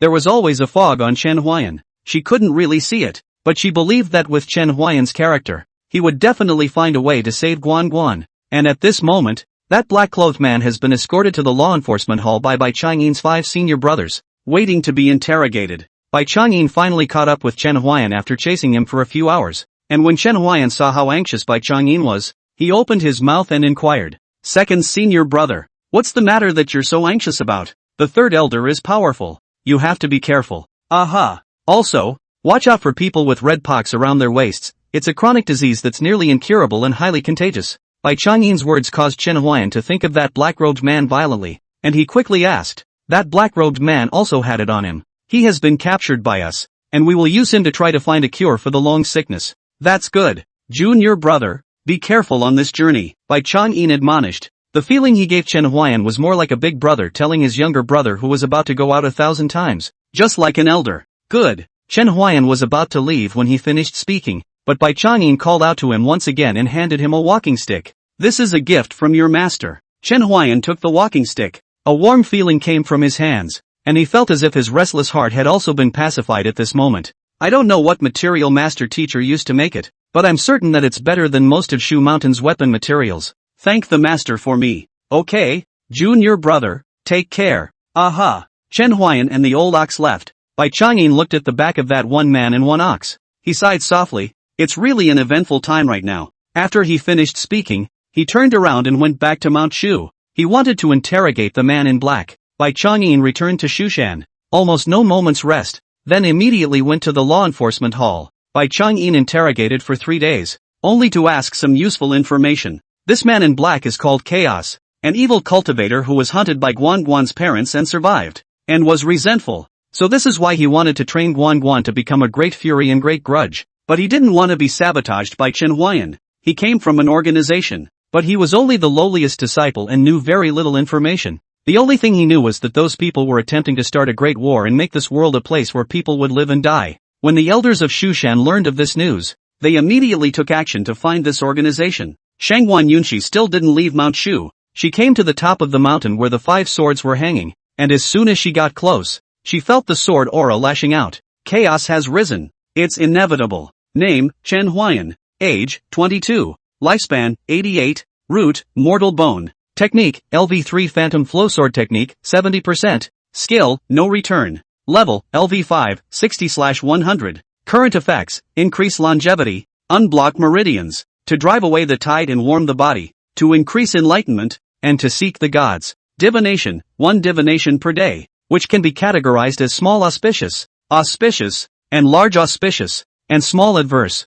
and large adverse. Today's life increase, 3 hours. Disease, epilepsy, can blow no return gradually treatment. Current treatment progress, 25%. This is the 6th day that Chen Huayan left. He looked at the panel. He had thought that he would not have any more big mood swings, but he did not think that he had overestimated himself after all. Those hundreds of children had really changed his heart, and then failing to save Guan Guan had left him completely on the verge of going berserk. Chen Huayan sighed and rode on the back of the old ox, heading in the direction of the Cloud Sky Imperial Dynasty. Old bull, this is a return trip for us. Heading to the Cloud Sky Dynasty would inevitably have to pass through the Great Yuan Dynasty, and he already had an idea in his mind of a place he wanted to visit. The place where he first lost control. Old ox, did you find the way? Chen Huayan asked. They were in such a hurry to leave that they brought almost nothing with them, and the most important map was also forgotten. Moo, no, looks like we're going to get lost again. Moo, trust me,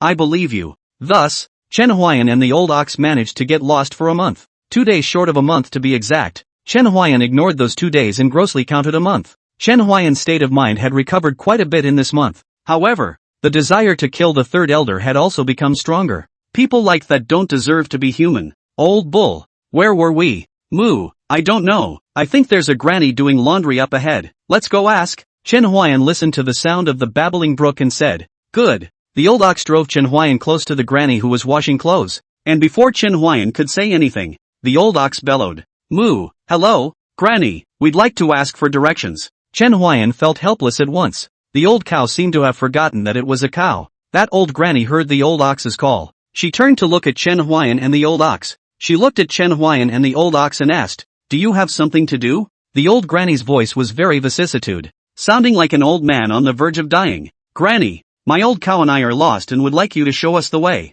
So, where are you guys going? Great Yuan Dynasty, Chen Huayan said, his voice gentle and very courteous. Ah, the Great Yuan Dynasty. You guys just keep walking in this direction. With that, the old granny pointed a direction to Chen Huayan and the old ox. Thanks a lot. End of chapter. Young man, can you guys take a message to my son when you go to the Great Yuan Dynasty? The old granny said hurriedly, fearing that Chen Huayan would leave the next moment. What words I can find necessarily convey? Chen Huayan said. My son says he's made a name for himself in Longchamp County and is an official. Can you talk to him? I miss him. After Chen Huayan heard this, his frown didn't stretch any further. Okay, Granny, is there anything else I need to pass on? No more, the grandmother said with a smile, which made the furrows on her face more pronounced. Granny, let me help you with the laundry, Chen Huayan suddenly said, and although the old ox didn't know what Chen Huayan was thinking, he was very supportive of Chen Huayan's behavior. How embarrassing, Granny said. It's not in the way, Chen Huai said and took the clothes from the grandmother's hands and washed them. When I was a kid, I used to wash my son's clothes, and this one was his, only he hadn't been back for a long time, and when I saw that the clothes had gotten dusty, I wanted to take them out and wash them. Granny suddenly said. Chen Huayan was not surprised. There were really too few people here, and Granny lacked someone to talk to. Chen Huayan was going to kill the third elder, who was in the Cloud Sky Dynasty, and he wouldn't run, because if he ran out of the Cloud Sky Dynasty again, no one would be able to shelter him. The Imperial Dynasty had a country's chi, and it was not good for Shushan to make a move, which was one of the reasons why those elders did not choose to pursue them. As for why he didn't choose the Great Yuan Dynasty, only the third elder himself knew. I watched him leave that day, and he said he'd come to fetch me out when he got his exams, and I didn't realize he'd be gone for decades. Then I heard that he had become an official, and he didn't come to pick me up, and I thought he must have had something very important to do, so he didn't come to pick me up for a while. Young man, you go out to the outside world, can be well fed and warmly dressed,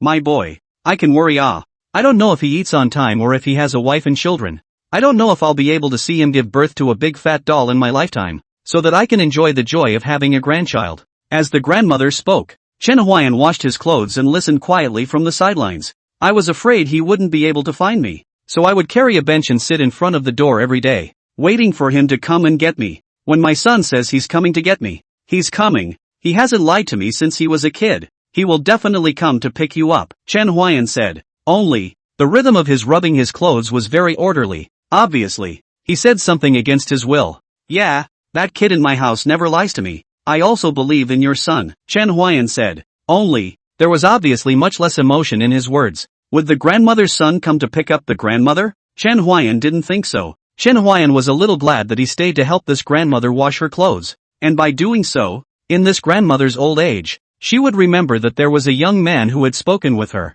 That boy of mine used to pester me for candy when he was little, and he cried if he didn't give it to me. I still remember the way he cried. The old granny was talking about her son in almost every sentence. It seemed becoming a habit of her language. Young man, you have such a kind heart. You'll surely pass it on for me, the grandmother asked. Will do. Chen Huayan knew that the old granny knew everything. She just didn't want to believe it. Otherwise, she wouldn't have repeated. That kid in my house hasn't lied to me. Yes, that boy of hers had never lied to her before. But this time, there was an exception. Granny, the clothes are washed, Chen Huayan said as he wrung out the clothes. It's good to be young. Washing up so quickly, the grandmother complimented. Let me help you dry it, Chen Huayan said, as he hung the garment to dry on a tree branch. The garment was new, but the color had faded and the stitching was loose, so it was clear that the garment had been washed many times. How can it possibly get dusty after so many washes? Thanks a lot, young man, Chen Huayan said to the grandmother after drying his clothes. A show of hands. Chen Huayan smiled back. Thank you for sending me a message. I don't have anything to give you. Shall I give you a piece of clothing? The grandmother asked. But Chen Huayan refused. Granny, I have clothes. Thanks for the kind words. That grandmother didn't say anything more when she saw Chen Huayan refusing. I'm off. Granny, take care. Young man, walk slowly. The old grandmother smiled and said, the grooves on her face, as if they were deeper. Chen Huayan and the old ox walked away. Chen Huayan made sure that the grandmother couldn't see and then told the old ox to stop. Stop, old cow. Moo, what's going on? Burial. The old ox was silent. It knew what Chen Huayan meant by that. Moo, probably a couple days. 5 days at the most. Moo, I'll make the food. You make the coffin. Good. In the past few days, Chen Huayan did not leave. Although Chen Huayan did not know why he said that he would help the grandmother to wash the clothes at that time, but he knew that it was from his heart. If he hadn't uttered those words at the time, he might have remembered them for the rest of his life, and he would have regretted that he hadn't uttered them today, because, unlike him, they didn't follow his heart. It was also because he did the laundry and observed the grandmother's breath that he realized that her days were numbered. Chen Huayan also hoped that the son of the grandmother's family would show up in the next few days, but that hope was too slim. In the past few days, the grandmother has changed into clean clothes, and she seems to know that her days are numbered. These days, too, she often carries her own little bench and sits in front of her house, her cloudy eyes full of hope. She gave birth to a son who left her to die alone. Finally, on the evening of the 4th day, the grandmother lay down in her bed and passed away peacefully. Chen Huayan appeared in the grandmother's house. It's a little earlier than I thought. Chen Huayan picked up a strand of the grandmother's broken hair in the house, with which he was able to find the grandmother's son. The grandmother didn't say her son's name. Perhaps she didn't hope that Chen Huayan would find her son and pass the message. The grandmother left with clean clothes. She was afraid that when she died, no one would give her clean clothes, and when she put on these clean clothes, she might have waited quietly for this moment to come. Chen Huayan buried his grandmother right where she used to sit, the place where she was filled with hope. She remembers her son pestering her for candy when he was little, but, well, she was once that little girl who ran all over the village asking for candy. I'd like to see what kind of person could disregard an aged mother and let her pass away at home without a word. It's really a waste of time to be a son. Moo, I'm going to kill him with my bull's horns. Chen Huayan and the old ox are gone, and in front of this house, there is an additional unmarked grave. End of chapter. 67. 67. Chen Huayan and the old ox were walking in the deep mountains. Chen Huayan was sitting on the back of the old ox, blowing on the unreturned and enjoying himself. This was the second month that he and the old bull had been in this mountain, and not surprisingly, they were lost again. Name, Chen Huayan. Age, 22. Lifespan, 88. Root, mortal bone. Technique, LV4 Phantom Flowsword Technique, 13%. Skill, no return. Level, LV5, 88/100. Current effects, increase longevity, unblock meridians, to drive away the tide and warm the body, to increase enlightenment, and to seek the gods. Divination, 1 divination per day, which can be categorized as small auspicious, and large auspicious, and small adverse, and large adverse. Today's life increase, 3 hours. Disease, epilepsy, can blow no return gradually treatment. Current treatment progress, 30%. Oh old cow, when will we not get lost? Moo, when I make it to the point where an old cow knows the way, I won't get lost. Chen Huayan felt hopeless at once. It would be nice if you were a dog. You could also use your nose to find if there is any scent of a living person nearby. Moo, you'd be great if you were a dog. 2. The old ox returned what Chen Huayan had said to it. Old ox, is it that Su Feng has taught you bad? Usually at this time you are spraying white breath, and at this moment, Su Feng, who was far away from the greenhouse, achoo. Who scolded me? Another superb belly button. Ha. The old cow ignored it and walked on in silence. Seeing this, Chen Huayan took out his flute and prepared to play another song of no return. When he put the flute to his mouth, he was about to press his hand on the flute's tone control when Chen Huayan's hand suddenly stopped. Old bull, do you ever feel that it's too quiet? At this moment, in the deep forest, the sunlight penetrated the leaves. The fallen leaves were silent, and the birds and insects were silenced. A depressing atmosphere permeates the air. Old ox, something has happened. You go first. Chen Huayan jumped off the cow's back after saying that, and the old cow didn't have the slightest, riveted to the distance. The old ox knew that those people were extremely difficult to deal with, and that he was only distracting Chen Huayan by staying, so it would be better to leave before it was too late, so that Chen Huayan could concentrate on the next crisis. Not more than a few breaths after the old ox had just left, 6 black-robed men wearing masks jumped down from the surrounding trees, and those 6 black-robed men surrounded Chen Huayan. That cow ran away. A black man among them said,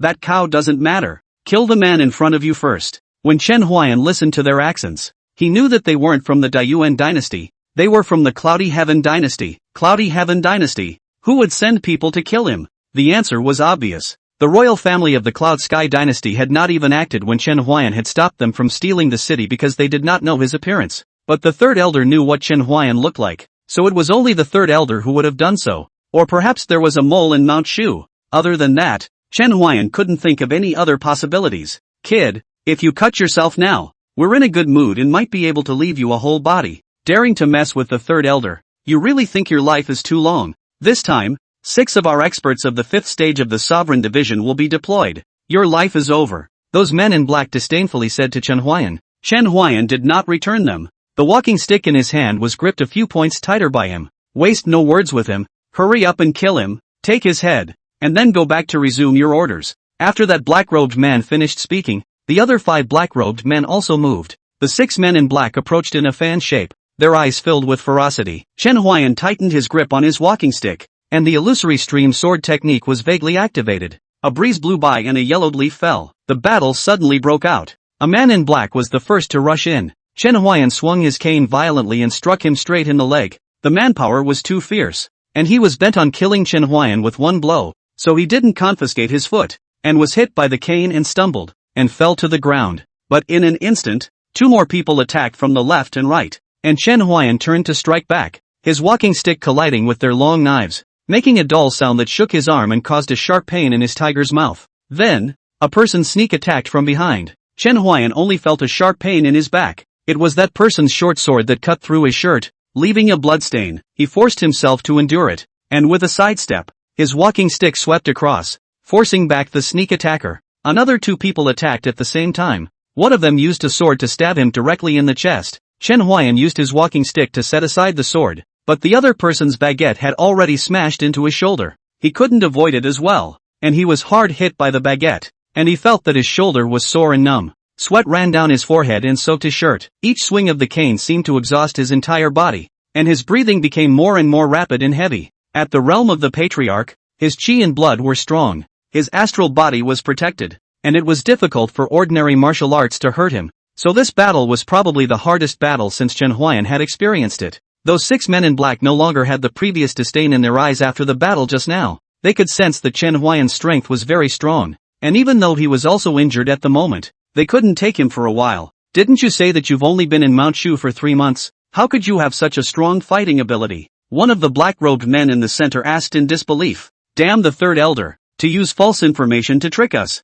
One of the men in black said indignantly. In fact, this had little to do with whether or not Chen Huayan entered Mount Shu, as his strength was growing all the time. Can't be careless, we're all in this together. After that black-clothed man finished his words, the other 5 black-clothed men nodded at him, and then, together, they rushed towards Chen Huayan. Chen Huayan's ears twitched slightly as he executed the illusory stream sword technique and met them. This battle, they fought for a day and a night. This battle Chen Huayan fought too hard and too difficult. In the end he was even swinging his cane with his own will. At the end of the battle, Chen Huayan collapsed helplessly on the ground. His body was covered in blood, and there was even less of a piece of his clothes intact, and beside him, the 6 men in black lay sprawled out, their eyes filled with shock and disbelief. They probably never thought that the prey they hunted had become the hunter. Moo! Old Chan, are you okay? The old ox had actually never left. It had been hiding in the shadows, observing the battle, and when it saw that the battle was over, it rushed out at the first opportunity.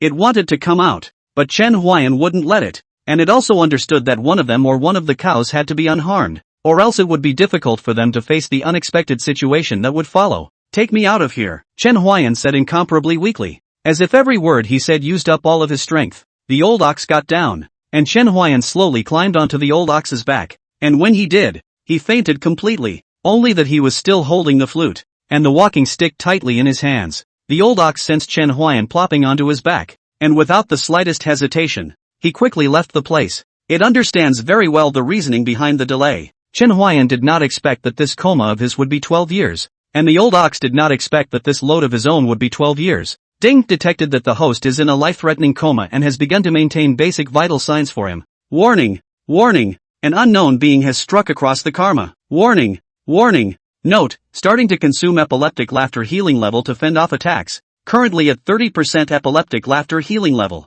End of chapter. 68. 68. It's done. A shadow lingered in the void and faintly spoke. He was also real and illusory. His figure was unreal and indeterminate. After he finished speaking, his figure dissipated in the void as if he had never appeared. This is the first month that Chen Huayan has been in a coma. I can't find my way around, and he doesn't wake up, and there's no one to play me a tune to listen to, so it's kind of lonely at night. This is the 3rd month that Chen Huayan has been in a coma, and he actually doesn't need to eat, but he just doesn't wake up. It's amazing. This is the 8th month that Chen Huayan has been in a coma, and I still haven't gotten out of these deep mountains, but it's a good thing that I didn't let Chen Huayan get hurt. It's been a year since you were in a coma, and I'm finally out of that deep mountain, but you don't know how much longer you're going to be in a coma. The old ox briefly recounted the circumstances of Chen Huayan's 1-year coma. Little did it know that it would go on to recount 11 years. I knew that our destination was the Cloudy Heaven Dynasty, so I asked some of my animal friends who were in disguise, and they showed me the way, and that's how I walked towards the Cloudy Heaven Dynasty, carrying you on my back. It's the 2nd year, and I'm lost again, and it's the desert, and it's yellow sand, and there's no water, and I feel like I'm going to die. In the 3rd year, I did not die in that desert, and by extreme luck I found a source of water, which I filled and set out again with you in tow. 11th year. I didn't think he would be unconscious for so long. I'm getting closer and closer to the Cloud Sky Dynasty. I should be there next year or the year after that. If I didn't get lost, if you hadn't been unconscious, maybe we would have been there a long time ago. In the 12th year, you still haven't woken up, but I've arrived in Jua County, near the Cloud Sky Dynasty, where a child kindly took us in out of pity, and I helped them haul goods to offset the cost of my food and shelter. This is the largest family in Juhua County. The Chu family. Big Black Bull. This person you're carrying has been in a coma for 3 months since you came here. Why isn't he waking up yet? A teenager asked. He was about 13 years old with clear eyebrows, and was currently looking at Chen Huayan curiously.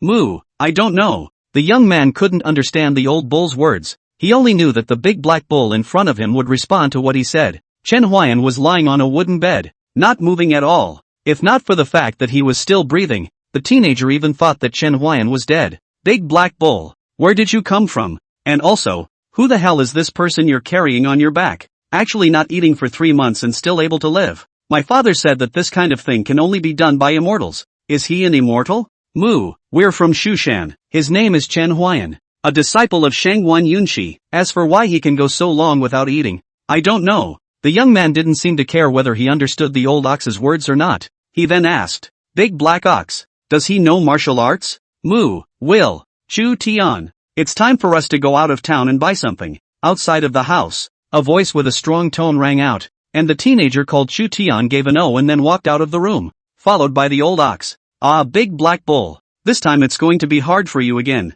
Moo, as it should be. Chu Feng provided it and Chen Huayan with a place to stay and gave it food, so it was only right for it to do something. When Chu Feng saw the old ox respond, a gentle smile appeared on his face. Okay, let's go. Chu Feng brought Chu Tian and also the old ox, and left the Chu family. While in the house, Chen Huayan was still lying quietly, but his fingers moved slightly without him realizing it. Still no word from your youngest brother? No. At this moment, at the Peach Blossom Yet residence, an ice-cold woman dressed in blue looked at the plaque, and Bai Changyin stood beside her, not saying a word after he finished speaking. Keep looking. Yes. Bai Changyin didn't retreat after finishing his words. Shangguan Yunxi didn't turn around. She asked, anything else? Third elder, this matter. Does Manchu really not pursue it? Bai Changyin asked. Even though the Cloud Sky Dynasty has a country's chi, it's unlikely that the emperor of the Cloud Sky Dynasty would be so foolish as to help a third elder use a country's chi. This matter, it involves too much. The third elder's matter. It's not that simple. Bai Changyin didn't say a word after hearing this. He believed in his master. If it wasn't for the intricate relationship behind this matter, with his master's temperament, he might have already thundered out and sent someone to kill the third elder. Based on the investigations over the years, the third elder may also have colluded with the 10,000 Laws sect. What? Bai Changyin couldn't help but be shocked upon hearing this. He didn't expect that not only did the third elder collude with demons, but he was also entangled with the 10,000 Laws sect, the border wilderness, a place full of dangers. And there was also a religion there, the 10,000 Laws cult, a religion that could be said to be the source of all evil cultivators. Shushan had sent cultivators, but the border wilderness seems to have the heavenly blessing in general. The cultivators who enter there, if not a firm heart or high cultivation, it is difficult to stay for a long time, or else they will be affected by the place, delirious, and gradually fall into the evil. And those manifestation cult evil practitioners are moving to sacrifice blood of 10,000 people and slaughter the people, leading to the destruction of the world's living souls. Therefore, 1,000 years ago, when there was still only one imperial dynasty in the world, the elders of Shushan united with the imperial dynasty at that time, casting the border city and carving formations to isolate those Wanfa sect evil cultivators. So far, there has been 1,000 years of peace. However, the third elder colluded with the 10,000 Laws sect, which indicated that the emperor of the Cloud Sky Dynasty, the 10,000 Laws sect, and the third elder, might have gotten on the same side. Does the third elder want the world to once again fall into the kind of darkness that existed 1,000 years ago? Maybe. At least, there should still be 100 years of peace, Shangguan Yunxi said. Shangguan Yunxi's words made Bai Changyin think that with the third elder alone, it would be difficult to unravel the formation that Shushan had carved in the border wilderness 1,000 years ago, and if he were to unravel it, this would take a great deal of time, which is why Shangguan Yunxi said that there should still be 100 years of peace. So, is that why eldest brother went to the borderlands?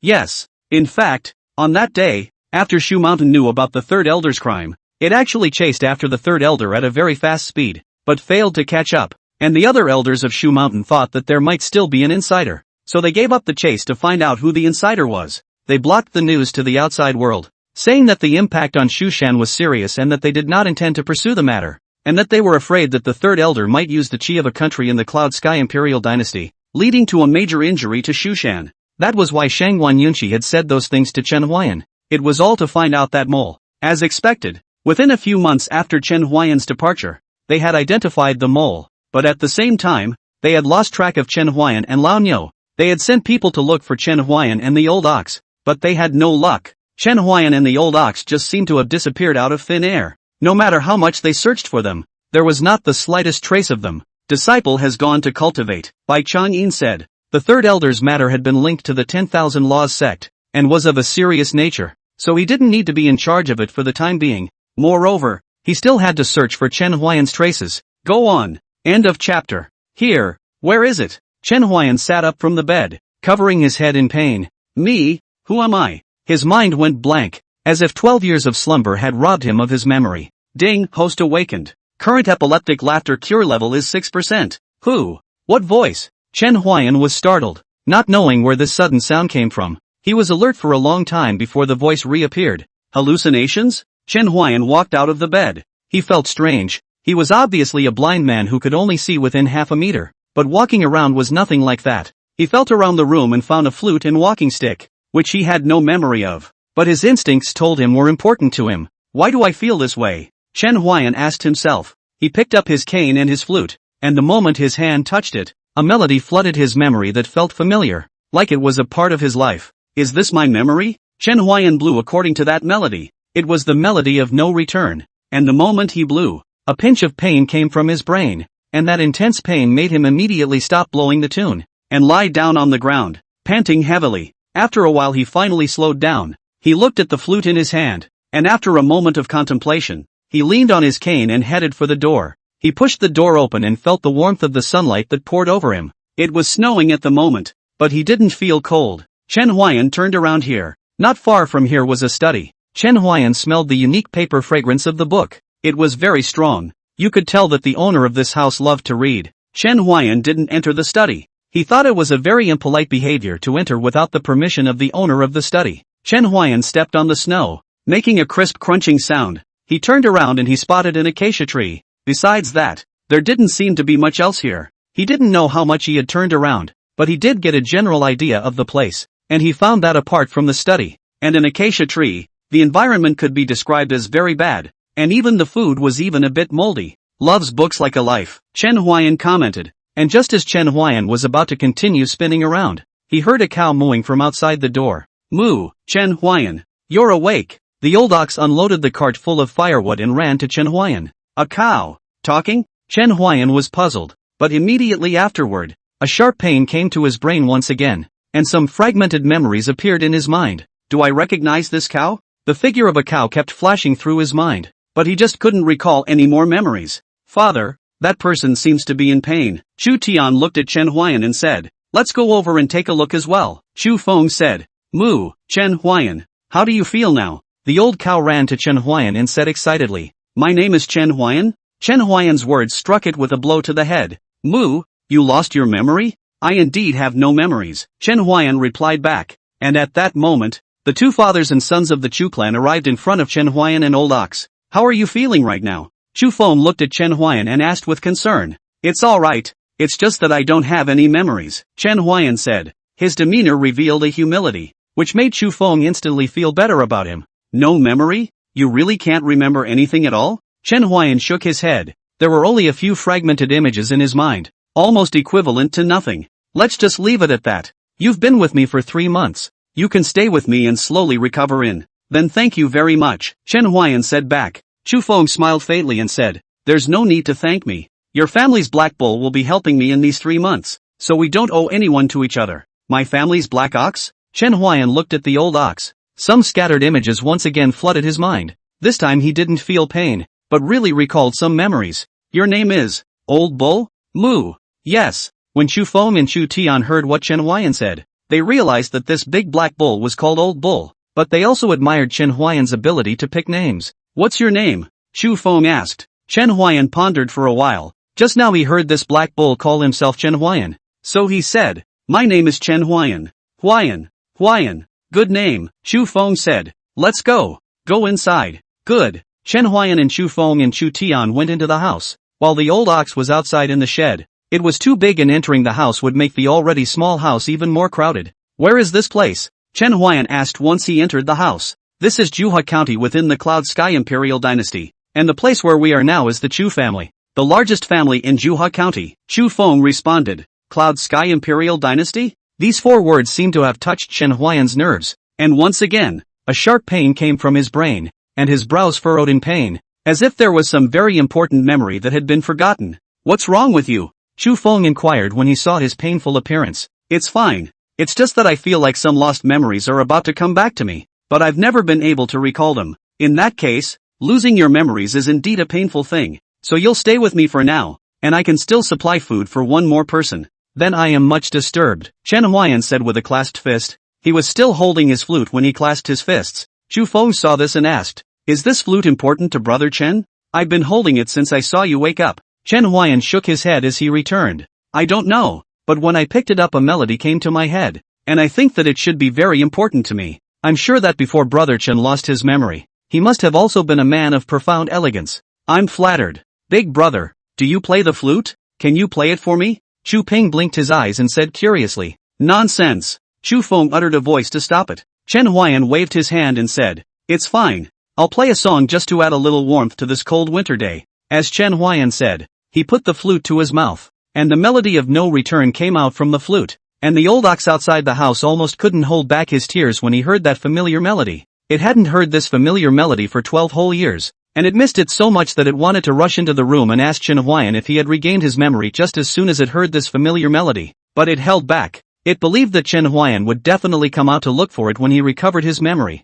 but right now it didn't, so Chen Huayan hadn't recovered his memory yet. After a while, after a song, some fragmented images appeared in Chen Huayan's mind once again, yet this time there was no sharp pain coming from his brain. "It seems that playing this melody helps me recover my memory," Chen Huayan said in his heart. End of chapter. Good song. Chu Feng couldn't help but praise it. "I'm flattered. Big brother, you blow beautifully." Chen Huayan laughed a bit after hearing this and didn't say anything. Chen Huayan had a question he was very curious about, but he didn't ask it. He didn't find anyone else when he turned around here just now, although he didn't go out of this area. However, there was always such a question in his mind in advance. That's where Trudy's mother went. Although he was curious in his mind, he didn't ask. It involved someone else's family matter, and it was a very impolite behavior for him to ask rashly. Chu Tian left after chatting briefly with Chen Huayan. He was going to cook. Chu Tian then stayed in the house and talked with Chen Huayan. However, it was basically Chu Tian who was asking him questions, but having lost his memory, he couldn't answer many of the questions, but that didn't affect Chu Tian's curiosity to ask questions. After they talked for a while, Chu Feng called them out to eat. Their meal was very simple, just a few steamed buns and 2 plates of wild vegetables. Chen Huayan looked in his eyes. He remembered that Chu Feng had said that this was the largest family in Juha County, the Chu family, and their food was so simple. That could only prove that they were not well received within this family. The food is somewhat simple. I still hope that Brother Chen will not mind, Chu Feng said with some embarrassment. I'm grateful to be able to give me a bite to eat. Why would I mind? Chen Huayan returned. That's good. After the 3 of them had eaten, Chu Tian carried some fresh grass for the old ox. Then he took Chu Feng out and they didn't return until the evening. But before them there was a woman who returned here first. Chen Huayan didn't need to think about it to know that it was Chu Tian's mother, because there was Chu Tian's scent on her. Chen Huayan's nose was very sharp, and as early as when that woman entered this modest mansion, he knew it. It seems that this Chu family is not peaceful.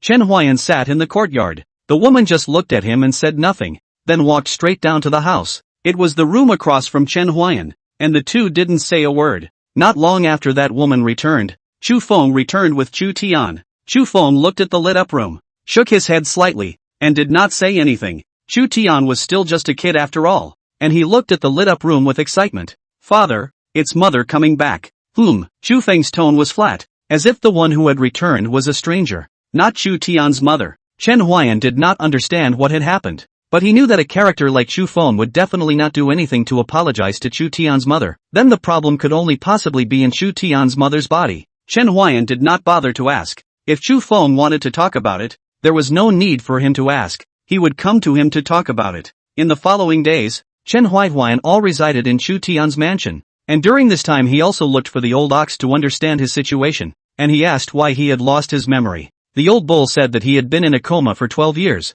and that the reason why he was in a coma was that he was in a coma after he had been seriously injured after a battle with 6 men in black. A lot of other things were told to him by the old ox. Their first encounter, him alone guarding the city, and the fact that they often got lost, and the village in the midst of that yellow sand, and the Shushan Mountain. The old ox told Chen Huayan what it knew and what it remembered, and it thought that this would speed up Chen Huayan's memory recovery. The truth was just as the old ox had thought. After he had finished speaking about them, many fragmented images surfaced in Chen Huayan's mind. However, those memories were too fragmented to be strung together, so not much was remembered from Chen Huayan. However, Chen Huayan was not in a hurry because he realized that playing the melody in his mind with the flute helped his memory to recover. He believed that given enough time, his memory would be fully restored. In the days to come, as spring went by and fall came and went, Chen Huayan would play tunes when he was free, and would also help Chu Feng with whatever he could. But Chu Feng wanted him to help so badly because he was a blind man. Chen Huayan sometimes shook his head helplessly.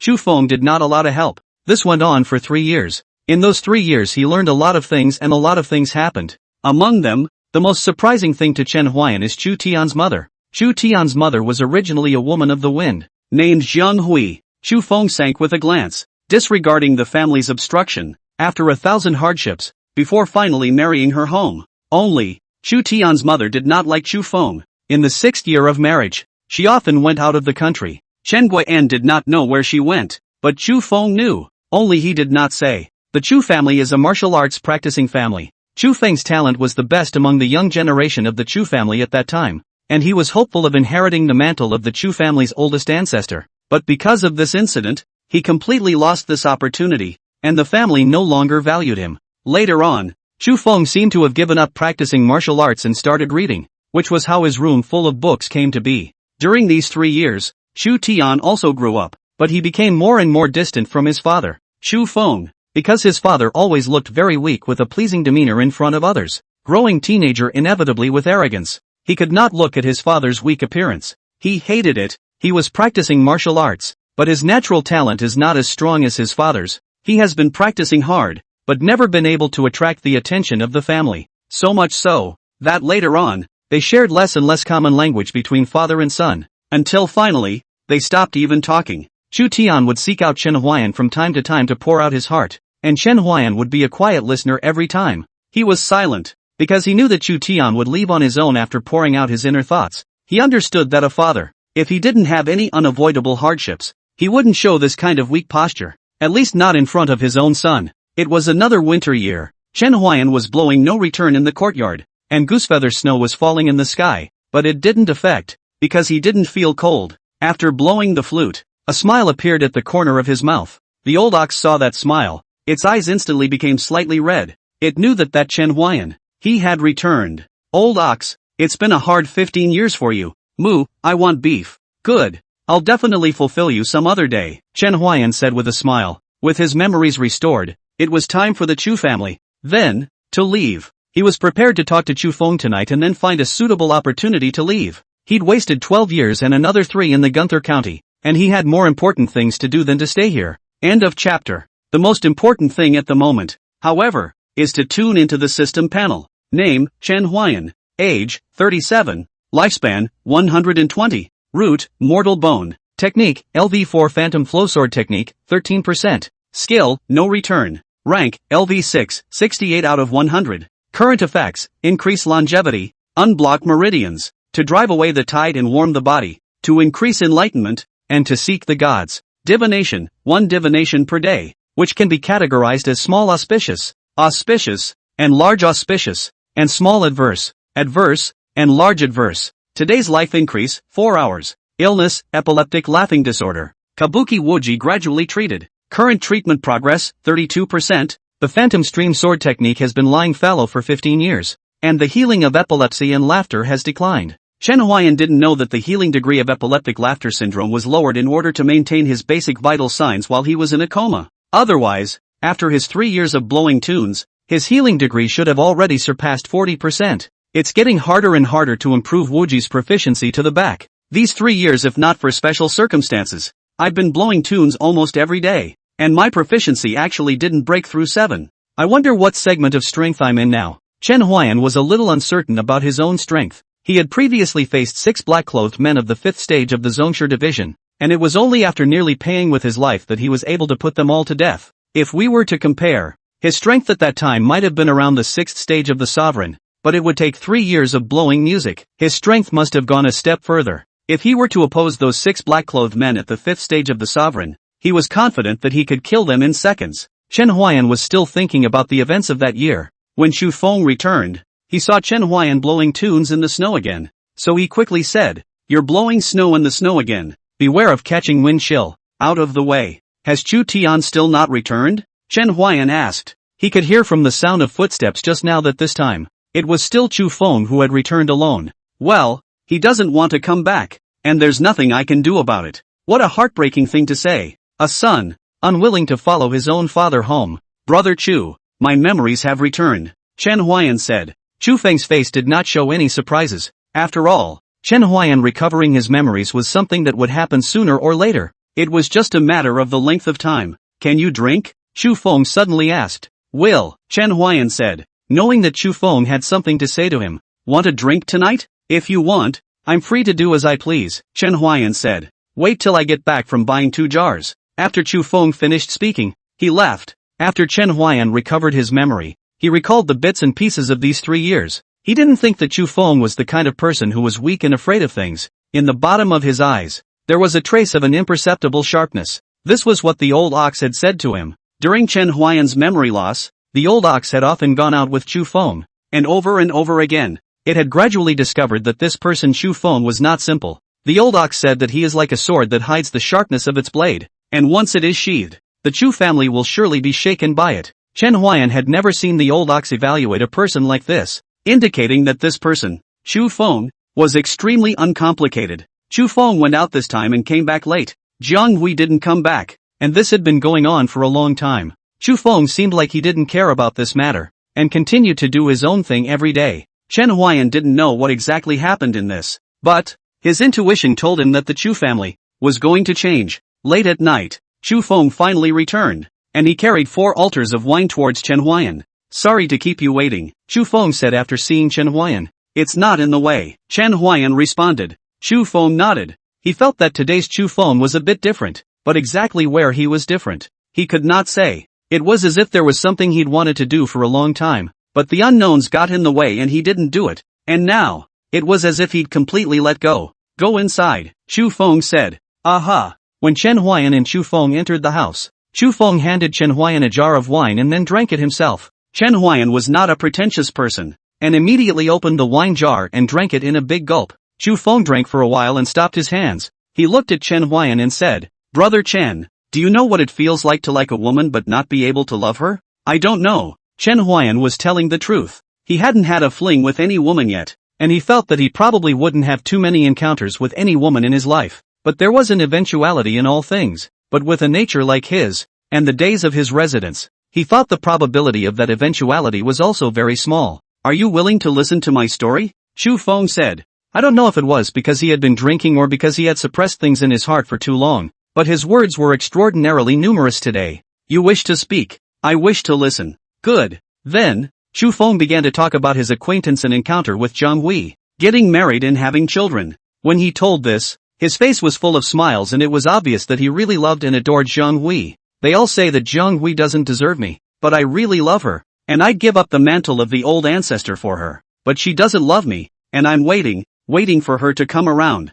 But I didn't wait, and I, too, lost my place in the Chu family. Old ancestor has given up on tilting his resources on me. He thinks I've disgraced the Chu family. He went so far as to double-cross my wife in order to torment me." Xu Feng paused when he spoke here, a somewhat self-deprecating expression on his face. "I knew it from the first time she went. They started when Tian was 6, and Tian is 14 this year, 8 years, and she hasn't repented." Chen Huayan was very shocked in his heart. I didn't expect that this Chu clan's old ancestor would be so bottomless in order to take revenge on Xu Feng. Xu Feng's words didn't end there as he continued. "I don't think she'll repent. They say I'm foolish, that it's not worth it for such a windbag, but I know that she's worth it to me." "Brother Chen, do you need a reason to love someone?" Xu Feng asked Chen Huayan, which Chen Huayan felt somewhat unable to pick up. He did not speak, and neither did Xu Feng. He was waiting for Chen Huayan's answer. Chen Huayan pondered for a moment and said, "I think, no." Chen Huayan believes that if there is a reason to love someone,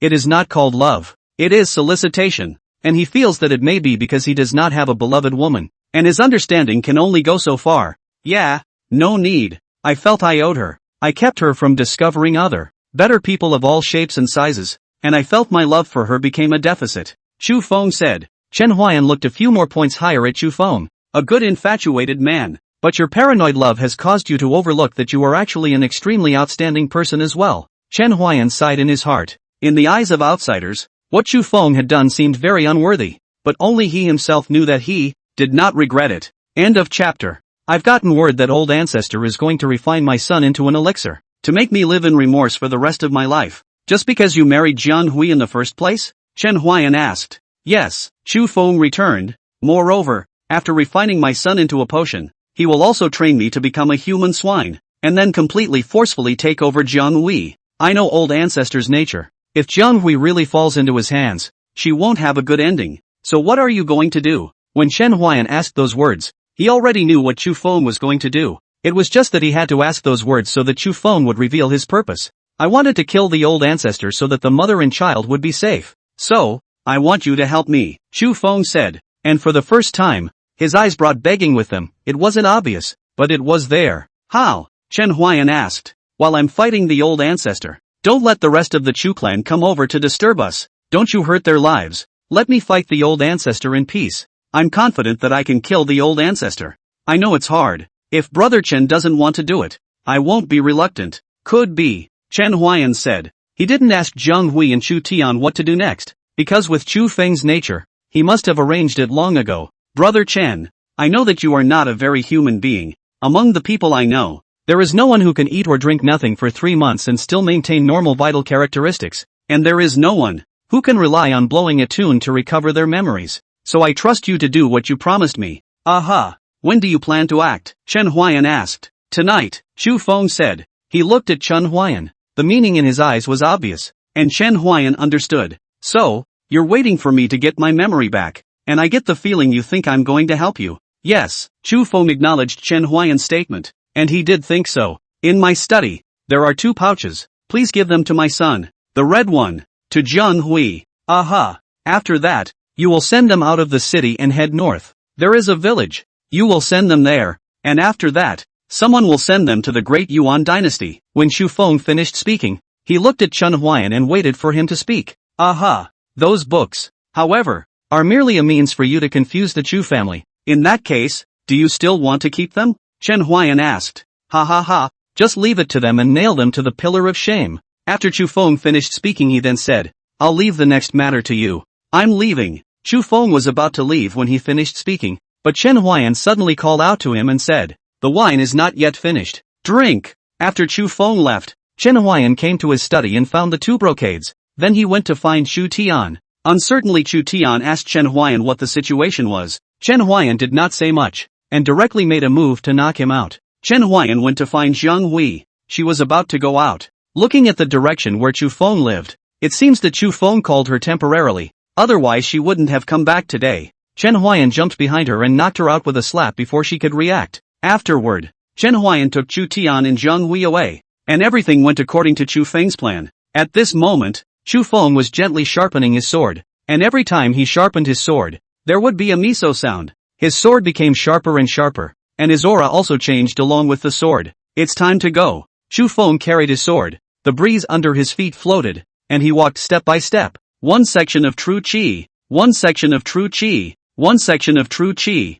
Zongshi, and every step he took, it seemed like a very small step, but it crossed a great distance. Finally, he arrived in front of the Chu clan's oldest ancestor, Chu Kong's residence, and his aura stopped at the realm of the 9th stage of the patriarchal masters. Chu Kong's strength was only at the 9th stage of the patriarchal masters. Chu Feng looked at Chu Kong's room, where a faint light was still on, and under that light, there were 2 figures entwined. Chu Feng looked at the room. A sword slashed out, carrying sword qi, and Chu Kong's room was instantly split in half. The Chu family's unfilial grandson, Chu Feng, respectfully invites the Chu family's old ancestor to his death. When Chu Kong heard Chu Feng's voice, he was shocked. He hurriedly got up and put on his clothes and appeared in front of Chu Feng. Shocked anger gradually surfaced on his face. Good you Chu Feng, how dare you kill your ancestor? Chu Feng did not say anything. He pointed his sword at Chu Kong. His meaning was obvious. He was going to, today, kill his ancestor. Chu Kong felt the aura on Chu Feng's body and could not help but be shocked.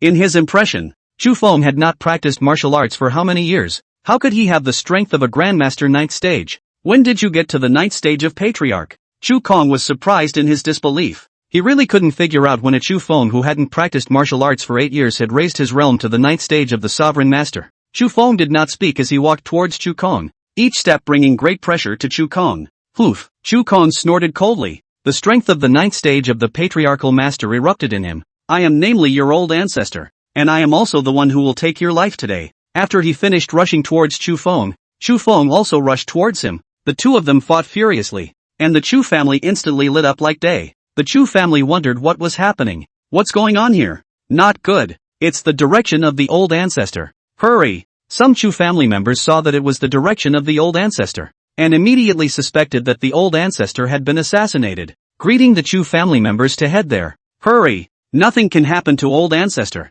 a Chu family member shouted out. And suddenly, a section of flute sounded, which was extraordinarily clear even though it was in the midst of the noisy crowd. Gentlemen, may I have your attention? Chen Huayan stopped playing the song and said to those Chu family members, Who are you? He's the blind man who lives in Chu Feng's house. Don't bother. Along with those words, they understood who was fighting the old ancestor, and they wondered why Chu Feng dared to swing his sword at the old ancestor. Quickly leave. In case something happens to old ancestor, that's a consequence we can't afford. Chen Huayan amnesia these 3 years his epileptic laughter actually did not have a seizure. Otherwise, it is necessary to add another lunatic. Chen Huayan believes that the reason he hasn't had seizures of epileptic laughter in the past 3 years is because the former treatment degree was used to maintain his vital signs. You guys can't get through, Chen Huayan said, his voice light, but undeniable. A blind man wants to stop us? Someone said with disdain. Chen Huayan just laughed at this. Everyone charge. Save old ancestor. That Chu family member shouted.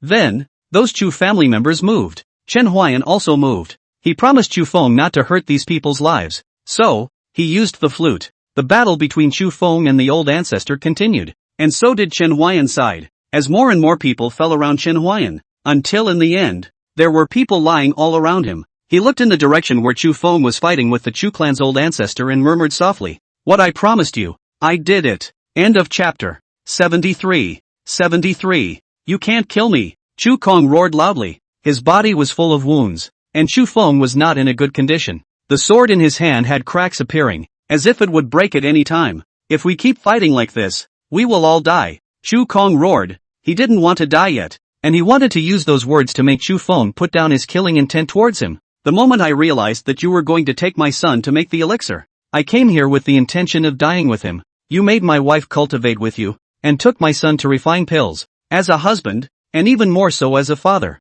I won't allow these things to happen anymore. You're crazy. You're really crazy. Chu Kong had no will to fight at this time. He didn't want to die yet, but Chu Feng had come with a death wish. If he fought any longer, he would really die. Today, please ask the old ancestor to die. As Chu Feng said that, the aura on his body climbed once again, arriving at the 10th stage of the sovereign master. Furthermore, there were vague signs of another breakthrough. No, you can't do that. Chu Kong's tone was panicked. At this moment, he was really scared. He was afraid of dying. He was the Chu clan's oldest ancestor. He hadn't lived enough. How could he die? Chu Kong did not expect that Chu Feng's martial arts attainments would be so deep that it had already surpassed him. He was clear that Chu Feng was this burning lifespan. But so what? As long as he pulled on him, Chu Feng was not at a disadvantage. Chu Feng did not return him. His figure moved, and his figure gradually enlarged in Chu Kong's eyes. He was terrified. He wanted to counterattack, but he realized that he couldn't take a step. Chu Feng's aura of the 10th stage of the patriarch locked onto him, and the fear of death made him lose the ability to think. Greetings, elder ancestor. Ka Chao. Sword. Broken. Chu Feng sat helplessly on the ground and looked at the sky. At this moment, the sky was white with fish maw, and the rising sun shed its golden splendor. Chu Feng bathed in it, a faint smile on the corner of his mouth. Slowly, he gently closed his eyes, and that short sword, still held tightly in his hand. Chen Huayan blew on Wuji and walked towards Chu Feng. Wuji, perhaps this choice is your way back. Chen Huayan picked up Chu Feng's body and left. No one knew where Chen Huayan had gone. Chen Huayan and Lao Niu left Juhua County, taking Chu Feng's corpse with them. Chen Huayan came to the top of a mountain, which was far away from Juhua County. The scenery here is good. I'm sure you'd like to see it as well. Chen Huayan did not erect a monument to him here even if it was far away. There was a possibility that the Chu family could find it, so he did not erect a monument. Chen Huayan promised Chu Feng because of the 3 years of care. but according to his nature, even without those 3 years of care, he would still choose to help him because Chu Feng was too pitiful. It's a pity I don't have my homemade peach blossom brew. Otherwise, I would have sprinkled it on you. Chen Huayan glanced at Chu Feng's grave, picked up his flute, and played Wuji. After the song, Brother Chu, good day. He turned and walked away. He walked up to the old cow and said, come on old cow, let's go. We've wasted too much time. Moo, go. At this moment, the unconscious Chu Tian and Zhang Hui woke up, and they both found a brocade pouch on their bodies, which was their last connection with Chu Feng. Chu Tian touched his somewhat sore neck. He wasn't sure what had happened. He only remembered that it was Chen Huayan who knocked him out, and he didn't know anything after that. He endured the pain and opened the pouch, and inside were the words that Chu Feng had said to him. Tian, I've wronged you all these years. I'm sure you've already left Juhua County by now. You have to forgive father. Father had no choice but to do so. Old ancestor wanted to take you to make medicine, and father decided to swing his sword at old ancestor in order to protect you. What? Chu Tian was shocked as he read this. Was this still the weak and incompetent dad he knew? He read on. Also, at the time of the Qingming festival, if your mother is unwilling to visit her grave, Tianer doesn't have to force her. Since we can't be together, forgetting each other in the jungle has been a blessing in life. Never blame dad for nagging and talking too much. It's really because I couldn't talk to you all these years. From now on, the grandson's name will be Qing Yun, and the granddaughter will be called Wan Cheng. How about that? Over the years, my father has been browsing through ancient books, and I've had a lot of headaches trying to come up with a satisfactory name. Father hopes that in the future they will study if they want to study, and practice martial arts if they want to practice martial arts. Forgive father for not being able to be with you in the days to come. Chu Tian's heart had a lot of emotions at the moment. He couldn't say it clearly. He felt very hard. This was different from the father he usually knew. Is dad really a person who hides his sword in a seal? Up until this moment, Chu Tian still did not believe that his father was such a person. He looked to the side of Zhang Hui. He knew that she was double cultivating with the Chu family's old ancestor, and because of this incident, there was not much kinship between him and Zhang Hui. At the moment, she was staring at the note in her hand in a daze. Chu Tian was curious about what was written on there. He asked Zhang Hui, what did you write on there? His voice was a bit cold. Since he was 6 years old, Zhang Hui was rarely at home. The words between the two of them were too few and far between. Zhang Hui didn't say anything, but silently handed him the note. Chu Tian took the note and only 3 words were written on it. Not to be ashamed of you. Yes, Chu Feng, who has been infatuated with her all his life. When did he lose her? You're sorry dad, Chu Tian said. I know. Zhang Hui uttered these words with little hesitation. After that, the two didn't speak again, and they remained silent until they reached the territory of the Great Yuan Dynasty. Later, they chose to settle in Longchang County because there was a good official here. Chen Huayan and Lao Niu came to the neighboring county of Juhua County. Although it is a neighboring county, but the two counties are very far from each other, and the Chu family could not find them. Chen Huayan and Old Ox walked down the street. I still like the smell of fireworks, Chen Huayan said to the Old Ox. After 12 years of slumber and 3 years of amnesia, it had been a long time since he had walked around like this. Mother, do you feel sad when you lose a penny? A little girl held by a richly dressed woman beside Chen Huayan asked her mother. Not too sad, the little girl's mother patiently returned. So are you sad? The little girl then asked. Not too sad. Then will you give me a penny? A puzzled look appeared on the little girl's mother's face as she asked. What do you want a penny for? I want to buy a candy. The little girl smiled and said to her mother. You've lost a penny, and you're not upset or sad, so buy me a candy and I can be happy for a long time. You give me a penny, and when I grow up, I'll buy you lots and lots of candy, the little girl said, and her mother was amused by her. Please, please, please, please, give me a penny, the little girl said. Her mother finally failed to resist the little girl's attack, promised to buy her candy. As Chen Huayan listened to their conversation, a smile couldn't help but appear at the corner of his mouth. I'm still enjoying the earthly splendor. End of chapter. Old Ox, where did you put that strand of hair? Chen Huayan asked the Old Ox. He had promised that grandmother before, and since he had done so, he would make sure to relay the message. He had been delayed in this matter before because he was in a coma and had lost his memory, and then he had helped Chu Feng, so this matter had not been done in time. Moo, in the package on my back. Chen Huayan took that parcel from the Old Ox, and there was a book inside, which was some of the things it had written over the past 12 years. Chen Huayan took out the strand of hair and then flipped out the book. Chen Huayan sat on the back of the Old Ox and read with interest what the Old Ox had written. It didn't take long for Chen Huayan to finish reading. Old Ox, it's been 12 years of hard work for you. Moo, I want to eat Uncle Ernie. Ha ha ha, I'll be sure to let you have your fill sometime. I don't know whether it was because the old ox had stayed with Chen Huayan for a long time, or because the old ox was not an unusual ox in the first place. The old ox had followed Chen Huayan for about 16 years now, and there was no trace of old age, and it was still in the prime of its life. Looks like I won't be so lonely after all, Chen Huayan said in his mind as he cast a spell and the strand of hair glowed with a golden color, then stood upright and flew in the air. Chen Huayan looked at the strand of hair and made a sword-pointing gesture. The strand of hair instantly moved and flew forward. The corners of Chen Huayan's mouth rose slightly. It seems that person is still alive, Chen Huayan said in his heart. Come on, old cow. Moo, go. This time,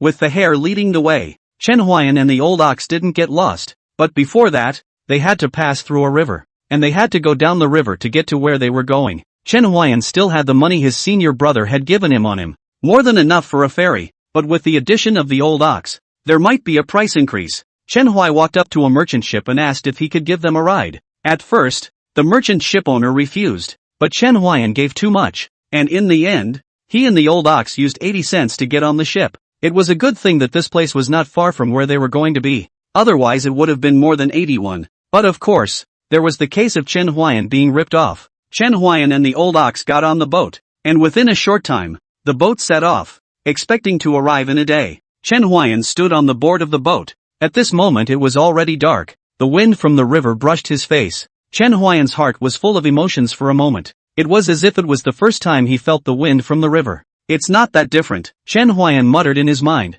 The old ox was lying beside it. It was not that it did not want to find the wind of this river. It was just that it had taken a boat ride for once, and it was a bit uncomfortable. Have you heard? This river. There's a big demon. There was an old man who said to the people around him, and in that candlelight, his colorful appearance was reflected, as if he had really seen that great demon. Old man, what kind of great demon can there be? It's hard to believe that it will still eat us? A young man snickered. He didn't believe there were any great demons in the river. If there were, how could these people still dare to get on the boat to cross the river? Yeah, I've been back and forth on this river 3 times now, and I've never encountered any big demons, so you can't be fooled, old man. Even though those people said so, that old man's expression still did not change much. Young people, you did not see does not mean there is no. It is said that the great demon recently do not know why. Suddenly the temperament has become extremely violent, not moving to appear to hurt people, and even. The old man paused when he said this,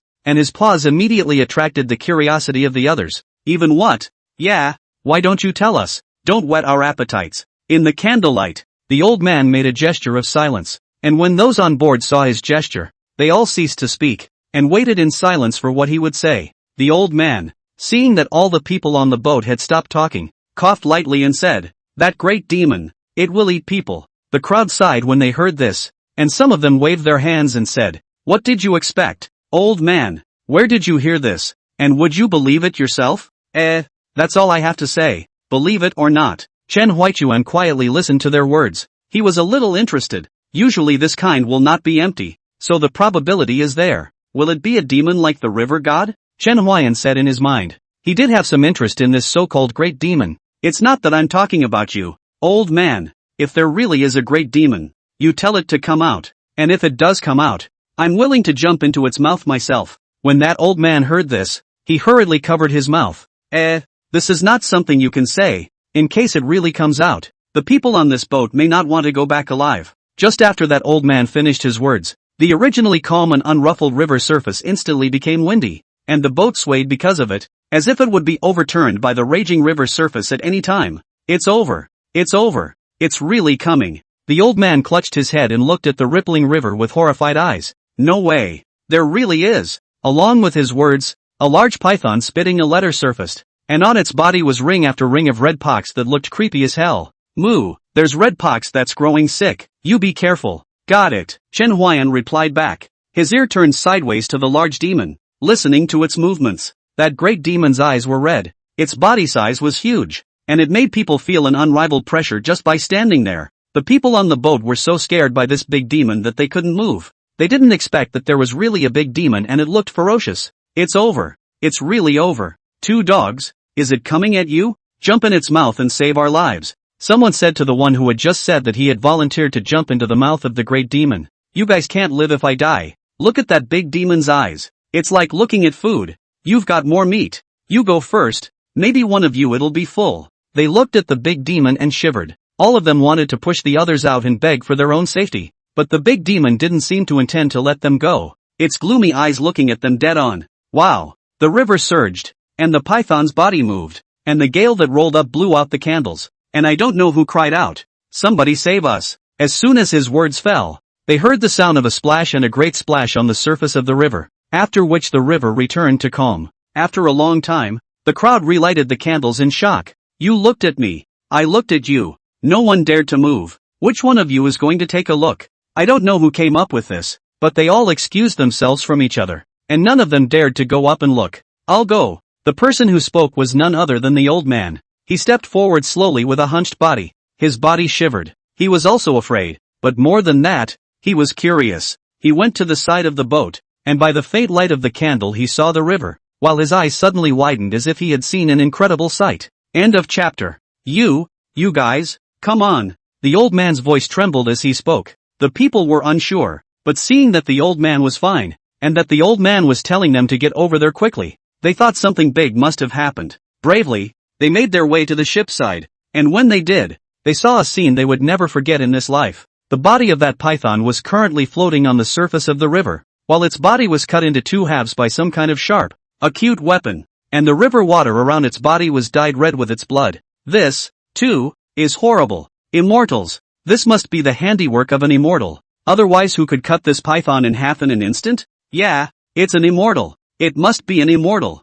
As they spoke, they knelt down on the board of the ship and bowed down toward the python's corpse. They were thanking the immortals, unaware that the immortals they were thanking were standing by, listening to their pious thanks. I have a flaw in this person, and that is doing good deeds without leaving a name. Chen Huayan sat beside the old ox as he smiled and said to the old ox on the side. The people on the shipboard were all kneeling down to worship that so-called immortal. Chen Huayan sat on the sidelines without making a move, which naturally caught their attention. Why don't you worship? Some people asked. They think Chen Huayan's behavior blasphemy immortal. That is the immortal who saved them. If this is not kneeling, then in the future other immortals know. Do not save them how to do? My heart. No respect for God. Chen Huayan's words were obvious. He did not honor that so-called immortal because he did not believe that there was such an existence. Disrespect the immortals and you'll lose their blessing. The man continued, but the others looked at Chen Huayan and listened to what he said, gradually realizing that something was wrong. Did you guys notice that he never said a word when we were discussing the great demon before? And he didn't seem to have any panic when that python came out. His face was calm, a little too calm. On the board of the ship, the person who had noticed Chen Huayan earlier said that they had lowered their heads as they listened to the man's words, and the one who had said that Chen Huayan was disrespectful to the immortals had also shut his mouth. They all realized one thing, that the one who saved them was most likely the blind man in front of them. Did you save us? In the crowd. I don't know who asked this. The others were immediately shocked. They didn't know if Chen Huayan was the immortal who saved them or not. If he was, this question offended the immortals because of distrust. If not, it would be disrespectful to the immortals, as they went so far as to suspect that it was someone else who had saved them, and not the immortals. But Chen Huayan didn't reply. He didn't think it was necessary. So what if it was for them? So what if it's not? After this time, it was possible that they would not see each other again in their limited lives. So to Chen Huayan, it was not really that important to answer or not. When they saw that Chen Huayan did not speak, they already had their own judgment in their hearts. It was very likely that Chen Huayan was that immortal. It was just that he didn't want to say it. In their impression, immortals were all unearthly and didn't want people to recognize him, which was why Chen Huayan didn't return to them. But in fact, Chen Huayan did not think so. He simply did not want to go back. He was not disrespectful to them. But what is the impact of knowing or not knowing? Chen Huayan didn't know how big of an impact he would have by saving them this time. For the rest of the journey, basically nothing happened. On the river there might be a gale blowing through, making the boat unstable. But with Chen Huayan, none of this was a problem. Chen Huayan arrived at the destination of his trip, Huiyin County. The next evening, Chen Huayan and Lao Niu disembarked from the boat, and the people on the boat sent them away with respectful gazes. Do you think we and that immortal Chen will meet again? Don't think about that. Immortals all travel the red world. It's already a blessing to meet them once. Yeah, it's already a great blessing for us to meet it once. And you're presuming to meet it a second time. Also, I was greedy. They were talking about Chen Huayan, and Chen Huayan with his extraordinary hearing naturally heard their conversation. The corners of his mouth slightly raised. Immortal? I'm not one. He entered the county as he spoke. and with a slight movement of his sword finger, the strand of hair flew out and led them to the grandmother's son. Chen Huayan and Lao Niu followed the strand of hair, and before long, Chen Huayan asked Lao Niu with some uncertainty, "Is it really here?" "Moo, this is it." The voice coming from inside made Chen Huayan really unwilling to believe that it could be here. "Buy it and leave it, buy it and leave it. I bet big. I'm betting on small. Cut the crap. Bet if you want to bet. This is a gambling house, and the son that the old granny longed for is actually in this gambling house. Find out who it is, no matter what. Bring in the word," Chen Huayan said. He had wanted to bring the old ox in, but it didn't seem realistic. "You wait for me outside." Chen Huayan found a beef noodle store on the street and ordered 3 bowls of beef noodles for the old ox. The boss thought it was Chen Huayan who would eat them. When he saw the old ox pick up the bowl,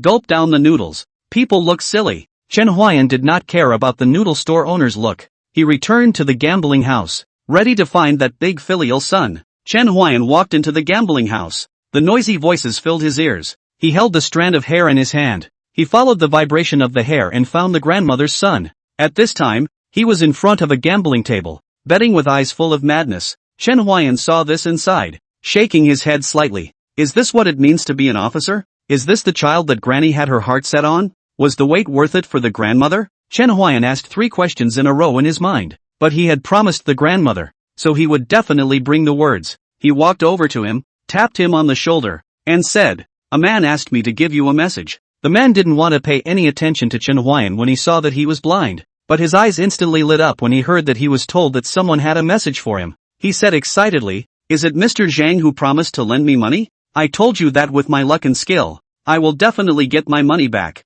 How could he not lend me?" "No." Chen Huayan's words doused the light in his eyes, and the look on his face instantly became impatient. "Don't come to disturb me if there's nothing going on. I'm busy. Don't you want to know who entrusted me with a message for you?" Chen Huayan asked. Speak up. Speak up. This grandpa who scores money day in and day out doesn't want to talk much nonsense with you." The man waved his hand, driving Chen Huayan away like a fly. "Your mother said she missed you." Okay, got it. Don't delay making money. You can go now," the man said without looking up from the gambling table. Chen Huayan shook his head slightly after hearing this, and when he was about to leave silently, he heard words that shocked even him. End of chapter. 76. "No, I haven't lost yet. I'll take out my wife's deed of sale and I can bet again." The man's voice clearly reached Chen Huayan's ears, and the walking stick in Chen Huayan's hand almost forfeited. But soon, he thought of a better way. He was going to gamble, too, but it was to earn the man's money, and he was useful. "Ding Yu, that wife of yours is so beautiful and understanding. Are you really willing to part with her?" someone asked, but Ding Yu just waved his hand. "It's just a smelly. Big deal. I'll marry another one. Ha ha ha. Good. Since Brother Ding Yu wants to gamble, I'm willing to offer 100 taels to Brother Ding, but if you lose, the deed of sale in your hand can be given to me, Boss Lin." "That's natural." After Ding Yu finished speaking, Boss Lin gave his men a wink and fetched Ding Yu 100 taels of silver tickets. Just as Ding Yu was about to go to the table to continue gambling, Chen Huayan's voice rang out at that moment. "I'm coming." The crowd looked for the sound and realized it was a blind man. But so what? This didn't prevent them from making money. On the contrary, a blind man. They cheated, he wouldn't necessarily find out. So when Chen Huayan said that he would also come, those gamblers were naturally happy to do so. They don't care if Chen Huayan has money or not. If they don't have money, they will sell their bodies. This is something they often do. Although many times they sell the women, but the men are also not bad. Ding Yu looked at Chen Huayan with excitement in his eyes as he thought to himself, a blind man also coming to gamble. That's not giving me money. Come on. Ding Yu shouted excitedly, as if his wife's being sold had nothing to do with him in the slightest, or rather, not half of his heart was guilt. Chen Huayan walked towards the gambling table. Although he was blind, but he had superb hearing. Listening to the points of a dice was not much of a problem. The betting soon began, and in the first round, Chen Huayan bet on small, and he lost. However, it was on purpose. After losing several rounds in a row, when everyone thought that Chen Huayan was just a gambler with a human vegetable addiction, an imperceptible smile gradually surfaced at the corner of his mouth. Lose before you win and make a lot of money. Chen Huayan bet big this time. He bet it all. It's just this once. If you don't have it, you won't come. Chen Huayan spoke. What kind of child cries every day and what kind of gambler loses every day? Chen Huayan's words showed the gambler's mentality to the fullest. And the others followed Chen Huayan, betting big, but they bet on small, and they didn't dare to bet on the ones Chen Huayan had previously bet on when they had all lost. However, there was also a portion of people who had followed Chen Huayan and placed their bets. Only this portion was very small. Ding you or lose more. He didn't bet all of it, he bet very little. He bet small. When it came time to unveil the dice cup, everyone stared at the dice cup, except for one person, that is, Chen Huayan. He has long known that the inside of the big, so there is not the slightest fluctuation of emotions on his face. When the dice cup was uncovered and the large points appeared in front of them, it was betting their entire fortune on the small ones, and it immediately felt like the sky was falling. Chen Huayan excitedly said to continue. He was pretending. Only this is like a winner's demeanor, and the previous expressionless face. Those people will think that it is nervous. After all, the whole body is betting. Losing can be nothing. The next few times, Chen Huayan won. Some people can't stand Chen Huayan continue to win like this. They think he cheats and want to have him investigated. But Chen Huayan didn't cheat. This is at best considered his extraordinary hearing. This is just his ability. The group of people checked for a long time, but did not find evidence of Chen Huayan cheating, and finally someone got impatient and said, "Hurry up. I'm still waiting to make money." Yeah, if you don't play there's someone else who will. So off. Those few people who wanted to find evidence of Chen Huayan's cheating couldn't bear the pressure of the crowd, so they had to leave it at that. For the next bet, Chen Huayan lost small and won big. He intentionally lost when the bet was small, and won when it was big, so soon Chen Huayan earned a lot of money. There were 3 people who saw Chen Huayan win so much, got a crooked mind and wanted to cheat, but got they were known by Chen Huayan before they could implement it, so the result was predictable. Those 3 people were induced by Chen Huayan when they were cheating, and Chen Huayan cast a spell to expose those 3 people's cheating behavior, and they were blasted out of the gambling house. Chen Huayan proceeded to stay inside for an hour, finally winning almost all of Ding Yu's money. Seeing that he had lost all his money, he turned to Boss Lin. "Boss Lin, believe me, I just had a moment of bad luck. Give me some more. I can definitely win it back." Ding Yu. Boss Lin was not calling Brother Ding at the moment, but Ding Yu, who had lost his bargaining chips at the moment. "It's time to give me your wife's deed of sale," Boss Lin said. But what Ding Yu said next shocked even him. "Is it that if I give you my wife's deed of sale, you will continue to lend me silver?" Boss Lin forced down his anger and said, "Give me the deed of sale first. I'll give it to you later." When Ding Yu heard Boss Lin's words, the light in his eyes kept flickering, as if he thought of what he would look like if he were to rise again with this money. Boss Lin received the deed of sale and his attitude changed dramatically. "Someone, take this little cutie, blast it out." When Ding Yu heard Boss Lin's words, he looked at Boss Lin incredulously. "Boss Lin, believe me, I can definitely rise again. Just lend me one more time. Just one more time." Ding Yu shouted loudly as the others watched on like a show. The gambling house was quiet at the moment, and it wasn't until he was kicked out of the gambling house that the crowd returned to what it should have been. "Damn it, Boss Lin, you'll definitely regret this. I'm going to borrow money. Borrow money. I'll make a comeback. I'll make it," Ding Yu said loudly and stumbled away. Ding Yu left. Chen Huayan did not have the heart to gamble again. He walked to Boss Lin. Boss Lin saw that the visitor was Chen Huayan, and immediately changed his face. "Do you want to borrow money, or do you want to transform something?" Boss Lin asked with narrowed eyes. "Neither," Chen Huayan returned. "I want that deed of sale in your hand." "Oh," Boss Lin listened to Chen Huayan's words and immediately became interested. "A blind man, but he can enjoy himself, but it's a pity that he can't see." "No harm done," Chen Huayan said. "Name a price." Chen Huayan would like to just grab it, but then Ding Yu's wife could be in danger and have no peace for the rest of her life, so he decided to buy it, and it's winning money anyway. Using those men's money to buy a woman's freedom would be a bit of a sinister gesture for them. One price, 200 taels. Deal. When Boss Lin heard Chen Huayan say deal in a single breath, he immediately felt that he had said less, and remorse rose in his heart. But the deed of sale had already been taken by Chen Huayan, and he hadn't even watched Chen Huayan's movements. Boss Lin was shocked in his heart. This person must not be messed with. Chen Huayan ignored Boss Lin as he took the deed of sale and went out. He looked at the deed of sale and said to himself, "You are free." End of chapter. 77. 77. Chen Huayan walked to the beef noodle store where the old ox was and said to the old ox, "I have some time before I have to do something, and they're about to close. So wait for me outside the West City Gate, and I'll go over to you when I'm done." Moo. Good. Chen Huayan left after saying that he was going to find Ding Yu's wife, who was still borrowing money,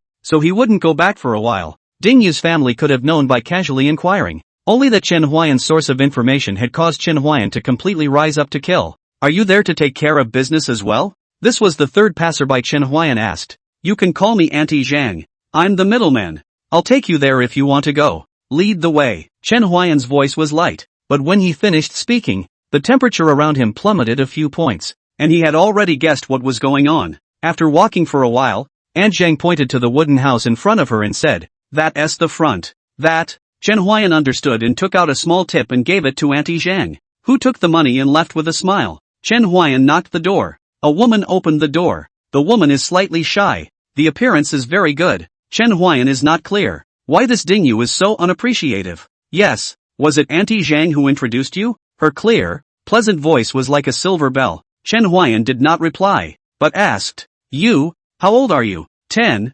16, she returned timidly. My name is Shika. She said her name and half opened her clothes, walking over to Chen Huayan, who reached out and interrupted her, and she was stunned, not knowing what the significance of Chen Huayan's move was. Chen Huayan grabbed Shi Xiang's hand, and the arm that was full of bruises was a source of pity. "Guests, don't worry, it's just a little bruise on the hand. It's not that kind of disease," Shi Xiang said in a panic, fearing that Chen Huayan would mistake it for that kind of disease and leave. "I am very clean. The bed sheets will be changed every day."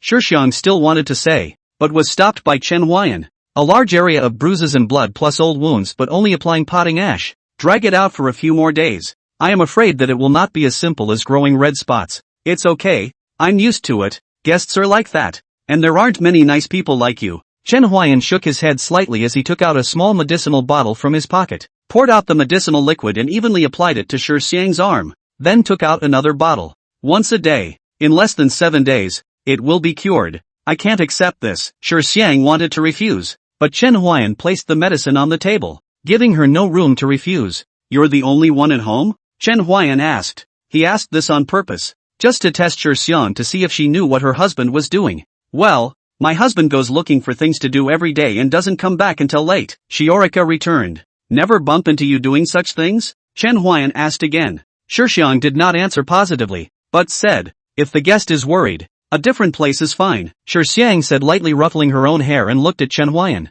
seemingly waiting for his answer. "Why don't you accompany me to the casino to play a couple games?" Chen Huayan did not reply back to her, but instead said that he wanted her to accompany him to the casino. And after Chen Huayan said this, panic appeared on Shi Xiang's face that was visible to the naked eye. "My name is Chen Huayan. I was originally commissioned to come and deliver a message, but I didn't expect to meet your husband in the casino, who, in turn, is the one being delivered?" After Shi Xiang heard Chen Huayan's words, her pupils suddenly contracted, as if she couldn't believe Chen Huayan's words. Chen Huayan did not reply. Shi Xiang sat paralyzed on the bed, while Chen Huayan turned to leave, because Dingyu was coming back. Not long after Chen Huayan left, Dingyu returned, and he looked at his wife without the slightest hint of guilt on his face. "Have you eaten?" Shi Xiang looked at Dingyu, who had entered the door, and asked with a smile, as if Chen Huayan's previous words were not on her mind. "Not yet," Dingyu returned. "Then I'll go make you dinner," Shi Xiang said and left. She went to cook for Dingyu.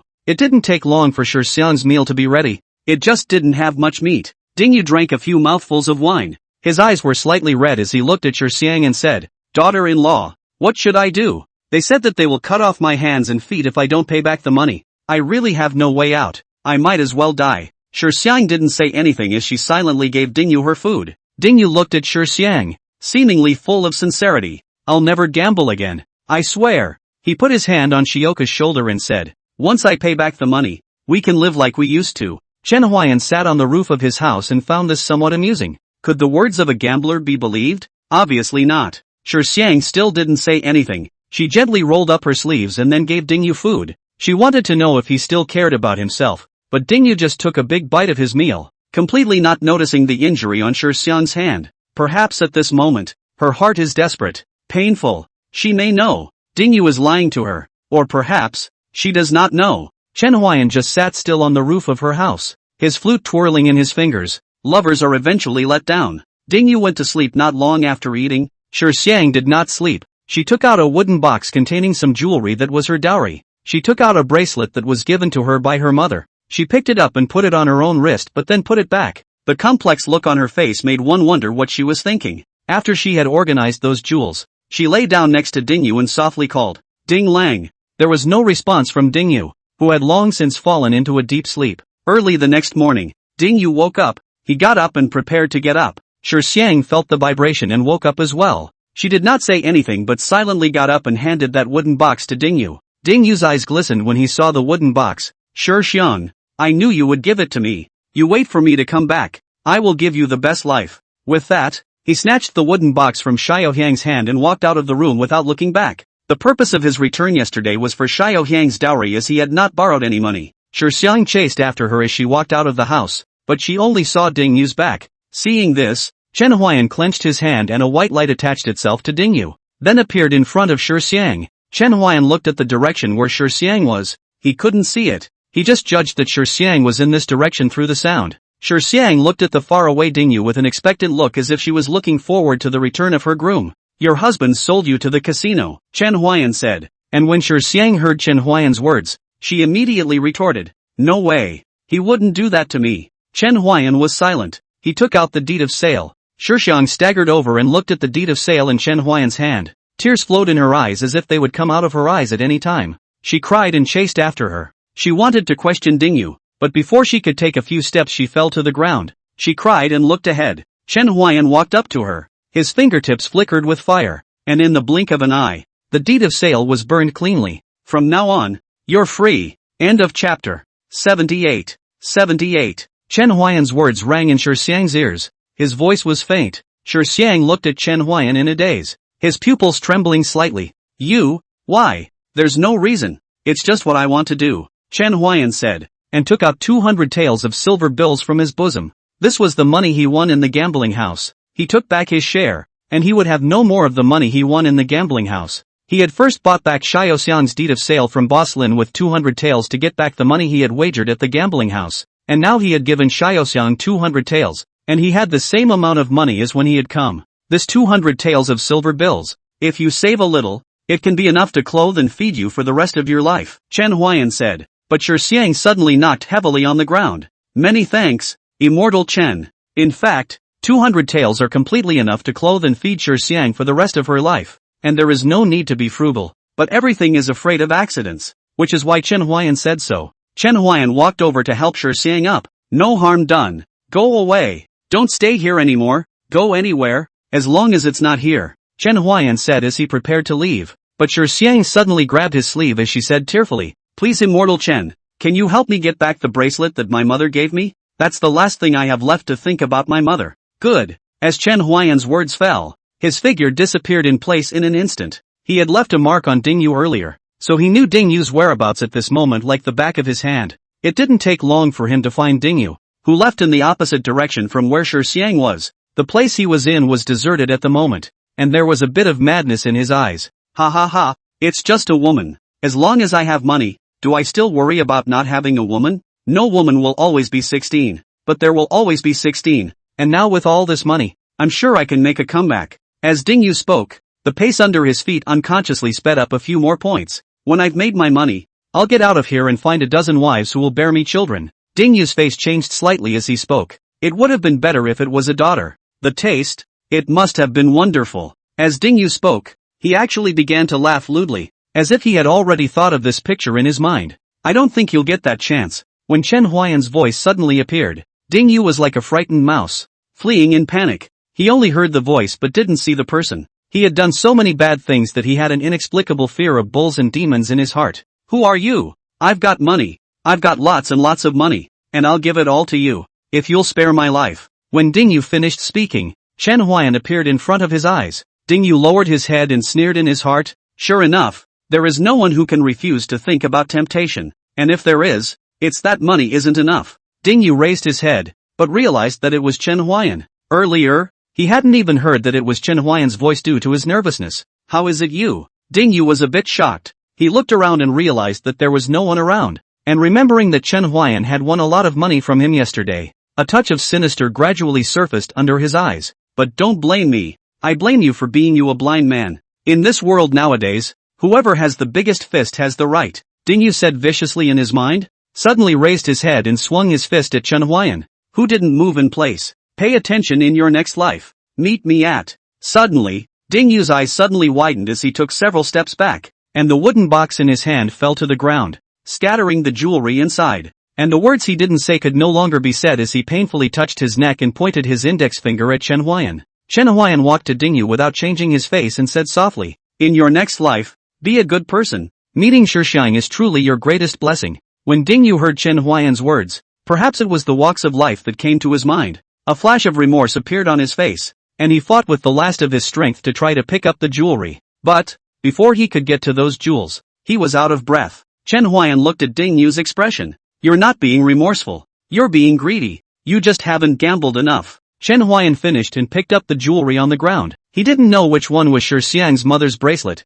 There were 3 in here. It's all Shioka's dowry anyway, so bring it all back to her. After Chen Huayan finished speaking, he disappeared into thin air, and only Dingyu's cold corpse remained here. As he lay on the ground, his eyes full of remorse, which were in fact greed for this world. Suddenly, a man in black appeared beside Dingyu, his face wearing a mask of green fangs. "Extreme greed. Very well, it's you." His voice was hoarse, as if he hadn't spoken for a long time. After he finished speaking, he carried Dingyu's body and left, leaving only the blood on the ground. If not for the blood on the ground, who or knew that someone had died here? Here. Chen Huayan gave Shixiang the wooden box. Shixiang cried and laughed as she took it. "Thank you, Immortal Chen." Shixiang wanted to kneel down again, but was caught by Chen Huayan's arms. "There's no need to. Live your life from now on." "Aha. I'm leaving, so get out of here. Go anywhere, as long as it's not here." "Aha." After Shixiang replied, Chen Huayan turned around and left. Shixiang looked at Chen Huayan's departing back and bowed deeply.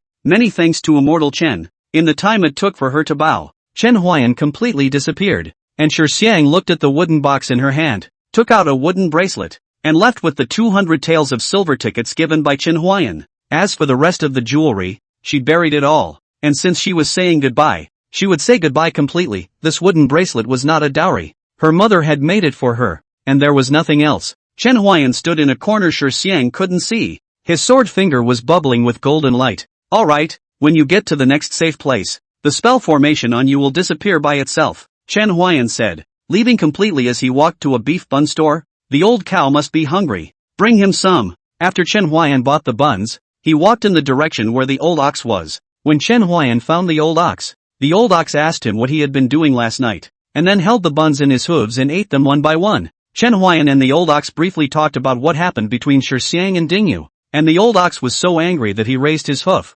"Moo, asterisk asterisk asterisk asterisk ah. Really ah. I know.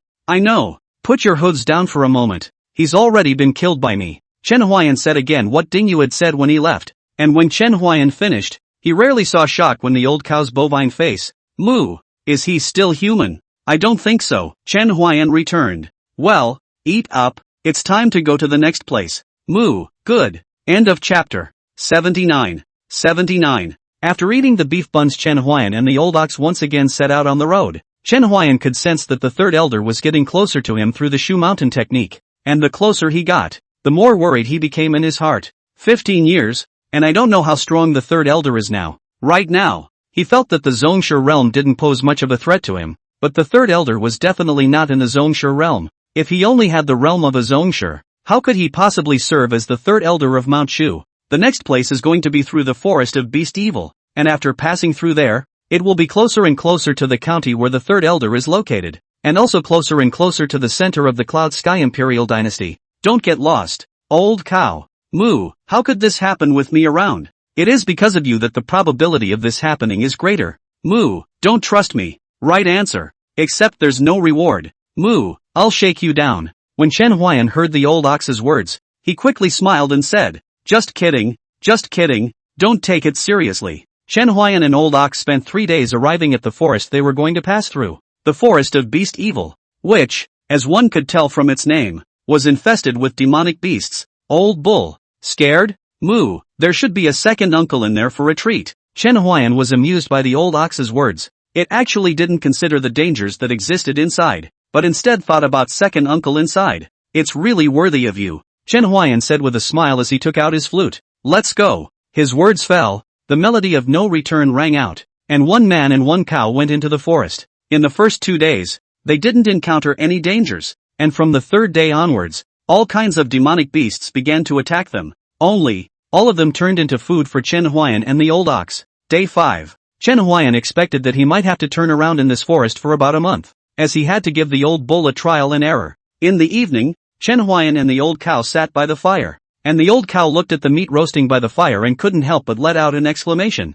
Moo, fragrant. Here, you keep watch tonight. Moo, no problem. Chen Huayan had slept in a tree before, but on the night of the third day a snake suddenly came out, and if he hadn't reacted in time, his butt would have suffered. Since then, Chen Huayan has slept on the ground, next to the fire. Nothing happened this night, but when Chen Huayan woke up, he realized that the old ox slept even better than he did. I knew that I couldn't rely on letting you keep watch. Chen Huayan went over and woke up the old ox affectionately. The old cow received a solid kick, and it stood up with eyes full of anger. Moo! Who the hell kicked me? When it saw Chen Huayan, it knew that it was in the wrong, and the rising flames wilted. Chen Huayan has been guarding for 2 days and nights, and it has only been guarding for 1 day before it slept over. Moo! I dreamed that my tits came to me and said they had something to discuss. So, Chen Huayan was exasperated and laughed. 2 milk is it? Believe it or not, I'll let you meet 2 milk. Moo, I'll keep watch tonight and promise not to sleep through it. The old cow hurriedly called out, and only then did Chen Huayan stop his hand movements. He was just staring the old bull. If he really fought with the old bull, he wouldn't necessarily be able to gain the upper hand. Gone. Where are we heading today? Chen Huayan asked. The old cow pointed in a direction that was west, toward the depths of the forest. Let's go. Don't delay, Chen Huayan said. The old ox nodded, and Chen Huayan jumped onto the old ox's back, and one person and one ox set off once again. It was early morning at the moment. The sun was rising, and the light was passing through the luxuriant trees. Wisps of light were cast down, as wonderful as paintings outlined by dreamy brushstrokes. Seeing this, Chen Huayan took out his flute without the slightest hesitation. In this situation, how can I not play a song? Chen Huayan played his flute. The old ox drove him, and they set off with the morning sun. At noon, Chen Huayan and the old ox were ready to stop and take a short rest. The unchanging roast, the pot they hadn't taken, and if they had, they might have had a mouthful of soup by now. 2. Should have brought that pot along, Chen Huayan said as he ate the roasted meat.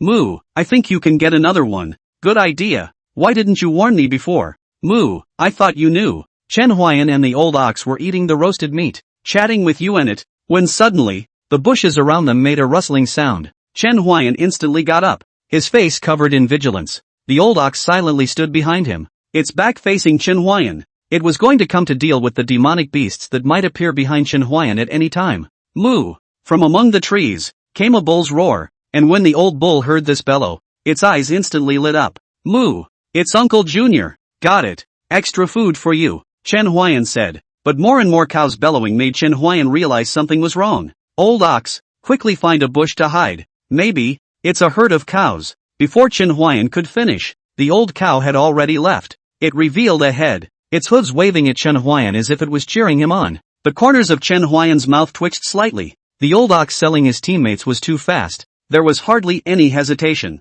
With a bellow, one black bull after another came out of the woods, white breath coming out of their noses, as if they had been enraged. Difficult to do, Chen Huayan said in his mind. When he finished his words, those cows had already rushed towards him, only he didn't move. He was ready to wait for those cows to come closer and then tune in on their backs to defuse this crisis. It wasn't that he didn't want to hide, but these cows were obviously rushing towards him and the old cow. Chen Huayan adhered to the reasoning that it was a blessing that was not a curse, and that it was a curse that could not be avoided. So it was better to harden himself to carry on with this crisis instead of hiding. Those cows will probably leave on their own when they realize they can't hurt him. It's getting closer. It's almost time. Just as Chen Huayan was about to jump, a voice suddenly appeared in his ears. A woman's voice. Don't move. I'll pull you up. Chen Huayan? Where did this person come from? Chen Huayan was both puzzled and shocked in his heart. He hadn't even noticed a hint of when this woman had appeared. Suddenly, feeling a rope tied around his waist, an upward pulling force yanked him up, flying in the air to a tree. Chen Huayan did not stabilize himself. He wanted to see who in the end was able to come to his side without him noticing. However, when Chen Huayan was no longer flying in the air, he felt extremely uncomfortable, because he was being hugged. Moreover, he was still being hugged horizontally. If it was a man, he would have felt indifferent. The key was, it was a woman. The cattle below galloped by, while the woman seemed not to have sensed it, and gave Chen Huayan a flick of her tongue, then said playfully, "How about it? I'm awesome." End of chapter. 80. You blind man. Are you scared, silly? Why don't you speak? The woman looked at Chen Huayan, who was held in her arms, and said with a playful smile, her voice carrying 3 parts childishness and 7 parts playfulness, "Ahem, Chen Huayan coughed awkwardly. I think you can put me down first. You blind man. You're actually still shy. However, she still put Chen Huayan down. The woman just stood within the range that Chen Huayan could see. Chen Huayan seriously sized up the woman in front of her. She was not very old. Just the year of Jasper. I didn't really think that you would carry me across your arms. Chen Huayan returned. When had he ever been treated like this? I wouldn't have struck if I hadn't seen you standing still. Don't blind men always have good hearing? Can't you hear them galloping? The woman looked at Chen Huayan with a curious expression. She now felt that Chen Huayan might have some brain problems. I heard it. Chen Huayan returned. Then why don't you avoid it? Because it's not scary. Why aren't you afraid? The woman didn't understand. She was on the verge of being trampled into mincemeat by the bulls and still said she wasn't afraid. Not afraid. Just not afraid. Chen Huayan replied back. He really wasn't afraid. If it wasn't for this woman telling him to hold still, he could have leisurely stepped on the back of a cow to get through this crisis. You are the blind man with the hardest mouth I have ever seen, the woman said. She just assumed that Chen Huayan was being hard-mouthed and stopped arguing with him. My name is Muyo. Muyo as in Muyo. Muyo as in Muyo. What's your name? Miao Yu asked Chen Huayan. A pair of eyes that revealed a quirky spirit looking at Chen Huayan as if she was very interested in him. My name is Chen Huayan. Chen Huayan replied back. After he finished speaking, he jumped down from the tree and called out to the old ox. Miao Yu followed behind Chen Huayan and jumped down from the tree as well. The cows had already galloped past. The dust rolled up hadn't dissipated yet. Chen Huayan jumping down didn't have much effect. It was just that Miao Yu was a little bit uncomfortable, covering her nose and waving her hand, driving away the dust. Moo, I'm so glad you're okay. I was worried sick about you. You run faster than anyone and would worry about me? Moo, that was so you could fight without fear, even though you didn't fight them. The old cow bellowed. It thought it could eat its second uncle, but it turned out to be a herd of demonic beasts, and the old cow that didn't get to eat its second uncle had an insatiable appetite. Miao Yu, who was on the side, saw Chen Huayan conversing with the old ox. His head was filled with doubts. Your family's ox has quite a high spirit, but why can't it open its mouth and speak? I don't know about this, Chen Huayan replied back. He really didn't know why this was. And what do you call the cow you call? Miu asked, feeling that it was a little too rude to keep calling your family's cow that. The old cow. Old bull? Miu Yu's pretty face showed disbelief. Is that its name? Yes, Chen Huayan replied back. And Miao Yu couldn't help but feel a bit amused when she heard the old ox's name. Your ability to pick a name still needs to be improved. I think it's quite good. Don't believe me? Ask it, Chen Huayan said, pointing to the old ox. Miao Yu saw the old ox nodding its head. The words that came to her mouth were swallowed back. She wanted to ask Chen Huayan if he wanted to change the name of his cow, but now it seemed unnecessary. That said, you're a blind man who brought along a big black cow and you dare to walk in the middle of this beast-evil forest. I don't know if it's because you're bold or you don't know the ferocity of this place, Miao Yu said. She looked at Chen Huayan. Chen Huayan didn't reply. He felt that this girl called Miao Yu must be a pearl in the palm of her hand that was carefully cared for by a big family, and was too shallow in the world.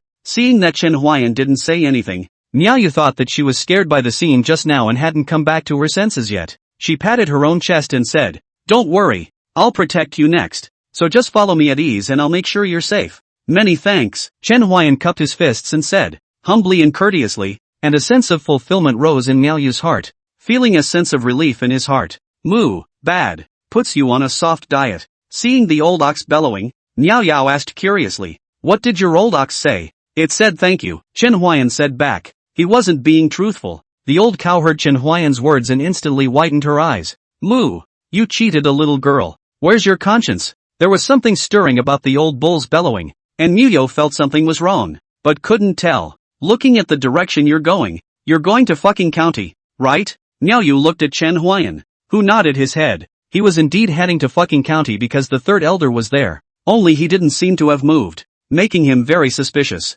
Now there's only one way to find out what's going on there. I happen to be going there as well, and with me to protect you. I'll make sure you're okay this way. Chen Huayan smiled, and just as he asked Miao Yu what she was doing in Fuqingxian, the ground they were on shook so violently that even the stones on the ground shifted. Bad. It's that herd of cows coming back, Miao Yu shouted. Then she pulled Chen Huayan and ran without looking back. Chen Huayan's entire body flew in the air, which showed how fast Miao Yu was. Old ox, keep up or you'll turn into a beefcake. Moo, wait for me. I don't want to turn into Uncle Junior yet. 2 men and a cow set out to escape. It took them 3 days to get rid of that group of demonic cows. In these 3 days, almost as soon as they stopped, that group of demonic cows chased after them. It was almost useless to hide. That group of demonic cows' noses were better than dogs. There was no other way. They could only use their speed to get rid of that group of cows. Since they were fleeing for their lives in the opposite direction from fucking county for the past 3 days, they were getting farther and farther away from their destination.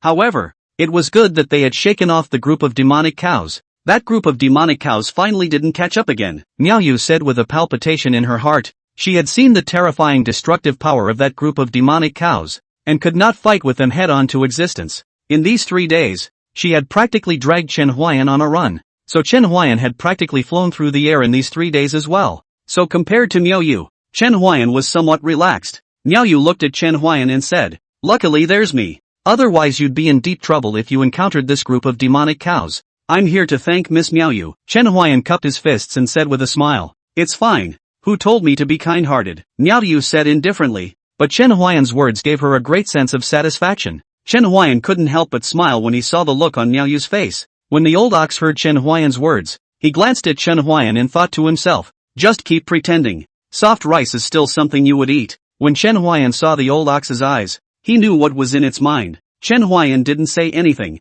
He handed the roasted meat to the old ox, and then handed the other piece of roasted meat to Miao Yu, who tasted a bite, and then her eyes lit up. "Wow, you're so good at roasting meat. It's just a craft to take care of your stomach when you're out and about." End of chapter. 81.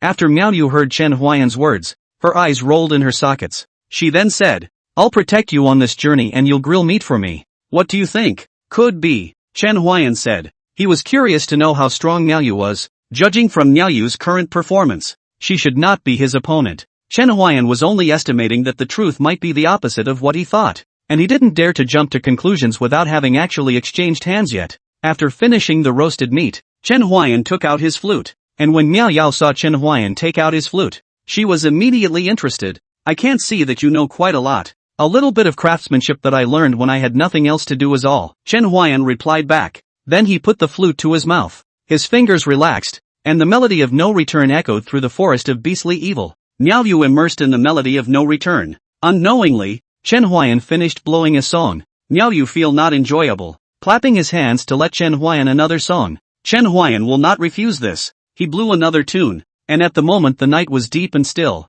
with stars shining brightly in the vastness of the sky. Ink-colored mountains loomed in the night, and the 2 men and 1 cow sat around the fire. The warm light of the fire reflecting on their faces and dispelling the darkness around them. The gentle night breeze brushed by, carrying a slight coolness. Great song, Miao Yu said, and it could be seen that she really liked the song No Return that Chen Huayan had blown. Miao Yu's words made Chen Huayan smile and said, "It's good that you like it." On this night, the old ox quietly ate the roasted meat, and Miao Yu propped her head on her hands, quietly listening to Chen Huayan blowing a tune. The next day, they began to set off in the direction of fucking county. And along the way, Miao Yu bounced around cheerfully, asking Chen Huayan questions from time to time. "Chen Huayan, do you know what this is?" "Chen Huayan, there's a nice cute rabbit there. Would a roasted rabbit smell good?" "Chen Huayan, this flower is so beautiful." "Chen Huayan, this little fruit is so pretty. Can I eat it?" Miao Yu said as she pointed at a purple fruit. Chen Huayan didn't have the time to stop it before Miao Yu ate that fruit into her stomach. "That fruit is poisonous." "What? Why didn't you say so earlier?" It's over. I'm going to die." "Chen Huayan, I'm glad to meet you. Don't you remember me? I'm just a passerby in your life." After Miao Yu finished choking herself as if she looked like she couldn't breathe, she then planted herself on the ground and stuck out her tongue as if she was dying of gas. Seeing that Miao Yu hadn't moved, Chen Huayan shook his head helplessly. "That will only give you some headaches. It won't kill you." Poked and prodded, Miao Yu hemmed and hawed, stood up with a carp, and made a face at Chen Huayan. Slightly. On this journey, with Miao Yu, Chen Huayan's journey with the old ox was a lot more fun. On the way to fucking county, with Miao Yu leading the way, they didn't get lost this time, and for the first time, they didn't get lost. It took them almost a month to get to fucking county, and during this month, Miao Yu and Chen Huayan became more and more familiar with each other, and nothing dangerous happened during this month, so it was fine. Chen Huayan also didn't ask why Miao Yu would appear in the forest of beast evil. After all, everyone had their own path to walk. Asking too clearly and entangling too deeply was not what Chen Huayan wanted. Finally arrived. Miao Yu looked at the fucking county in front of her, stretched her waist, and said to Chen Huayan, "Yes, it's finally here." Chen Huayan's tone was somewhat emotional. "It's also finally time to put an end to this," Chen Huayan said in his heart. Miao Yu did not hear the emotion in Chen Huayan's tone. She pulled Chen Huayan into fucking county. Go, go, go, I'm going to treat you guys to some delicious food. Miao Yu pulled Chen Huayan and was about to walk into fucking county. Only when they reached the city gates, they were stopped by the guards at the city gates. Stop. Unidentified people are not allowed to enter. The first of the 6 guards standing at the city gate said, "We are all subjects of the Cloud Sky Dynasty. How is our identity unknown?" Miao Yu asked. But the guard's attitude was resolute. And even though Miao Yu said so, he didn't have the slightest intention of letting them in. Miao Yu's fists were clenched, and by the looks of it, it looked like he was going to give the guard a punch in the face. Seeing this, Chen Huayan hurriedly pulled Miao Yu behind him as he said to the guard, "All of us are subjects of the Cloud Sky Imperial Dynasty, and it wasn't easy for us to make the trip here," Chen Huayan said and stuffed money into the guard's arms. The guard looked around and realized that no one was looking at him, so he hastily accepted the money Chen Huayan gave him. Indeed, it's not easy, since they are all subjects of my Cloud Sky Imperial Dynasty. Let's go in. With a wave of his hand, the guard released Chen Huayan and Miao Yu and the old ox. When Miao Yao saw Chen Huayan's maneuver, she couldn't help but widen her eyes. It can still be like this. Why use force when money can solve things? Chen Huayan said with a smile, then led the old ox into the city. Miao Yu listened to Chen Huayan's words and nodded thoughtfully, then followed Chen Huayan and the old ox into the city. What are you guys going to eat? Miao Yu asked. I'm telling you guys, there's a tavern here that serves great corned beef. The old cow's eyes lit up when she heard Miao Yu say marinated beef, and she hurriedly called out, "Moo! Second uncle! It's second uncle! Lead the way," Chen Huayan said. Hey, come with me." Miao Yu brought Chen Huayan and Lao Niu together to the tavern she mentioned. Chen Huayan stood in front of the tavern as he asked Lao Niu, "What is the name of this tavern?" "Moo, coming to the tavern. Come and go?" Chen Huayan murmured the name of this tavern softly. Rather interesting. As Chen Huayan spoke, Miao Yu heard Chen Huayan muttering something under his breath, but she didn't hear what Chen Huayan said. "What are you muttering about? After a month of eating roasted meat, it's time for a change today," Miao Yao said, pulling Chen Huayan into the Come and Go tavern. They had just entered the tavern when the tavern waiter approached them with a smile. "Sir, what do you need to order?" 10 pounds of corned beef and another jar of good wine, Chen Huayan said to Xiao Er. Then he looked at Miao Yu as he asked her, "What would you like to order?" "Let's have 2 more dishes." Xiao Er wrote it down and left. Chen Huayan and Miao Yu found a seat by the window and sat down, while the old ox stood aside. Not that it didn't want to sit, but there was no stool it could sit on. It didn't take long for the waiter to bring up the food that Chen Huayan and Miao Yu had ordered earlier, and when the old bull saw the marinated beef, he lifted his hoof and began to eat it. Chen Huayan, on the other hand, poured himself a glass of wine without any panic, and after a glass of wine, Chen Huayan felt soothed. Seeing that Chen Huayan was drinking so comfortably, Miao Yu also became curious about the flavor of the wine. "What does the wine taste like? Is it good?" "Instead of asking me, you should taste it yourself," Chen Huayan replied back, looking at Miao Yu, whose face was filled with eagerness to try. "Then pour me a glass and I'll taste it." Chen Huayan smiled and poured a glass for Miao Yao. She smelled the glass of wine, sniffed it and said, "It really smells good." With that, she muffled the glass of wine in one gulp, and right after that, she spat out all of the gulp she'd taken in, spitting out her own tongue and continually fanning the wind out of her side with her hand. "So hot, so hot." Chen Huayan was amused by Miao Yao and laughed out loud. End of chapter. 82. This wine isn't good at all. It's so spicy. Why do you like drinking this stuff? Well, it's hard to tell. Sometimes it's just something I want to drink. It's not good.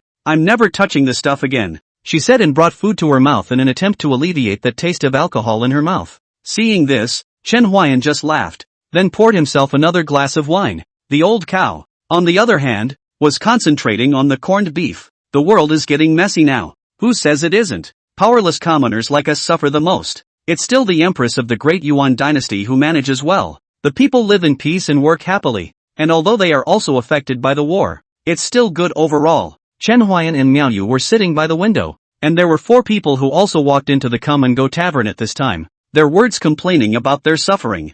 "Ha, you guys just think about the goodness of other dynasties. If you ask me, we should just join the army and then serve our country and make a great military achievement." The man spoke, his clothes a bit tattered, but his look determined. "Chen Huayan, look at that person. The others are either saying that they are troublemakers or complaining. He is the only one who wants to go and join the army to serve the country. Kinda has a big ambition." There was some appreciation in Miao Yu's words as she looked at that person with a slightly appreciative gaze. Chen Huayan did not reply to Miao Yu's words, but poured himself a glass of wine, then said, Those who speak lightly of great righteousness will fall back in the face of battle. Ha! It can't be. Miao Yu was a bit unconvinced by Chen Huayan's words. After all, the firmness of that man's demeanor was not like an act at all. Then why don't you go join the army yet? Instead, you're still full of righteousness while we're here. As soon as this person's words came out, the person dressed in somewhat tattered clothes, the determined look on his face instantly disappeared and was replaced by a trance. I'm not a bit handicapped and can't go to war,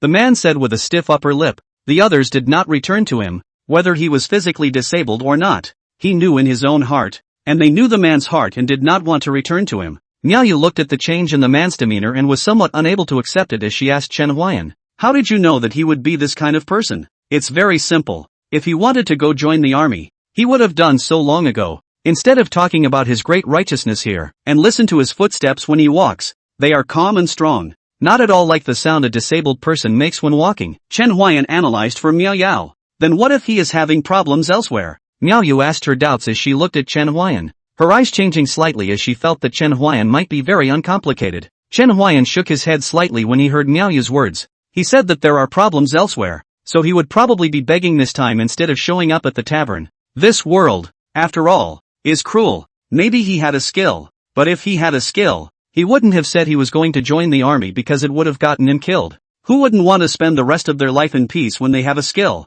After listening to Chen Huayan's analysis, Miao Yu's eyes sparkled as she looked at Chen Huayan. "Wow, you know so much. How can I tell you don't look like a blind man?" "I'm just blind, not brainless." Chen Huayan's words made Miao Yu a little embarrassed. She turned her gaze to the man from earlier, only to see that he was still talking about his great righteousness, but no one was paying attention to him anymore. Chen Huayan and Lao Niu and Miao Yu left the tavern after eating, while the man continued to speak of his great righteousness. Seeing this, Miao Yu couldn't help but snicker. That person is also really good at talking. It's almost half an hour. In a chaotic world, this kind of person is very common. It's nothing more than trying to encourage others to join the army, so that they can also make their own safety further guaranteed. For them, it's one person if they can cheat one person. Chen Huayan's words impressed Miao Yu. "You're too uncomplicated. I now suspect that you're some kind of old demon who ate the elixir to return to his old age." Hearing this, Chen Huayan returned without a trace of humor. "Do I look like that to you?" Neo returned with little hesitation.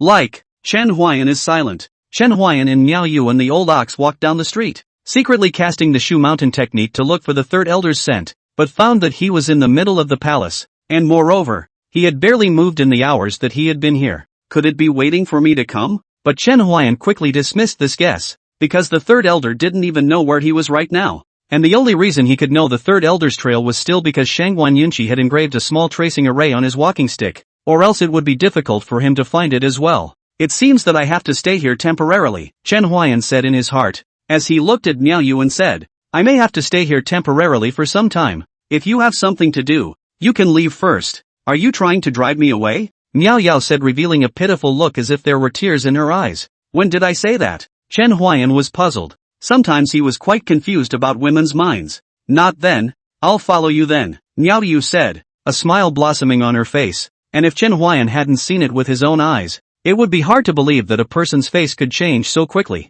"As you wish," Chen Huayan said and was about to leave. He was going to look for a house to live in. Luckily Bai Changyin had given him enough money. According to the current prices, he should still be able to live there for 3 months. However, they would have to be frugal in the meantime. "Good, I have money on me too. I won't starve you," Miao Yu said and took out her own money and threw it in her hand with a shake. Chen Huayan felt that Miao Yu's mind was a little too simple. This behavior of hers was undoubtedly telling those thieves, "I have money. Come and rob it. Put it away. Be careful of being stolen," Chen Huayan said. "This is the imperial city, and there are still people who dare to do such things?" Niu asked with little belief. Chen Huayan didn't reply. Now that the court is in constant war, it is almost unable to take care of itself. How can it still have the heart to care about this? Chen Huayan took the old cow and left, and when Miao Yu saw that Chen Huayan didn't reply, she thought that he was pretending to be high and mighty as a way of not replying to her. But in truth, Chen Huayan just thought that she was too simple and needed to experience something to understand, and it was useless to say more. Chen Huayan took the old ox in Miao Yu, and came to a house, and only after asking around did he learn that it was inhabited by a disabled young man who happened to have an empty room, and who survived on the foundation left by his ancestors. Chen Huayan knocked on the door, and after a while, a young man sitting in a wooden wheelchair opened the door. He smiled and asked, "Are you all here to rent a room?" "Yes, 2 rooms. Yes, please come in, the youth said, leading Chen Huayan and the others into the house. Chen Huayan had just entered the house when they saw a big yellow dog run into the youth's arms. Nuan Yang, stop it. I'm entertaining guests. End of chapter. 83. Niao Yu poked Chen Huayan's arm from the side. Look at the names people take. Learn from them. It's all called habit. There's no need to change it. Chen Huayan returned. My name is Chen Huayan. I wonder if your excellency could tell me your name? My name is Yu Yang. Yu Yang returned. You guys find a room, and prepare something on the way. It's going to snow here in a few days. How do you calculate the money for the room? Chen Huayan asked. Yu Yang was handicapped, and in such a chaotic world, it was not easy to live. Chen Huayan could not possibly pay him less. It's enough if you give me 100 cents a month. This is too cheap for you, Chen Huayan said back. He had rented a room so many times, he was aware of the general prices, and the price that Yu Yang said was undoubtedly the cheapest of the prices he knew. I'm too lonely. I want to find someone to live with me and chat with me in my spare time, Yu Yang said. Some loneliness surfaced under his eyes. Can't you rent out the houses here? I see that the environment here is beautiful and the houses are quite nice, so it's only logical that they won't be unrentable. Yu Yang's house was planted with a few osmanthus and magnolias, and in terms of environment, it was better than most houses. Yu Yang sighed and said, there are too few people who are willing to rent the house, and they don't want to rent my house even after they know that I'm a handicapped person. They're afraid that I'll die in the courtyard one day and invite unnecessary trouble for them. Those people are too much. It's not obvious that they are bullying you for being a disabled person, Niao Yu said indignantly. Yu Yang saw the expression on her face and smiled. It's okay, I'm used to it. Why don't you find someone to take care of you? Niao Yu asked. And when Chen Huayan heard her words, he once again felt that she was very simple. Because he is disabled. Chen Huayan answered Niao Yu's question for Yu Yang. Just 6 words, revealing information that left Niao Yu dumbfounded. You pick a room, then I'll go out to buy food and prepare dinner, Chen Huayan said to Niao Yu as he steered away from the topic, not intending to delve any deeper into the subject. I'll choose this one, said Miao Yao, pointing to a room that was leaning against an osmanthus tree, and when you went out, you could see the evergreen osmanthus tree, which was also pleasing to the eyes. Chen Huayan nodded his head. He chose a room opposite the door to Miao Yao. Then he went out the door. There was a grass hut here. The old ox wasn't bad for a place to live. And the old ox wasn't afraid of the cold. So whether there was a house or not wasn't that important to it. After Chen Huayan left, Niao Yu and Yu Yang chatted for a few moments before returning to their room. Nuan Yang. Yu Yang lightly called out, and the big yellow dog called Nuan Yang pounced on his arms at once, constantly licking his face. Yu Yang was amused by Nuan Yang. Alright, Nuan Yang, let's go back to the house as well. Woof woof. Chen Huayan was on the street buying groceries when he noticed a familiar aura. It's been 15 years. I wonder how you'll feel when you realize I lied to you, Chen Huayan said in his heart and followed the man, only to see that the man looked very cautious and kept turning left and right in the streets and alleys, seemingly getting rid of someone. Chen Huayan was very sure that the man hadn't noticed him. Kinda cautious. The man came to the end of an alley. He looked around and after realizing that no one was there, he crossed that alley in one go, with Chen Huayan following closely behind. The man didn't stop after crossing the alley, but continued walking until he was out of the city and came to a small wooden hut, and as he was about to enter the hut, Chen Huayan's voice rang out behind him. Long time no see, Master Tiger. Master Tiger's pupils shook. This voice was more than familiar to him, even though he hadn't heard it for 15 years. Yes, that Lord? No need to call me Lord. My name is Chen Huayan, Chen Huayan said. Master Tiger turned around. Chen Huayan smiled slightly when he saw him. Greetings, my lord. Master Tiger finished and prepared to kneel down, but he was helped up by Chen Huayan, and that half-bent waist was stiffly righted by Chen Huayan. Actually, you should have realized I lied to you. Master Tiger scratched his head and said, go inside and talk. Chen Huayan followed Master Tiger into the house. Chen Huayan didn't think that Master Tiger could do anything to him in this place. Moreover, he could feel that Master Tiger didn't have any malice towards him. Chen Huayan and Master Tiger sat in the cabin. Master Tiger poured Chen Huayan a bowl of water. He said, at first I hated you very much in my heart now. I felt that you deprived me of my freedom. Chen Huayan couldn't help but laugh a little when he heard Master Tiger's words. What about now? Where are these emotions now? Master Tiger waved his hand,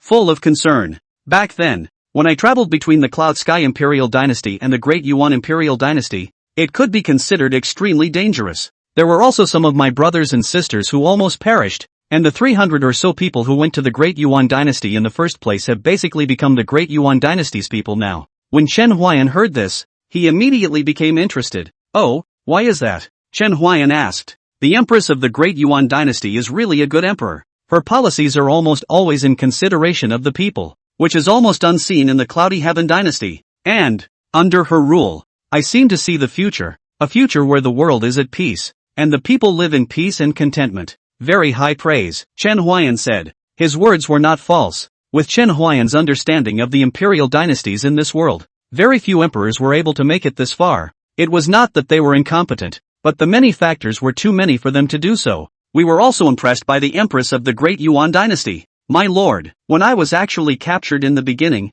it was the Empress of the Great Yuan Dynasty who personally interrogated me. At that time I thought, the big deal is to die, and in 18 years I'll be a good man again. But I didn't realize that when I said it was your arrangement. She asked me if I was a blind man with a flute, and I said yes, and then she actually let me go. And she said that life was not for the faint of heart, and that I could be a new man now. I went away, and after I had gone, I thought again of your deeds in defending the city alone, and it was then as if I had seen hope in this country. So, I came back, and as a show of loyalty, I told the Empress everything about the Cloud Sky Dynasty, and I also said I would like to become her dead servant, only she didn't agree. This is also in line with her character, although she is decisive in what she does. If it's not something that jeopardizes the Great Yuan Dynasty, she's still very kind-hearted, Chen Huayan said, and Master Tiger looked at Chen Huayan and added, My lord, do you know? At that time, when the 10-year period was approaching, I was so scared because you never showed up. When Chen Huayan heard this,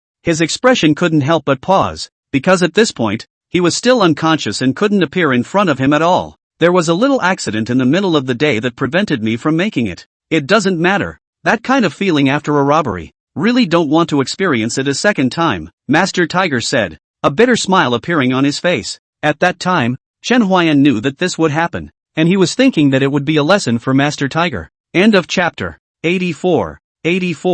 Good thing. All these things have already passed, Master Tiger said. I don't care anymore. If only I could really see that day, but I feel like I can't see it. If I could, I would really like to bury myself in the world ruled by the Great Yuan Dynasty. You will see that day, Chen Huayan said with a smile. Master Tiger looked at Chen Huayan and said, I'm not you nah. You're very human. I won't live that long, Master Tiger said with some melancholy, but this kind of emotion quickly passed. After all, people will eventually die. Look at it more openly. There are not so many emotions. His face took on a smirk as he asked Chen Huayan, I wonder what you are here for, my lord? Kill, Chen Huayan said indifferently. Those two short words but made Master Tiger feel a boundless killing intent, making his body shiver. He adjusted his emotions and asked, I wonder who you are trying to kill, my lord. Perhaps I can get a clue. Chen Huayan heard Master Tiger's words. Who else could know more about the situation in the Cloud Sky Dynasty? Other than court officials, it would be people like Master Tiger.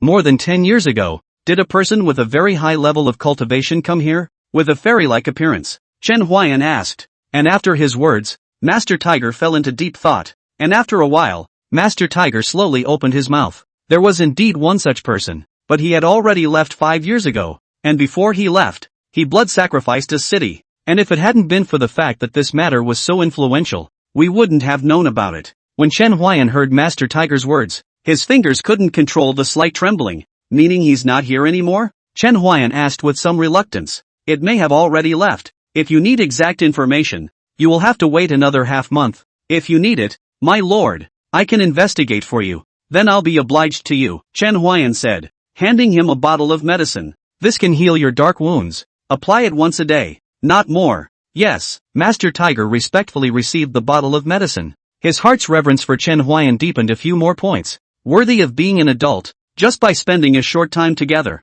You know that I have a dark disease. Keep me posted. Chen Huayan finished handing him a compact whistle. Blow it, I can tell. Good. Chen Huayan nodded and then walked out of the place, with Master Tiger behind him, respectfully seeing him off. Chen Huayan walked under the setting sun, muttering, not anymore. At night, Chen Huayan returned to the place where he rented a room. He bought some dishes and greeted Miao Yu to come out and help cook. Thought you'd been abducted. Grocery shopping so late. A little delay. Chen Huayan smiled back. I'll come and help too. Yu Yang pushed his wheelchair and walked over to Chen Huayan and the others, and Miao Yao was just about to say to let him rest on the side and call in when the meal was ready, but Chen Huayan spoke even faster. Alright then, you help us wash the dishes. Seeing Chen Huayan's attitude, Miao Yu was very puzzled. She walked over to Chen Huayan and asked, "He's a disabled person, eh? So what?" Chen Huayan asked rhetorically. "Shouldn't we let him rest? How tired he is from all the busy work. If you respect him, you shouldn't treat him like a disabled person.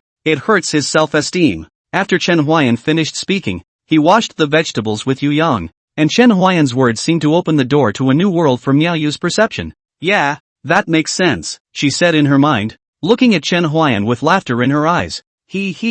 I'll help too." She finished bouncing and running over to them to help wash the dishes together. As they washed the dishes, Nuanyang ran out and pounced on Yu Yang's side. "Your big yellow dog is so sticky to you," Miao Yu said, looking at the big yellow dog lightly called twice, not expecting the big yellow dog to run happily to her feet. So cute. Although Miao Yu and the others called Nuanyang a big yellow dog, it wasn't really that big. It was almost half a wheelchair high. Cute, right? When I met it, it was covered in wounds and was dying. I saw it was poor and brought it back home, thinking that if it could be cured it would live with me. I didn't realize that it had been living together for 6 years," Yu Yang said, his face full of smiles. It was evident that he had long treated Nuanyang as his family. "How do you usually tease it?" Miao Yu asked curiously, as she looked at the adorable warm sun, and the desire to tease it rose in her heart. "I'll sing to it." Yu Yang's words made Miao Yu a bit puzzled as she asked, "Sing to it? What kind of song?" "Dog song," Yu Yang returned. "Dog song?" Miao Yu said in disbelief.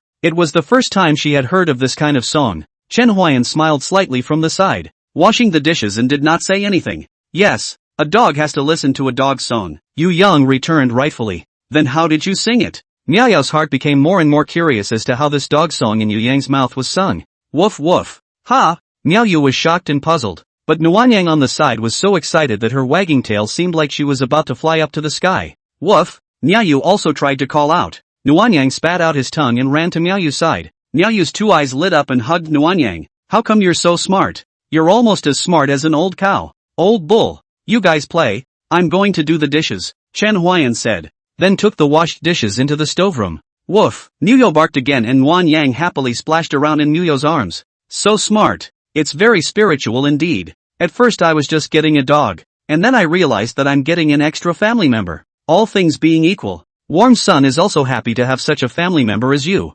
Miao Yu said. She felt that Chen Huayan was right. If she really wanted to respect Yu Yang, she shouldn't treat him as a disability. She should treat him like an ordinary person and give him respect. Next, Miao Yu and Yu Yang teased Nuanyang, and Nuanyang happily ran between the two. "The food is ready. Let's start eating." Chen Huayan's voice rang out, and only then did the 2 men and a dog stop frolicking. Since the table was not big and the old ox was too big, Chen Huayan had to give the old ox a separate serving. Yu Ji saw this and didn't say anything, just assumed that Chen Huayan's ox was a bit unusual. Yu Yang, who was sitting on the wheelchair, picked up his chopsticks and took a shallow taste of Chen Huayan's cooking, and he immediately felt a delicious flavor rushing straight to his heavenly soul. "Brother Chen, this is too delicious for you to cook. Going out, a craft to take care of your stomach is just that." Chen Huayan smiled back. "Old Chen's barbecue meat is even better. You should let him make it for you to try someday." "Really?" Yu Yang asked with some excitement. "If there is time, why is this not possible?"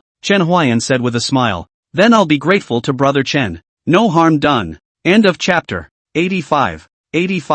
They had dinner, and after Yu Yang poured a pot of rice for Nuanyang, he went to rest, leaving only Chen Huayan and Miao Yu in the courtyard. Yu Yang said that he had the habit of going to bed early. Chen Huayan and Miao Yu just told him to go to rest early after hearing that, and they would soon go back to their rooms to rest as well. At the moment, Nuanyang was eating his meal, sometimes not forgetting to spit out his tongue and play with Miao Yu, except that when Chen Huayan listened to the sound of Nuanyang's voice as he ran, he looked suspicious, but the expression on his face was quickly concealed by him. After Yu Yang returned to the house, Miao Yu walked over to Chen Huayan and asked him in a low voice, "Old Chen, don't you know medicine? Can you see if there is any possibility of healing Yu Yang's leg?" When Chen Huayan heard Miao Yu's words, he shook his head slightly, and when Miao Yu saw his reaction, she was a bit anxious and asked, "Is it really not possible? If we had met 2 or 3 years earlier, perhaps there is still hope. He has been taking medicine all these years. The power of the medicine piled up in his legs. Rather, the medicine is 3 times poisonous. The meridians of his legs have long been necrotic under the erosion of the power of the medicine. There is nothing I can do about this." After Chen Huayan finished speaking, Miao Yu fell into silence. Chen Huayan hadn't finished his words. If his master had come, this kind of disease would be very simple. But his master was unable to leave Mount Shu, and although he didn't know why, He knew that his master was guarding something very important. He was not strong enough at the moment. If he was stronger, he might be able to cure it, but he didn't finish his sentence. He could use acupuncture to treat it slowly, supplemented by spiritual power, or he could be cured. But that takes time, and he doesn't stay long, and he doesn't like to give people promises they might not be able to fulfill, which is why he says there's nothing he can do. As for his spiritual power, his true chi had long been transformed into spiritual power. As for when it was transformed, he didn't know. He thought that it should be the 12 years that he had been asleep. His true chi was transformed into spiritual power, and it was also a big part of the basis for him to heal Yu Yang. It's a pity. Big brother Yu Yang must be eager to stand up. Who doesn't want a healthy body? Chen Huayan asked rhetorically. Chen Huayan's words made Miaoyu nod her head gently. Indeed, if it was possible, who wouldn't want to have a healthy body? Perhaps they could never know what was really going on inside Yu Yang's mind. Perhaps he also wanted to run under the setting sun and brush his sleeves in the breeze. If I have the strength, I will definitely make the world free of disease, Miaoyu said, an incomparably resolute look appearing on her face. Maybe it will be realized one day. Chen Huayan smiled in response to Miao, who glanced at him. I think you have more of that. The greater the ability, the greater the responsibility. If it is possible, I would like to be like an idle crane, unrestrained, the world's greatness. Let me be fast. You have a free heart. But that's more like you. Chen Huayan just smiled at Miaoyu's words and did not respond. I won't talk to you anymore. I'm going to go back to my room to practice my techniques, Miaoyu said and got up to go back to her room. Chen Huayan saw Miaoyu leave and also got up to go back to his room. Only when he was returning to his room, he glanced back in the direction of the warm sun, and then walked straight to his room, seemingly to rest. The night was deep, and the cold winds were creeping in, as if with a prelude to winter. The sky was like a dark blue silk, satin, dotted with a handful of twinkling, cold stars, and the moonlight spilled coolly over the earth, outlining the vague outlines of objects. In the courtyard, in the dog house, Nuan Yang's body couldn't stop shivering, as if he was chilled to the bone. Crunch! The door of a room was pushed open and a figure walked towards Nuan Yang, shaking his head slightly when he saw Nuan Yang's body that couldn't stop trembling. He leaned down and reached out his palm to gently caress Nuan Yang's body. Ooh, oh, it's painful, isn't it? His voice rang out and Nuan Yang looked up painfully. It recognized the visitor. It had only moved in today. It knew his name was Chen Huayan. It really is a very smart dog. Chen Huayan sighed as he took out an elixir from his bosom. He didn't have many pill bottles left on him, but his face didn't have any needy look on it. He placed the elixir in his hand and handed it to Nuan Yang's mouth. Eat it, it will ease your pain. There's nothing I can do about your illness. After Nu Yang heard Chen Huayan's words, he stuck out his tongue and ate the elixir into his belly. Woo woo. You're welcome. Woo woo. I know. Chen Huayan left after he finished speaking. Nuan Yang's disease was already terminally ill. Unless it was a strong person of his master's level who came. Otherwise, there was no way out. He heard Nuan Yang running with a very strange sound today. Heavy in the front and light in the back. Unsteady steps. Very staggering. Only under its extreme camouflage, Miaoyu and Yu Yang did not find out. But these could not be hidden from Chen Huayan's ears. With the medicinal support, there should be half a month left. And at night, when I acupuncture for it, there should be a month left. Nuan Yang tells him that it wants to live and spend more time with Yu Yang. He is too pitiful and it doesn't want to die just yet. Chen Huayan walked to the door and sighed softly. If I could have come earlier, perhaps everything would have been different. He closed the door after that. Chen Huayan and Miaoyu had been here for half a month without realizing it.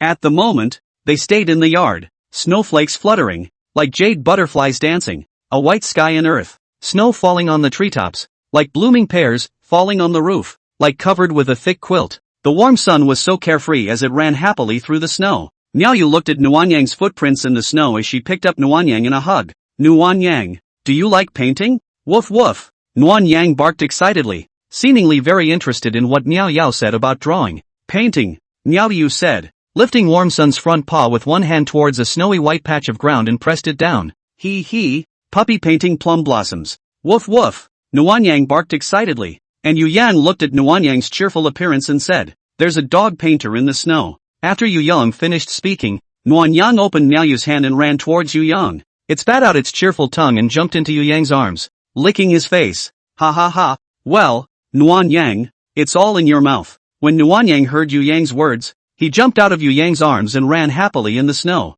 Chen Huayan watched from the sidelines, silent. Suddenly, his eyebrows arched as he looked at Yu Yang and Miao Yao and said, I have something to do. I'll go out for a while. Ha, What can you be up to? Miao Yu asked in puzzlement. Yu Yang also cast a puzzled look. Through this half-month together, he knew that Chen Huayan and Miao Yu were both outsiders. They shouldn't know many people here, so why would they suddenly say that they had something to do? It's an old friend who met more than 10 years ago, Chen Huayan said, and walked out of the courtyard on his own, no longer giving them the chance to inquire. Brother Chen is truly a strange person, but it's quite interesting, Yu Yang said. That's how he is, living a life that's more dashing than anyone else, Miao Yu said as she looked at Chen Huayan's departing back. Chen Huayan's sudden departure was due to the fact that he heard the sound of the whistle he had given to Master Tiger. It seems that there is news. Chen Huayan out of the courtyard will be very fast speed to the Tiger Master's residence. Waiting for half a month. Finally have news. He desperately want to know. This third elder. Where is it today?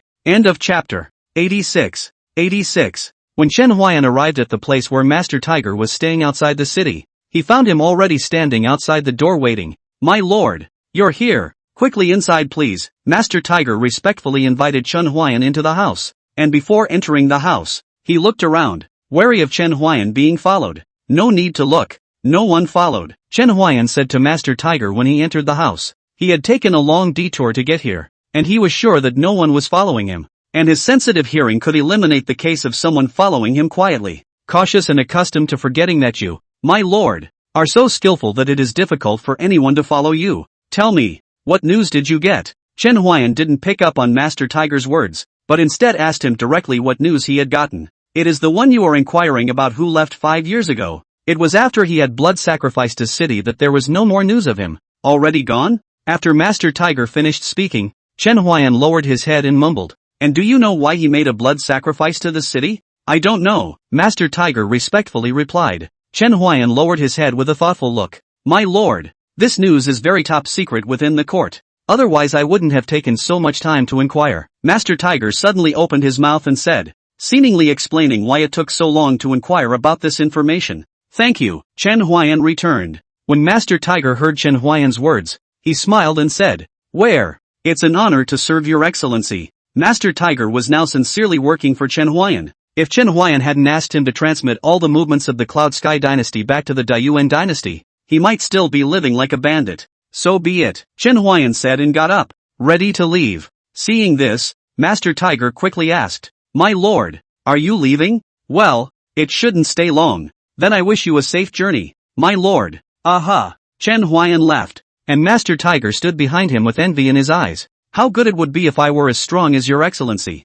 After a while, it's time to go. Chen Huayan stood at the door and gently pushed it open. The warm sun rolled in the snow as if there was no sickness in it. Back so early. Miao Yu turned her gaze to the door when she heard the pushing sound, and she asked Chen Huayan with some surprise. Well, there's not much going on, so naturally I'm back early. I thought there was something big. By the way, I'm telling you, I've entered the realm of the 8th stage of true Qi, and the world is so big that I'm free to roam around. Congratulations, Chen Huayan said, with a hint of a smile at the corner of his mouth. When Miao Yao saw Chen Huayan's reaction, she was a bit upset because Chen Huayan was acting too flat. So she continued, do you know how powerful the 8th stage of true Qi is? I know, the world is a big place for you to roam. Then why are you still acting so flat? How could Chen Huayan not know about Miao Yu's small mind? So he said, why don't we start over? How to start over? Miao Yu was puzzled. She kind of didn't understand what Chen Huayan meant. I'll come back in and you'll speak to me again. Don't. You must be acting.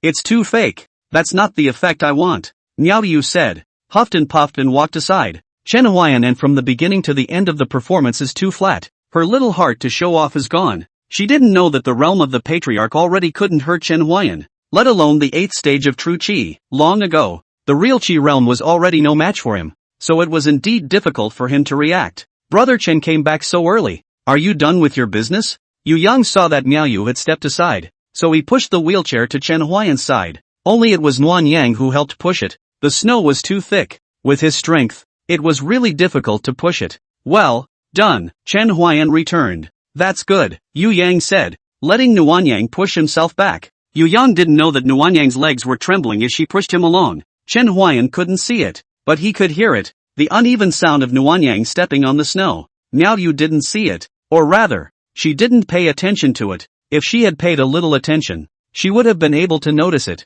but Nuan Yang was acting too lively, as if there was no disease lingering that way, and she wasn't paying attention. so naturally she couldn't notice it. Soon, Chen Huayan muttered to himself in his mind. Why wouldn't he want to save it? But time didn't allow it. Or rather, the time was just missed. Maybe it's destiny. He had tried his best to save Nu Yang's life, but he really tried his best. Yu Yang's leg had improved a little under his treatment with acupuncture, but Yu Yang didn't even know about this. In the following days, Nuan Yang ran happily as usual, and Miao Yu and Yu Yang also enjoyed pressing its paws as usual, pressing on the snow like one after another. Plum blossom. But such days don't last long. Nuan Yang finally fell ill, seemingly without warning, but it lasted for a long time. Yu Yang instantly panicked, praying to Miao Yu and Chen Huayan to take it to the medical center. Miao Yu directly agreed and took Nuan Yang to the medical center, while Chen Huayan walked behind Miao Yu. Only he knew that Nuan Yang would not live long. What he had done was all he could do. It's disease.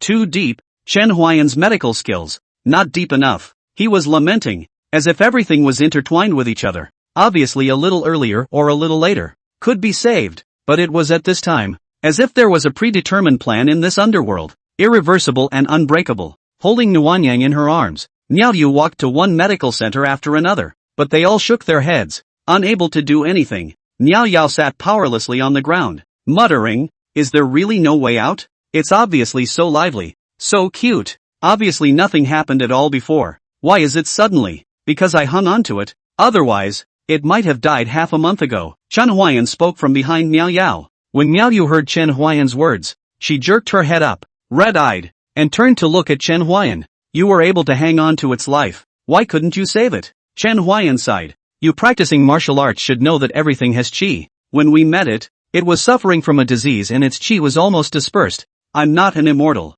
I can't save it. Chen Huayan last toned some melancholy. He did not want to save? He wanted to save. Just the sky does not allow. But where early encounter, or the disease attack a little later. His strength and then refined a little. There are ways, but it is this time. Miao Yu was lost in thought as she looked at Nuan Yang, which was currently lying painfully in Miao Yu's arms. It reached out its own paw and gently patted Miao Yu's face, as if trying to get her to not feel bad. It flicked out its tongue, as it always did, and tried its best to act normal. That jolly, lively look. Seeing this, Miao Yu's heart became even sadder. She looked at Chen Huayan and asked with a sob, is there really no way at all? Chen Huayan is silent. End of chapter. 87. 87. She really loved the warm sun. It brought her so much joy during this time. She loved its lively spirit. It was so delightful. Woo woo. Warm sun purred in Miao's arms, his paws pointing in a direction that was his home. Miao Yu looked at the direction it was pointing in and instantly understood what it meant. Her voice trembled as she said, okay, let's go home. Chen Huayan just followed them without saying a word. Miao Yu carried Nuan Yang back to its home, and Yu Yang waited anxiously at the door, as if every second that passed was an ordeal for him. His heart raced when he saw Muyo returning with Nuan Yang in her arms, and he shouted, is Nuan Yang alright? Miao Yu didn't say anything, she just walked quietly. Her silence was the best answer. Yu Yang's gaze froze for a moment. Mouths kept repeating, why is this happening? Why is this happening? Woo woo. Miao Yu had approached. She sensed Nuan Yang's intention to break free, and she knew that Nuan Yang was trying to return to Yu Yang's arms. She gently placed Nuan Yang into Yu Yang's arms. Nuan Yang was in Yu Yang's arms, spitting out its tongue. It wanted to show its old smile. It didn't want to worry Yu Yang, but the pain in its body made it difficult to squeeze out its old smile. You are fine. You will be fine. Yu Yang sobbed. These years together, Nuan Yang has long been his family, his closest relative. He cannot afford to give up. His heart is like a knife cut. Pain. Woo woo. Warm sun whimpers in agony. As it listened to Yu Yang's sobs, it slowly raised its paw and gently patted Yu Yang's face, just like how it had patted Muyo's face before. Yu Yang felt his heartache so much that he couldn't breathe. He looked at Nuan Yang and failed to speak for a long time. Wu Wu. Nuan Yang suddenly bobbed gently in his arms, seemingly wanting to come down. Yu Yang understood what it meant and gently placed it on the ground. Nuan Yang lay on the ground and stood up with all his strength, walking towards Chen Huayan, who saw it and walked to it. Woo woo. It whimpered, then lowered its head towards Chen Huayan and knelt for a long time. Yu Yang watched as if waiting for Nuan Yang's next move, but after waiting for a long time, Nuan Yang did not move again. No need to thank you. Chen Huayan's words made Miao Yu understand that Nuan Yang was gone. Yu Yang seemed unable to accept this fact. He fought to get up but fell to the ground. Miao Yu wanted to go and help him, but she was stopped by Chen Huayan, who shook his head slightly at her, and Miao Yu looked at Yu Yang on the ground without making a move. Yu Yang came to Nuan Yang's side and hugged its body and lost his voice. He understood. Everything was understood. If it wasn't for Chen Huayan, his Nuan Yang would have left him long ago. He wanted to thank Chen Huayan, but his grieving heart prevented him from saying so. Go into the ground. Chen Huayan's voice was light, as if it was an ice cube. But what he said was indeed what should be done at the moment. Yu Yang stammered. He couldn't accept the fact that Nuan Yang had left him yet. This appearance of yours is not what Nu Yang wants to see. Chen Huayan's words caused Yu Yang to be stunned for a moment. With trembling hands, he handed the warm sun to Chen Huayan. Chen Huayan left with Nuan Yang, and Miao Yu helped Yu Yang back into his wheelchair and pushed him out. Chen Huayan walked on the road, casting the qi-looking technique to find a good feng shui for Nuan Yang. In the end, Chen Huayan stopped at an uninhabited place outside the city, where there was wind and mountains and water, and in the spring, there would even be birds and flowers, and that was also the scenery that Nuan Yang liked. When Miao Yu pushed Yu Yang to come here, Chen Huayan had already done everything, and Yu Yang stared blankly at Nuan Yang's grave for a long time without speaking. Go, Chen Huayan said to Miao Yu. Miao Yu nodded. Right now Yu Yang really needed to be alone. After Chen Huayan and Miao Yao left, Yu Yang was still lost in thought. Is it really okay for us to just leave and leave him there alone? Miu asked worriedly. He'll be fine, and he'll be strong for warm Sunday. After Chen Huayan finished speaking, Miao Yu turned her head, her eyes full of worry. She knew how important Nuan Yang was to Yu Yang. He had no more family. Nuan Yang was his only family. After Chen Huayan and Miao Yu left, Yu Yang looked at Nuan Yang's grave for a long time, and at some point, he finally spoke. But by this time, it was almost dark. Do you remember the first time we met? At that time you were covered with injuries, and the doctor also said you could not live long. But I did not believe it, and carried you home, and took good care of you for 3 months, and you were well, and ran happily, and at that time, I named you Warm Sunday. My leg. It was an accident. All these years of taking medication made me have no illusions about life for a long time. But your appearance, but let me see hope. You are like the warm rising sun, illuminated my dark life. I don't know how I would have lived without you during that time. Yu Yang said here paused for a moment, seemingly reminiscing, but also seemingly sad. You, for one, loved my petting and running merrily in the snow and listening to the dog songs I sang. By the way, has it been a long time since I sang you a dog song? When Yu Yang said this, there was a hint of a smile at the corner of his mouth. Then I'll sing it to you now, okay? Woof, woof. Yu Yang stopped singing and a tear crept down his cheek. I can't let you go. I can't let you go so much. Yu Yang looked at Nuan Yang's grave and said with a hoarse voice, you are my only family in this world. He looked at the grave and said word by word, that just established grave. Still with the fishy smell of the soil, that motionless grave. Yu Yang seems to see the smile that Nuan Yang once had from that grave. But that's all gone. Yu Yang stopped talking. He was silent for a long time. Looking at Nuan Yang's grave, he slowly stretched out a finger. Go in that direction. That's our home. The dog wants to hear the dog song. The snow welcomes the little painter. It's raining puppies to go home. Straight ahead is home. Yu Yang said and left the place. He pushed his wheelchair and felt a fresh breeze blowing by. The breeze was soft and warm. How could this wind blow on a winter's day? Yu Yang felt the wind and looked up sharply. His eyes trembled slightly as he made to turn the wheelchair, changing direction and returning to Nuan Yang's grave. You, don't, forget me. As Yu Yang finished his sentence, he seemed to vaguely hear Nuan Yang's call. The grunt seemed to say yes. Yu Yang walked away, walking in the middle of the night. Time has passed, and in the days that followed, Yu Yang always came to visit Nuan Yang, as if Nuan Yang had never been far away. Later, on that small mound of earth, dog-tail grass grew. As soon as Yu Yang came near, it gently shook and shook and shook and shook, like it once did. End of chapter. 88. Yu Yang only left not long ago. Chen Huayan appeared behind him and pushed his wheelchair away. So it turned out that he never left from the beginning. Are you leaving? Yu Yang suddenly opened his mouth and asked. Aha! Nuan Yang is the last bow that makes Yu Yang realize that if Chen Huayan hadn't kept renewing Nuan Yang's life, his Nuan Yang might have left him long ago. Thank you. No need. I just did what I wanted to do. Chen Huayan returned indifferently, as if he didn't care. Yu Yang knew that Chen Huayan just had a lighter tone, but his heart cared very much about this matter. Otherwise he wouldn't have renewed Nuan Yang's life. When do you plan to leave? Yu Yang asked Chen Huayan. For some reason, he felt that with this goodbye, he might not see him again in this lifetime. It should be soon. Chen Huayan's answer was still as short as ever. After the two chatted, they suddenly fell into silence. Yu Yang quietly sat in the wheelchair. Chen Huayan pushed the wheelchair behind. Both of them were silent. When they returned to the courtyard where they lived, Miao had already been waiting outside the doorground for a long time. you guys are back." There was some sadness in her tone.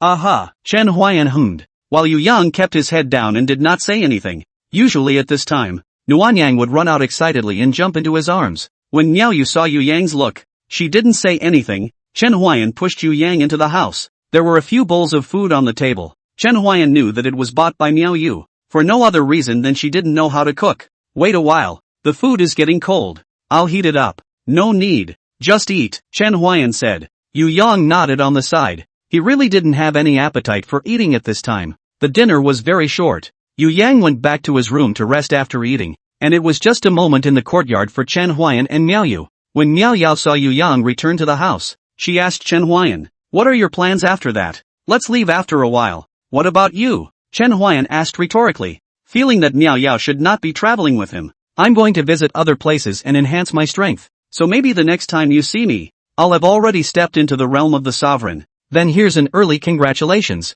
Miao Yu's heart is strong. She usually looks lively and cheerful, but in fact, she can't see the suffering of the people. Chen Huayan had already guessed her purpose for leaving this time. She was trying to improve herself so that she wouldn't run out of options the next time she encountered something like this. When Chen Huayan finished speaking, Miao Yu stood up and said, "Rest early. I still have to practice." "Good. Rest." Miao Yu nodded her head and then returned to her room. Chen Huayan also returned to his room, but instead of going to sleep, he played his flute, and the melody of the unreturned filled the courtyard. And in Miao Yu's room, Miao Yu leaned against the door, listening to the familiar melody, and whispered to herself, "I don't know when the next time I'll hear this familiar melody will be." The snow fluttered down and fell on the shoulders of the departing pedestrians, and Miao Yu stretched out her hand and let the snowflakes fall on her hand, passing by in an instant. Name, Chen Huayan. Age, 38. Lifespan, 132. Root bone, mortal bone. Technique, LV4 Phantom Flow Sword Technique, 45%. Skill, no return. Rank, LV7, 0 out of 100. Current effects, increase longevity, unblock meridians, to drive away the tide and warm the body, to increase enlightenment, to seek the gods, and to ink and paint. Divination, 1 divination per day, which can be categorized as small auspicious, auspicious, and large auspicious, and small adverse, adverse, and large adverse. Ink painting, painting ink landscapes with the power of the spirit. Today's life gain, 2 hours. Disease, epileptic laughing disorder. Kabuki Woji gradually treated. Current treatment progress, 34%. Breakthrough. Chen Huayan finished speaking and disappeared in an instant. His strength grew gradually as he played the flute, so he didn't know his exact realm. He had always judged his realm from his encounters with others, and now he estimated that he should have already left the realm of the sovereign and come to the mixed realm. Miao Yu went out of the city. She left very simply, almost nothing with her. The only thing that accompanied her was the whip that she used to save Chen Huayan that day. Chen Huayan stood on the roof of the house,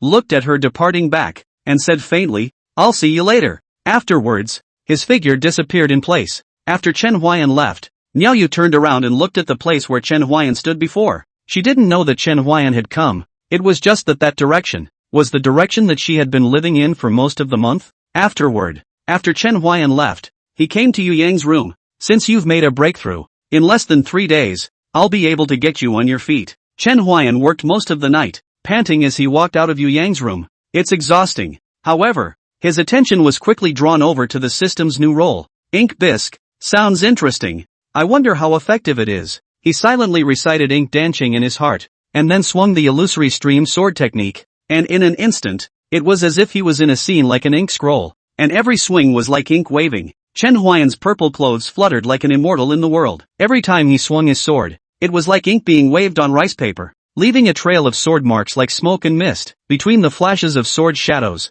it was like a swoosh of ink. As his figure turned, the sword moved with him like a flowing ink painting. The light of the sword and his figure intermingled with each other, and it was impossible to tell if it was the sword or the ink. Ancient ink scroll. I like it. He realized that if he used the ink in tanzanite, the power of the illusory stream sword technique was even greater than before, at least more than 3 times that of before. It seems to be an increase of a kind. However, he didn't think that the skill given by the system would be just a single increase. It was just that he wasn't allowed to use it in a good way right now. I wonder what skills I'll get when I upgrade later. Chen Huayan became more and more curious about the skills given by the system, but he realized one thing. It seemed like he had never used seeking divination. This skill has such a low presence that I almost forgot about it. Chen Huayan put away the ink and dancing and walked into the house. It was only then that he realized that while he was performing the illusionary stream sword technique, he entered into the realm of forgetfulness, and the day, without realizing it, had brightened up. Technique, LV4 Phantom Flow Sword Technique, 50%.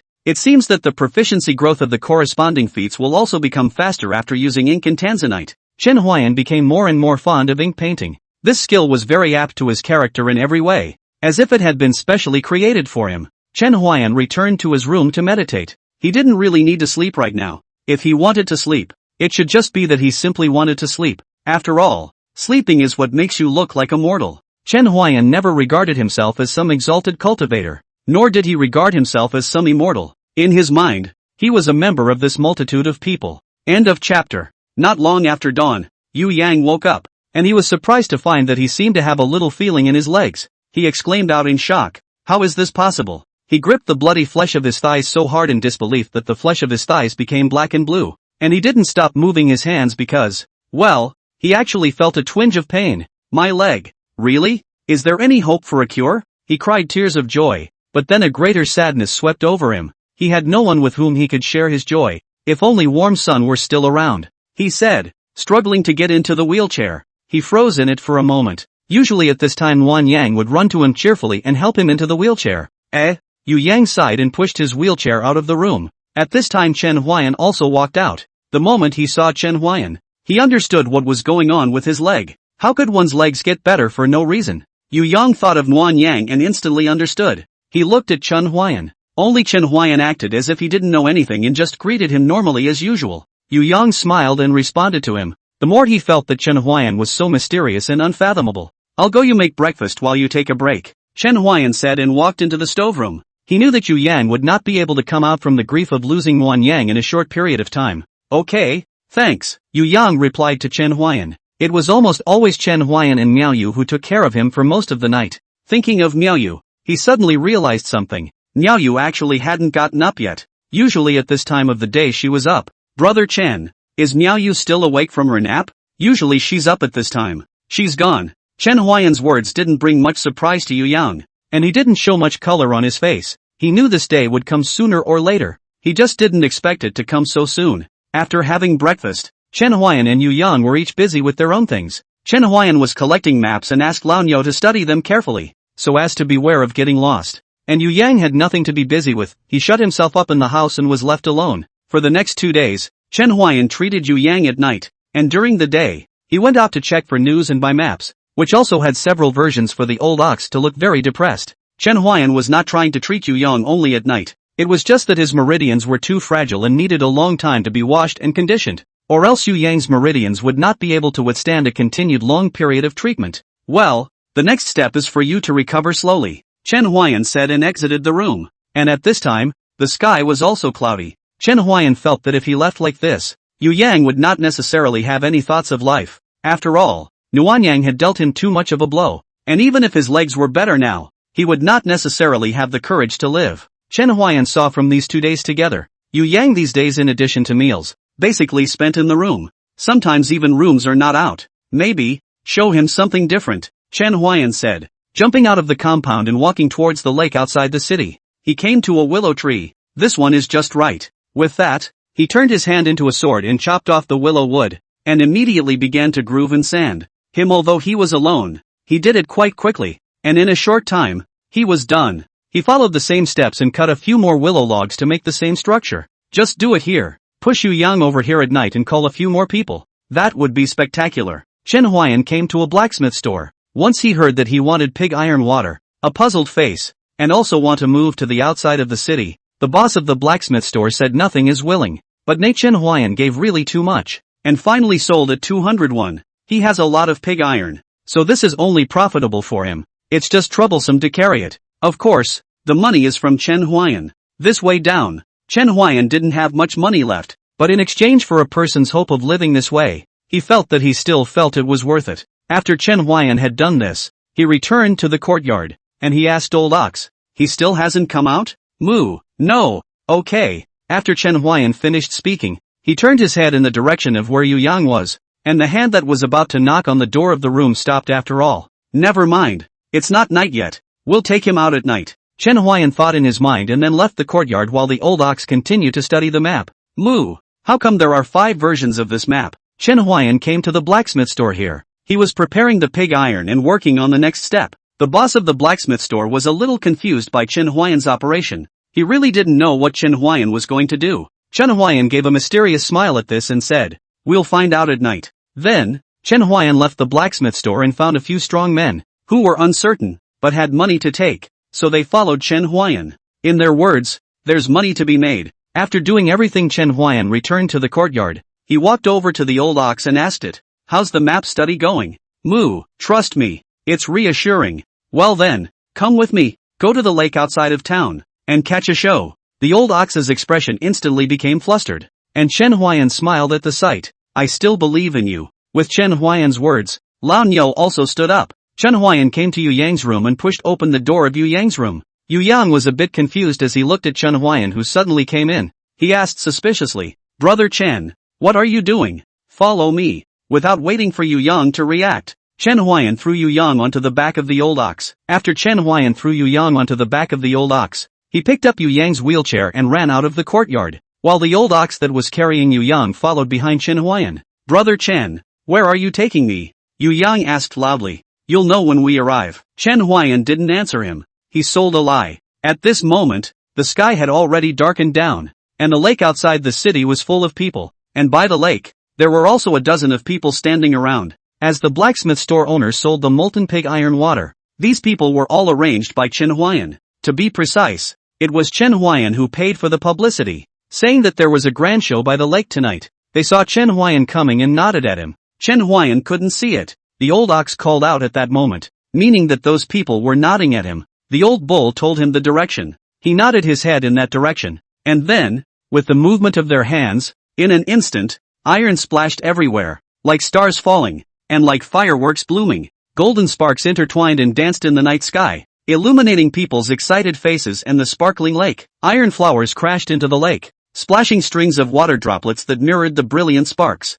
Fire removes evil spirits, and this name, beat iron flower, symbolizes the desire and longing for a better life. Chen Huayan explained. Yu Yang looked at the piece of sparks, a moment of fascination. The cheers of the people next to him seemed to have nothing to do with him. Playing iron flowers, the desire and longing for a better life. It was as if he saw the warmth of the sun in the beating iron flowers, smiling at him, as if telling him, "Live well." "Brother Chen, did you arrange for this to be done?" No one answered him back. "Brother Chen?" He called out again, his tone tinged with doubt. "He's gone. I was sent by him to take care of you today." A woman's voice rang out behind him, and she stared blankly at the iron flowers struck by the men's hands, unable to help herself. "It's so beautiful." When Yu Yang heard it, he also murmured softly, "Yes, it's so beautiful." His eyes twinkled, and the people around him looked at the iron-beating flower. There were cheers, there were out of breath, and there were also praises. And Chen Huayan, who did all this, at this moment, turned his back to the crowd,